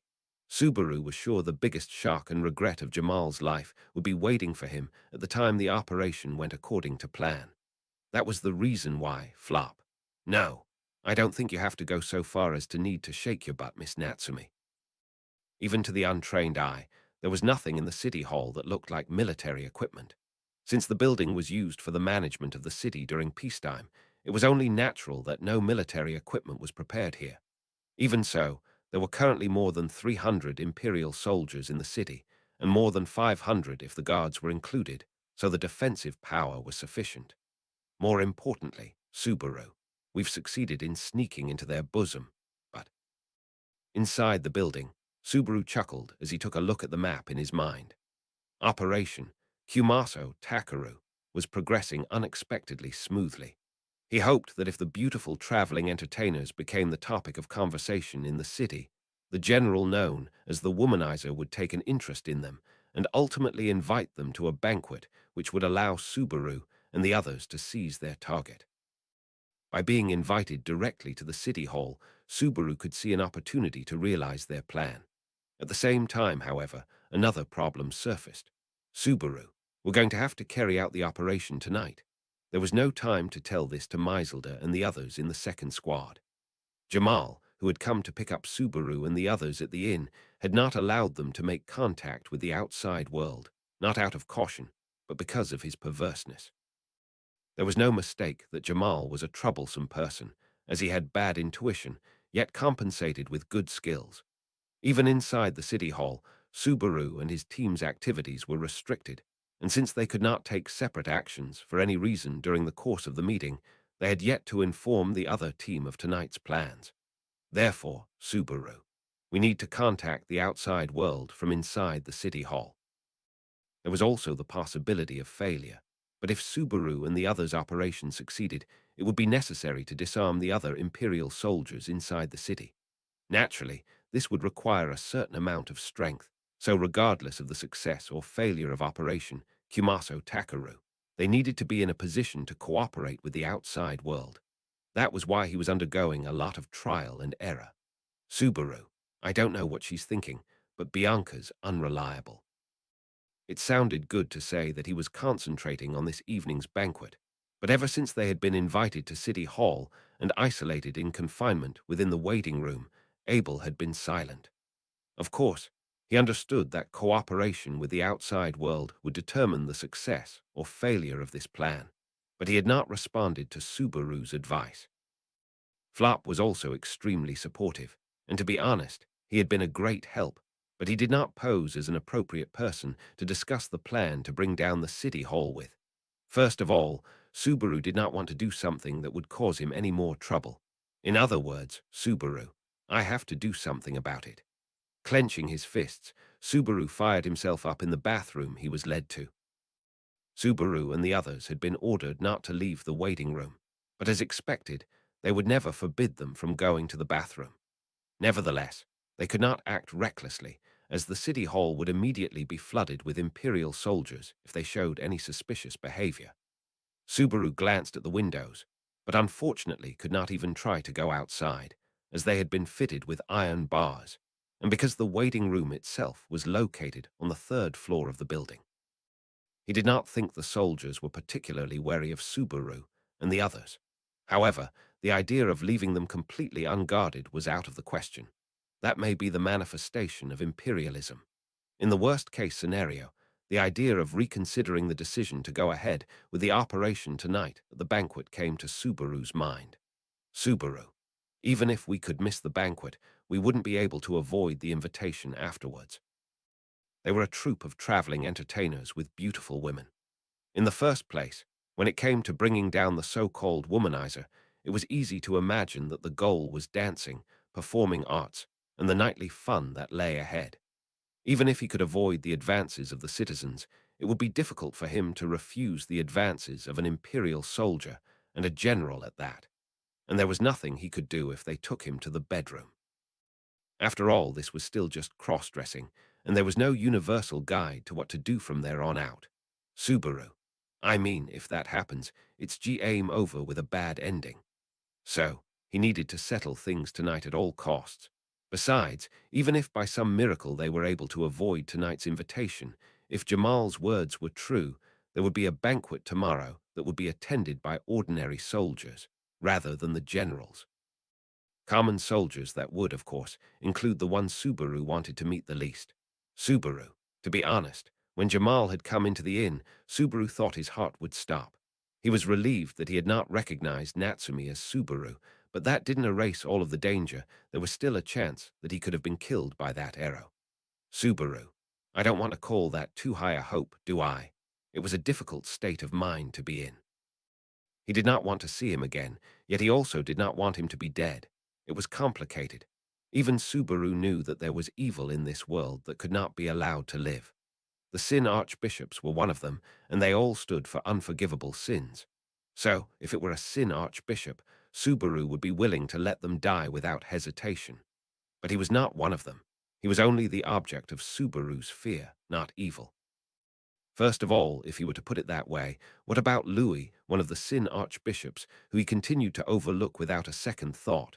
Subaru. It's no good. Right now, I need to focus on the plan in front of me. It was ridiculous to be worrying about his foundation collapsing now. Generally speaking, it was not just his foundation. Although he was now wearing makeup, his body and mind were still in tatters everywhere. Subaru was good at making use of what little he held in hand, and that was what made him special. Subaru. I can't stay here much longer, can I? After a thorough search of the bathroom, he concluded that, unfortunately, there was nothing there that could be used.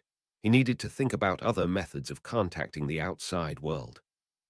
There was also the guard waiting in front of the bathroom, the watchman who kept them from wandering around inside the city hall, and besides, Subaru really didn't want to be suspicious. They may have to rethink the plan. If the situation became more pressing, Abel might understand this viewpoint. Subaru, I'm sorry to keep you waiting. I've been a little nervous. God, oh, don't worry. I just found someone to talk to. Subaru, someone to talk to. As Subaru quietly walked out of the bathroom, the soldier on guard duty who had been waiting for him responded. He seemed to be talking to someone who was passing by, who, with a twitch of their chin, looked over and said, "Oh, so you're the dancer invited as this evening's entertainment." Subaru's heart froze as he saw a face there that he definitely did not want to see. Subaru. Ah, Ku. HM. What's the matter? You look so startled. Oh, come on, I'm not going to eat you. Seeing Subaru's throat tremble, the other person laughed and cracked a joke. It was a quip that he had heard from Jamal at the inn only a short time ago. But unlike Jamal, who had delivered it because of his dirty mind, he couldn't brush it off this time. He wanted to ask if he really did not want to eat him. God, what did you do something, Todd? Todd, me. Don't be ridiculous. There's nothing I can do. My wounds are so severe that I've been bedridden for quite a bit. I'm barely able to walk around. God, that's true, too. So it's like she hated your face physiologically. Todd, That's rather hurtful. The man scratching his head and having a friendly conversation with the soldier on guard Todd. The object of fear that made Natsuki Subaru most wary, and the one that made him question the morality of killing those outside of the Sin archbishops. That was the nightmare personified that was chatting in front of him. Subaru. Ah. He needed to say something, Subaru thought, his brain revolving at high speed. Silence was not good. He must not give even a hint of suspicion. Todd would find out and use it as an excuse to attack. He did not need evidence or proof. If he had a suspicion, he would try to crush it. Therefore, Todd, hey, seriously, what's wrong with you? Wait, have we already, Subaru? Ah, I'm sorry, it's just that. Todd, it's just that. The same words were repeated quietly, but his heart felt like it was going to flip over. He wanted to end the conversation by saying he just didn't feel well. But just before he said it, he wondered if it was really okay.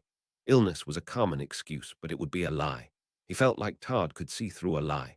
If Subaru tried to use his knowledge gained from return by death, Todd would understand his intentions and thrust a knife into him. Lies would be found out. Definitely. Lies must be avoided. He was not just feeling bad. Subaru was having a hard time breathing right now. Subaru. I'm a little, well, scared. Todd, scared of me. Subaru, not just you. I hate to say this, but I was brought here a little too forcefully. He averted his gaze and tried not to look Todd in the eye. Each and every movement caused doubt to swirl in Subaru's mind as he tried to ascertain if he had succeeded or failed. He felt like if he were to be looked in the eye, his lie would be found. He felt like if he lied, they would see through him. He was not lying. He was definitely afraid of Todd. There was no twisting that fact. Hearing Subaru's desperate answer, Todd closed one eye. Todd, when she says they were forced to be brought here, who was it that took them? God, or I believe it was Private First Class Orally. Todd, oh, Jamal, that makes sense then. Well, sorry if he scared you. Subaru, eh? Todd, who was convinced by the exchange with the guard, said so and apologized to Subaru. When Subaru peeled his eyes away at his unexpected attitude, Todd scratched his cheek with his fingers. Todd, I wouldn't say he's a bad guy. Jamal's got a bad mouth and personality and he's not very smart, but he's not a bad guy, he's just being himself. Subaru, ha ha, Todd, if you could, would you please be open-minded and forgive him? It looks like he's going to be my brother-in-law. His angelic sister, who looks nothing like him at all, is my fiancée. Subaru was puzzled by Todd's words that came with a wry smile. From the looks of it, Todd did not seem to be distrustful of Subaru's words or actions. Rather, he seemed to be sympathetic and concerned about Subaru's involvement with Jamal. Here, Subaru was unable to hide his astonishment at the skill he had mastered for the art of cross-dressing and the fact that he had been saved by Jamal, who was usually crude and problematic. His days of pursuing beauty, having thought they were for nothing, had not been in vain. Even the sexual harassment he had received from Jamal proved itself useful. Oh, hey, Todd, what the hell are you doing out here? While Subaru was thinking about it, a shout of anger echoed through the corridor. It was Jamal, raising his voice and making rough footsteps. Upon noticing Jamal's approach, Todd put his hand on his forehead. Todd, oops, you found me. Jamal, I didn't find you. The guy with a hole in his stomach should rest. You thought you can't trust what you don't see with your eyes, didn't you? Todd, no, no, no, I trust you. I trust you. You're surprisingly diligent and you do your job well. But even if they work diligently, screw-ups are always gonna be screw-ups, right? Jamal, that's what I mean when I say you only trust your eyes.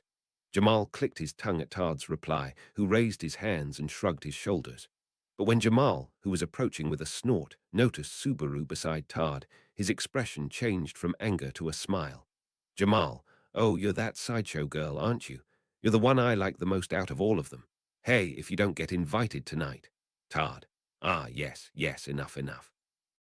Jamal, with a fond look in his eyes, reached out and tried to grab Subaru's shoulder. However, of all people, it was Todd who stopped Jamal's hand. Todd grabbed Jamal's wrist and gave him another enough as his cheeks contorted. Todd, you're scaring her with your attitude. This girl who I'd never met before got scared all of a sudden, and that stung. Jamal, I didn't do anything at all. I don't know why you're interrupting me in the first place. No way, you with that woman. Todd, don't joke about it, Jamal. Your sister's the only one for me. You know that, right? Jamal, it's complicated for a brother to be told that his sister is someone's only love. Jamal muttered with a venomous look on his face as he shook off Todd's hand. He then glanced at Subaru, but the way his cheeks were drawn together seemed to dissuade him from messing with him any further. Surprisingly, Jamal also had some sense. Or perhaps he had the heart to be hurt by being scared by someone he thought was a little too nice. Either way, Todd, anyhow, let's get going. We're not going to be able to attend today's banquet anyway. Jamal, that said, I'm getting tired of trying to close the holes in the city's defenses. Todd, it won't be boring. It's a guarantee, a guarantee. That's where the enemy will come from, absolutely. With a chuckle, Todd's sharp words scratched Subaru's chest. He praised his choice in his heart, thinking that the idea of using a secret path had been seen through. Then, after praising himself, Todd, by the way, what's your name? Subaru. Subaru was not sure if Todd had seen his distraction.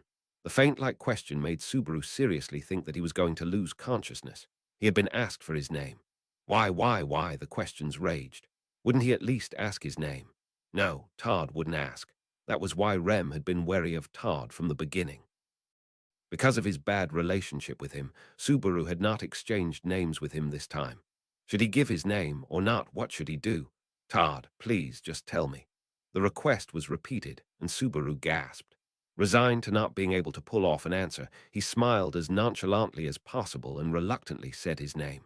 Subaru, Natsumi Schwartz, that's my name. So he voiced his name. He could not think of any other choice but to do this. He hoped and prayed that it was the right answer, and waited for the other person's response.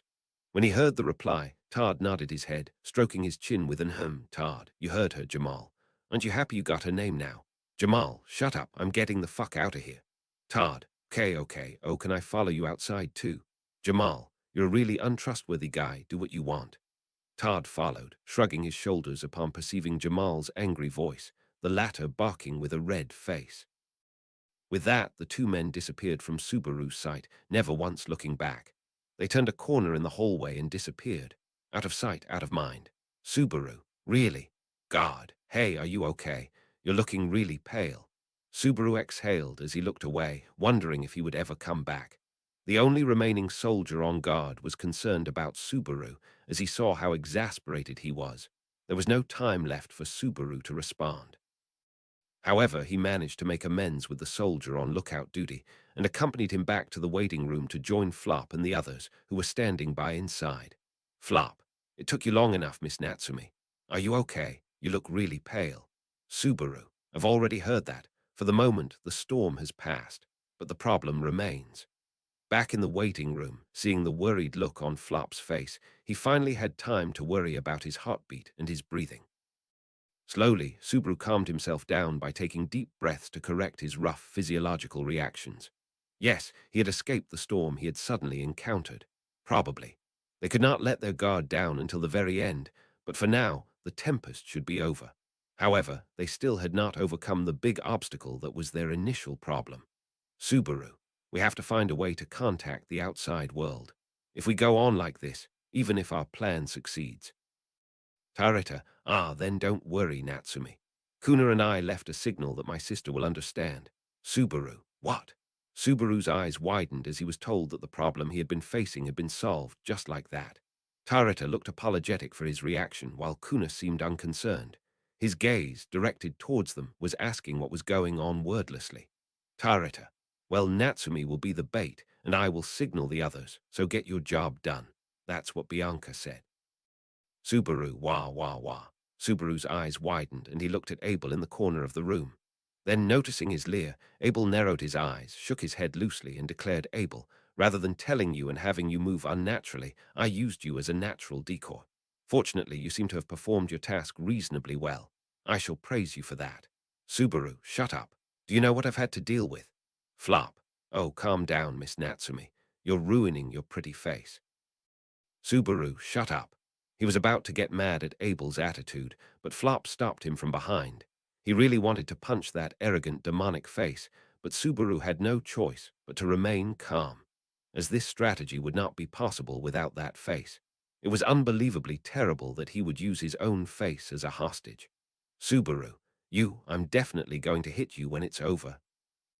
Abel, if you have so much time to think about what you shall do after its terminus, then I am sure you shall be able to perform without fault. Subaru, Flora, we're going to rehearse until it's time. Flop. Okay, okay, okay. Subaru gritted his teeth in anger, as if saying, you are the very epitome of always having a comeback for everything I say.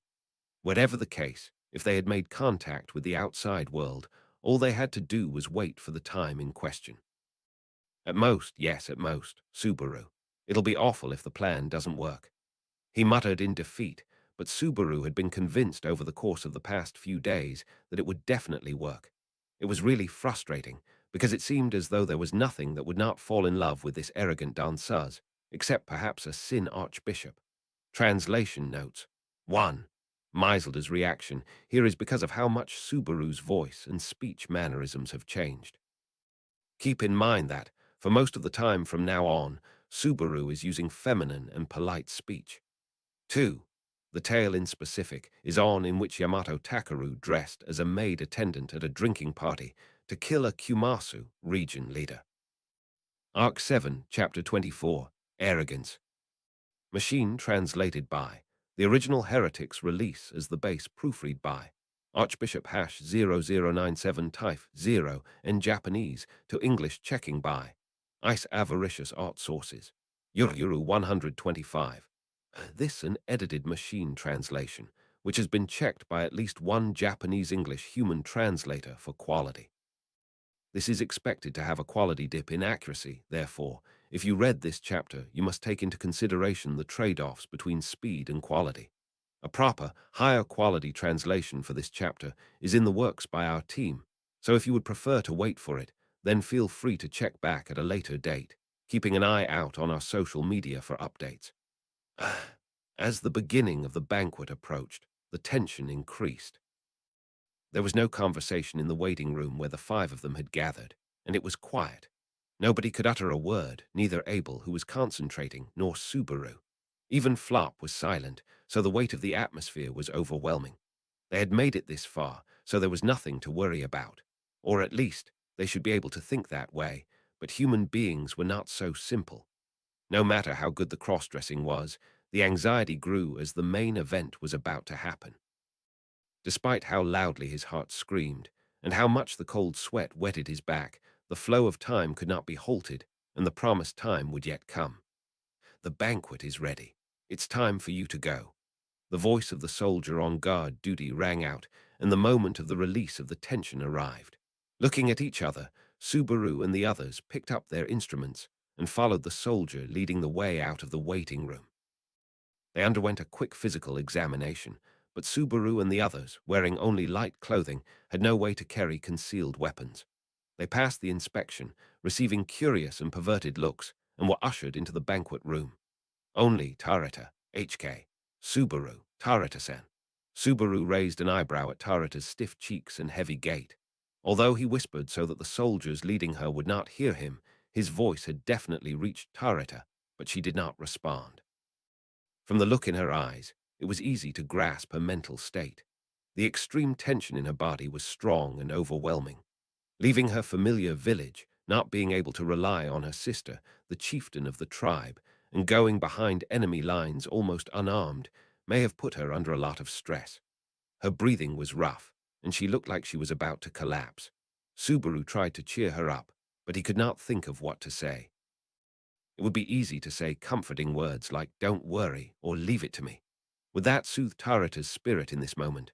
So, while Subaru was unable to take a step forward due to his inner hesitation, Abel, Tarita, Abel, there is nothing to worry about.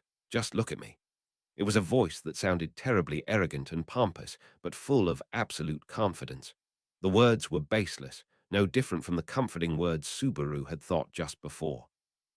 However, the effect of those easy words of comfort was tremendous. Letting out a faint breath, Tarita blinked her eyes. She had forgotten to breathe, and the color in her face had been almost gone, but she was brought back to her senses. It was a voice that contained simple words, but it held the power to strongly affect the hearts of others. The haves would instantly outstrip the hard work of the have-nots. He had been made painfully aware of this many times, but now he had been able to witness it clearly. Subaru, guess I'm not angry anymore. Subaru muttered this to himself as a consolation, But he soon realized that not only had Tarita's nerves relaxed, but his own as well. And so he bent his lips. Of course, he was not going to tell him that, though, because he'd probably triumph in it were he to do so. And then, welcome. I heard that you guys are going to perform a great song and dance. In the hall where the banquet had been prepared, Subaru and the others were greeted by nearly 30 strong men. They had been told that no ordinary soldiers would be allowed to enter the banquet hall today, so the people here must be the so-called commissioned officers and generals. In the midst of all these generals, a man sitting in a chair at the far end called out to the troop, "Subaru, is that Zikr Osman, the general second class?" After Subaru muttered under his breath, he glanced sideways at Abel, the danseur of the group, whose face was hidden by a veil, who pulled his chin slightly as to answer positively to Subaru's question. In response to the affirmation, Subaru looked at the other party again and furrowed his spruced-up eyebrows. Zikr Osman, the commander of the Imperial soldiers stationed in the fortress city of Garel. As a general second class of the Empire, he was expected to be a strong warrior, but his appearance betrayed Subaru's imagination in more than one way. First of all, he was short. He looked about half a head shorter than Subaru, who was by no means a tall man. He was almost as tall as Kuna if she stood up straight. Of course, there was a precedent in Garfield, who was short yet strong, so physique was no reason to underestimate him. However, he did not appear like someone of real importance either. The most striking thing about him was his distinctive, puffy haircut. If he had to describe it in words, he would say it was an afro, but just the fact that it was on top of a short man's head gave him a sort of mascot-like charm. Subaru had been told beforehand that Zika was a military strategist.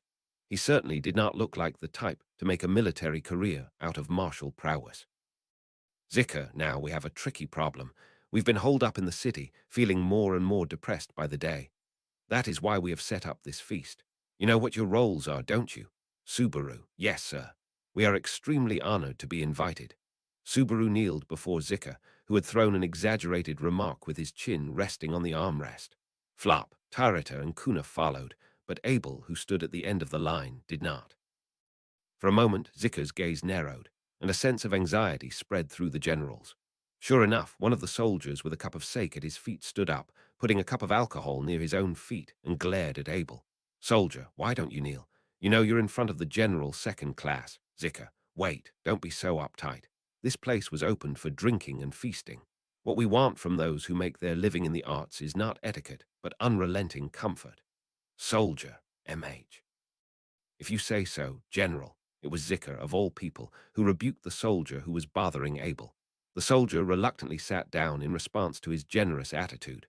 All the while, Abel kept his face hidden under his veil and did not show any sign of wincing. "Zika, you don't even falter in the face of a warrior's spirit. You seem to have a lot of confidence in your dance, but your first impression was not good. I expect you to overturn it." Subaru, thank you for your generosity. But please do not worry. Zika, who had a curious view of Abel's arrogance, replied with a ham to Subaru as the latter knelt down, raising his eyebrows in interest. It hurt to think about the rest, but this was the opportunity Subaru had been bestowed with. He was going to make the most of it. He would let Zika taste complete defeat. "Subaru, who you are about to lay your eyes on is the beautiful danseuse from beyond the great waterfall. Her silky black hair that drinks up the sun's light, along with her heavenly fair skin that has received the blessing of the spirits. Her utmost beauty is comparable to the divine beings, and tonight she will lavishly perform for you all." As he stood up, Subaru laid out his opening words. As if to prove that his overly exaggerated preamble was not a bluff, the veil that hid Abel's face was slowly lifted. As soon as the veil revealed that enamoring visage, all those present gasped in unison at the haughtiness of the danseuse. Zika, in particular, the shock of Zika, who had gotten lost in Abel's gaze, was massive. As he had shown a tolerant stance towards them from the start, perhaps he had already been prepared to deal with the situation magnanimously, or perhaps he had received a shock tantamount of being blindsided. It was as if he had literally forgotten how to breathe and speak. "Subaru, please, allow us the chance to display our danseuse's act." Subaru hung his head down out of politeness as he propositioned to Zika. Likewise, Flop bowed his head and raised his respective instrument to ask for permission to begin the feast. In response, Zika nodded his head, prompting Subaru to exchange a glance with Flop. They then nodded to each other, signaling that they were ready, and began to play. Subaru, tonight, what you will witness is a dance from the hometown of our danseurs, a dance from beyond the great waterfall. Please, satisfy to your heart's content the dance from the ends of the end. That it was from beyond the great waterfall was an exaggerated expression. However, it was not a lie in the sense that it was a dance unknown to the imperial soldiers.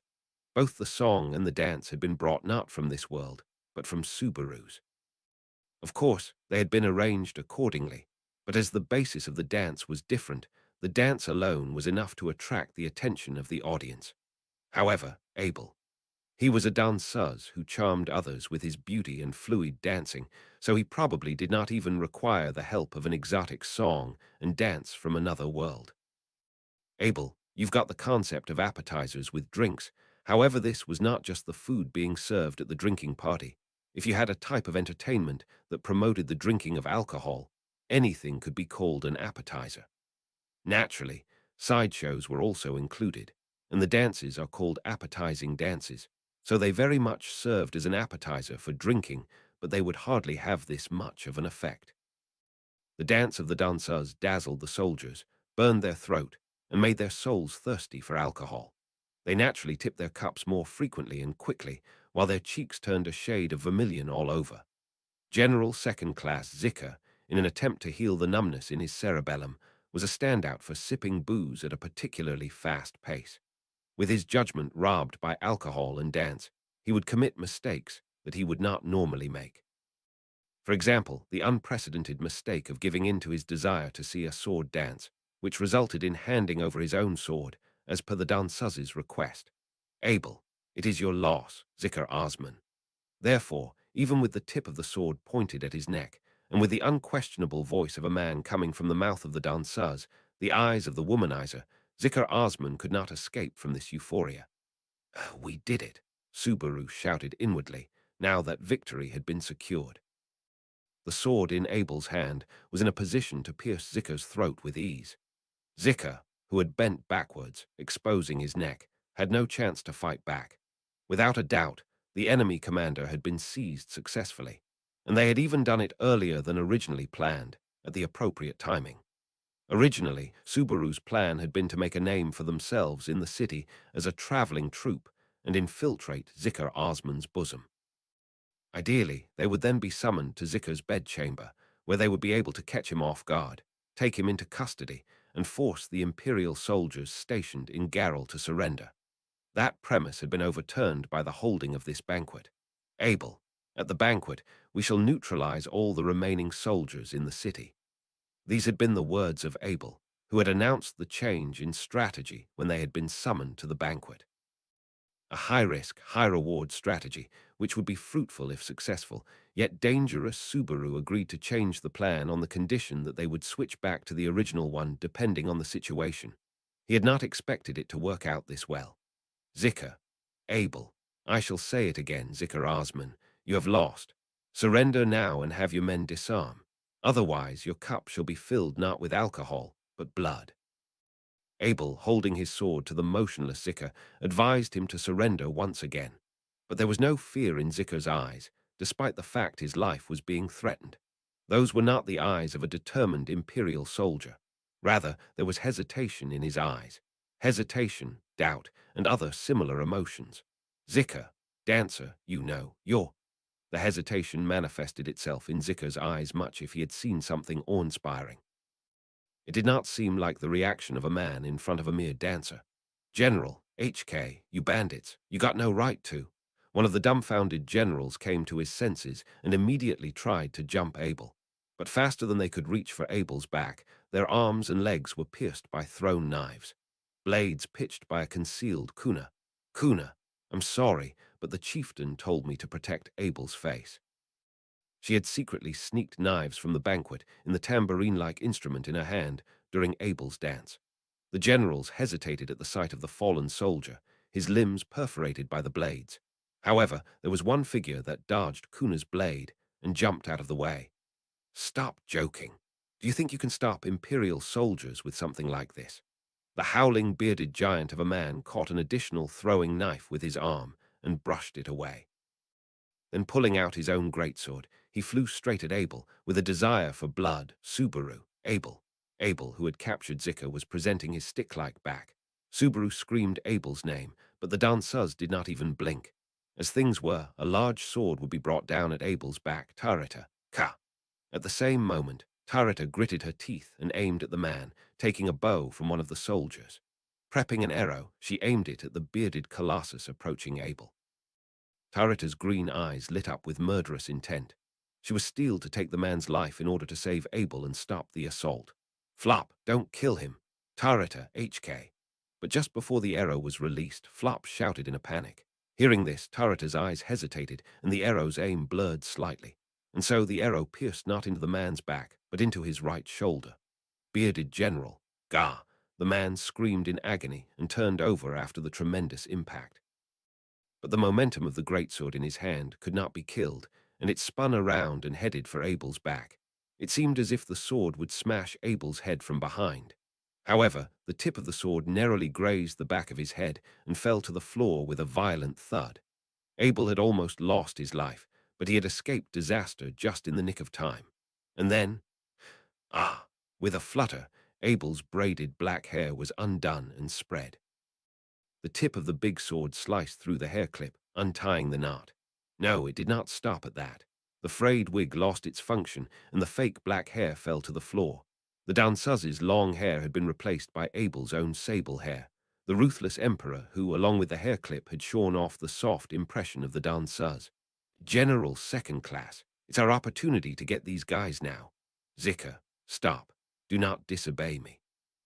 While the soldier whose limbs had been pierced by knives, and the one who had gotten shot in the right shoulder by an arrow groaned, Zika silenced the appeals of the general who was still attempting to resist. If they recklessly stood their ground, regardless of how many fell, they would be crushed in one go by Subaru's forces. And that was the counterattack they most wanted to avoid.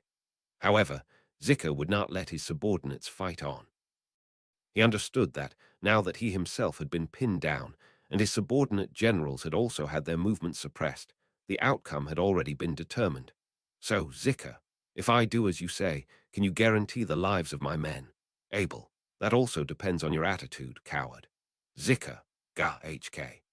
Zika showed his willingness to accept the recommendation to surrender while reddening and biting his lip as he was abused by the relentless Abel. That was the face of a man who had experienced humiliation beyond having been caught in a plot against him and having his person captured. Abel snorted, looking down at Zika's humiliation. Abel, I heard about you, Zika Osman. Before being labeled the womanizer, you had been dubbed the coward. Zika, an unbecoming epithet for an imperial soldier. Is that why you chose such a strategy? Abel, Zika, if I'm the coward on top of being the womanizer, I would surrender to a woman at the point of a sword. If so, what a humiliation that would be. Or if that was the case, Zika would have died of humiliation. But the reason why Abel had deemed it feasible was different from the reason Subaru and the others had heard. It was because Abel, a strategist who, through his skillful and steady use of troops, has achieved few notable results in battle, but has also caused little casualties to his allies. An excellent commander, but lacking aggressiveness. Hence coward. Zika, yes, that is correct too. I am, but, Abel, what are you confused about? Zika, eh?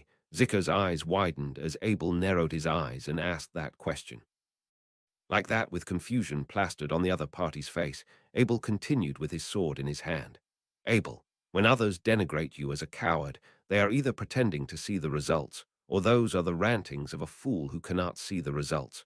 I made use of that nature to win. Zika, Abel, you abhor useless casualties. So I decided that you, as the coward and a military strategist, would not resist in this situation. Are you going to disappoint me? Keeping his gaze sharp and the blade against his neck, Abel inquired that of Zika. To someone who was unaware Abel's true identity, that would seem like a rant that would make one wonder what the hell he was talking about. He had trusted his opponent's cowardice and incorporated it into his plan to win. There was no certainty that he would not upset his opponent by telling such things bluntly. Rather, it was as if he was deliberately attempting to provoke his opponent's anger. It was really a statement that could make things worse. Even when dressed as a woman, he was incapable of any kind of humility. But in front of Abel, Zikr Osman gasped. What came to his eyes was a feeling that was hard to describe. If he dared to verbalize it, it would be a surprise that was close to excitement. It seemed to be a fresh and new reaction, like a maiden receiving something from the person she loved. Zikr will disarm ourselves. I'll give strict orders to my subordinates to do so. Abel, that is a wise decision. Abel quietly nodded in assent to Zikr's quiet, head-down answer. Even though he was dressed like a dancer, no one could resist his dignified nod of the head. As Zikr, their commander, surrendered, the imperial soldiers dropped their weapons one after another. And Abel, what are you doing fooling around? Go up and burn the flag on the roof.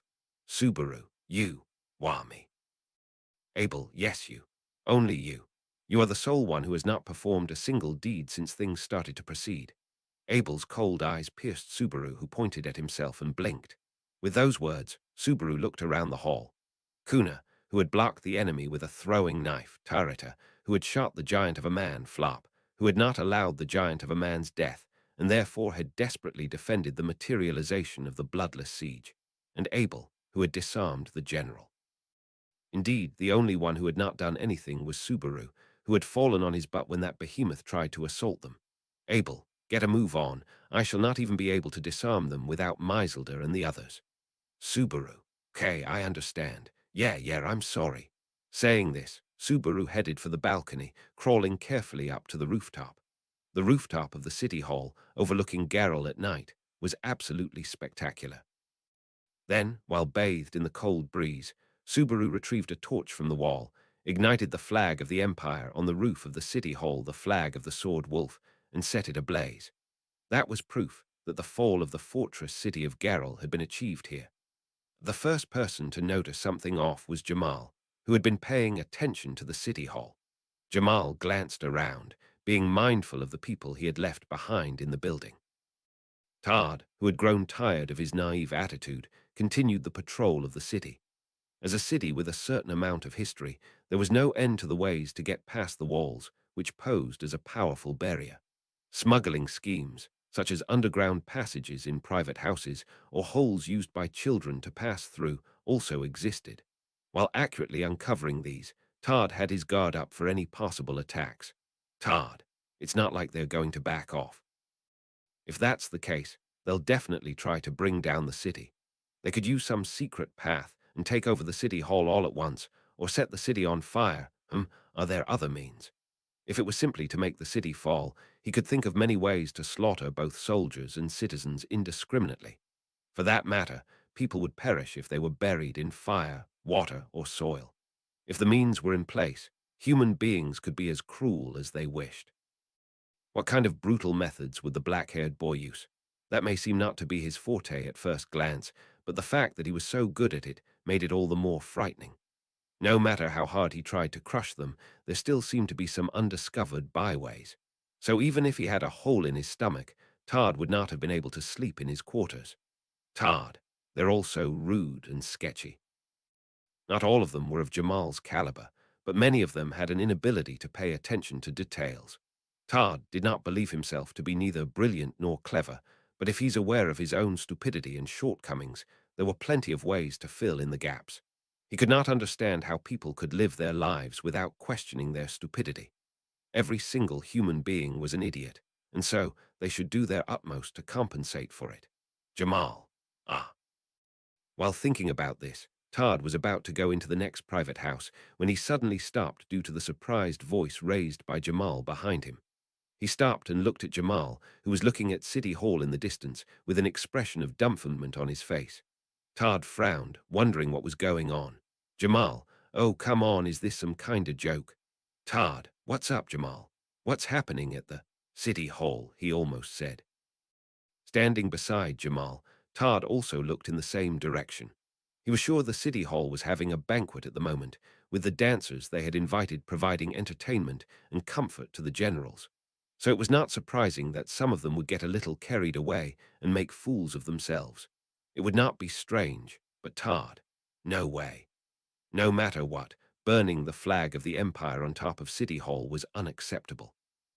That barbaric act was so beyond the realm of rudeness that even Todd was taken aback. The flag, being scorched by flames while fluttering in the hot wind, swayed and burned, lighting up the night sky with the red glow of its blaze. And right beside the flag set alight, he saw the figure of a woman he had already met in the city hall, a musician with rich black hair and sharp eyes. He believed her name was Todd, Natsumi Schwartz. That was what she had stated upon having had her name inquired.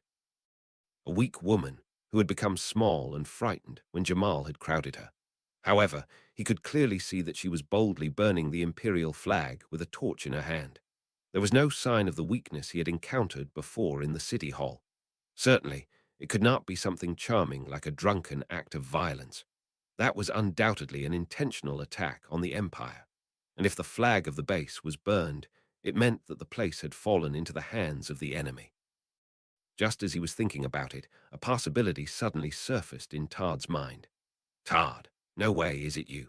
With his eyes wide open, Todd studied the dark-haired woman with the torch in her hand, Natsumi Schwartz, and was struck by the minuscule possibility that had sprung up within him. But the more he thought about it, the more it matched, and the more he looked at it, the more it diverged. But that was why the effect was so extraordinary. Who in the world would think of doing something like this? Of such a method to break through the enemy's guard from the front and take their base of operations? Todd, I thought it was impossible. I can't believe they tried to sneak through the front gate. Who could possibly use such a life-threatening approach? Of course, the possibility of hiding behind cargo or inside dragon carriages had been carefully considered, and the checkpoints had been reinforced. However, an intrusion on foot, in a way that would attract attention, had been unexpected. Even so, the first infiltration had strengthened their vigilance. On top of that, it would be a natural response to opt for a more stealthy approach. Jamal, you don't think that was just a setup, do you? Did they deliberately find us and instill in us the preconceived notion that a frontal breakthrough was impossible? Following that, he had managed to get into the city, was invited to the hall as a dancer, brought down the city hall, and ignited the imperial flag. It had been just as Natsumi Schwartz had intended. Todd, this is bad. What a meticulous plan, he thought, a chill running down his spine. He thought he had done everything in his power to have the upper hand, but on the other side, the poster child of war had easily surpassed and ridiculed him. Todd was surprised to find himself shuddering. Jamal, shit. What the fuck's going on here? Anyway, we got her back to the city hall. Todd, idiot, stop. You're going to die too. Jamal, huh? Unlike Todd, Jamal was unaware of the identity of the person who had set the imperial flag on fire. Due to the distance, his eyes could not perceive any details on the roof of the city hall. Todd could see it only because of his special eyes, and it was because he could see them that he was holding Jamal back. Now that the imperial flag at their base had been set ablaze, the fall of the city was decided. By now, all the generals who were participating in the feast, Zika included, had already been murdered. Even if they were to go back in, they would probably end up being defeated themselves. Jamal, you're freaking out, ain't you? And you still think of yourself as an imperial soldier, huh? Todd, you can't win and stay alive by being proud. Besides, you know that City Hall's been taken. The general second class is dead. The Shadrakians will be in the city before long. Jamal, Todd, if we don't get out of here before that happens, we won't have any other choice but to die too. Jamal was not the kind of person to accept the humiliation of disarming himself quietly. The alternative would be to jump into the enemy ranks weapon in hand, wielding bravery, and die while taking out about 10 people. It could be said that it would be exactly how a sword wolf would die, but from Todd's point of view, it was as good as a dog's death. Life was akin to a finite hand of cards. To use it for victory was justified, but it would be a waste to utilize it for a regretful defeat. Jamal and Todd had known each other for a while. It would not be strange to think that they had enough of a relationship between them to advise each other on this. Probably. Todd, you see that hole in the wall that I just plugged? I'm going to run through it. What about you? Jamal, goo, you want to make me feel humiliated again. Todd, if you're alive, you'll get a chance to rinse your shame off. But if you die, that's it. So I'm going.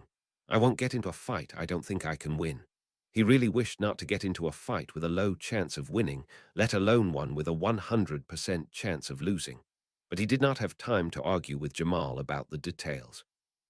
He quickly turned his back to him and started to run. Jamal hesitated for a moment before shouting a curse, a damn it, then followed behind Todd. It would be nice if everyone were as simple as him, but the world did not work that way. In any case, Todd, I guess I'll remember you as Natsumi for now. You poster child of war. As soon as they realized that the imperial flag had been set on fire and the city hall had fallen, the imperial soldiers unexpectedly obeyed the call for surrender. The same was true for the guards protecting the city, which was a great help to Subaru, whose goal was to seize the city without bloodshed. But this was also a surprising development. Subaru, I've always thought it strange that, when I watched battles of the Sengoku period in historical dramas, the battle would end when the head of the other side's general is taken off. 1. If the general were killed, the next person in charge would become the general, and the battle would resume. A layman would think that the battle would not end until one side was annihilated or in shambles, but this was not the case in this actual battle. Because the imperial army, which should be overwhelmingly superior in strength, had agreed to disarm as soon as they found out that their commander, Zika, had been apprehended. Maiselda. Well, that was quite a feat, Subaru no Natsumi. Subaru, Maiselda-san. As Subaru patted his fake chest at the results of the battle and the success of the operation, he was approached by Maiselda, happily slurping down alcohol directly from a bottle. The women, who had been hiding outside the city as a detachment, had entered the city too, upon realizing that the city hall had fallen, signaled by the burning of the imperial flag. The guards, becoming aware that the imperial soldiers had been defeated, did not attempt to stop them from proudly marching into the city as well. Thanks to Shudrak's cooperation, they had succeeded in capturing most of the imperial soldiers. In the hall where the feast had been held, the drinks and food had been cleared away, and in their place, the bound imperial soldiers were lined up in a row. It would have been a shame to throw everything away, Subaru thought. Maiselda and the others were sipping their drinks, but doing so made them look more like barbarians who were willing to loot. Subaru. But with this many people, it would have been tough to go head-to-head. Maiselda. No matter how many enemies we have, the pride of Shudrak won't falter. There's no such thing as too many enemies. And yes, simple numbers can be insurmountable, but you and Abel have defeated them. Subaru, Maiselda, I'm proud of you, Natsumi. You've shown courage through wisdom. We couldn't have done this. With a vigorous pat on Subaru's shoulder, Maiselda left him with a handsome smile. She then stood up and headed over to congratulate Tarita and Kuna for their contribution to the fall of the city hall. Even from a distance, the sight of Tarita's eyes shining from her sister's praise made Subaru smile. Kuna was hugged by Holly, having confirmed that she was safe, making her look like a rolled mackerel. Subaru, keeping things up like this, it would be nice if Kuna's life wasn't snuffed out, given all the great deeds she's done. With a sense of relief, Subaru let out a small smile. Then, as he turned around, he nearly collided with the person standing right behind him.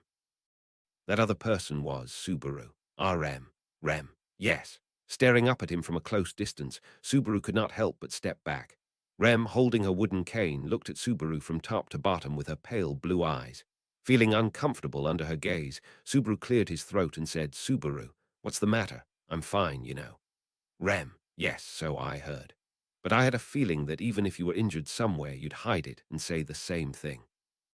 Subaru, you really don't have any trust in me, but I'm not very good with pain either, so I'll report even the slightest injury right away. Really, I mean it. Rem, that sounds suspicious too. Subaru, TCH haha. Subaru's shoulders slumped under Rem's gaze devoid of trust, but then he quickly turned his head in realization. Ha! Subaru uttered. She may have been a bit curt, but she was probably worried about whether Subaru was injured or not. Subaru, you're worried about me, aren't you? Rem, ha, Subaru, oh, I'm sorry. I got carried away. Of course you weren't. It can't be that Rem's worried about me. Rem, yes, I was. Subaru, wah. Waving his hands in the air, Subaru hurriedly tried to correct his misunderstanding. But he was interrupted by none other than Rem's words. Rem's expression did not change, but the color of her eyes wavered slightly. Rem, I said I was worried. Of course I was. No matter how much of a joke the plan was, I was the one who made you do it. And yet how could I not be worried? How in the world do you think I could be such a heartless person? Subaru, no, it's not that. I don't think Rem is heartless. I really don't. Rem is affectionate, a bit presumptuous, and a bit reserved before she gets to know someone, but that difference is also very attractive. Rem, Subaru. Rem, don't tell me you're impressed. Rem, no, I simply thought it was weird. And with just a simple statement, Subaru's fake chest was pierced, prompting an ah out of him. Rem gave an annoyed sigh as Subaru backed away, holding his fake chest in pain. She then took a step towards Subaru. Rem, just so you know, no matter what you said or did, you managed to do it. Really, you managed to bring this city down, and that's without causing any deaths. Subaru. If only we kept the bloodless part, I hoped that no one would get hurt if possible. But I wonder if that was too much to ask. Rem, I wonder about that. However, if it's you and Abel-san, then you may be able to pull it off. Why are you looking at me like that? Subaru. It's nothing, okay? Rem raised an eyebrow at Subaru's sullen face. In fact, she had a good point. Without Abel's help, this plan would not have been possible, and it was true that he was a man of terrifying wisdom. Still, hearing words of praise for another man from Rem's mouth made his heart squirm. Subaru, even with those fake breasts, there's still something to be impressed by, isn't there? Rem, I feel like you're talking about something stupid again. When Rem started staring at him, Subaru waved his hands and said, No, to cover it up. If he told Rem about his current jealousy, she would probably just feel weird about it. It was unavoidable, but it nevertheless hurt. One-sided affection was painful. Subaru, no, in this case it's just a reflex. Though they're passable compared to Emiliatans, nevertheless they still feel like the real deal, don't you think? Medium. Oh, Natsumi-chan, you're here. I heard you guys did great, congratulations. Subaru. Ah, Medium-san. Medium ran into the room with a loud voice and sluggish footsteps. Subaru recoiled at the sudden approach of the taller woman, but his step back was meaningless as she filled the distance between them by leaning forward. Medium had a big smile on her face, looking happily at the soldiers in the hall as two girls rode her shoulders, Yudakata and Louis. Medium, these people were all captured by Natsumi-chan and the others, weren't they? I'm so surprised. So, where's Sis? Did she do her best? Subaru, sis. Ah, yes, Flora is. Flop, I'm here, dear sister. Medium, oh, Medium's round eyes widened even more when she saw Flop appear in the hall, a beautiful man who had accompanied her and whom she had become accustomed to seeing for so long. He quickly asserted his presence with a single loud clap of his shoes. Medium, big bro. Isn't that big bro? I knew it. Big bro isn't my sister, and the sister I thought was my sister's big bro. Flop, ha, I have no idea what you're talking about, dear sister. But no matter what, I'm still here. So whether I'm your brother or your sister, it doesn't matter. Medium, that's true too. Then maybe I'm not a sister, but a brother. I'm so big after all. Flop, younger sister or younger brother, or older sister, we're still family. The conversation between the O'Connell siblings was peculiar, but it kept its unique tempo until its settlement. The laughing Flop hugged Medium's waist, and Medium, with the girls on both shoulders, started spinning around in circles as he did. As a result, both of Flop's legs floated up and a grand spin began as the happy laughter of the siblings and children echoed in the hall. Subaru, surreal, isn't it? Rem, I'm sure Medium-san was worried about Flop-san too, so how long are you going to stay dressed like that? The rest of your life? Subaru, the rest of my life has to be an exaggeration. No matter how cute I am, this is only a temporary appearance, and I'm destined to have to go back to normal eventually. Rem, does that mean that for the time being you'll be dressed like that? Subaru, I just happen to not have time to change right now. Subaru wasn't mentally tough enough to endure such suspicions, or to put it another way, to endure how Rem looked at him like he was a pervert. In fact, the only reason he was still dressed in women's clothing was that he had been busy with minor tasks, such as burning the imperial flag and welcoming the people of Shadrach who entered the city afterwards. The situation simply had not permitted him to change into his Subaru clothes. It was not that he intended to stay as Natsumi Schwartz. Subaru, or isn't it? Ram. Oh, right. If you're searching for Abel-san, he's in the back room with the commander. Subaru, you're acting like you don't believe me. Pointing at Rem, who had given him a blank stare, Subaru turned and walked towards him. He'd like to celebrate the success of the bloodless siege with Rem and the others, but he could not just sit there with his hands up in the air and be overjoyed. After all, the fall of Garel was only a checkpoint. They had to think about the future civil war that would rumble the empire and what kind of position Subaru would maintain. To that end, Subaru, if you'll excuse me. With that, Subaru pushed open the door to a separate room at the back of the hall. It was originally supposed to be a private, office-like room for the city manager, the master of the city hall, but now the master had been sent away, and the replacement for the ruler was sitting on the chair. Originally, it had been Zika, the general second class, but now it was a more pompous man. Abel, you are still dressed like that. So said Abel, resting his cheek on hand as he snorted, having already shed his dancer's costume and rolled up his sleeves into a more masculine attire. In front of him was the disheveled head of a kneeling Zika, with no one else in the room. Subaru, please don't mention my outfit. What's more, you are alone with the general second class without any guards. Do you want to throw your life away? Abel, of course, had he any intention of resisting, I would have put him to the sword. But he has no such intention. Am I not correct, Zika Osman? Zika, yes, that is correct, Your Excellency. Jerking his chin, Zika called out to Abel when prompted to respond. The respectful manner in which he addressed His Excellency and his obvious superior was a sign that he judged Abel to be more than just a cross-dressing bandit. In other words, Zika understood Abel's true identity, and because of that he was kneeling there. Subaru, did you tell him? Abel, I needed not such a thing. Apparently this guy figured it out during the dance. No, I should say that after the dance, he understood in his head the right thing to do. Subaru. Subaru tilted his head, not comprehending the meaning of those words. However, at Abel's observation, Zika sank his head more deeply, as if to show further respect. The result was a valuable person who firmly recognized and expressed respect for the fact that Abel was the emperor, a fact that had not been felt very much up to this point. Abel, but it is convenient that you guessed it without needing to disclose it. Zikr Osman, follow me, you will not be wronged. Zikr, yes, if it is for you, I, Zikr Osman, will risk my life. Subaru, wait, are you serious? You haven't heard anything about this yet, have you? Zika made an immediate dedication to Abel, who had requested vassalage toward him while sitting on the chair. It was convenient, sure, but too good to be true. Zika, however, shook his head in response to Subaru's question. Zika, His Excellency is right in front of me and he needs my aid. If so, it is my duty as a general of the Empire to respond to his request. Above all, I swear to be even more loyal to you than before. Abel, oh why? Were you so fascinated by my dance? Zika, it was very, very beautiful, but that is not all. Zika's heat was intense as Abel made a cold joke without even smiling. He pressed both fists to the floor with strong and intense joy on his face. Zika, I'm surprised that His Excellency remembered my two names, that I cursed as nothing but a disgrace, and that you believed it after all. Abel, of course.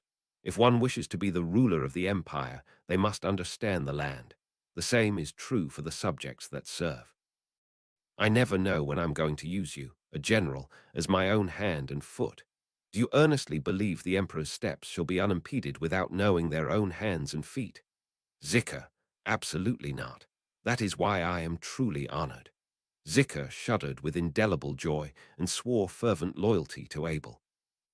Honestly speaking, solely regarding the events, it was a too-good-to-be-true turn of events, but Zika's profile was so uncanny that even Subaru could not find any room to doubt his inner feelings. At the same time, Subaru was overwhelmed by the charisma of Abel's words, as well as his strong pride and conviction as the emperor that supported it. He did not know how many generals there were in the empire, but even if Zika was outstanding among them, would he be able to remember enough of every one of them to be confident that he could bring down the city regardless? Well, even if another general had been in charge of the city, Abel seemed sure that he would have pulled the same result. The emperor, an opponent transcending even the clouds above, knew him, knew his strengths and weaknesses, and upon that built his strategy, wonderfully entangled him in his expectations, and defeated him. Perhaps it was similar to a high school baseball pitcher getting his pitch hit for a home run by his favorite professional baseball player. But actual war is too disturbing to be compared to that. In any case, Abel, if Zikr Osman shall follow, then the generals under him shall likewise follow. Together with the fortress city, I can say that we have finally gathered a strong fighting force. Zikr, however, if we stand against the rest of the country, we will inevitably lack strength. First of all, I think we should invite the reinforcements that are supposed to be sent from the imperial capital into the city and call for their surrender. With the addition of allies familiar with the situation of the empire, able to formulate strategies, the discussion quickly turned into a full-fledged military one. Unlike Abel, who accepted it without hesitation, Subaru felt a great deal of resistance to the beginning of preparations for a full-scale war. Therefore, he would prefer to have a discussion with Abel before discussions on such matters could begin. He wanted to discuss with Abel about what to do with himself and Rem after the fortress city was seized. However, unfortunately, the proposal that Subaru wished to bring up was not tackled, because Abel, reinforcements from the imperial capital. Abel muttered in response to Zikr's comment, and the air in the room trembled. Subaru and Zikr widened their eyes at the sight of Abel as he stood up from his chair with great vigor and walked back to the hall. And then, Abel, close the main gate of the city right now. Do not let anyone enter, messenger or not. Everyone in the hall was startled by Abel's bellow. Of course, much like Subaru and Zikr, who had been talking with him just before yet could not comprehend it, Meiselder and the others could not discern Abel's true intentions either. However, Abel's urgent look was enough for them to know that this was no ordinary matter. Meiselder, Tarita, go tell them to close the main gate. Tarita, oh, sister, what in the world is? Meiselder, go. Don't disgrace Shudrak's name. Meiselder's fierce voice struck the hesitating Tarita. The latter's eyes widened at the sound of her voice, which even sounded murderous, and she promptly rushed out of the hall. With that, Tarita would order the guards to close the main gate. And so Abel's instructions would be fulfilled, but flop. Village Chief Khan, what is going on? It's rare to see you change your expression. Abel, now is not the time for your nonsense, merchant. Zikr Osman, persuade the generals, Meiselder, you are. Ooh, HK. Abel quickly instructed the others, treating the worried flop with disregard. Abel ordered Zikr and Meiselder, the heads of their respective groups, to get their people together, but his instructions were cut off mid-sentence by a high-pitched child's tantrum. Medium, whoa, whoa, whoa, what's happening? Louis Chan, what happened? Louis, ah. Utakata, Lou, calm down, Ooze here. Medium's eyes turned in surprise as she was yanked by her highly decorated hair. Being carried on her shoulders, Louis was screaming desperately as Utakata attempted to soothe her down. However, the rampaging Louis did not calm down at all. On the contrary, Louis was shedding large tears, her expression tense as if she were afraid of something. Rem, Louis-chan, please calm down. What's wrong? If there's something wrong, I'll listen to you, so don't cry. Louis, ooh, Rem, ha, over there, what's going on? Unable to witness the sight of a sobbing Louis, Rem headed towards her. Upon noticing Rem's approach, Louis pointed to a corner of the hall, tears streaming down her face. Subaru and Abel also looked in that direction, but there was nothing. There should have been nothing. Abel, Meiselder. Meiselder, oh, staring into the void, Abel was the first to call out Meiselder's name. As if in response, Meiselder quickly readied the bow on her back, seized 4 arrows in her right hand, attached them to the bow at once, and drew them. Meiselder's strong body unleashed a tremendous blow from the Shudrak chieftain. 4 arrows flew wildly, pushing into the empty space Louis was pointing to. Each one of the arrows was reminiscent of the blow of the hunter who had killed Subaru in the jungle. It was so powerful that it would have torn Subaru's form to shreds had he been struck by those. The floor and walls, which were supposed to be stronger than arrows, were shattered, and the crushing sent a cloud of smoke into the hall. As the soldiers jumped for cover and gasped for air, Subaru and the others looked closely at the smoke to ascertain if there was indeed a cause for Louis to make such a commotion. Something like that isn't going to kill me. From somewhere, a languid voice fell softly into the smoke-filled hall. He recognized the voice as that of a woman. Subaru's eardrums judged it to be a slow, carefree voice, lacking in emotion and of modest volume. It felt terribly out of place in the momentary tension of the situation. However, the result of that voice was powerful. Meiselder, In the blink of an eye, Maiselder's entire body was engulfed in tremendous flames, having been set alight. Maiselder, TCH. In the blink of an eye, Maiselder's entire body was wrapped in a conflagration, causing her to let out an inaudible scream. The sight of Maiselder, who had turned into a humanoid mass of flames, prevented everyone from taking any immediate action. Kuna, TCH, Harley. Harley, you understood. Immediately after Kuna called out, Harley hurriedly hastened to a container filled with a large amount of water. She lifted it with her monstrous strength and threw it with all her might at the burning Maiselder. The water overflowing from the broken container enveloped Maiselder, and the immolated woman fell to the floor. The flames had scorched her for nary a moment, but it was impossible to imagine the pain of one's entire body being incinerated. Subaru was unable to keep up with how quickly the situation had morphed, wondering what the hell had happened. However, he did notice an increase in the number of unfamiliar figures in the center of the chaotic hall. Not only Subaru, but the rest of the group gradually took notice of the new figure. The person standing there was a beautiful girl with most of her brown skin exposed. She had silvery white hair, an eye patch covering her left eye, a lush furry tail growing out of her rear, and a branch in her hand that looked like it had been picked up in the middle of nowhere. Her emotionless face gave a somewhat unbalanced impression when compared to her frame of lush, youthful, feminine proportions. However, there was no doubt that this pretty girl had been the trigger for the previous occurrence. What she had done, what she desired, who she was, everything was unknown. It is you, Arakia. But while everyone was frozen in place, there was one person who knew the girl's name and so beckoned her. The one who stood there with his well-shaped eyes sharpened, staring at Arakia, was the emperor who had been ousted from the throne of the sacred Valatian Empire.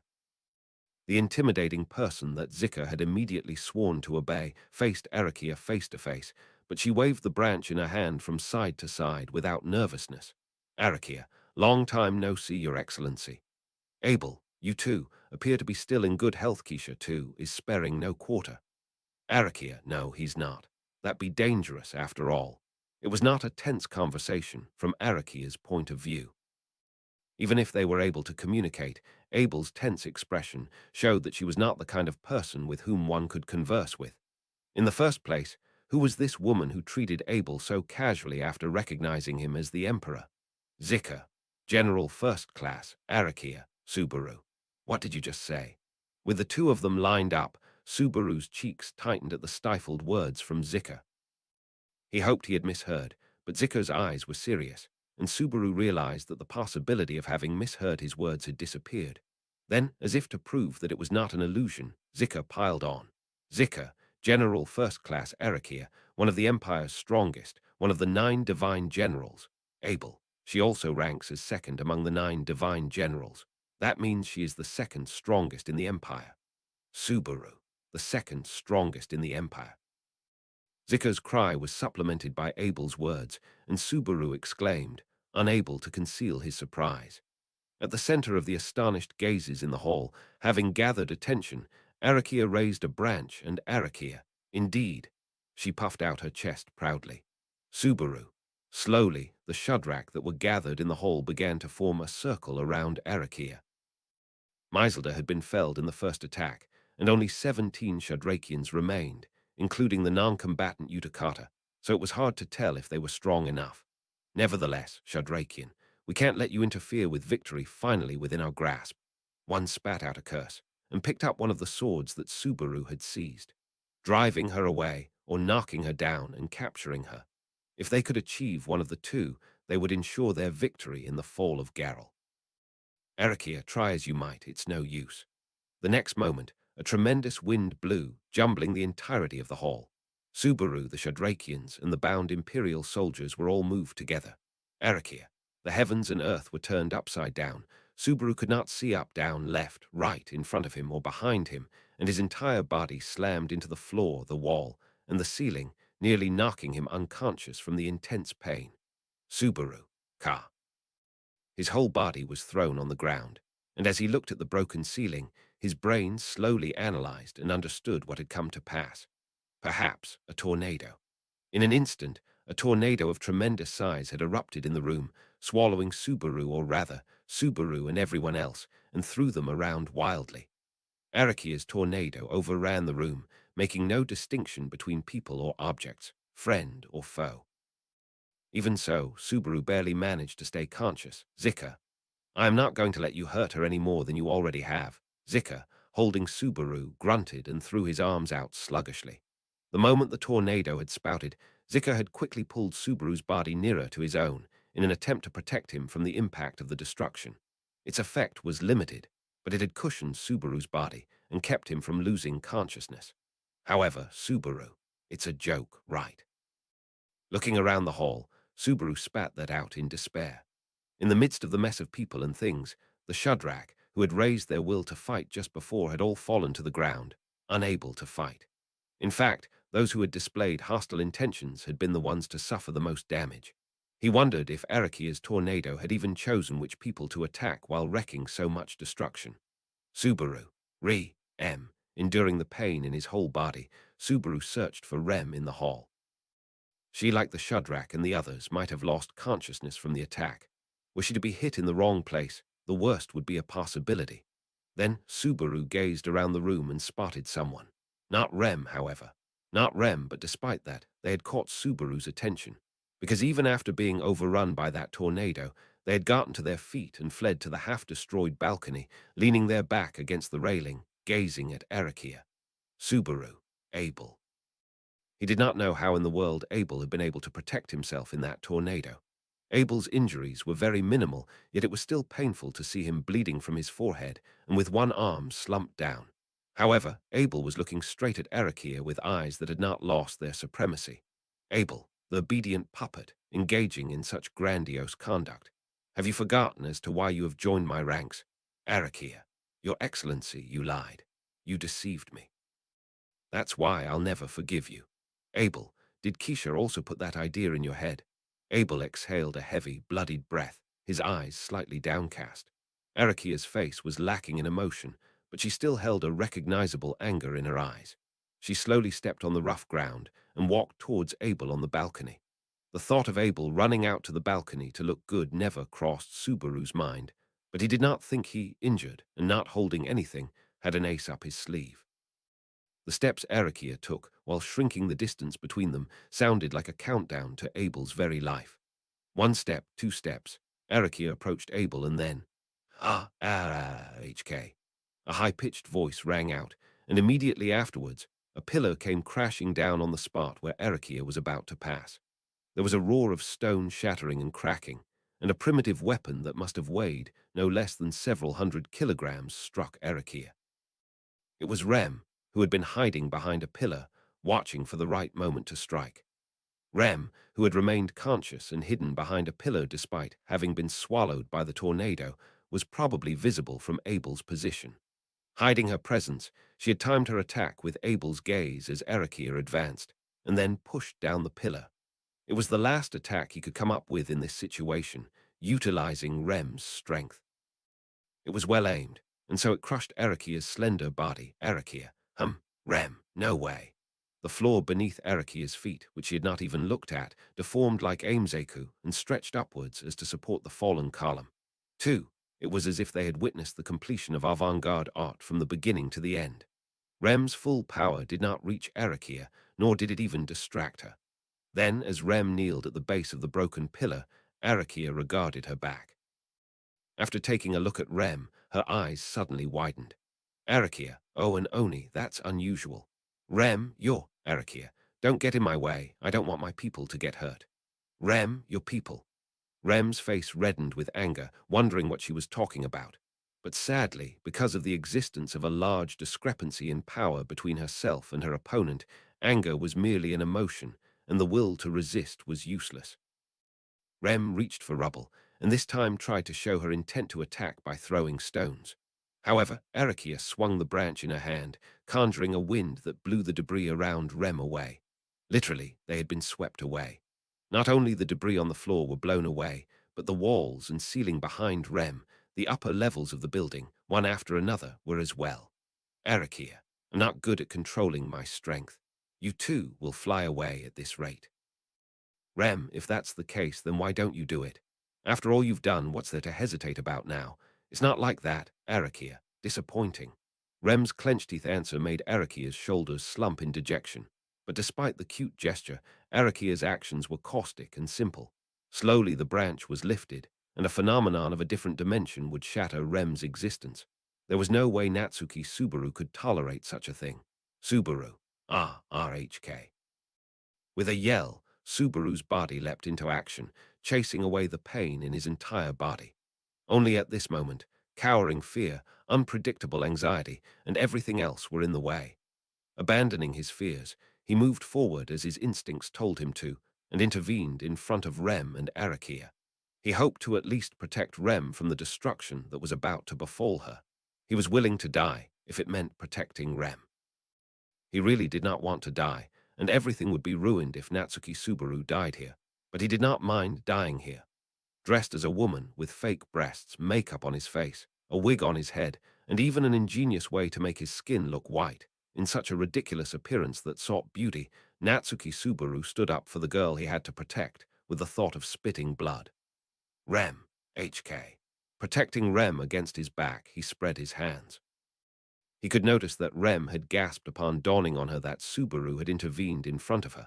But what she thought or felt about Subaru's action, he would never know. That opportunity would never come again. It was snatched away in a flash before the destruction named Arakia. What a comical sight. But it is not so bad. That was the voice that reached Subaru's ears as he prepared to have everything taken away and nothing to be left. As he closed his eyes in an attempt to accept the coming end, he gasped when he registered that no heat, loss, pain, suffering, thirst, or any of the other factors that lead to death had befallen his body. Then slowly opening his eyes, he saw it. Before that Subaru, spreading out his upper limbs, shielding Rem to his back, there was someone else's back. It was not Arakia. Arakia was standing on the other side of that back. He could see her standing there, stunned, astonishment plastered on her face.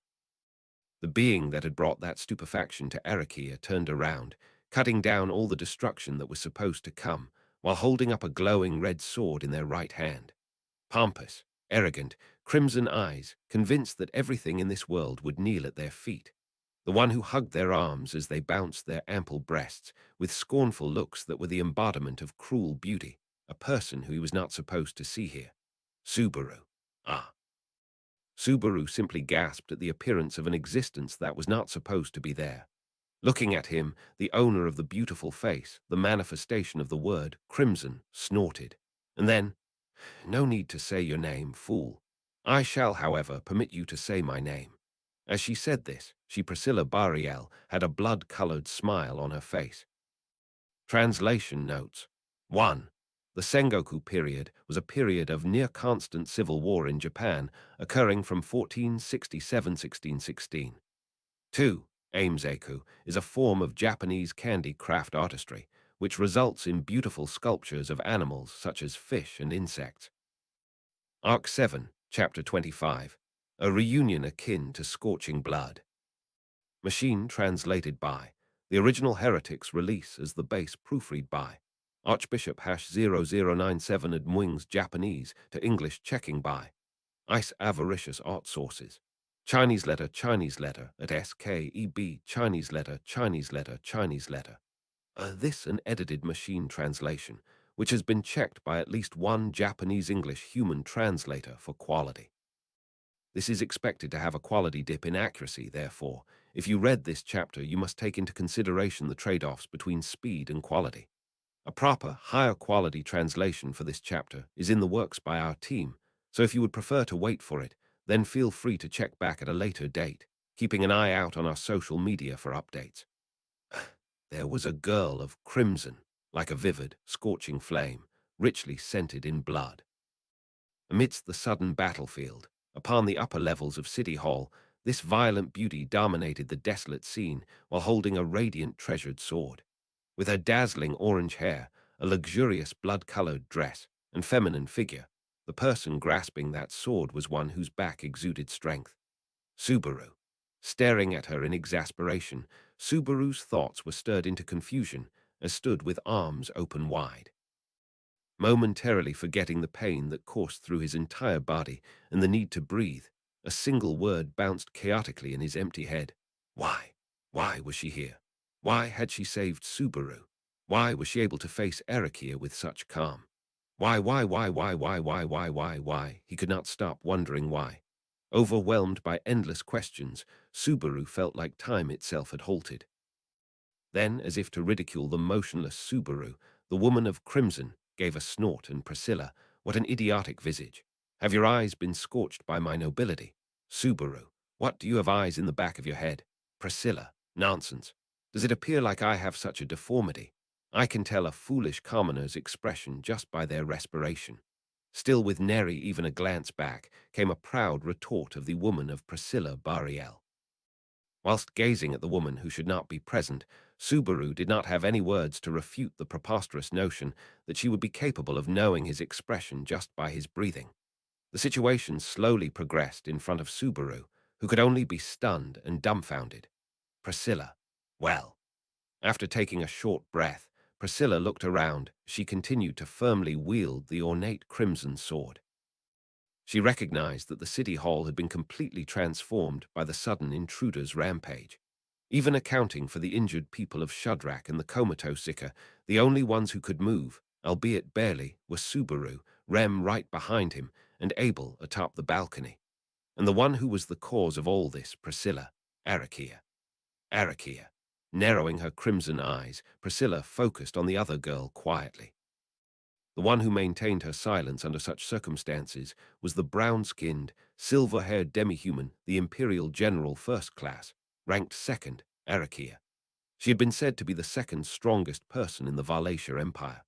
Her abilities had showcased this well. She met Priscilla's gaze, brimming with strong will, head-on, with a red right eye that remained uncovered by her eye patch. Nay, actually she did not. Arakia, princess.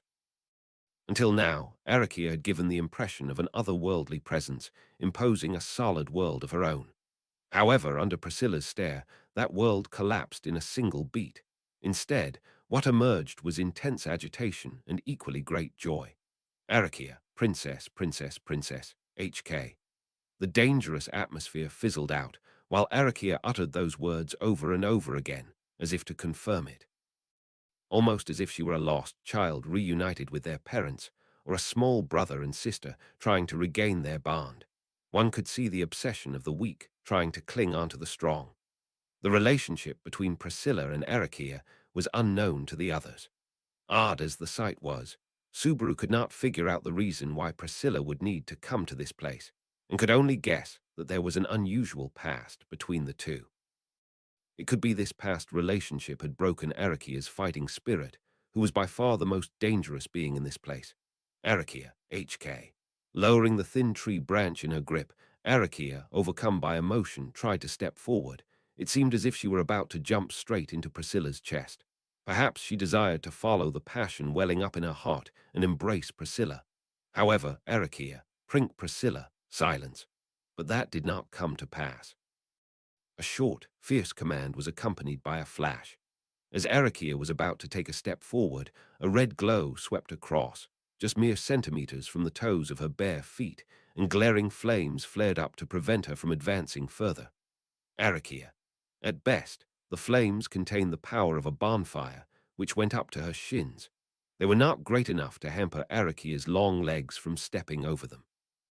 She easily could, yet despite that, she was unable to move, almost as if she faced an insurmountable wall.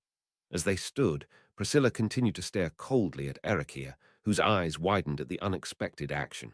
Priscilla, Arakia, why do you wish to come to me now? Arakia, why? Priscilla, did you believe that I would be so excited to reunite with you as to welcome you into my arms?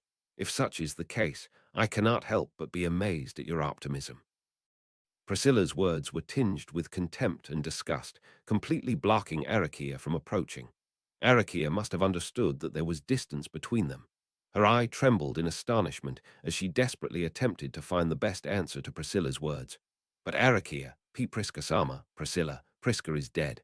Have you not changed after all this time, even after obtaining your newfound position? Arakia, HK.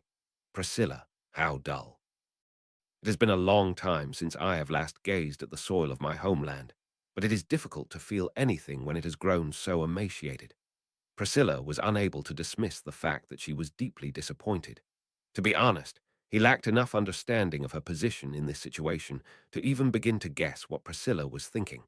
Even so, Subaru knew that her heartless words had shaken Arakia to the core, insofar as making her shed blood.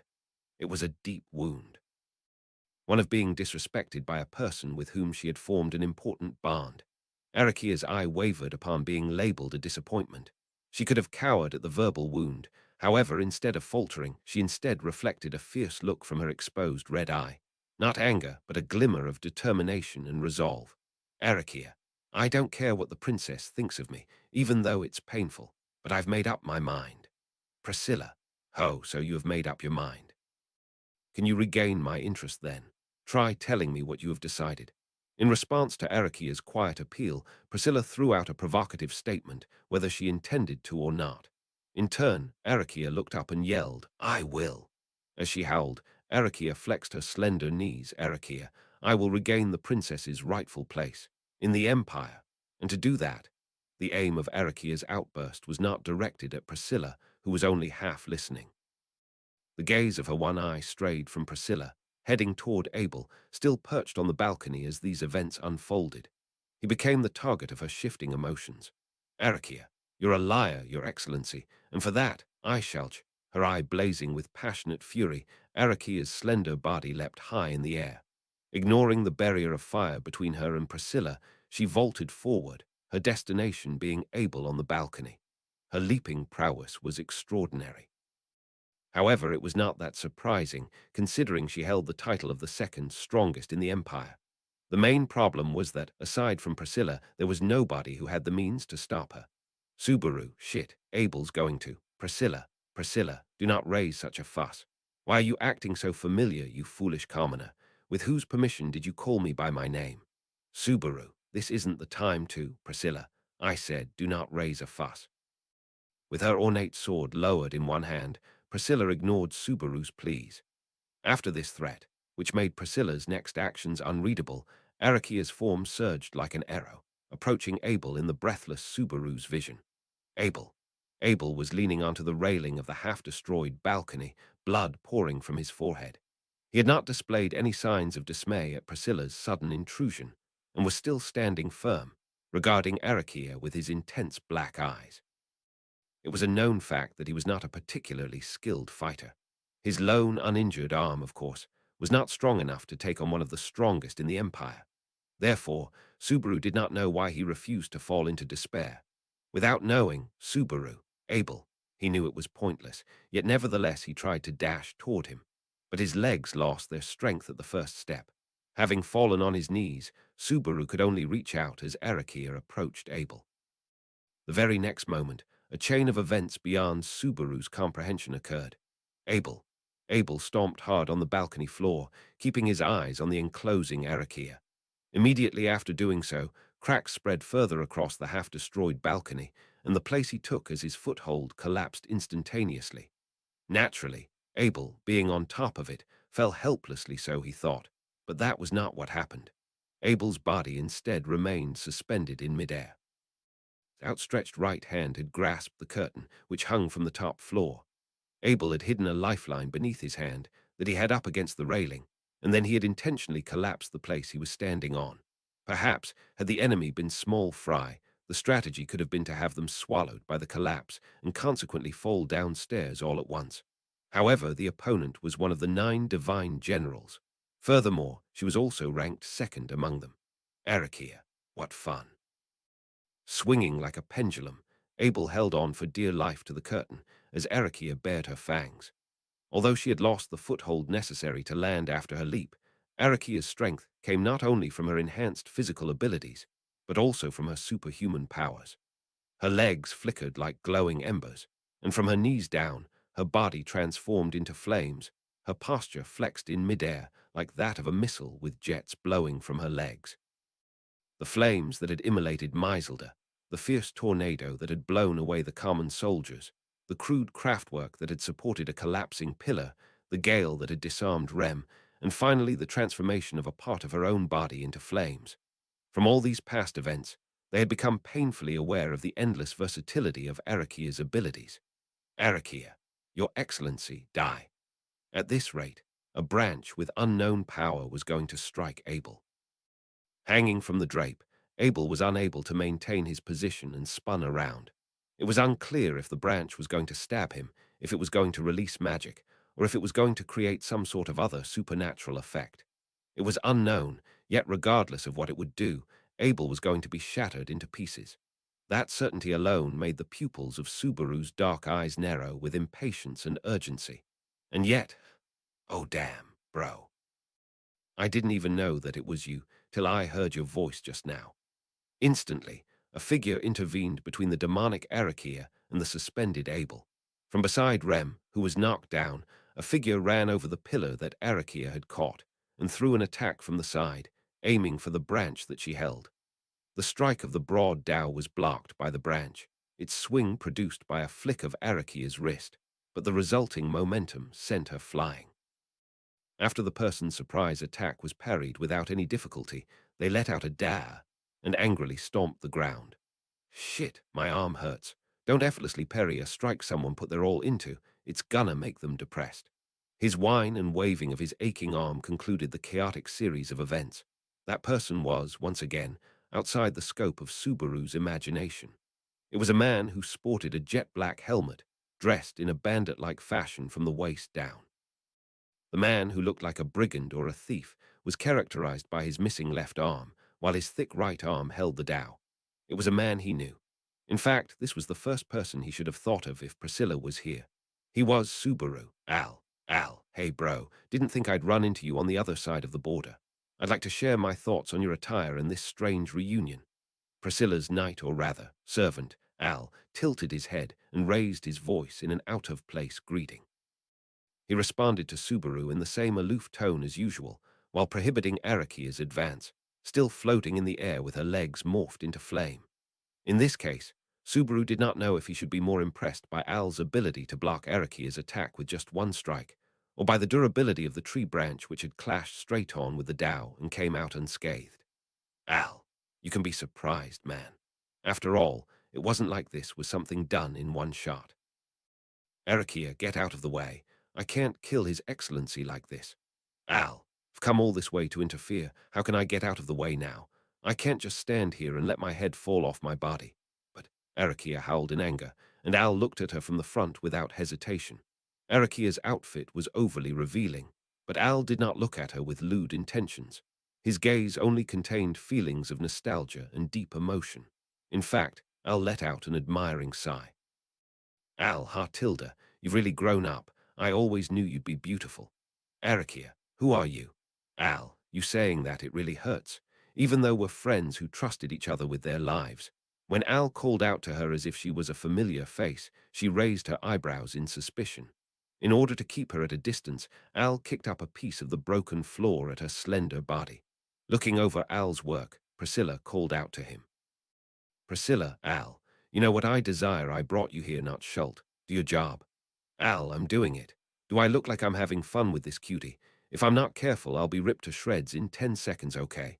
Priscilla, taking a look at the situation, you certainly have not accomplished much. Al, it's better than being ripped to shreds, isn't it? Whoa. Al, whose concentration was disturbed by the impatient remarks of his master, was nearly killed by Arakia's blow. Flying in the air, Arakia circled more freely than a bird, and Al desperately parried the attacks from her branch being launched one after another. Arakia, you're in the way. Al, it really hurts an old man's heart to hear a girl your age say that. Abel continued to hang, and Al continued to protect him. Glaring down at both of them, Arakia's eyes became angrier, and every inch of her body was filled with fighting spirit. Still, the reason she would not unleash the fearsome ranged attack she had initially showed was Subaru, Priscilla, Princess. That was what Arakia had called Priscilla. Priscilla's attitude was nothing but cold and disconnected, but it didn't seem that way for Arakia. That was the only reason as to why she had not created even more destruction. Therefore, if anyone could alter this stalemate, that person would be Priscilla, who kept the floating Arakia in check. Subaru, Priscilla, Do not regard me with those clingy eyes, foolish commoner. I may praise you for your feigned good looks, but wishing to utilize them to make me stir would be irreverent. Subaru, ga HK. Subaru, on his knees, turned around, but Priscilla was far too arrogant to take him seriously. Instead, it was Rem, who had been sheltered by Subaru's back till now, who moved. She pursed her lips, stepping in front of Priscilla with a perilous gait. And then, Rem, please, I beg you, please lend us your strength. Priscilla, and what an auspicious thing to say. I would state you to be more polite than this foolish commoner. Rem, then, Priscilla, do not get too carried away, and just observe. Already the provisions to shift the state of affairs are underway. Rem's plea and the possibility of Priscilla's disapproval sent a chill down Subaru's spine. However, Priscilla did not lose her temper. Instead, she indicated to the battlefield with a slight turn of her head. Rem followed her gaze with a surprised "eh," and Subaru followed suit. In that battlefield atop the balcony, were it left unchecked, Abel and Al could be slaughtered by Erikia in seconds. And in fact, the risk of such a thing increased with every passing second. Al, da, ga, ow, gua, yuba. Erikia danced in the sky with her legs ablaze, and Al managed to block her attacks, though his movements were terribly clumsy and unrefined, resulting in him being repeatedly pushed back with one blow after another. But the succession of miracles would not be everlasting. The damage from the accumulated strikes began to show on Al's body, and as soon as his reaction began to be visibly delayed, his upper body was shaken by a huge blow. With that, Al lost his stance and was defenseless against the next attack, and at that moment, Arakia, HK. Arakia tried to kick the air, yet her body unnaturally swayed, causing her to lose some control. Even to the run-of-the-mill layman, this was no ordinary sort of offensive motion, as demonstrated by the eyes wide in astoundment and choked-out cry of distress. Arakia. All of them had been startled by the change that had afflicted Arakia. The two people who had not been caught off guard were Priscilla, who was looking at the situation leisurely, and the one who had instigated it, who was supposed to be in the middle of a fierce battle. Attack! The order slammed into the air with a mixture of a burning and dusty smell. It had come from Abel, suspended in midair, whose voice was more stern than angry, more ostentatious than arrogant. The man, still hanging from the curtain, shouted at the opportunity that arose in the battle overhead. It was as if he had known this moment would come. Al, you can tell me what happened later. In response to Abel's command, Al flew. In an awkward leap and twist, the dhow drew a parabolic line and mercilessly slammed into the slender body of Arakia, bereft of mercy. No, there was mercy. The wrist holding the dhow twisted, and the blunt side, not the blade, headed for Arakia. Priscilla, fool. Perceiving that non-lethal trick, Priscilla curtly remarked. Her eyes, boundlessly arrogant, had correctly foreseen the situation. Arakia, stay back. At the moment of collision, there was a dull sound that made Subaru want to turn his eyes away. Al's powerful blow flew into Arakia just as he had intended, and she took it head-on with her raised left arm. Her elbow snapped in the opposite direction, broken bones pierced her brown skin, and blood sprayed. It was a painful blow, but not a fatal one. Behind his jet-black helmet, there was a low growl from Al, and an indication that his cheeks were surprisingly tense. A moment later, Arakia's thin foot struck him in the neck from the side, sending him crashing to the floor with a fierce impact. His bouncing body was blown away and went straight out of the collapsed balcony. Al, do, RHK. An ugly scream tailed off, and so Al's figure disappeared from sight. He was safe, of course, but now the obstacle between Abel and Arakia had vanished. Arakia extinguished the flames from her legs and planted her feet on the floor. This time, she was going to pluck the life out of Abel's body. Suddenly, a black shadow leaped furiously at Arakia's back. Grara! A shadow blew away the rubble and rushed at Arakia with a fierce yell. It was a being that grasped a large knife in a backhand grip and launched an offensive wielding its hunting instinct. For a moment, the sheer spirit of the shadow's surprise attack almost overwhelmed Subaru's understanding of its true identity. Her tall, well-built body, wounded and burnt black, her black hair dyed red, and the white pattern on her skin indicating her as one of the people of Shudrak. Subaru then shouted, Subaru, Maiselda-san, Maiselda, teacher. Without answering Subaru's call, Maiselda continued to roar as if she was spitting up blood. Maiselda had been the victim of the first strike from Arakia's intrusion, and with her whole body still in a pitiful state due to the burns it had sustained, she continued to attack as if burning away her very own life. The relentless blade she wielded was aimed at Arakia's vitals. Unlike Al, Maiselda had no mercy or compassion to give to her prey at the last minute. Seeing the way she fought, Subaru belatedly realized that she was the target of Abel's order from before. Abel had foreseen Arakia's slump and inspired the dying Maiselda to fight harder. Subaru could not imagine how much thought had gone into performing this divine calculation under such sudden and seemingly unrecoverable circumstances. But still, this extra step was not enough. Maiselda. Despite Maiselda's struggle, she still remained in bad shape, and Arakia's expert ability would easily be able to deal with her. Frowning in annoyance, Arakia easily blocked many of Maiselda's attacks with some rough swings of her branch, while the latter burnt through the dying drops of her life. No longer was there any point in mentioning the strength of that branch. The impact of the cleaving branch drove Maiselda's knife out of her hand, and a moment later, the branch was thrust into Maiselda's unarmored torso. Her well-developed abs of steel were pierced with a sickening sound, without much resistance. It bored through Maiselda's body, shredding vital internal organs and forcing the mighty Amazoness's body nearer towards death. Arakia. Now, finally, Maiselda. Where are you looking? It happened the moment when Arakia's attention shifted from the interloper she thought she had eliminated. Maiselda's eyes glistened as she froze in place, blood bubbling at the corners of her mouth. She gave a fierce smile, red blood staining her white teeth, and grabbed Arakia's right hand that held the branch with both of hers. She gripped it more and more tightly, then made herself immobile. Maiselda. The moment of stagnation that was created was, or was to be, the final opportunity. But there was no one on their side, including Subaru, who could take advantage of the moment created by Abel's wisdom and Maiselda's dedication. The people of Shadrach, led by the struggling chieftain, had yet to recover from that last raging storm, and neither had Subaru, who could barely stay conscious. Even Rem, who had broken off a pillar, was unable to reach the two due to her weak legs. Without everyone working as one, the once-in-a-lifetime opportunity was lost. However, Priscilla, you may hold your head aloft, Oni girl. It was your plea that brought about this swing of mine. However, even though Subaru's allies was incapable to reach out, that was not the same for the third force on the battlefield. Priscilla, who had a bird's-eye view of the battle, closed the distance with a single step and aimed for Arakia's unprotected back. For a moment, Arakia was aware of the presence behind her and moved to engage it. She wanted to throw Maiselda's tall body, which was grabbing her arm, and slam it into the enemy behind her. But she could not do that. She could not do it, because she could see who that presence belonged to. Prin Arakia, who had been unable to break her obsession with Priscilla from beginning to end, was struck by a flash of the crimson sword. With a bang, her gushing blood was incinerated by the flames, and Arakia's body shook terribly. Priscilla, I did tell you, Arakia, that you should have prepared your resolve for the time you met me next.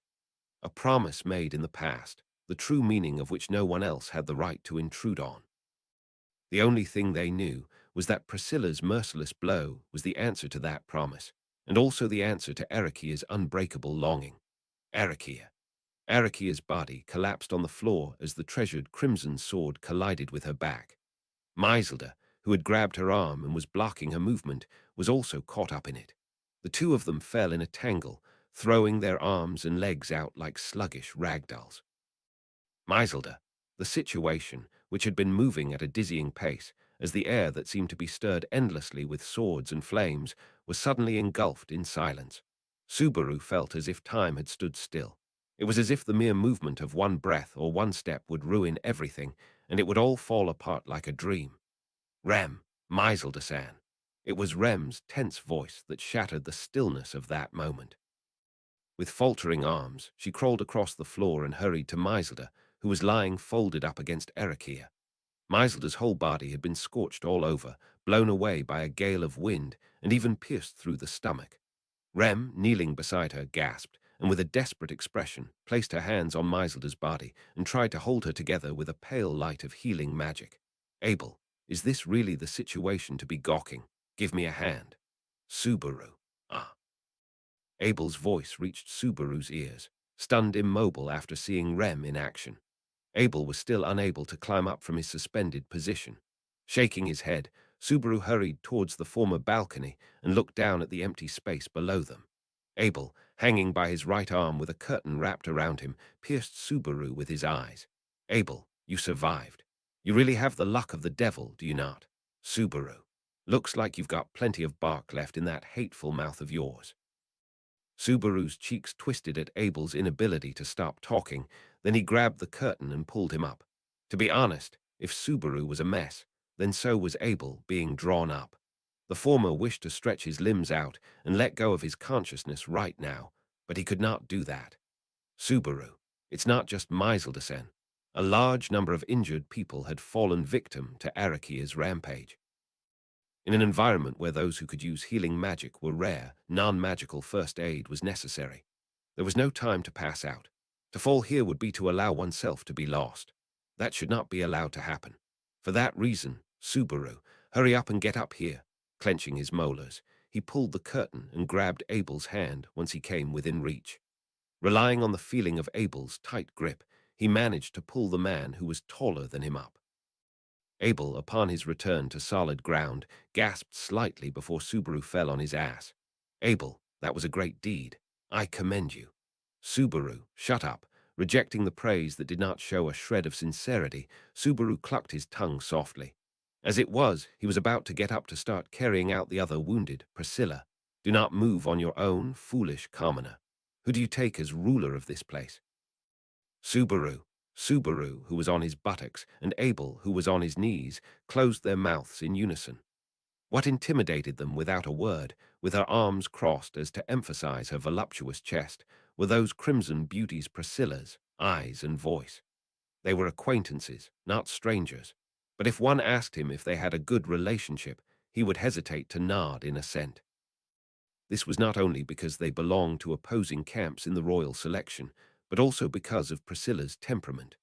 Pompous and uncompromising, Priscilla could be a powerful ally were she willing to cooperate, and an unpredictable balm if she was not. In the battle of the Watergate city of Prestella, she had been a reliable ally.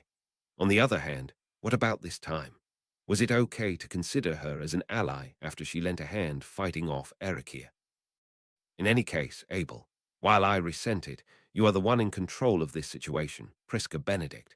In place of Subaru, rendered immobile and mute, it was Abel who opened his mouth in place of Subaru. With one knee on the floor, Abel called Priscilla by a different name, and it sounded like the one Arakia had said before collapsing. Priscilla gave a tiny snort at being called that, Priscilla. Unfortunately, Prisca Benedict was defeated in battle and died in vain. How could one who is beneath the grave speak like this? Abel, I see. Then who are you and what do you call yourself? Priscilla Bariel. That is my name. You shall do well to remember it, Vincent Abelux. Priscilla's and Abel's gazes met as she answered his question in a dignified manner. A storm of pressured glances, like either fire or lightning, passed between them. Subaru, standing beside them, was caught in the middle and had to turn his head slightly to avoid being blown away. Priscilla, who knew Abel's name, and Abel, who called Priscilla by a different name. Subaru gulped quietly, foreseeing the alarming relationship between the two. Such a brutal atmosphere, Al. Hey, can anyone help me out here? I'm almost at the end of my rope. The only sound in the air was Al's pathetic plea for help, as he hung from a crystal light fixture below the balcony's edge.